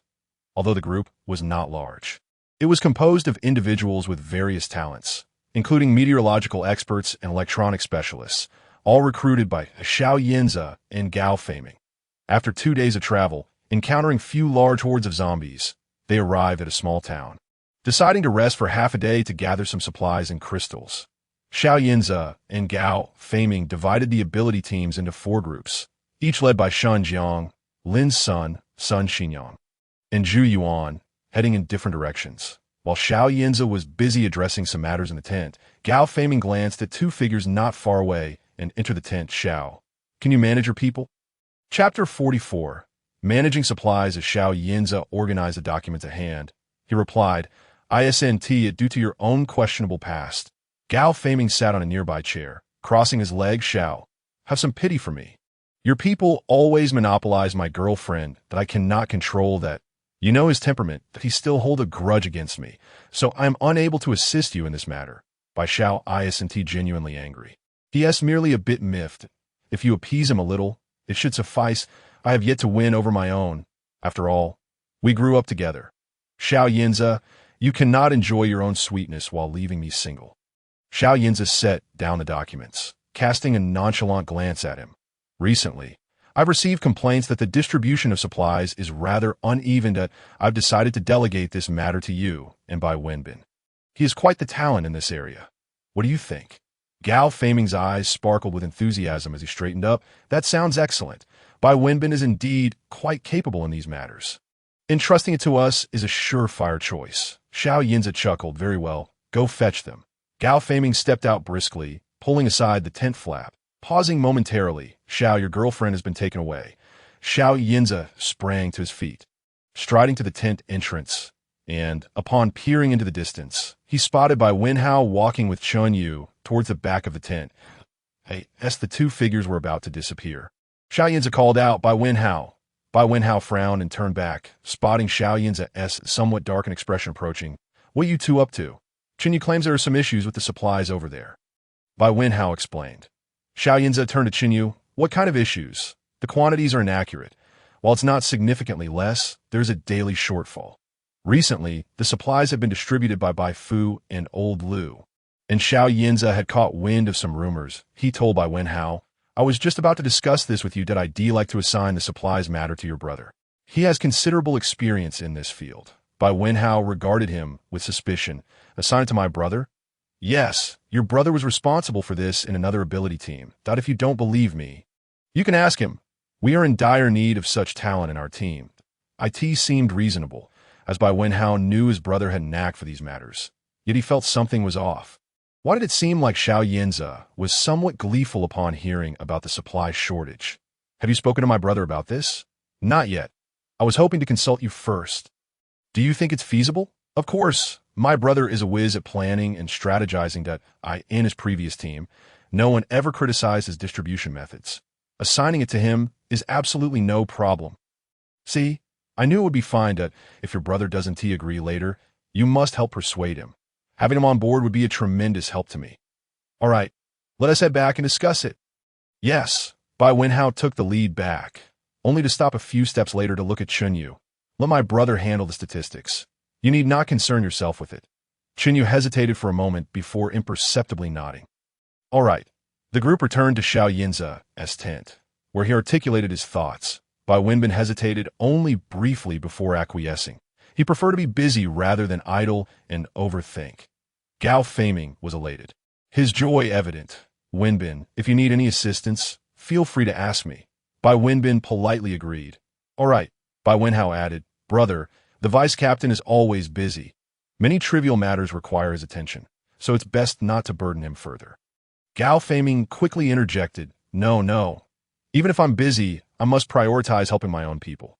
Bai Wenbin, however, countered, "That is not right. Such thinking is flawed. In any matter, equality is paramount." Xiao Hao is correct. "I will minimize my burdens on you."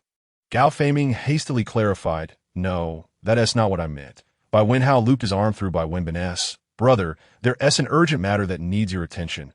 Come, Let us discuss it as we walk. Observing Bai Wenbin being whisked away by Bai Wenhao once more, Gao Feiming wore a disgruntled expression. Xiao Yinza, won't you intervene? If you don't, I'll come find you tonight. Xiao Yinza shot him a dispassionate glare, leisurely returning to his desk to continue reviewing documents. What's your rush? Bai Wenbin will come looking for you. He'll come looking for me. He'd rather avoid me at all costs. This rare chance to corner him, and I'm reluctant to let it slip, yet you keep meddling. Old Lu comes to you daily about supplies. Are you not aware of that?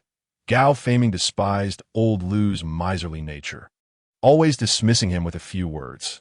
Now that he thought about it, old Lu must have approached him at least 3 times a day. So, thank you.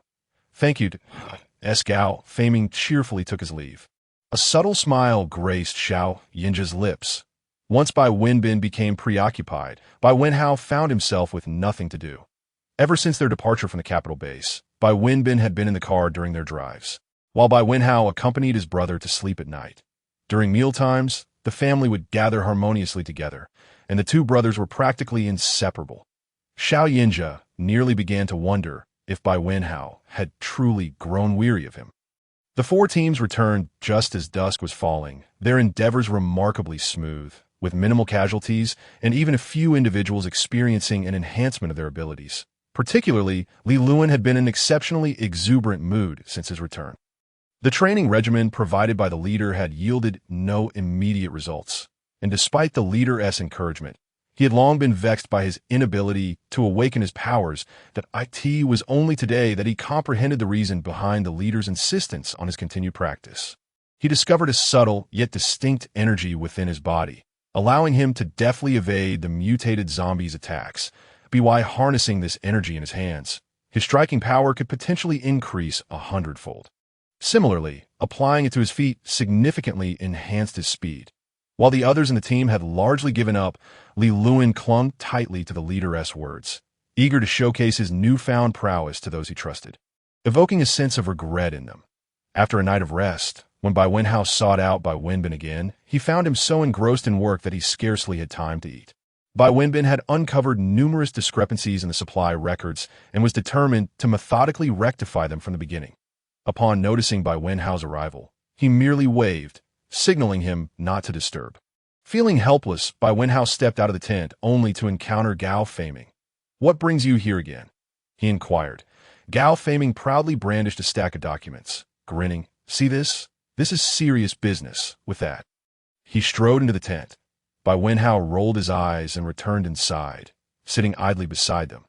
However, as he observed them meticulously reviewing documents and engaging in mundane discussions, he found himself growing drowsy, prompting him to stand and exit the tent. The tent's spaciousness was quite apparent as Bai Wenhao exhaled deeply upon stepping outside. Noticing the light still shining from Xiao Yinja's tent, he recalled that he had seemingly neglected the man for the past 2 days and decided to stroll over. Inside the tent, Bai Wenbin listened intently as Gao Feiming articulated his thoughts. Gao Feiming had a thorough understanding of everyone in their team, recalling even their personalities, whenever Bai Wenbin voiced a dissenting opinion. Gao Feiming would promptly offer pertinent advice. This newfound insight compelled Bai Wenbin to reassess his perception of Gao Feiming. Though he had always regarded him as the team's second-in-command, Gao Feiming had previously presented himself as somewhat roguish, often pressuring Bai Wenbin into certain decisions, which had led to a desire to avoid him. However, it became evident that Gao Feiming was, in fact, a commendable leader. Bai Wenhao peeked through a small opening in the tent and beheld Xiao Yinja under the soft glow of the lamp. Engrossed in some documents, his earnest demeanor was undeniably captivating, the slight furrow in his brow adding an air of maturity. His focused gaze upon the papers revealed a handsome visage marked by sharp features.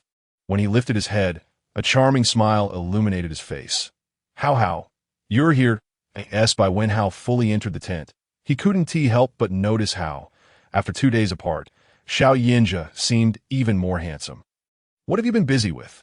he asked. "It's nothing, just wrapping things up," Xiao Yinja replied, extending his hand. Bai Wenhao obediently stepped closer, allowing Xiao Yinja to pull him into an embrace. With a contented sigh, Xiao Yinja murmured, How, I've missed you so much these past 2 days. Please don't leave tonight." "All right." Contemplating the sight of his brother with Gao faming, Bai Wenhao felt a surge of irritation. Are you doing this on purpose? What do you mean? Did you intentionally assign my brother to manage the supplies? Xiao Yinjia playfully poked his nose. How can you accuse me like that? Supplies are of paramount importance to a team. You should know this as well. They ought to be entrusted to someone reliable, that I've long suspected that old Liu is untrustworthy. But by giving this task to my brother, aren't you setting him up to offend people? How? You must trust your brother that he is capable of distributing supplies efficiently without error. You think such a person would be a mere pushover? Xiao Yinjia teased, squeezing the soft flesh at Bai Wenhao's waist. Your brother may just be a bit slow on the uptake. Once he figures it out, Gao faming will be at his mercy. Just wait and see. Bai Wenhao pouted, feeling as if his brother was being led astray. Maybe the cabbage is willing to be trampled by the pig? Perhaps the cabbage does enjoy such treatment. You shouldn't meddle in their affairs too much. Be careful your brother doesn't get annoyed with you. My brother wouldn't mind. Hey, where are you touching? How? I really missed you. No, I've already said that as long as we're in the caravan, we absolutely cannot engage in inappropriate behavior. Otherwise, I'll go sleep with my parents. How old are you to still be running to your parents? Isn't that embarrassing? Fine. I want to do anything that I'll behave. Just 5 minutes after they lay together, Xiao Yinjia's hand began to wander. Bai Wenhao, feeling exasperated, seized his hand. Didn't you say you wouldn't do anything? Take your hands away from me, can't I just touch a little? Chapter 45. What is wrong with you? Bai Wenhao firmly slapped his hand away, then declared, I'm leaving. Xiao Yinjia restrained him. All right, I'll just sleep then. Alas, some people are truly heartless. 2 days without seeing each other, and I can't even touch you. Sigh. Bai Wenhao chuckled helplessly, settling into his embrace, his voice low. This tent offers no sound insulation. Does it not feel embarrassing for a grown man to be so easily riled? You've hit the nail on the head. I indeed can't endure it. Xiao Yinjia rolled over, positioning himself atop Bai Wenhao. Bai Wenhao gasped, Xiao Yinjia. Every time he resisted in this regard, it proved futile. Having experienced it once, Bai Wenhao had developed a craving for it. Although they did not reach the final act, it alleviated their immediate tensions. While others remained oblivious to the events within their tent, one individual had been closely observing their movements. Chunyu had remained on the fringes of the group since joining. Shying away from social interactions, he seemed indifferent to the need for sustenance, and even those who might have approached him were deterred by his cold demeanor. This night it fell, and others rested. Those on night watch patrolled, leaving only Chunyu outside, clad in light clothing, seemingly unfazed by the chill, his gaze fixated on the distant tent, his expression inscrutable as if plotting something. The following morning, the teams gradually returned, except for the one led by Sun Xinyang, which had yet to arrive as midday approached. Sun Xinyang's team was considered the weakest, comprising mostly novices who had just begun practicing their physical training. Including Li Luan, Bai Wenhao felt a twinge of anxiety, especially since Sun Xinyang was Xiao Yinjia's cousin. After some discussion, Xiao Yinjia resolved to take Bai Wenhao deeper into the town to investigate. The two quickly set off in their vehicle towards the direction Sun Xinyang had taken, soon entering the ravaged town. Bai Wenhao gazed out at the desolate landscape, feeling an unexpected sense of acceptance towards the devastation. He realized that he might not witness such ruin in the future. The next time he saw this place, it could be transformed, blanketed in greenery. What's wrong? Bai Wenhao shook his head. It's nothing. I just feel like I'm becoming increasingly accustomed to this world. Xiao Yinjia, one hand on the steering wheel, reached over with the other to grasp Bai Wenhao's hand. You're mine. So of course you belong to this world. Don't even think about leaving. Otherwise, I'll bring you back no matter where you hide. Bai Wenhao chuckled. You think you can traverse time and space? Who knows? Just don't entertain thoughts of escape. Bai Wenhao shot him a helpless glance before turning back to the window, murmuring, I've already placed you in my heart. Where could I possibly run to? Suddenly, the sharp screech of brakes pierced the air, attracting a few zombies. Bai Wenhao, exasperated, exclaimed, Are you out of your mind? With a gleeful expression, Xiao Yinjia lunged at him, pinning Bai Wenhao against the seat. How? Are you serious? Is that really true? Say it again. Bai Wenhao glanced outside, noticing the zombies closing in, and sighed, Yes, it's true. Even in death, I'll be buried with you. Now, can we please get moving? Xiao Yinjia planted a fierce kiss on his lips. If it weren't for the circumstances, I would have taken you right here and now. Turning around, he settled back into the vehicle, starting the engine and driving straight over the corpses of the zombies. Bai Wenhao rolled his eyes, muttering something under his breath. Along the way, he attempted to contact Sun Xinyang via satellite phone, but the signal was intermittent and he could not discern much of the conversation. The only certainty was that they should be safe for the moment. With their safety assured, the two of them continued their journey, gathering supplies as they went. Bai Wenhao accepted everything without hesitation, collecting all manner of items into his storage space. No one knew how long the apocalypse would last, and these supplies would inevitably prove useful. Given the prolonged duration of the apocalypse, the amount of practical resources that remained was likely dwindling. Thus, Bai Wenhao decided to store everything he could find in the system space. Upon locating Sun Xinyang's team, they discovered the group was engaged in combat with zombies. The ordinary people fought valiantly, but it was evident they were running out of stamina. The arrival of Xiao Yinze and his companions swiftly turned the tide of the battle. Xiao Yinze planted his foot on a tire and summoned Sun Xinyang and Ling to him, his expression far from pleasant. What happened? Sun Xinyang flashed a smile at Xiao Yinze and nudged Ling with his elbow. You explained it. Ling lowered his head, looking contrite. Captain Xiao, this is our first time experiencing the benefits of body refinement techniques in fighting zombies. And we got a bit carried away, losing track of time. Bai Wenhao furrowed his brow and asked, were there any casualties? Sun Xinyang quickly waved his hands. No, really there were none. Bai Wenhao shot a glance at Xiao Yinze and said, we'll discuss this later. Xiao Yinze then kicked Sun Xinyang in the stomach, sending him flying that you're a soldier. Don't you understand this? If you can't even control such a minor situation, you don't deserve to be a soldier. Ling was startled, frozen in place. Although he was somewhat afraid of Xiao Yinze, he had never witnessed his fury at such close range, his hands trembling as he feared that the next kick might land on him. Sun Xinyang clutched his stomach, struggling to stand at attention. I understand my mistake. Bai Wenhao felt a pang of sympathy. That had been quite a solid kick that he approached Xiao Yinze, patting his shoulder. Let's head back. The zombies might surround us again soon. When we return, you will reflect on this. You will run behind the vehicle, and you too, both of you, Xiao Yinze directed at Sun Xinyang and Ling. Yes. Bai Wenhao noticed the genuine anger in Xiao Yinze this time and refrained from further persuasion.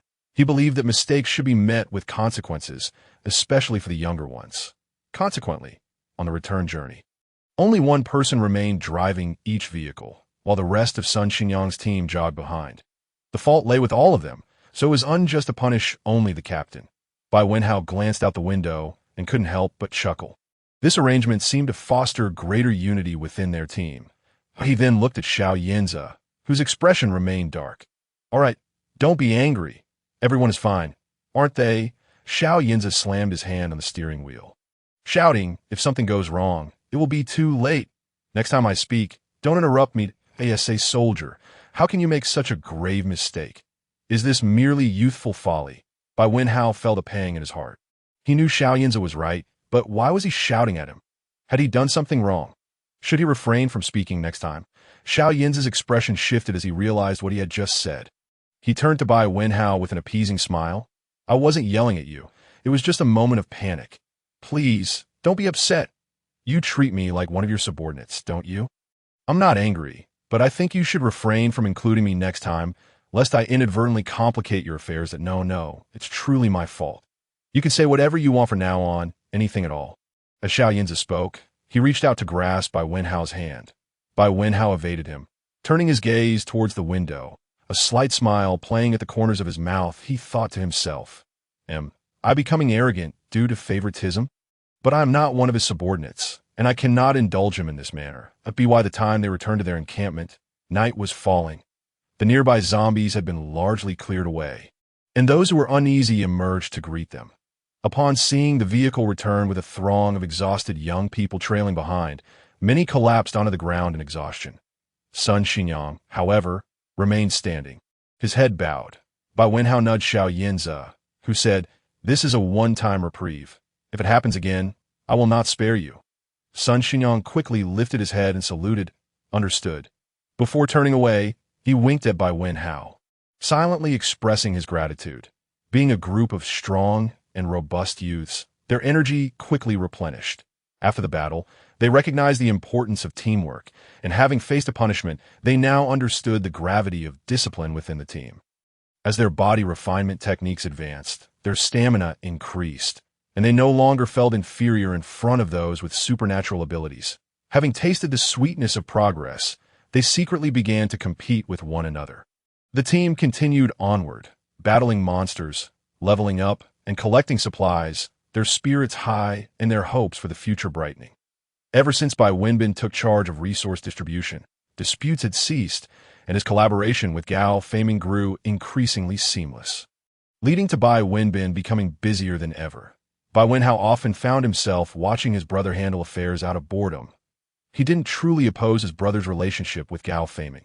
He merely disliked the way Gao Feiming seemed to dominate his gentle brother. "Brother, what do you really think about Gao Feiming?" Just as Bai Wenhao was about to step into the tent, Gao Feiming abruptly halted his movement. Chapter 46. Surrounded by Wenbin's face flushed. "What do you mean?" Bai Wenhao rolled his eyes. "Brother, you can't possibly think I am unaware of what is going on between you and him. Given what has transpired, he is relentlessly pursuing you. So, what are your true feelings?" Bai Wenbin sighed. Putting down the documents in his hands, "I have some different feelings for him, but I'm uncertain whether it's genuine affection or merely a byproduct of that night. So I wish to take it one step at a time." People say that women easily fall for the man who takes their virginity. You're precisely that type of person that in your heart, a connection has been formed that if you were to be with someone else, it would feel like betrayal. From your perspective, Gao Feiming might have planned this all along. Otherwise, what a coincidence it is that he was there. But this is your private matter, and I cannot interfere too much. Now I know what to do. Brother, you keep busy. I'm going to check on Mom and Dia. As Bai Wenhao reached the entrance, he pulled back the tent flap and spotted Gao Feiming. He always felt as though his brother was being taken from him. And with a tone that was less than amiable, he said, "You'd better not do anything to hurt my brother. Otherwise, I won't spare you." Gao Feiming grinned. "You can wait and see." Bai Wenhao, with an air of arrogance, lifted his chin and walked away. After chatting with my father and my mother for a while, he stepped out of their tent and gazed at the hazy moonlight above that it seemed that since the apocalypse. The sky had always looked like this, as if shrouded in a layer of something, reminiscent of the smog before the end times. Tightening his coat around him, he walked towards his own tent. Thinking of the man who was surely waiting for him, that a smile crept onto his lips when suddenly a figure blocked his path. Bai Wenhao halted, squinting to see, and upon recognizing the person, he quickly took 2 steps back. That it was better not to wander around at night. Chinyu smiled. "Aren't you just roaming around as well?" Bai Wenhao regarded him warily. "Do you need something from me?" Chinyu feigned a look of grievance. "Why do you always suspect me? You know I would never harm you." As he spoke, he reached out to grab Bai Wenhao's arm. Bai Wenhao stepped back once more, firmly halting him. "I don't know what your intentions are in staying with the group. You don't need to keep pretending to be pitiful in front of me. That we both know what kind of person you are." "I send this exhausting." Chun Yu's expression instantly turned blank, his eyes darkening. "I thought you liked this." Bai Wenhao was weary of engaging with this overly dramatic youth. He felt drained and had no interest in deciphering Chun Yu's current thoughts. "I'm tired. I'm going to sleep now. You should head back early too." Chun Yu smiled again, seemingly reverting to the innocent youth he once was. "So, you do care about me. How did I go to sleep now?" After speaking, he turned and walked towards his tent. Bai Wenhao stood there, utterly bewildered. This was the fastest transformation he had ever witnessed in someone's demeanor. One moment a devil, the next an angel. Chun Yu was truly a ticking time bomb, and it was impossible to predict when he might act out. Perhaps it would be wise to assign a few more people to keep a watchful eye on him. Xiao Yinjia was reclining against his bedding, engrossed in a book. Upon seeing Bai Wenhao enter with a dejected expression, he set the book aside and waved him over. "Hao, come here." Bai Wenhao obediently approached and lay in his embrace, recounting the events of the evening. This, perhaps, was the nature of love between partners. Xiao Yinjia listened quietly, unfazed by his complaints, finding instead a certain sweetness and warmth in the moment. "So, you're not going to deal with your brother's situation?" Xiao Yinjia inquired. Bai Wenhao replied tersely, "I'm done with it.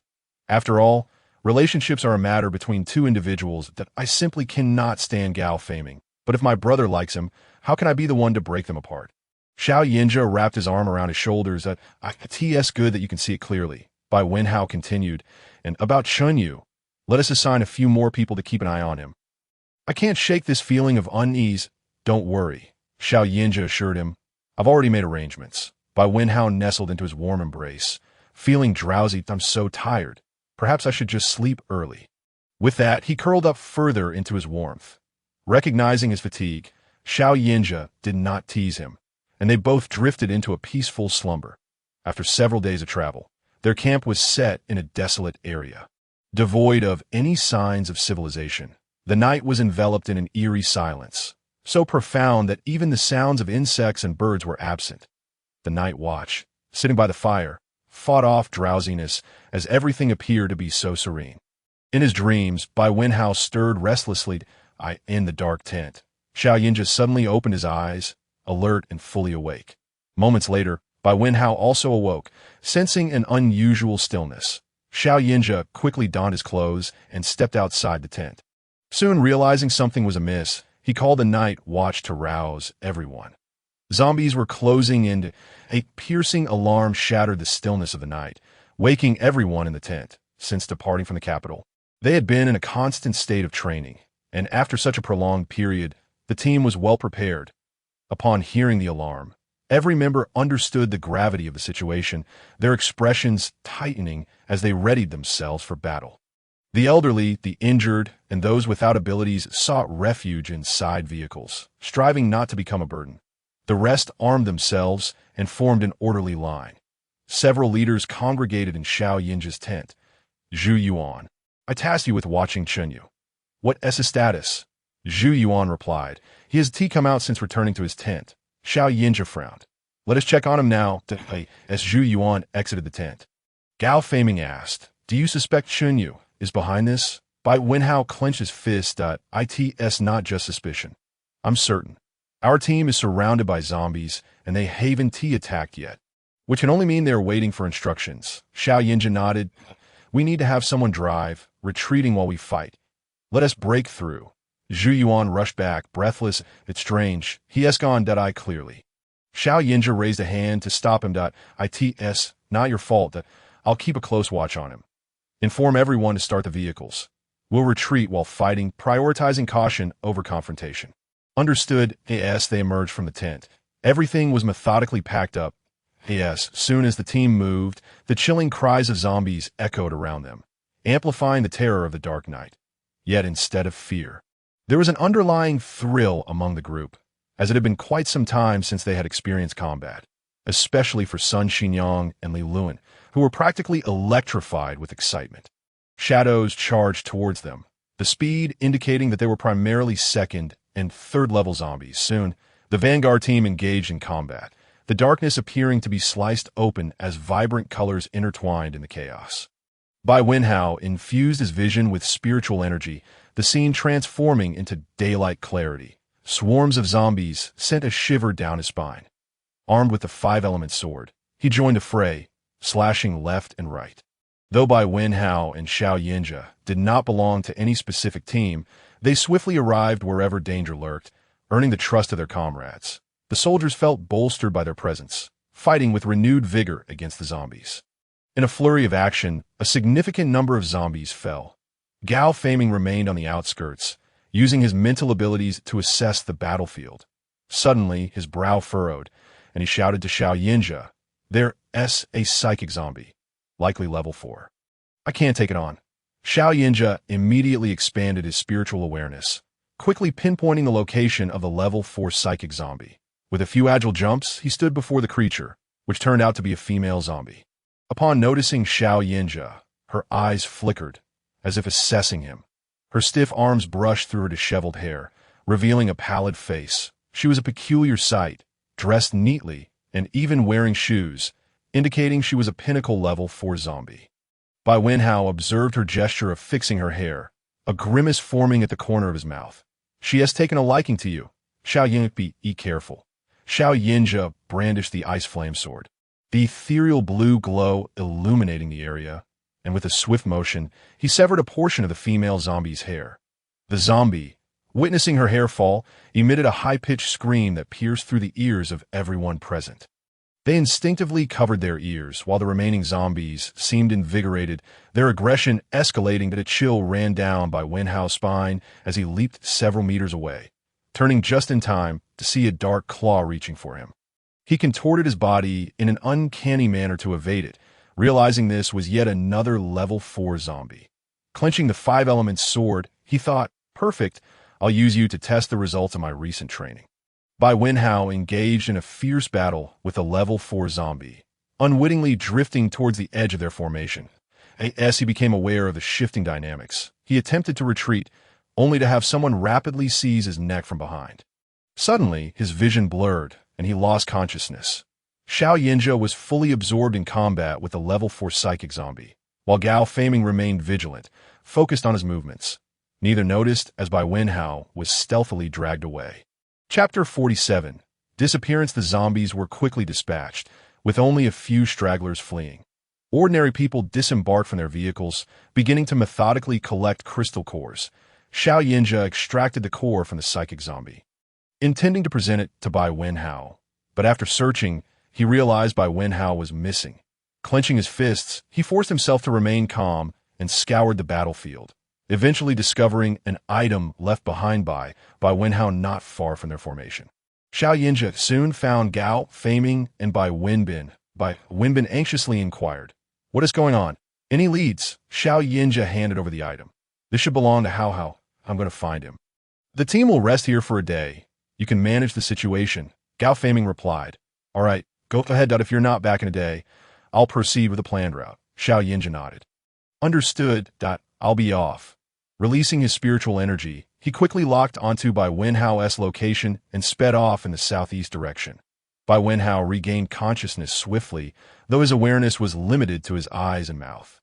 His body was numb, likely due to some drug administered prior to his unconsciousness. The most disconcerting realization was that he was being carried on the shoulder of a zombie, speeding forward, straining to look ahead. He caught sight of the petite figure of Chunyu. The dawn was breaking. Had he really been carried by a zombie all night? Bai Wenhao felt jostled and called out, "Chunyu, make it put me down." Chunyu halted, flashing an innocuous smile. "Wenhao, I didn't expect you to wake up so soon." He waved his hand, and the level 4 zombie obediently set Bai Wenhao down.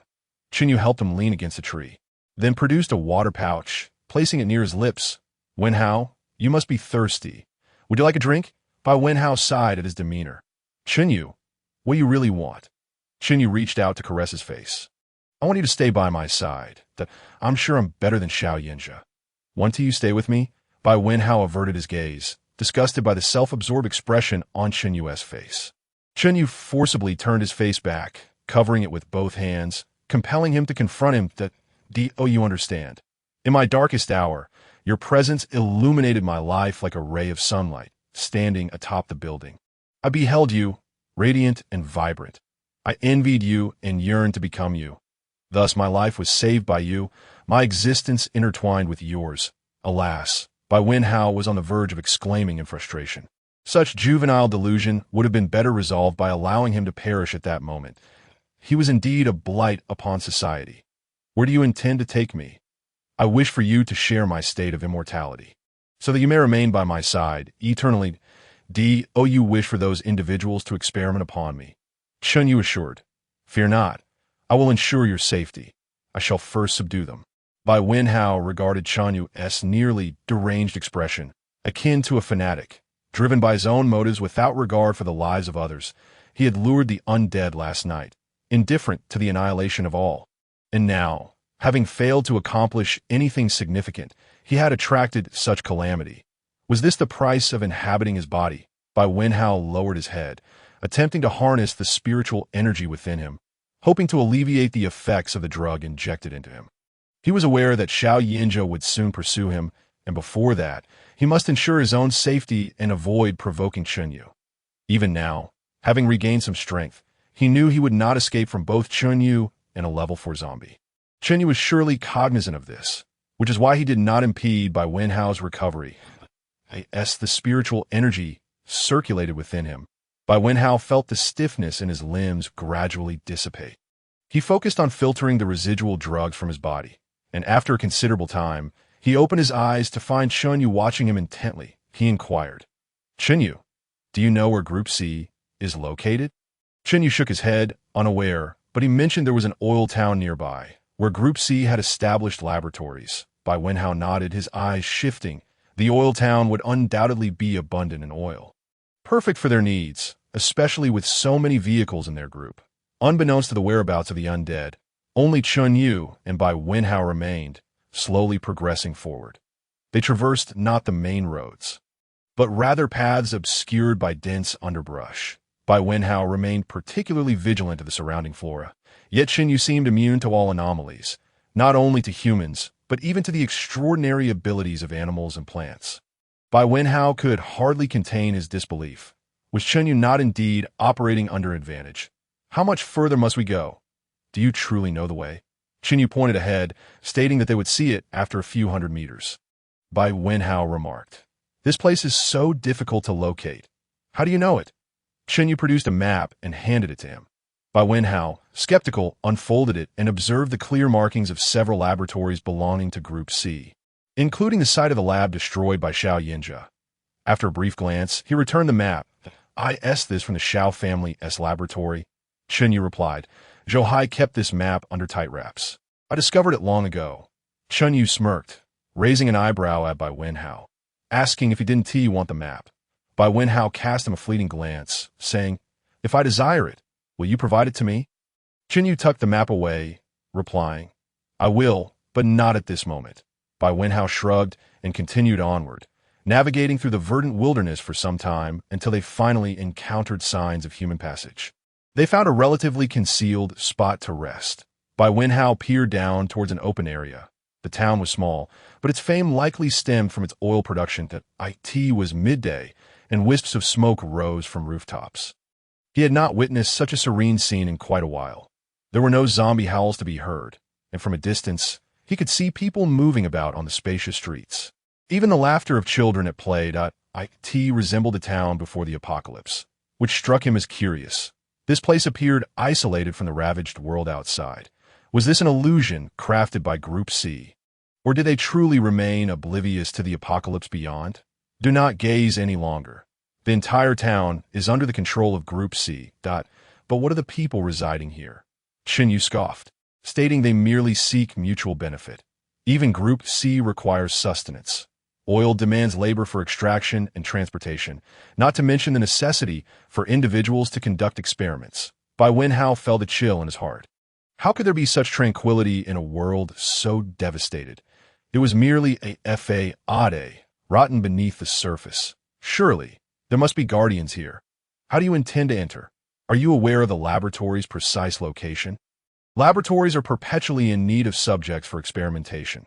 Chunyu rose, asking if Bai Wenhao was ready. Bai Wenhao also stood, casually brushing off his waist, which Chunyu noticed. "What is it?" "Just a couple of leaves." Chunyu glanced at his waist again, suggesting it was time to depart. The two boldly approached the town's entrance. Children playing in the town square quickly spotted them, and one dashed into the town, presumably to alert others that a few children surrounded them. And Bai Wenhao asked, "Why are you not at home for lunch on such a sunny day?" One child began to respond, but an older one silenced him with a playful nudge, cheerfully saying, "We already eaten and came out to play." Bai Wenhao smiled and nodded, but before he could inquire further, a man and a woman approached briskly, their attire suggesting they were locals. Their gait and the sharpness in their eyes indicated they were not ordinary individuals. The man and woman soon stood before them, subtly assessing one another. Noticing Bai Wenhao and Chunyu were well-groomed and showed no signs of distress, they surmised that these two were certainly not common folk. Even if they were not endowed with powers, they possessed some capabilities. The man smiled, inquiring, "From where do you hail? Our town does not permit strangers to enter." Bai Wenhao feigned a troubled expression, gesturing toward Chunyu. "My brother is ill. We inadvertently stumbled into this place, and surely you are aware of the chaos outside. Could you kindly shelter us for a few days? Once my brother recovers, I promise we shall leave immediately." Chunyu's pale visage revealed he was far from healthy, leaning slightly towards Bai Wenhao, who subtly furrowed his brow and instinctively supported him. Please, I beg of you. My brother cannot endure much longer.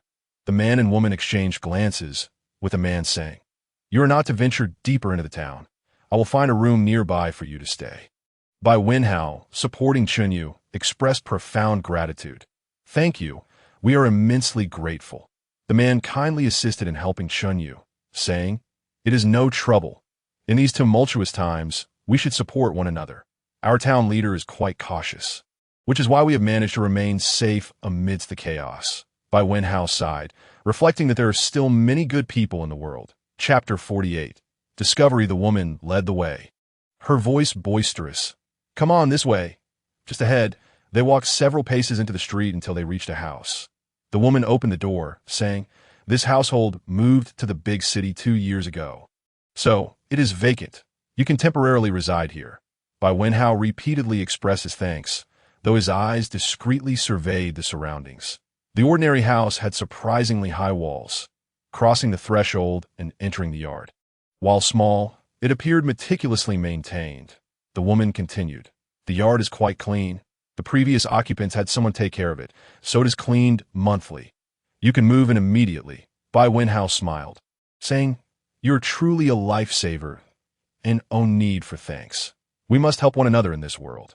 You haven't eaten yet, have you? I will prepare something for you. With that, the woman exchanged a glance with the man and turned to leave. The man and Bai Wenhao supported Chunyu into the house, which looked like a traditional structure with 3 open rooms, yet it was impeccably tidy. Brother, allow me to assist him, for my sibling has always been frail, enduring numerous brushes with death in this chaotic world. That I am deeply grateful to you. Together, they helped Chunyu onto the bed, and Bai Wenhao retrieved a pack of biscuits from his backpack, offering, I do not possess much, but please accept this small gift. The man pushed the biscuits back with a smile. Here, we lack nothing. Feel free to stay. Thank you. This biscuit will be good for the children. Bai Wenhao insisted, pressing the biscuits into the man's hands. After a brief exchange of insistence, the man accepted. I shall check if my wife has prepared breakfast. Once ready, I will bring it to you. Once the man departed, Chunyu sat up in bed, a teasing glint in his eyes as he regarded Bai Wenhao. I did not expect you to be the better actor. Bai Wenhao sat on the adjacent chair. Devoid of the talent you possess, that is inherent to you. Chunyu shifted slightly on the bed towards him, inquiring, Wenhao, why are you always so hostile towards me? Bai Wenhao rolled his eyes internally, thinking, here we go again. He steeled himself to contend with the two of them. Suddenly, Chunyu sprang to his feet, pressing his hands on either side of the chair, effectively cornering Bai Wenhao, looking down at him from a height. Chunyu, who was rather diminutive, standing at less than 1.70 meters, appeared incongruous in this posture. Bai Wenhao frowned. What are you doing? Are you in need of medication? Chunyu's eyes instantly darkened. Bai Wenhao, do not repeatedly challenge my patience, or I shall effortlessly turn you into my puppet. Bai Wenhao met his gaze. Was it not you who initiated this? Chunyu's eyes swiftly returned to normal as he stood, still the picture of a frail, beautiful youth, extending his pale fingers to caress Bai Wenhao's face. Wenhao, I assure you, I will never allow you to escape. With Bai Wenhao's presence, Chunyu felt a flicker of warmth in his otherwise icy heart. He was reluctant to let this light fade, for it was the only semblance of humanity he felt. Bai Wenhao placed one hand on his waist and pushed Chunyu away. Someone's coming. Chunyu immediately reclined back onto the bed, while Bai Wenhao rose to greet the newcomers. That a man and a woman entered, each carrying 2 food containers. The man remarked, time is a bit tight, so please make do with this. He then set out 2 small dishes and rice from the containers onto the table. The woman added, you can start eating. Once you're done, just leave the bowls and chopsticks here, and I will collect them shortly. Bai Wenhao's expression was one of gratitude, and after expressing his thanks profusely, the man and woman departed. Chunyu stood, surveying the meager meal, and with a flick of his hand, he poked at it. What is this rubbish? Bai Wenhao glanced at the food. Though it was not particularly appetizing, in this apocalyptic world, it was a rare delicacy. However, it was evident that the food had been tampered with, and Bai Wenhao proceeded to deal with it accordingly. Approximately an hour later, the man and woman returned to the courtyard, deliberately creating a loud commotion. Noticing no one emerged, they paused at the door to listen. The interior remained silent, A triumphant smile spread across their faces as the man declared, "Next month's rations are secured." Before long, the duo fetched an old-style cart, unceremoniously tossing the unconscious Bai Wenhao and Chunyu onto it. One pulled while the other pushed, making their way deeper into the town. Bai Wenhao extended his spiritual energy outward, observing the surrounding terrain and memorizing the route. The town was indeed sparsely populated, likely due to many having transformed into zombies or being taken to laboratories. As people watched the couple drag two strangers through the streets, some wore expressions of envy, while others showed jealousy. Yet, no one dared to approach, intimidated by the couple's evident strength, in a place unseen by others. A wisp of white spiritual energy floated along the street, ascending into the air to reveal the entire town's layout. It gave the impression of a hidden paradise nestled within the mountains. The town predominantly featured two-story buildings. If one disregarded the vacant stares of the inhabitants, the quaint paths, the tinkling bells hung at doorways, and a small stream flowing through the town, along with bridges exuding an ancient charm, all painted a picture of idyllic beauty. This place must have once thrived. It was a destination for travelers before the apocalypse. Turning his gaze to the vast plains in the distance, Bai Wenhao was suddenly struck with excitement as numerous oil rigs came into view. This could yield an immense supply of oil. A thread of faint blue spiritual energy shot from Bai Wenhao's waist into the air, swiftly approaching the white wisp of energy. The white energy seemed to sense something, cautiously shifting aside. The blue energy wriggled in a display of reluctance, primarily because Bai Wenhao feared that Xiao Yinza might attempt something unspeakable at this moment. Ultimately, the tail of the white energy curled slightly, ensnaring the blue energy, intertwining them together. The blue energy reluctantly settled down, and the two strands of energy coiled together, hovering above Bai Wenhao's head. Soon, the man and woman halted before a wall at the center of the town. After pressing a hidden mechanism, the wall gradually parted, revealing a large metallic door behind it. The man approached and rang the doorbell. After a long wait, a small door opened, and a figure clad in a white coat emerged. He glanced at the two individuals on the cart, a smirk forming on his lips. "This batch appears promising. Bring them in." The man in the white coat rapped twice on the metallic door, which then slowly rose, unveiling a long metallic corridor. The man and woman merely set the cart down and lifted Bai Wenhao and Chunyu to the entrance of the corridor before retreating. Shortly thereafter, another individual arrived, carrying 2 bags of rice, which he carelessly tossed at their feet before retreating into the metallic door. The door closed behind him, and the man muttered a few curses under his breath, hastily loading the rice onto the cart before the pair departed. The person carrying the rice was tall and robust, effortlessly lifting both Bai Wenhao and Chunyu under his arms as he strode towards the end of the corridor. Bai Wenhao dared not open his eyes. He initially intended to reassure the man, but upon entering the corridor, his spiritual energy abruptly retracted into his dantian, making it impossible to summon it again. Meanwhile, Xiao Yinza's energy remained barred outside, suggesting that this corridor, like the wall of the Xiao family, possessed a barrier against spiritual detection. The burly man tossed them carelessly onto the floor of a room, leaving Bai Wenhao face down against the cold surface, mentally cursing. The room was brightly lit, and Bai Wenhao sensed the breathing of several individuals within. He pondered what their intentions might be. Would it not be more comfortable if you both stood up to converse? A woman seated at a table remarked, observing the two on the floor. When they remained unmoving, she continued, "I know neither of you has been compromised. The moment you entered the town, your identities were already under investigation. There's no need for pretense." Bai Wenhao's eyes widened in realization. Had they known all along? He slowly rose, surveying his surroundings. The spacious room contained only a table, behind which sat a stunning woman, flanked by 8 armed guards, creating an unmistakable atmosphere of an interrogation room. Chunyu also stood up leisurely, sneering at the woman. "It's you."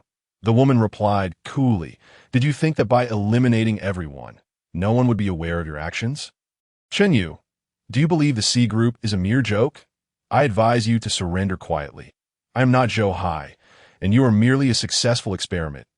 If it succeeded once, it can succeed 100 times.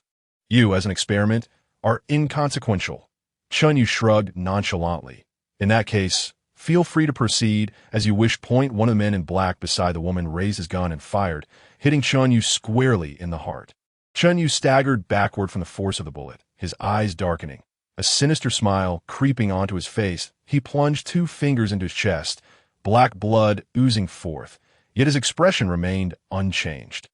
He withdrew his fingers, revealing a black bullet head, which he let fall to the floor with a sharp clink. Bai Wenhao's eyes twitched at the sight, feeling a pang of sympathy for Chunyu. The woman shook her head, a smile playing on her lips. Impressive. Indeed, a successful experiment. But I wonder, if I were to sever your head, would you be able to regenerate? Chunyu maintained his indifferent demeanor, replying, well, that would require you to possess the ability to sever my head in the first place. The woman then turned her gaze to Bai Wenhao, her eyes flashing with interest. What a lovely young boy you are. She said to Chunyu, I wonder if you can keep him safe, or are you simply handing him over as a gift? Chunyu scoffed, his voice icy, as long as I am here. None of you will lay a finger on him. Chapter 49. The black gold woman, of course, did not believe Chunyu's words. She was well aware of his capabilities, yet the boy, based on the records, was merely an ability user. Once inside, he would be an ordinary person. Observing his calm demeanor, she harbored doubts. Could this youth possess a secret of his own? The woman had exhausted all her patience. A small door behind her creaked open, and the chair beneath her seemed to be equipped with wheels, swiftly retreating. The group of men clad in black began to approach them slowly. Bai Wenhao and Chunyu stepped back, only for the door behind them to swing open once more. The hulking figure of a man strode through the entrance. Bai Wenhao appraised him, noting that he stood at least 2 meters tall, his robust physique resembling a small mountain, exuding an overwhelming aura of intimidation. The giant man charged directly towards Bai Wenhao, and as he moved, it felt as though the very building trembled with his momentum. Bai Wenhao quickly retreated, pushing off the wall to perform a flip in mid-air, landing deftly behind the massive man. But he realized that without his spiritual energy, it would be futile to confront him directly. Fortunately, his body refinement techniques still remained intact. The 5 elements sword materialized in his hand. Though lacking the enhancement of spiritual energy, he would have to rely on his agility. The 8 men in black surrounded Chunyu, their guns beginning to unleash a barrage of fire upon him. Bai Wenhao, hearing the gunfire, found himself questioning whether Chunyu might be turned into a sieve. Yet amidst the onslaught, Chunyu, seemingly unaffected, wore a look of exhilaration. His feet moved swiftly, his eyes turning pitch black, and his fingers with nails darkened, elongated ominously.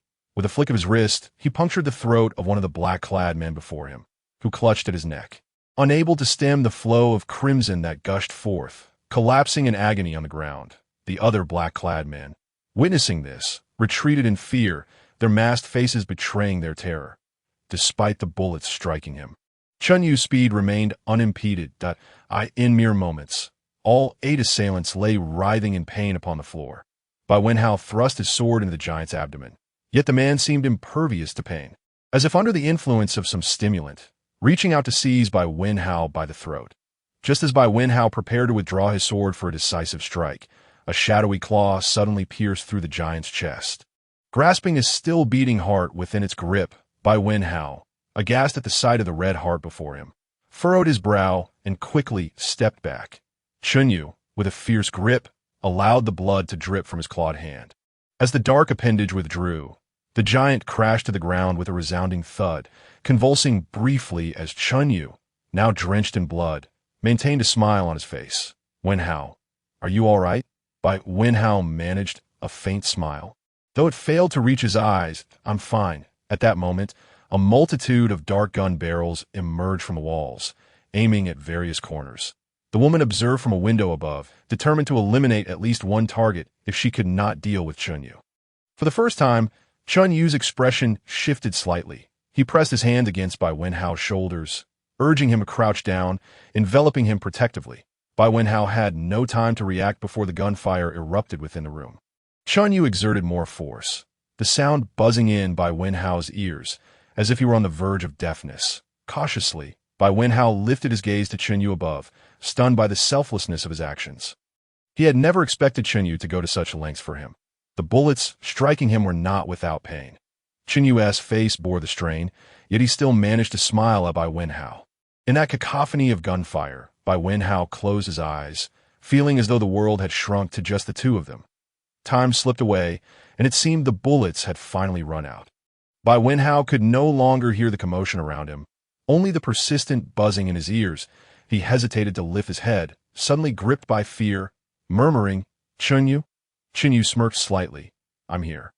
You see, I can't protect you." Bai Wenhao found himself at a loss for words. Every expression seemed inadequate. Finally, he whispered two words, "Thank you." Chen Yu stood, and Bai Wenhao steeled himself before opening his eyes. Upon witnessing Chen Yu's battered state, his eyes welled with tears. Chen Yu's figure blurred before him, resembling a shadow of a man. Hardly recognizable, he choked back a sob. Just then, the woman's voice echoed from above, filled with fury, as she ordered her men to fetch heavy weaponry. Chaos erupted above, and through the small window, Bai Wenhao caught sight of Xiao Yin's silhouette. A wave of relief washed over him as he brandished the five-element sword and rushed to the door, delivering powerful strikes that shattered the locks, despite the absence of spiritual energy. Turning back, he supported Chen Yu, declaring, "Let us go. I'll get you out of here," with the remnants of bullets still lodged in Chen Yu's body. Recovery would take time. Bai Wenhao hoisted him up, dragging him through the door just as Xiao Yinza arrived, understanding the situation upon seeing Bai Wenhao unharmed and Chen Yu in such a state. Without hesitation, he lifted Chen Yu onto his back and dashed towards the corridor, Bai Wenhao following closely behind. Numerous black-clad men surged from all directions, their weapons firing wildly in their direction. The two wielded their spiritual artifacts. Deflecting the onslaught of bullets, as they neared the end of the corridor, an unexpected turn of events unfolded. Chen Yu, eyes dim, slowly opened them, his other uninjured hand's darkened nails extending menacingly as he lunged toward Xiao Yin's neck. Bai Wenhao's heart raced. He turned just in time to witness this horrifying scene.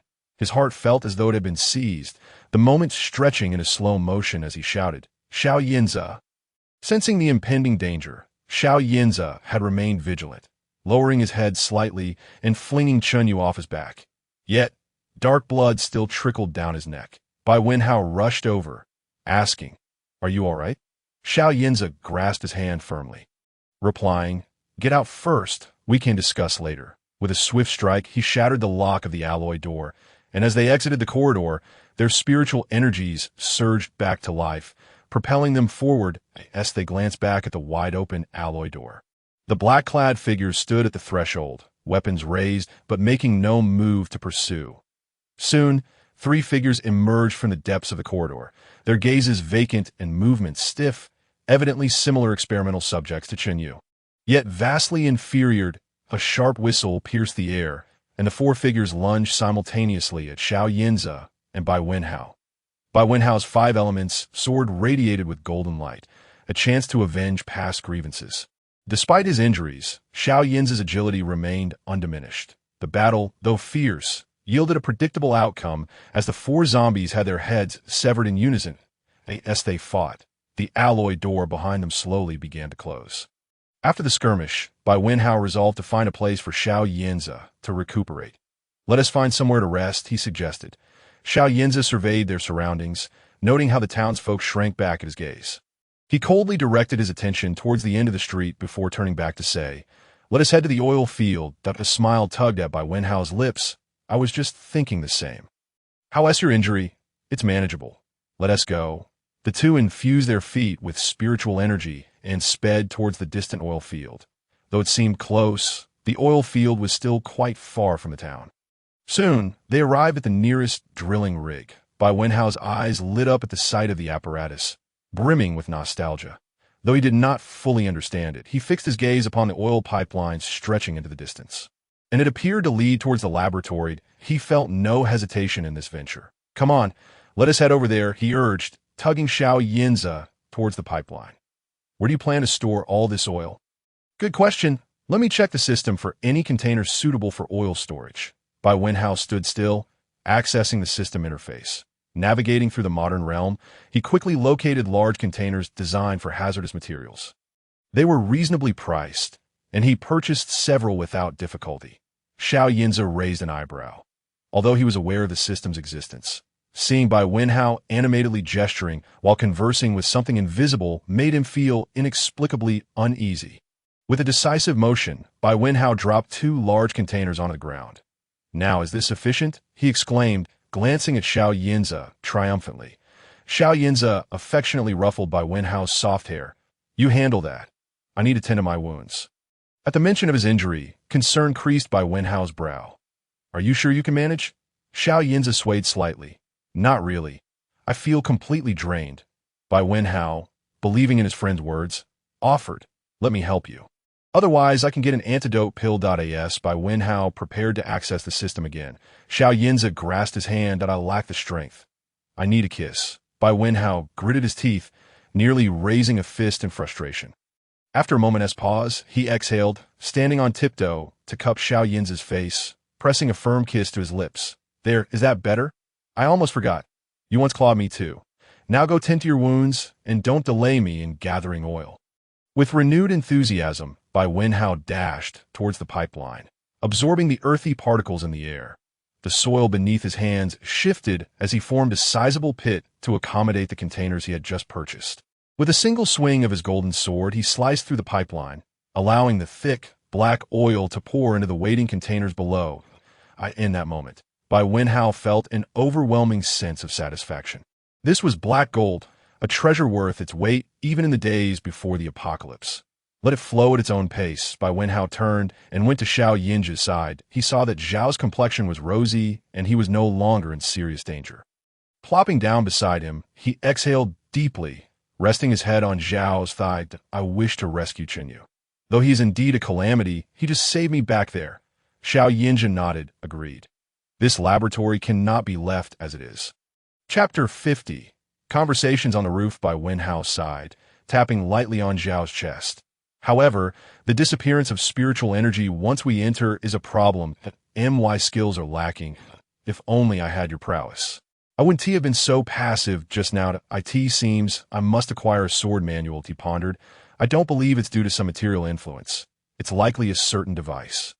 "Do you think if we cut off the laboratory's power supply, it would work?" Xiao Yinza toyed with Bai's fingers. "We're thinking along the same lines." Bai Wenhao chuckled softly, turning his head slightly and closing his eyes. "Ah, this feels so comfortable." Xiao Yinza felt a warmth in his lower abdomen. His body stiffened momentarily, and he realized the situation. Bai Wenhao's eyes flew open, sitting upright and glaring at Xiao Yinza. "Seriously?" Xiao Yinza looked down, his expression one of grievance. How? Get lost." Bai Wenhao stood up to inspect his oil drum, exasperated with the and no matter the time, he could be like that. Ignoring him, he stared blankly at the oil. The large drum he purchased was more than twice the size of standard one, and he had bought several in one go. His team would never have to fear a shortage of oil again. The two took a moment to rest before heading back. They stood openly before the laboratory door, fully aware they were being watched. Bai looked up, noting the entire laboratory was enclosed. "Let us check the roof. There must be ventilation ducts." They leapt gently to the rooftop, and not far ahead, they indeed discovered numerous ventilation openings. Xiao Yinza sent a wisp of spiritual energy into one of the ducts. The ducts connected to one another, creating a vast network, but after traveling a short distance, he withdrew his energy, stating, "As soon as you enter the laboratory's base, the spiritual energy vanishes." Bai Wenhao remarked, "It appears this is specifically designed to guard against ability users. We cannot just rush in. Who knows how many zombies are inside? Why not blast it with the laser cannon?"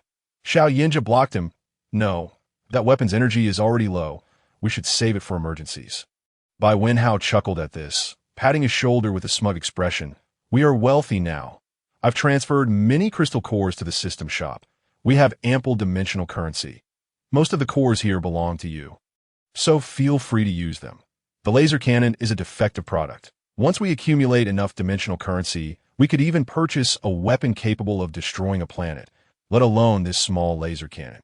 A glimmer of excitement flashed in Xiao Yinza's eyes. "Really?" He found it hard to believe. "Before the apocalypse, who would dare bully our nation? Why would I lie to you? These weapons come from the interstellar dimension." Xiao Yinza was visibly astonished. He had not expected that. Bai Wenhao explained, My system is a dimensional one. The things we cultivate come from the cultivation dimension, and the weapons are from the interstellar dimension. The devil fruit you once ate came from the beastman dimension, and there are many others I have yet to explore. Each dimension has its unique specialties. Crystal cores are a specialty of our post-apocalyptic world and are valuable in the dimensional system. However, weapons from the interstellar dimension are incredibly expensive. The cheapest ones are from dimensions similar to ours before the apocalypse. Xiao Yinja suddenly asked, "So you come from the modern dimension?" Bai Wenhao paused, then nodded. "What is it like there?" "Not much different. Our world is similar, though it leans more towards the time before your apocalypse." Xiao Yinja hesitated, asking, "What do you mean by crossing into a book?" At this question, Bai Wenhao's pupils widened in surprise. When did he find out? It must have been when he eavesdropped on his thoughts earlier, but it didn't matter now. You should be able to accept anything, right? Xiao Yinja's expression turned serious. "Tell me." Bai Wenhao smiled before saying, "The events unfolding in this world mirror the content of a book I once read in the modern era, with characters that are identical." Now, it was Xiao Yinja's turn to be astonished. "Are you saying I'm a character in that book?" Bai Wenhao nodded. "Not just you. I am as well. Initially, I knew the story's direction. That's why you wanted to leave." "Yes. Does it affect your life?" "Yes. And what about me?" Bai Wenhao stared in his eyes, his gaze faltering slightly as he slowly replied, "You only appeared 3 times in the book, Ditto. I thought I would be the protagonist." "So the main character is my brother?" "Exactly." After hearing this, Xiao Yinja shook his head with a smile. "I don't believe this is a world from a book. I have a complete life experience and know exactly what I am doing." Below them lay the tormenting laboratory, yet the two sat side by side on the rooftop, chatting. Bai Wenhao leaned against Xiao's shoulder. "I feel otherwise that I know you are a real person, with flesh and blood. It doesn't matter if this is a world from a book. It is still a world. There are wonders in this vast universe. Besides, I have strayed far from the original plot. In the book, I would probably be nothing but bones by now, devoured by zombies." Xiao Yinja wrapped his arm around Bai's shoulders. "This is our world. I will protect you well and ensure you come to no harm." Bai Wenhao nestled closer. "I know. You've always done so. Sigh. I, a straight man, have been turned like this by you, and no one has ever treated me so well. It is my greatest weakness with you." "That means my charm is great." "Nonsense. There is no one more narcissistic than you." As dusk approached, Bai Wenhao rubbed his stomach. "I'm hungry. Shall we get something to eat first?" After chatting for so long, the enthusiasm to destroy the laboratory has faded. All right, the two returned to the earlier oil field, where Bai Wenhao collected the filled oil drums, replacing them with another large one below.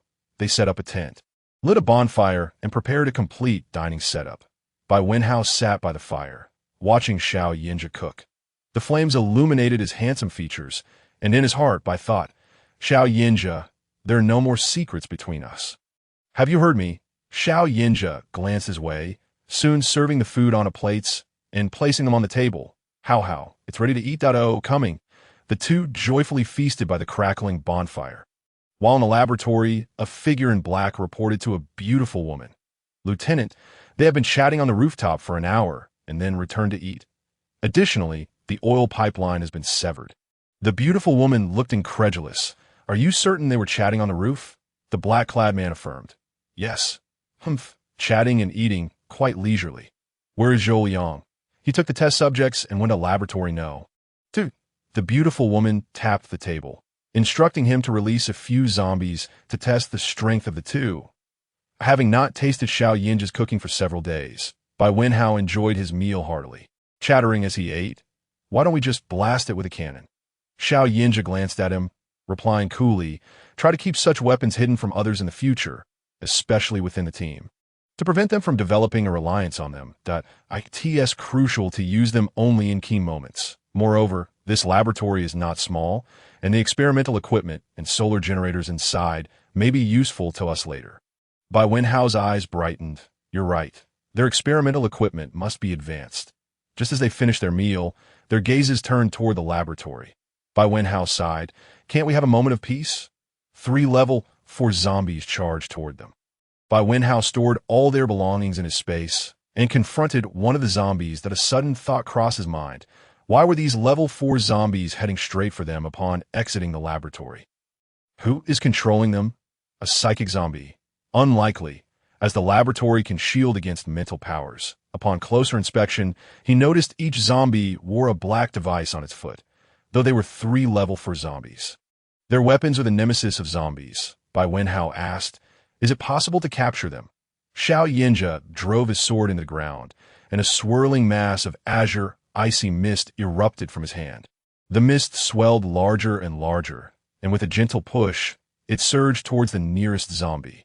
Enveloped in the icy fog, the creature was soon frozen within a block of blue ice, leaving only its murky eyes darting about. Employing the same technique, he ensnared 2 other zombies. Bai Wenhao detached a device from one zombie's leg, causing the flickering red dots in its clouded eyes to vanish. Yet upon seeing Bai Wenhao, its gaze turned even more ferocious. As if it were ready to lunge at him, that he similarly removed the devices from the legs of the other 2 zombies. The duo maneuvered the zombies to the entrance of the laboratory, where Xiao Yinja infused his ice flame sword with spiritual energy and with a powerful swing, cleaved the metallic door in two. Bai Wenhao hurled the 3 zombies into the corridor, and as they hit the ground, the blocks of ice encasing them were released by Xiao Yinja. The might of the level 4 zombies was not to be underestimated. They were impervious to bullets, and the trained operatives in black swiftly disbanded into chaos. Xiao Yinja charged in, wielding his ice flame sword to strike at the electrical apparatuses, annihilating all power sources within the corridor. Suddenly, all the lights extinguished, and Xiao Yinja felt his spiritual energy replenish instantly. How, it's done. Bai Wenhao focused his energy into his eyes and dashed inside, quickly reaching Xiao Yinja's side. They had previously agreed on a singular objective. Whatever they encountered, Bai Wenhao would retrieve it into his space, while Xiao Yinja would clear the path. Taking advantage of the enveloping darkness, Bai Wenhao amassed a considerable haul. Abruptly, a cacophony of zombie howls erupted from within the laboratory. Bai Wenhao surmised that the power outage had rendered the containment devices ineffective, allowing the zombies to escape. They approached the area with the densest sounds of zombies, as it was likely filled with experimental subjects, including Chunyu. The 2 enveloped themselves in a barrier of spiritual energy, masking their presence, allowing them to deftly evade the zombies' attacks while gathering resources along the way. Soon, they arrived at the main experimental area, replete with chilling equipment. As they passed numerous laboratories, a pungent scent of blood filled the air. Xiao Yinja forcefully kicked open a door, and a wave of bloodlust washed over them. Bai Wenhao peered inside to see a person on the ground, mutilated and intestines spilling out, writhing on the floor. While standing beside him was the expressionless Chunyu. Chunyu, riddled with bullets and bearing many unhealed wounds, had lost half of his face, and his chest was caved in, missing a hand. His appearance was nothing short of tragic. Bai Wenhao felt a pang of emotion. Chunyu had endured this for his sake, yet the gruesome sight was difficult to bear. Couldn't he have ended it quickly? Chunyu slowly lifted his head, and upon seeing Bai Wenhao, he attempted to smile, but his face could not muster any expression. His words came out mumbled. "You're here?" Bai Wenhao replied. "I'll take you away." But he glanced at Xiao Yinja, who nodded in affirmation. They approached Chunyu, each supporting one of his arms, and swiftly departed. Xiao Yinja conjured flames in his hands, throwing fireballs behind them as they fled. By the time they escaped, the sounds of explosions echoed behind them. Bai Wenhao stood guard at the entrance, dispatching any zombies that emerged, while Xiao Yinja leapt onto the roof of the laboratory, knowing there must be hidden exits. Indeed, not far off, a helicopter roared to life, ascending into the sky. Xiao Yinja, well-versed in the helicopter structure, thrust his sword forcefully into its fuel tank and the wings above. With a resounding explosion, the helicopter erupted in flames, fiery debris raining down upon the laboratory roof, igniting the surrounding buildings. Xiao Yinja swiftly conjured an ice shield to contain the inferno within the laboratory's confines. The trio fled to the vicinity of the oil field. Watching as the laboratory exploded and collapsed, flames leaping high into the night sky, Bai Wenhao helped Chunyu to a nearby spot to rest, inquiring, "How do you feel?" Chunyu lowered his head. "Don't think I look terrible. I'll recover soon." "Take your time," Bai Wenhao reassured him, aware of Chunyu's remarkable healing ability, especially considering the severe injuries he had sustained while shielding him from bullets. Bai Wenhao set up a tent. Chunyu, Please rest inside, that we can discuss everything tomorrow. Not wishing to face Bai Wenhao in his current state, Yu obediently crawled into the tent, finally feeling a sense of relief. Bai Wenhao retrieved another large canister from the oil pipeline, noting the continued explosions emanating from the laboratory. He slapped his thigh in frustration, realizing he had overlooked the fact that there must be more oil there. The raging fire was undoubtedly linked to the oil. It wouldn't burn so fiercely otherwise. Meanwhile, Xiao Yinja had also set up his tent and crawled inside, embracing Bai Wenhao. Instantly, a wave of fatigue washed over him, and he fell into a deep, reassuring slumber. Despite his closed eyes, Xiao Yinja remained vigilant, attentive to any sounds from Yu's direction. He gently adjusted the blanket around Bai Wenhao and planted a kiss on his forehead, whispering, How, do you know? Your honesty brings me immense joy. The knot in my heart has finally unraveled. I no longer need to worry about you leaving. He smiled softly and tightened his embrace. The next morning, Bai Wenhao hurried to check the oil pipeline. Unfortunately, the large canister was not filled to the brim due to the previous day's explosion, which had disrupted the power supply and halted all oil pumps. However, he reassured himself, there were still 4 large canisters. They should have enough oil for the time being. Gazing at the distant laboratory, thick black smoke continued to billow upwards. Hearing a commotion behind him, Bai Wenhao turned to see Yu. Fully restored, he couldn't help but marvel at Yu's extraordinary abilities. If he were to harbor ill intentions, it was likely he would eventually confront Xiao Yinja. Yet, Yu's capricious nature made it impossible to predict his next move. Despite Yu's life-risking act of saving him, Bai Wenhao instinctively stepped back 2 paces upon seeing him approach. Yu blinked, a hint of hurt flickering in his eyes. Bai Wenhao awkwardly smiled and moved closer, circling around him. You've certainly grown stronger. Then will you come with me? Yu asked. Bai Wenhao immediately felt the urge to withdraw, but Yu swiftly grasped his wrist. Faced with Yu's persistence, Bai Wenhao felt a sense of helplessness. It was as if Yu possessed a childlike disposition, acting without regard for consequences. Driven solely by his own desires, Yu, return to the team with me. I want to go back, Yu insisted, gripping Bai Wenhao's wrist tightly. Bai Wenhao noticed the dark energy swirling around Yu's wrist, causing his own spiritual energy to retract instinctively. He sighed. Do you think this will compel me? I want to be easily subdued. Yu, I despise feeling this way. As he spoke, he subtly shrank back, shifting his feet to distance himself from Yu.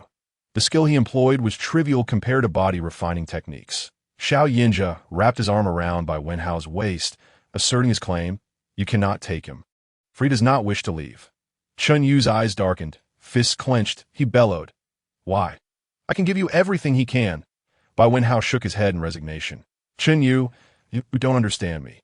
You have no idea what I truly want. I am not, nor will I ever be, your emotional crutch. Ignoring his words, Yu continued, why can't you just come with me? I can give you the world. I can provide anything you desire, as long as you stay by my side. Bai Wenhao frowned. I don't need the world. I only need him. Wherever he goes, I go. Everything I do is for Xiao Yinja. He turned to gaze at Xiao Yinja, wishing only to live a good life together, grateful for Yu's act of saving him, yet unwilling to forsake the man before him. Yu's eyes regained their normalcy as he coldly remarked, is he truly so remarkable? He may not be perfect, but to me, he is the best. Yu, your abilities are extraordinary. If they could benefit humanity, you would thrive and find someone you truly care for. That person is not me. Bai Wenhao did not believe Yu held genuine feelings for him.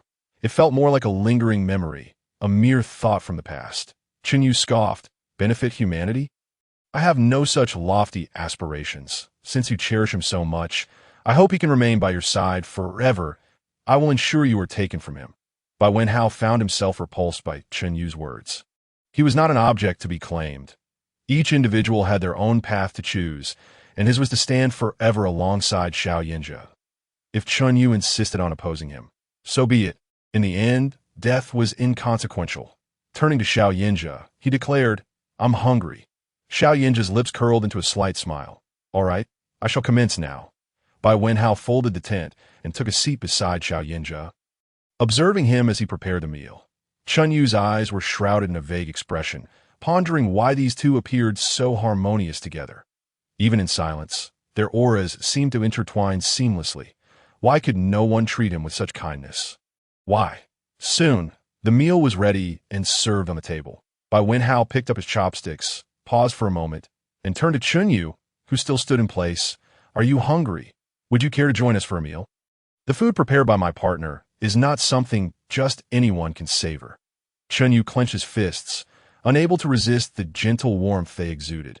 He too longed for someone like that to share a meal with him.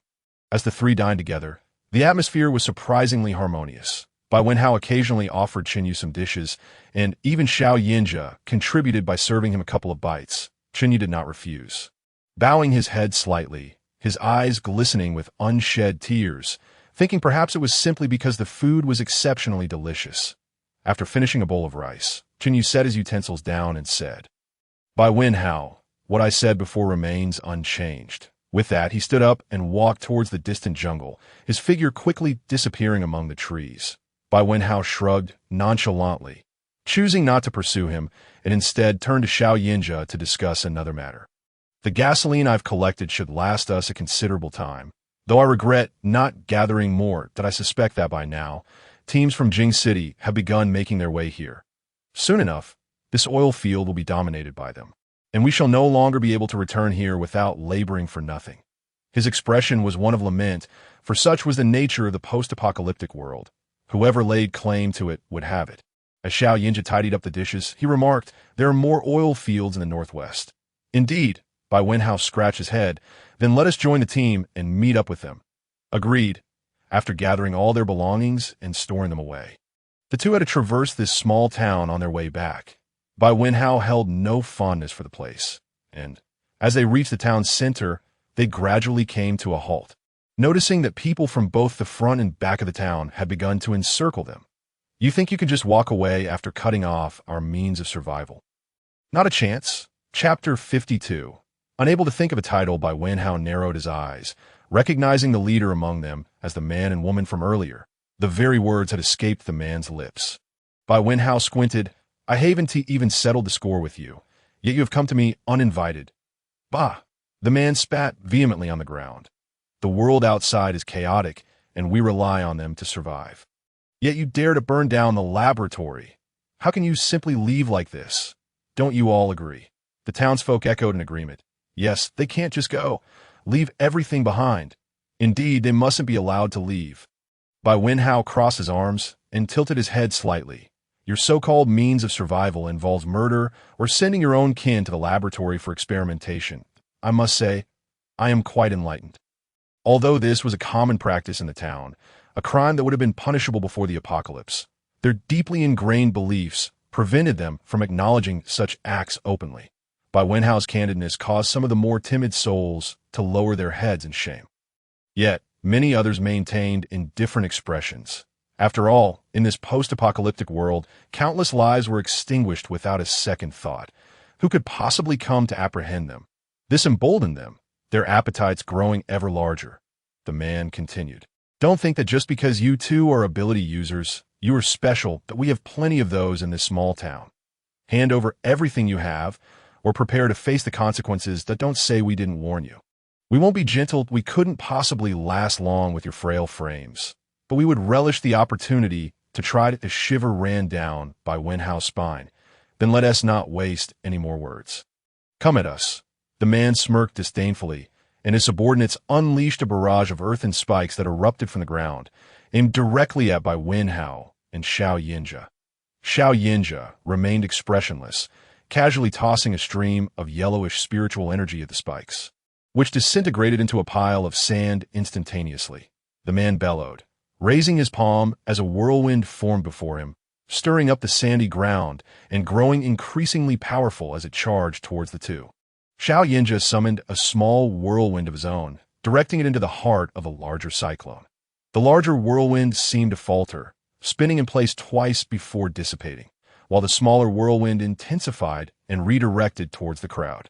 Seeing this, the man quickly dodged to the side as the whirlwind tore through the throng, and Xiao Yinjia waved his hand, causing the whirlwind to vanish. Fuming, The man shouted, "Everyone attack! They are just two people. We can't let them escape."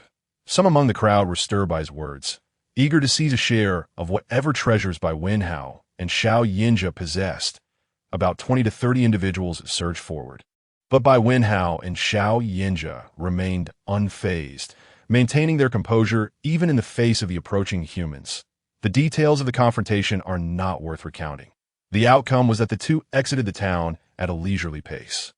Once more treading upon this thicket-ridden forest, devoid of a clear path, they found themselves without a vehicle, though even if they had one, it would be of little use here, save for a tank. The dangers of the woods were numerous, and they could ill afford to expend their spiritual energy on hasty travel. After a lengthy trek, they encountered few zombies, yet the mutated plants were abundant and treacherous. Even the grass beneath their feet seemed poised to attack. Exhausted, Bai Wenhao gazed at a small clearing ahead. "Let us take a break. I am utterly fatigued." Xiao Yinja halted him. "Do you not find it peculiar? The undergrowth here is dense, yet this clearing is completely devoid of any weeds. Observe the soft earth. Something must lie beneath." Bai Wenhao scrutinized the area. He simply sought a place to rest and had not considered deeper implications. "Then let us circumvent it.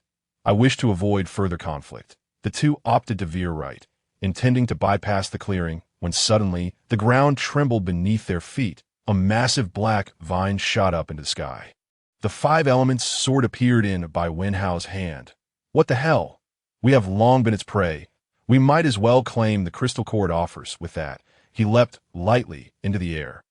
"Be careful. This mutated plant appears to be level 5.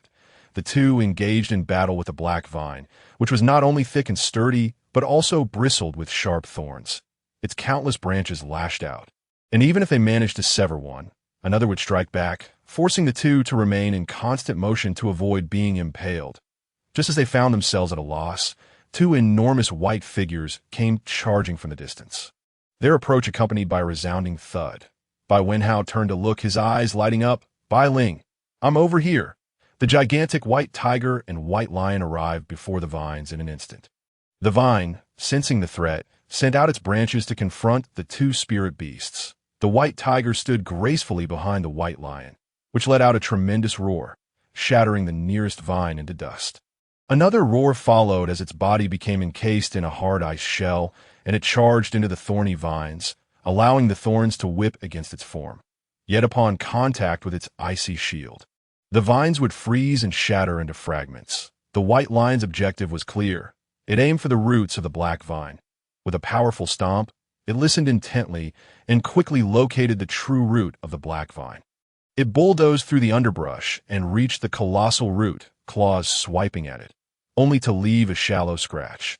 However, more thorny vines surged forth, attempting to thwart the white lion's actions, as the vines around Xiao Yinja and Bai Wenhao dwindled. They seized the opportunity to breathe. Xiao Yinja wielded his sword, deftly slicing through the vines with arcs of blue light flashing past. He dashed towards the white lion just as it let out another mighty roar, unleashing an icy mist that surged towards the roots of the vines. Xiao Yinja sheathed his ice-flame sword and opened his palm, sending two orbs of blue spiritual energy into the icy mist. The extreme low temperatures caused the surrounding air to freeze, the sound of cracking echoing in their ears. The icy mist enveloped the roots of the black vine, which was soon covered in a layer of blue ice crystals that rapidly ascended the vine's trunk.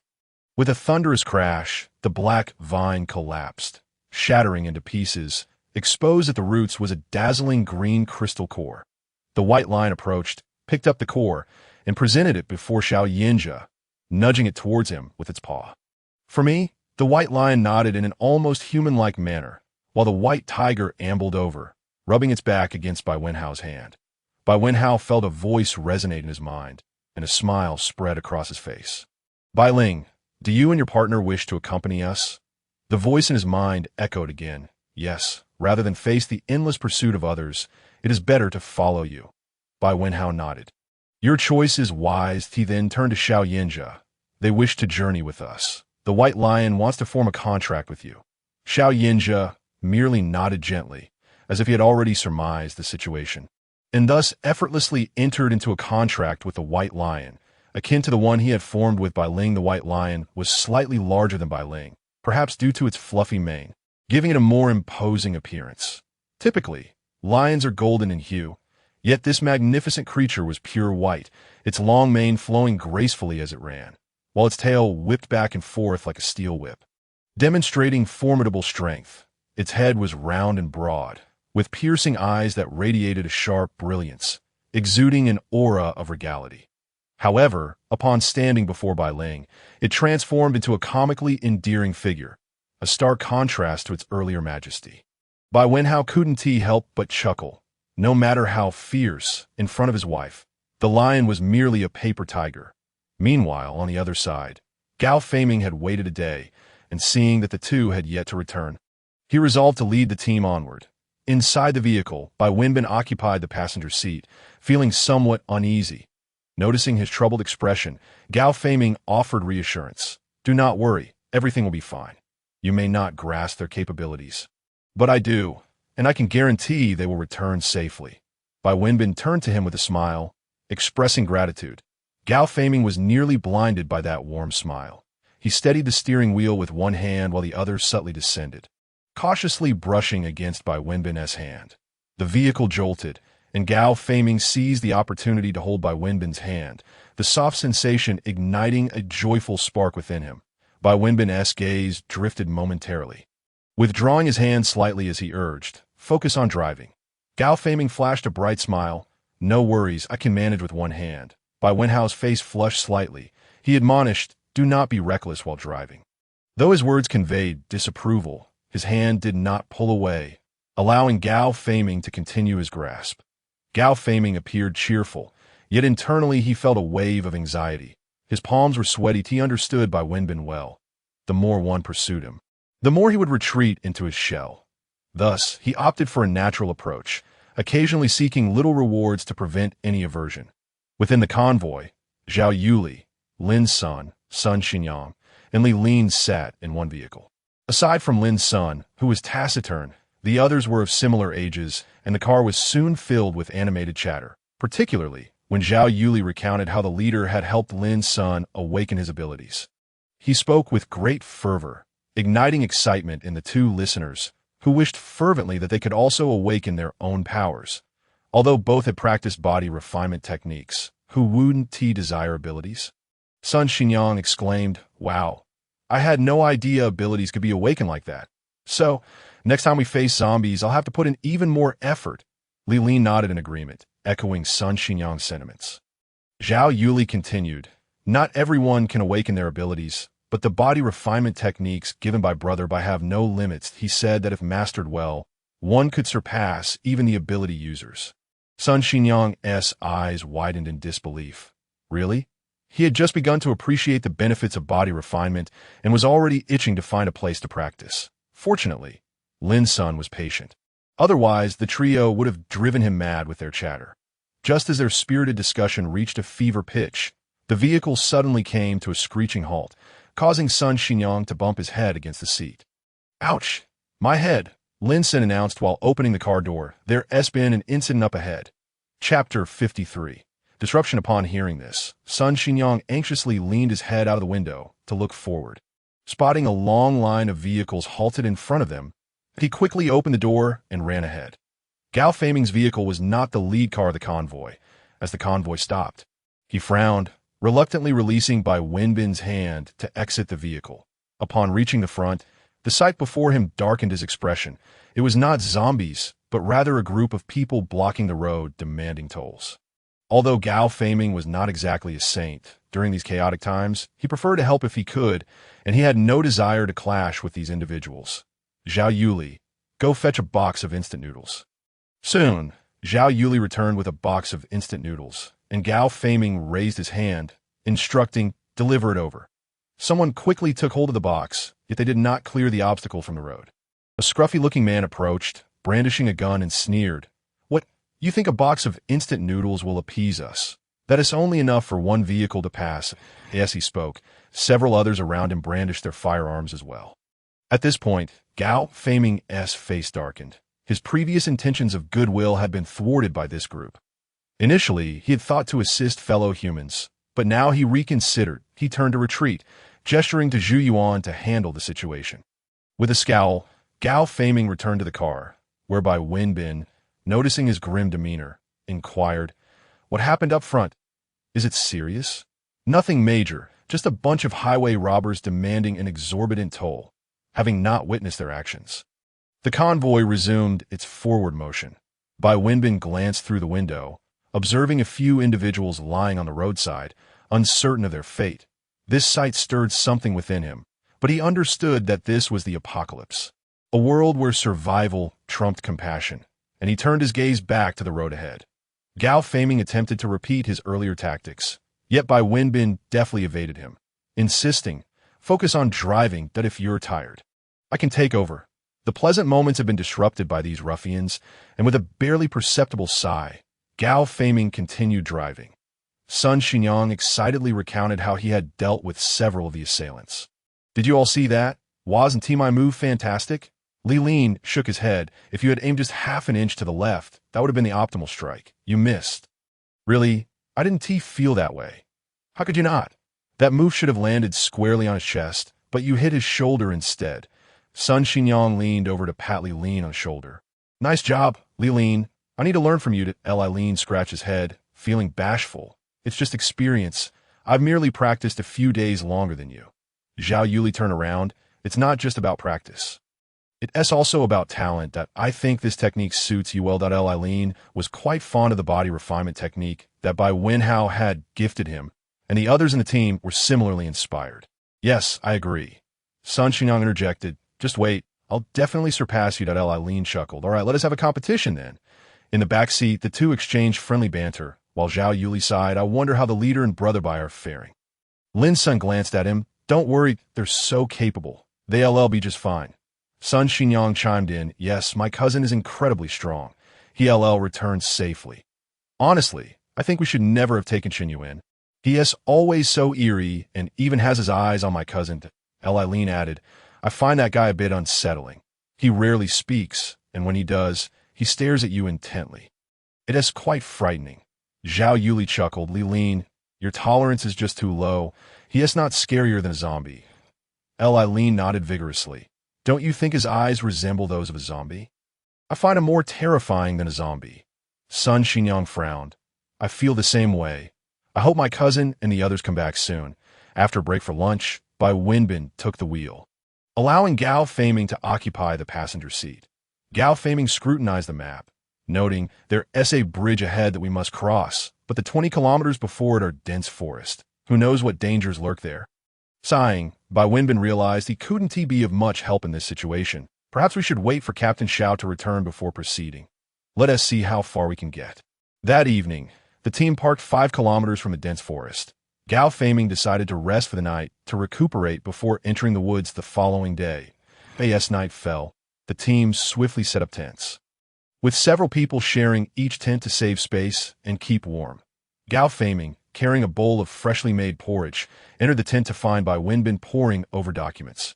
"Wenbin, come eat." Gao Feiming's tent was relatively spacious. He placed the food on the table and invited Bai Wenbin to join him. Bai Wenbin had initially intended to seek out his parents for a meal, but upon arriving, he found himself surrounded by people of his parentage, animatedly conversing and dining, making it awkward for him to join in. Thus, he settled for dining with Gao Feiming. Having spent considerable time together managing affairs, Bai Wenbin no longer felt uncomfortable in Gao Feiming's presence. Observing the man's cautious demeanor, he couldn't help but smile subtly. Gao Feiming continuously served him food. "Wenbin, try this. Is it tasty?" "I think it's quite good." Bai Wenbin sampled the dish, chewing thoughtfully before replying. "Not bad, quite delicious. Thank goodness I thought ahead and brought in 2 chefs. Our team's meals have improved significantly." Bai Wenbin chuckled at his boastful demeanor, nodding in agreement. "You've certainly been thoughtful. Of course, following me means you'll never go hungry." Bai Wenbin shot him a sidelong glance. "You're exaggerating, but I'm not exaggerating. I've even planned out our future." Bai Wenbin's cheeks flushed again, and he murmured, "You want to have it easy with my parents." Gao Feiming was momentarily taken aback. The bowl in his hand clattering onto the table, he hastily set the bowl right and leaned forward, asking, "Wenbin, did you agree to me?" Bai Wenbin's face flushed deeper as he retreated to resume his meal. Tell me, did you or did you not agree? Did you give your consent? Bai Wenbin lowered his head slightly, responding, you should first clear it with my parents, and as for Hao, he won't be getting married anymore. Given my current situation, I'm uncertain whether my parents will approve. This uncertainty weighed heavily on Bai Wenbin's mind. He did not wish to cause his parents any distress, which was why he had refrained from responding to Gao Feiming for so long. Gao Feiming thumped his chest, declaring, I will speak with them. He immediately stood to seek out Bai Ba and Bai Ma. Bai Wenbin grasped his arm, stopping him. No, I've made up my mind. Let us not mention it to them until we reach the northwest base. We'll decide what to do after we arrive. Then I can't openly interact with him? Gao Feiming lamented, abandoning his meal to sit beside Bai Wenbin. Watching him eat, the sight of this person was increasingly pleasing, stirring a sense of contentment within him. Bai Wenbin felt uneasy under his gaze, inquiring, what are you doing? Aren't you going to eat? I've lost my appetite. Watching you is enough to satiate me. You, stop joking around. Gao Feiming cautiously wrapped his arm around Bai Wenbin's waist, asking, do you know when I first started liking you? Bai Wenbin set down his utensils to look at him intently. Gao Feiming confessed, I've liked you for a long time, you know. You were the one I thought of during my first time. Bai Wenbin was unsure how many times he had blushed that evening. This guy truly dared to say anything. He had never realized Gao Feiming had harbored feelings for him for so long. Bai Wenbin's demeanor was typically mild, while Gao Feiming was more outgoing. Despite their families living in close proximity, they had not spent much time together as children. They each had their own spheres. With a firm grip, Gao Feiming drew Bai Wenbin closer, their bodies aligning. As he gazed into his eyes and said, I want to kiss you, Bai Wenbin's eyes darted around, his head inching closer as he lightly brushed his lips against Gao Feiming's. Gao Feiming felt as if he had been electrified. He swiftly laid Bai Wenbin back onto the bedding. Years of pent-up desire surged forth like a tempest. Bai Wenbin, too, felt a rush of excitement and endeavored to reciprocate Gao Feiming's fervor. The vice captain, Zhao Yuli, without a moment's thought, pulled aside the tent flap, only to be met with the sight of the two entwined together. He was momentarily stunned, quickly comprehending the situation, his face turning a shade of embarrassment as he instinctively attempted to retreat. However, Li Luan appeared behind him, leaving him with no option but to stay put. Unaware of what had transpired before him, Sun Xinyang, seeing them all blocked at the tent entrance, pushed them aside with determination and entered the tent, calling out by Gaha.